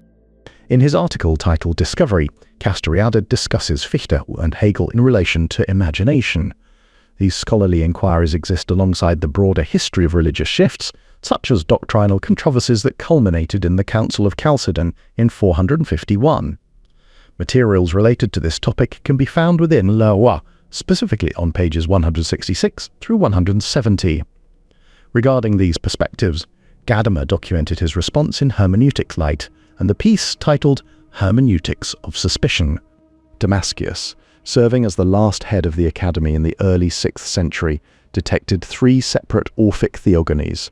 Subsequent scholarship has since discovered 3 more, with the earliest dating back to approximately 500 BCE. Garth Fowden has argued persuasively that all aspects of the Hermetica, whether they are practical or theoretical, magical or philosophical, can be understood as responses to the same milieu. His recent book reflects a continuation of this scholarly engagement by building on Mahe and other work produced since Festugier, while adding his own original analysis. The Stobaeus excerpts and other fragments in the 3rd and 4th volumes were entirely Festugier's responsibility, highlighting his pivotal role in compiling Hermetic material. His collaborator also handled translations, notes, and specific introductions to the Greek treatises, underscoring a significant influence on the Bude volumes of Hermetica. The effects of this separation on the post-medieval reception of the Hermetic tradition were momentous, shaping how later thinkers engaged with these texts. In 1505, Lefebvre divided his commentary into argumenta inserted between various Latinized treatises, illustrating early efforts to structure Hermetic material. Lefebvre's work was accompanied by a Latin translation and included as a 15th treatise, the Suda entry along with the Stobaean excerpts that Tenebus had published, demonstrating an integration of classical sources. Apart from translation, however, Scott's volumes remain indispensable despite known issues with his specific translation. Marin Mersenne played a role in shifting intellectual priorities by joining Pierre Gassendi, René Descartes, and Gabriel Naudet in speeding the demise of occultism as an acceptable occupation for educated people in Western Europe. He also corrected Kroll's emphasis on Stoic philosophy in a memorable sentence. Bousset provided a further intervention highlighting the need for nuanced interpretations of these texts. This ongoing scholarly dialogue ensures that the complex layers of Hermetic history remain subject to rigorous critical scrutiny. The Bude edition and the weight of Festugier's massive erudition ruled the field for almost 30 years. His analysis of the Hermetica remained the prevailing orthodoxy until roughly a decade ago, as it was accepted in most respects by Nock.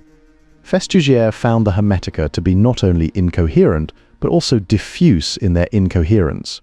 In contrast, Fowden recognizes the value of Mahe's work, as it moves the analysis beyond mere catechetical formulas used in schoolrooms toward the wider conversations open in late antiquity. The intention of this introduction and the notes to each treatise is not to settle questions of interpretation. Consequently, many works that may seem obsolete have been purposely included.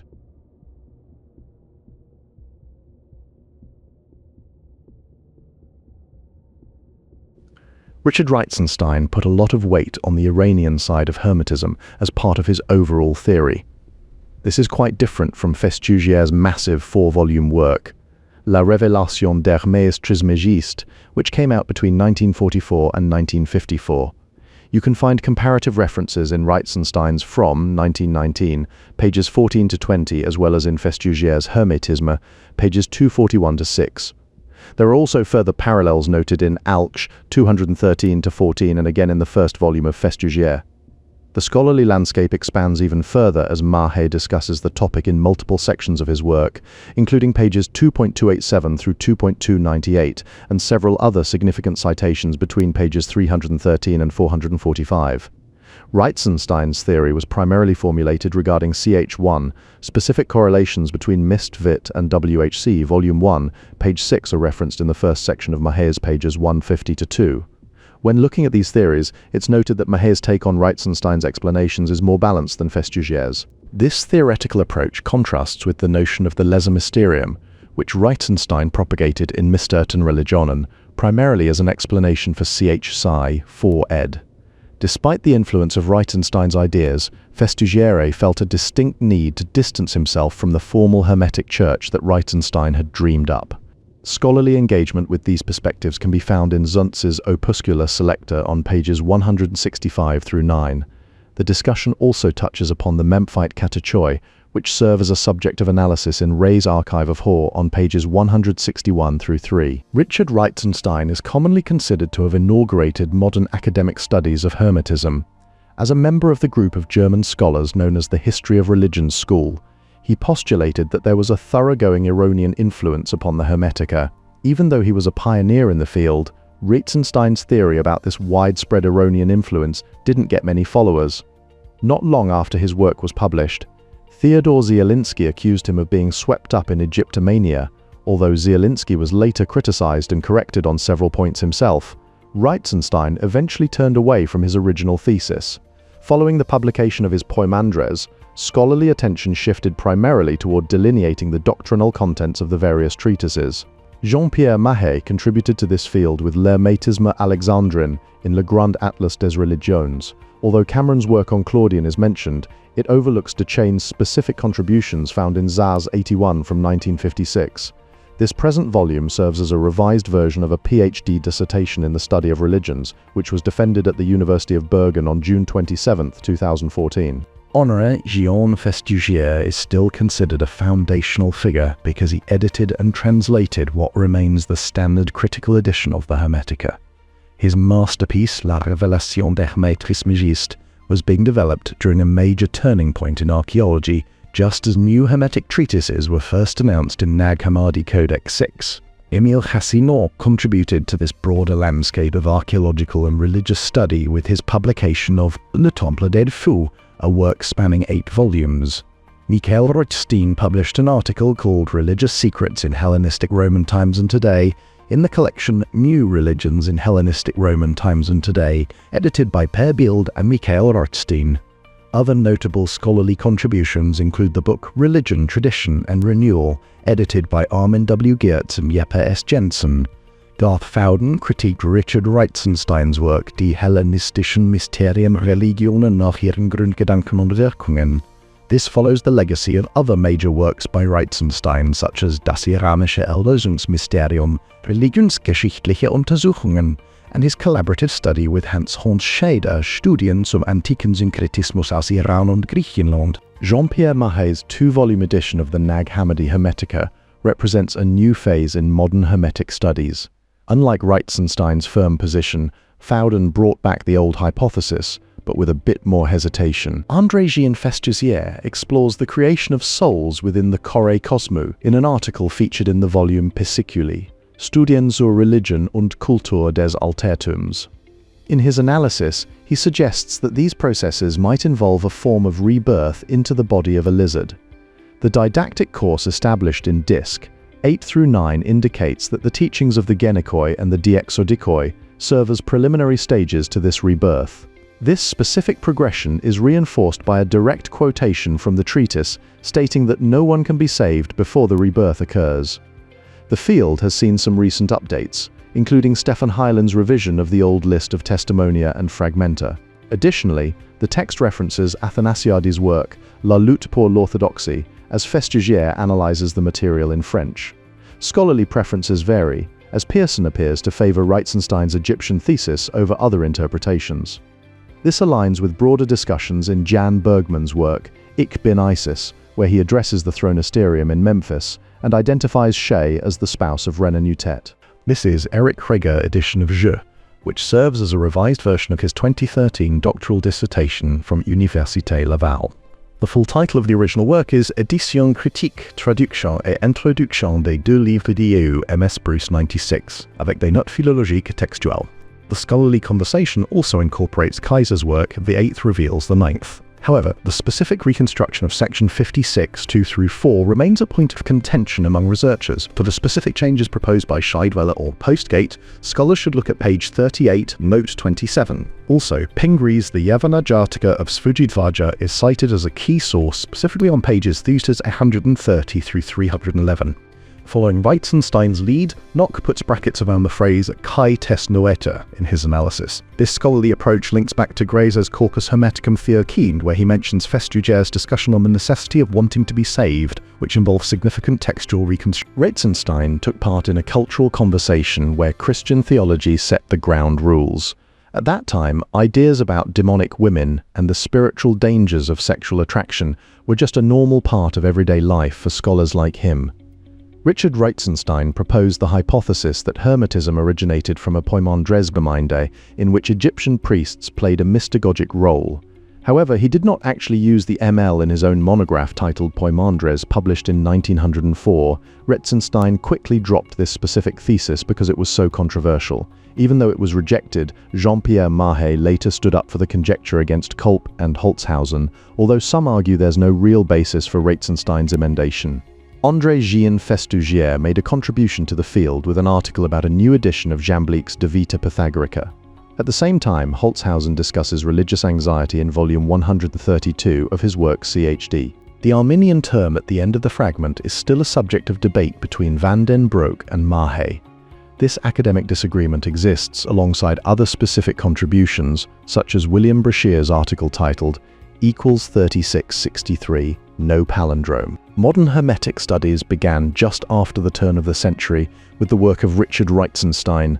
The Göttingen program, which focused on studying the Old and New Testaments within their cultural surroundings, had an obvious appeal to a scholar of Reitzenstein's specific tastes and talents. Jean-Pierre Mahe has edited, translated, and commented on the Vienna fragments, which were first noticed in 1951. 3 years after the Krauss Labib edition, Mahe began his pioneering studies of the Coptic and, later, the Armenian Hermetica. Even so, the Bude edition of Nock with Festugière's translation remains indispensable for researchers today. The next 3 volumes of Festugière's revelation of Hermes Trismegistus appeared in 1949, 1953, and 1954. Eventually, the latest edition of this massive work was completed in 1981. Scholars have generally confirmed Reitzenstein's harsh verdict on the text of Scott's Hermetica, though his specific Egyptian thesis had long since become a dead letter in academic circles. Meanwhile, Bruno Streecker published a 2-page report in Menemosine regarding a larger work that never actually found its way to print in 1949. Textual information from the editions of Scott and Reitzenstein have been referred to in ongoing scholarly discussions. These references continue to provide a foundation for analyzing the complexities of these ancient texts.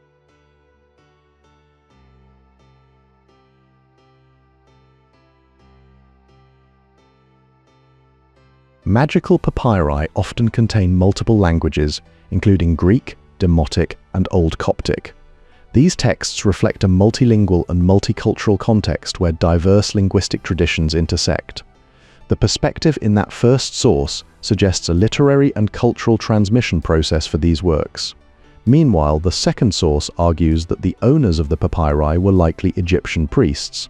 Egyptian priests influenced both the composition and transmission of these magical texts. This influence is particularly evident in the use of demotic and hieratic scripts found throughout the records. The third source does not explicitly address the identity of the papyrus owners. Instead, it focuses on the specific content and structure of the spells themselves. The third source focuses on the practical and varied purposes of these spells, specifically citing their use for healing and protection. This differs from the first source, which discusses the translation and adaptation of Egyptian texts into Greek. The first source emphasizes the practical and aphoristic nature of later demotic texts. In contrast, a second source highlights the ritual and initiatory aspects to suggest a more spiritual dimension to some spells. Some spells contain distinct ritual elements, while others include initiatory components. These features suggest that magical practice may connect to broader religious or philosophical traditions.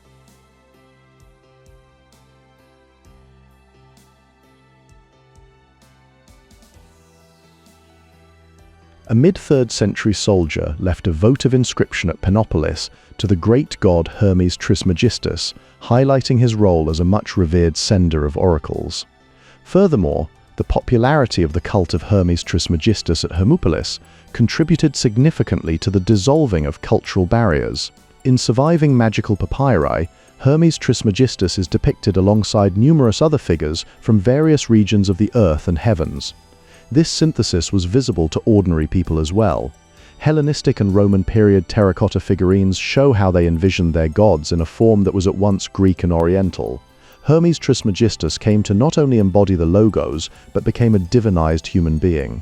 This evolution of his status is reflected in various records, including the definitions of Hermes Trismegistus, which is preserved in Armenian and partly in Greek. Evidence of these enduring influences can be seen in physical remains, such as the latest known hieroglyphic text etched on the Gate of Hadrian dating to the close of the 4th century CE.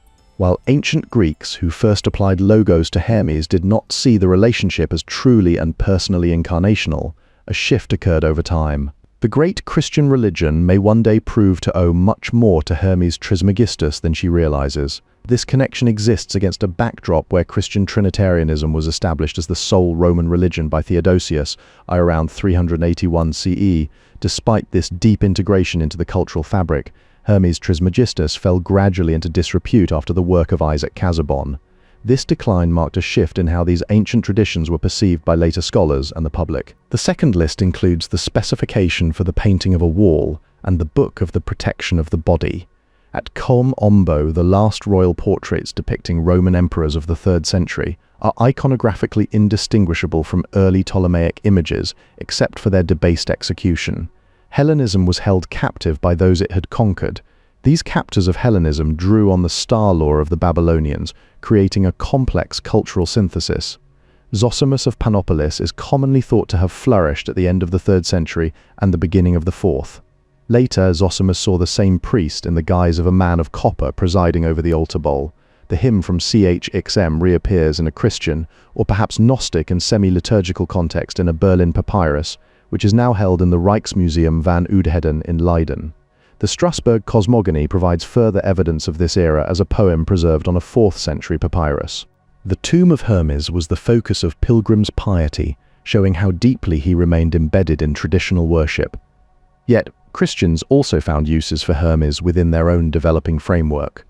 Trismegistus was not painted in the Greek world as a Christian before Christ. This distinction highlights the specific chronological shifts in how his identity was visually and doctrinally constructed. Marcion and Valentinus are both associated with Rome in their historical contexts. Within this religious landscape, Trismegistus had been regarded as a prophet of Christ. Christians later interpreted the epithet Trismegistus as referring to Hermes knowing about the Trinity. However, this title can be traced back much earlier.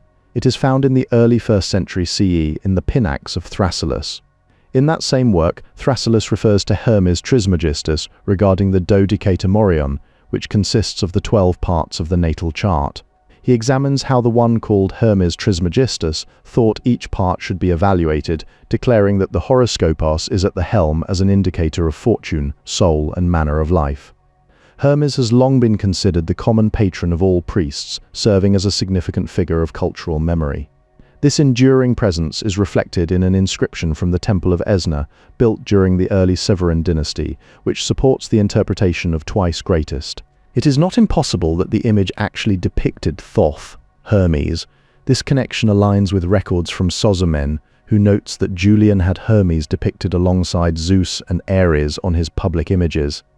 A fragment of the Christian Hermes's pastor was discovered among Manichaean manuscripts written in Iranian languages near Turfan in Chinese Turkestan. This highlights how technical literature circulated under the name of Trismegistus across vast geographical reaches. Ian Moyer identifies the Middle Kingdom Westcar papyrus as providing perhaps the oldest example of this specific motif. Within related historical frameworks, Misfragmothosis is identified as the 37th king in the Mestria list. Historical records such as those by Herodotus mention that Hermes had a temple in Bubastis.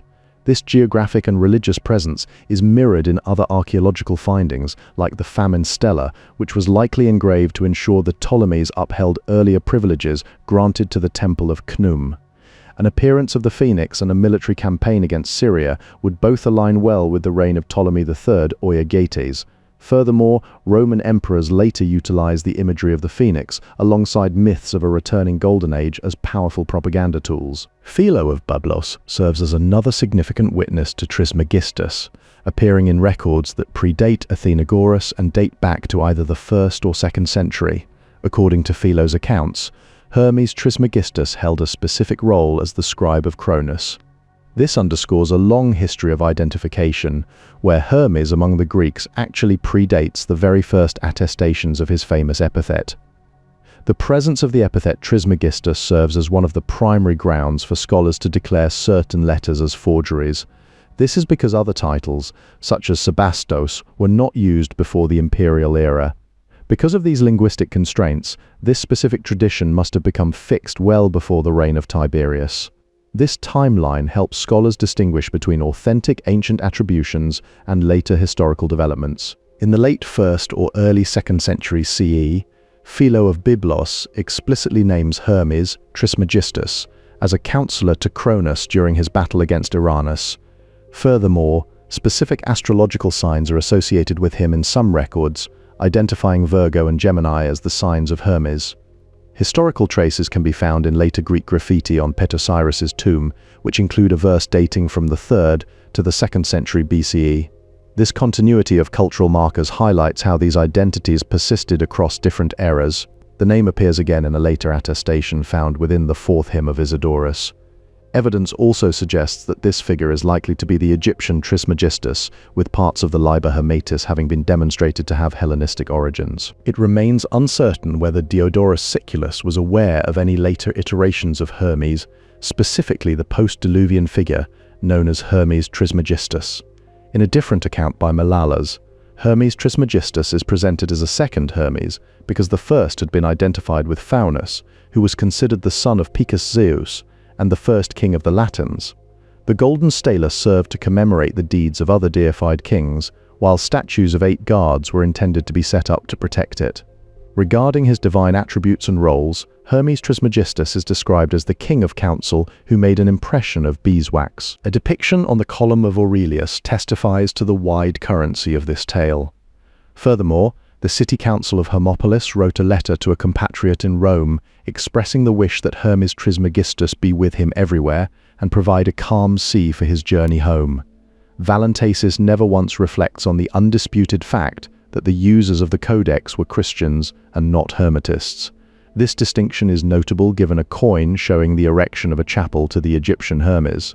The graffito testifies that someone, probably more familiar with Greek than with Egyptian, knew of Petosiris.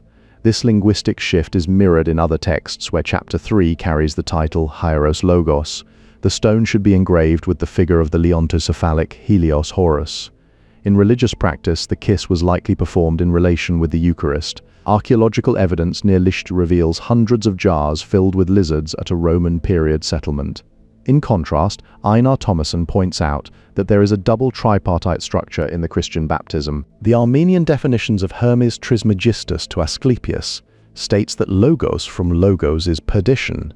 It further asserts that man is mortal by his body but immortal by logos. Betts suggests that the ML represents an early stage of Hermetism, perhaps dating back to the 1st century CE. The iconography and effects of the decans in the Liber Hermetis are similar to those found in other lists. The scribe left behind 3 texts which were discovered as part of the Nag Hammadi library in 1945. Most non-Christian testimonies are concerned with the identity of Hermes Trismegistus, a figure whose lineage is defined by his role as the son of Agathodaimon. The Apocalypse was likely written in the early 3rd century, an event for which Hermes Trismegistus had been preparing himself. In these texts, the Logos in Hermes is identified as the Lord's Logos, while his Nous is identified as God, the Father. The Galerius' Edict of Toleration was issued in 311 CE, marking a significant shift in religious landscape. During this era, the second Hermes was named Trismegistus.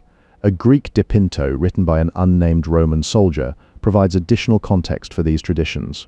Within this framework, the expression "a great miracle" was later immortalized by Pico della Mirandola. The last example of the royal cartouche belonged to the Emperor Decius of the mid-3rd century, who worried that Christianity might corrupt the loyalties of his armies, while direct literary evidence of Gnostic Christianity among laypersons remains from this 3rd century. Evidence of pagan belief survives plentifully into the 4th century. After the flood, Trismegistus transferred his sacred carvings into books to preserve them for future generations. This transition occurred during a tumultuous period where persecution of Christians began at Nicomedia in 303. The violent treatment of believers paused with an edict from Galerius in 311. However, he died shortly after this decree was issued, causing repression to resume briefly. The era of persecution ended permanently after Constantine defeated Maxentius in 312. During this time, a cultural synthesis emerged where everyone wanted to be Roman or Greek in some sense. As the religious landscape shifted, some Christian faithful luxuriated in the hothouse of Mediterranean piety. This period saw a complex blending of old and new spiritualities as they integrated into the prevailing cultural norms. The Sibyl had long been a familiar figure in the greater world of letters throughout antiquity, serving as a recognizable presence in classical thought. This enduring cultural legacy is visible even in later eras, such as on Michelangelo's ceiling of 1512, where she accompanies the prophets. In a distinct artistic expression from 1488, Giovanni di Stefano carved a great image of Hermes into the pavement of the Cathedral of Siena. While such imagery persisted in public spaces, scholarly attention also turned to the internal composition of sacred texts, where traces of Judaism appear within the Hermetica. The PGM3 manuscript originates from the late 3rd century, providing a window into that era's spiritual landscape. This period also saw literary interactions such as when Petrarch wrote a few words at the end of a Vatican manuscript of the Asclepius. Moving into the late 15th and 16th centuries, Ficino emerged as a significant figure in these ongoing intellectual developments. His work represents one of the final major stages of this long historical trajectory.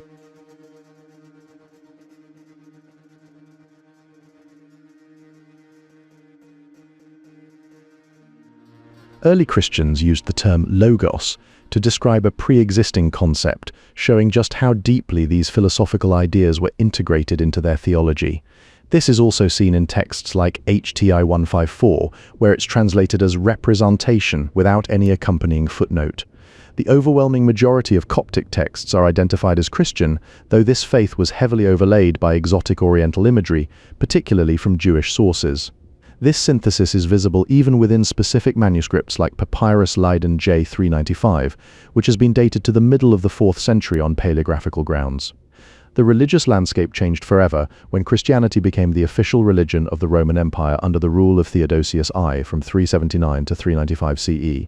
This shift shows a broader continuity, where even later works like the Kitab fi Zagar and Nafs clearly carry a Christian message. The enduring legacy of these traditions is confirmed by evidence for the continuing presence of Hermes in both Christian and Muslim discourse.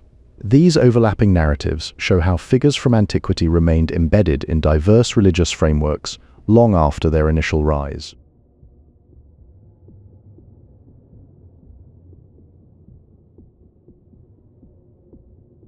From Constantine onward, belief became centrally dictated and served as a highly political issue. During this era of transition, the transmission of influence evidently went from Hermeticism toward Christian Gnosticism.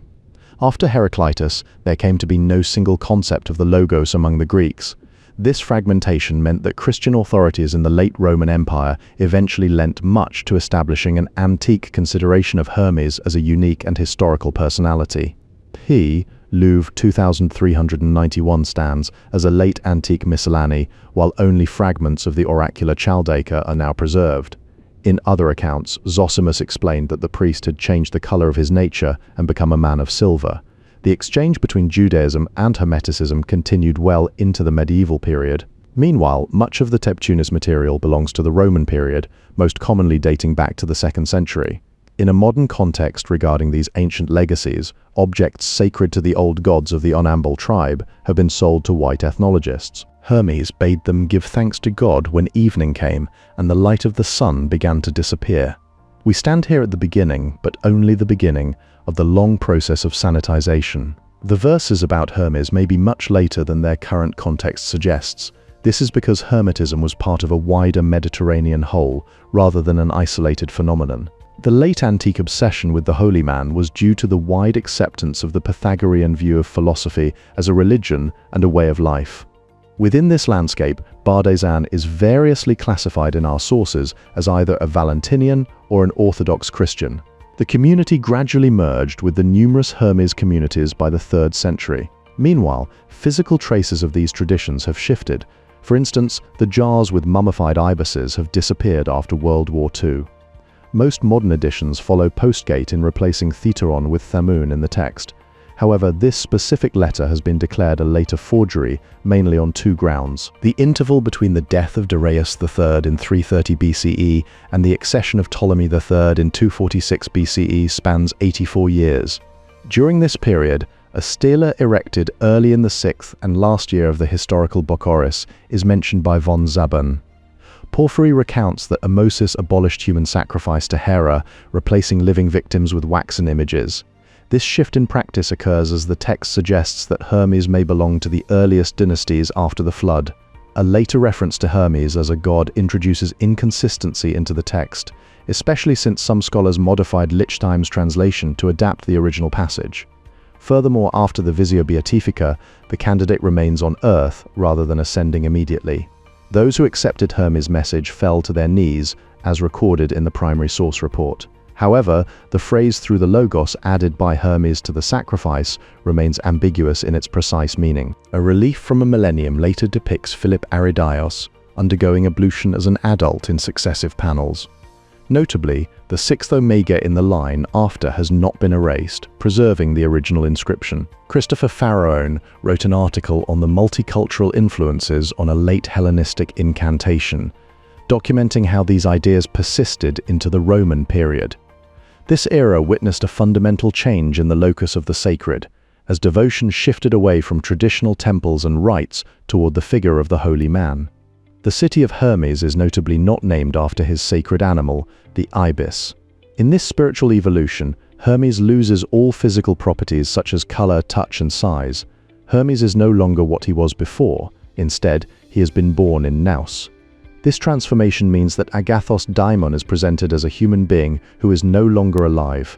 Constantine I's conversion to Christianity occurred just 1 year after the Edict of Toleration. In a much later historical context, the term Judeo-Christian became a major ideological component of American Cold War discourse. Additionally, Holtzhausen translates the Latin ostrum as west. A Byzantine epitome of the historian Cassius Dio explains that after subduing the Marcomanni, the imperial armies confronted the Quadi. Much later, the end of Hermetism in Harran roughly coincided with a new Byzantine interest in Hermes, represented by Michael Psellus. During this era, army veterans who were not Roman citizens could become so upon discharge. Meanwhile, throughout the post-Pharaonic period, large temples continued to be built in the traditional style. The earliest date for the Vienna fragments is the late 2nd century CE. New print technology amplified the influence of this truncated version after 1471, though Renaissance specialists already knew its importance in post-medieval European thought. While those earlier scholars recognized the significance of these works, it was Yeats who made Hermes truly prominent once again for students of early modern intellectual history. Some scholars believe that most of the population became Christian before the end of the 4th century. By the early 5th century, only southern districts still held out against the church, even as the bureaucracy was reformed, without regard for the growing influence of Christianity on secular affairs.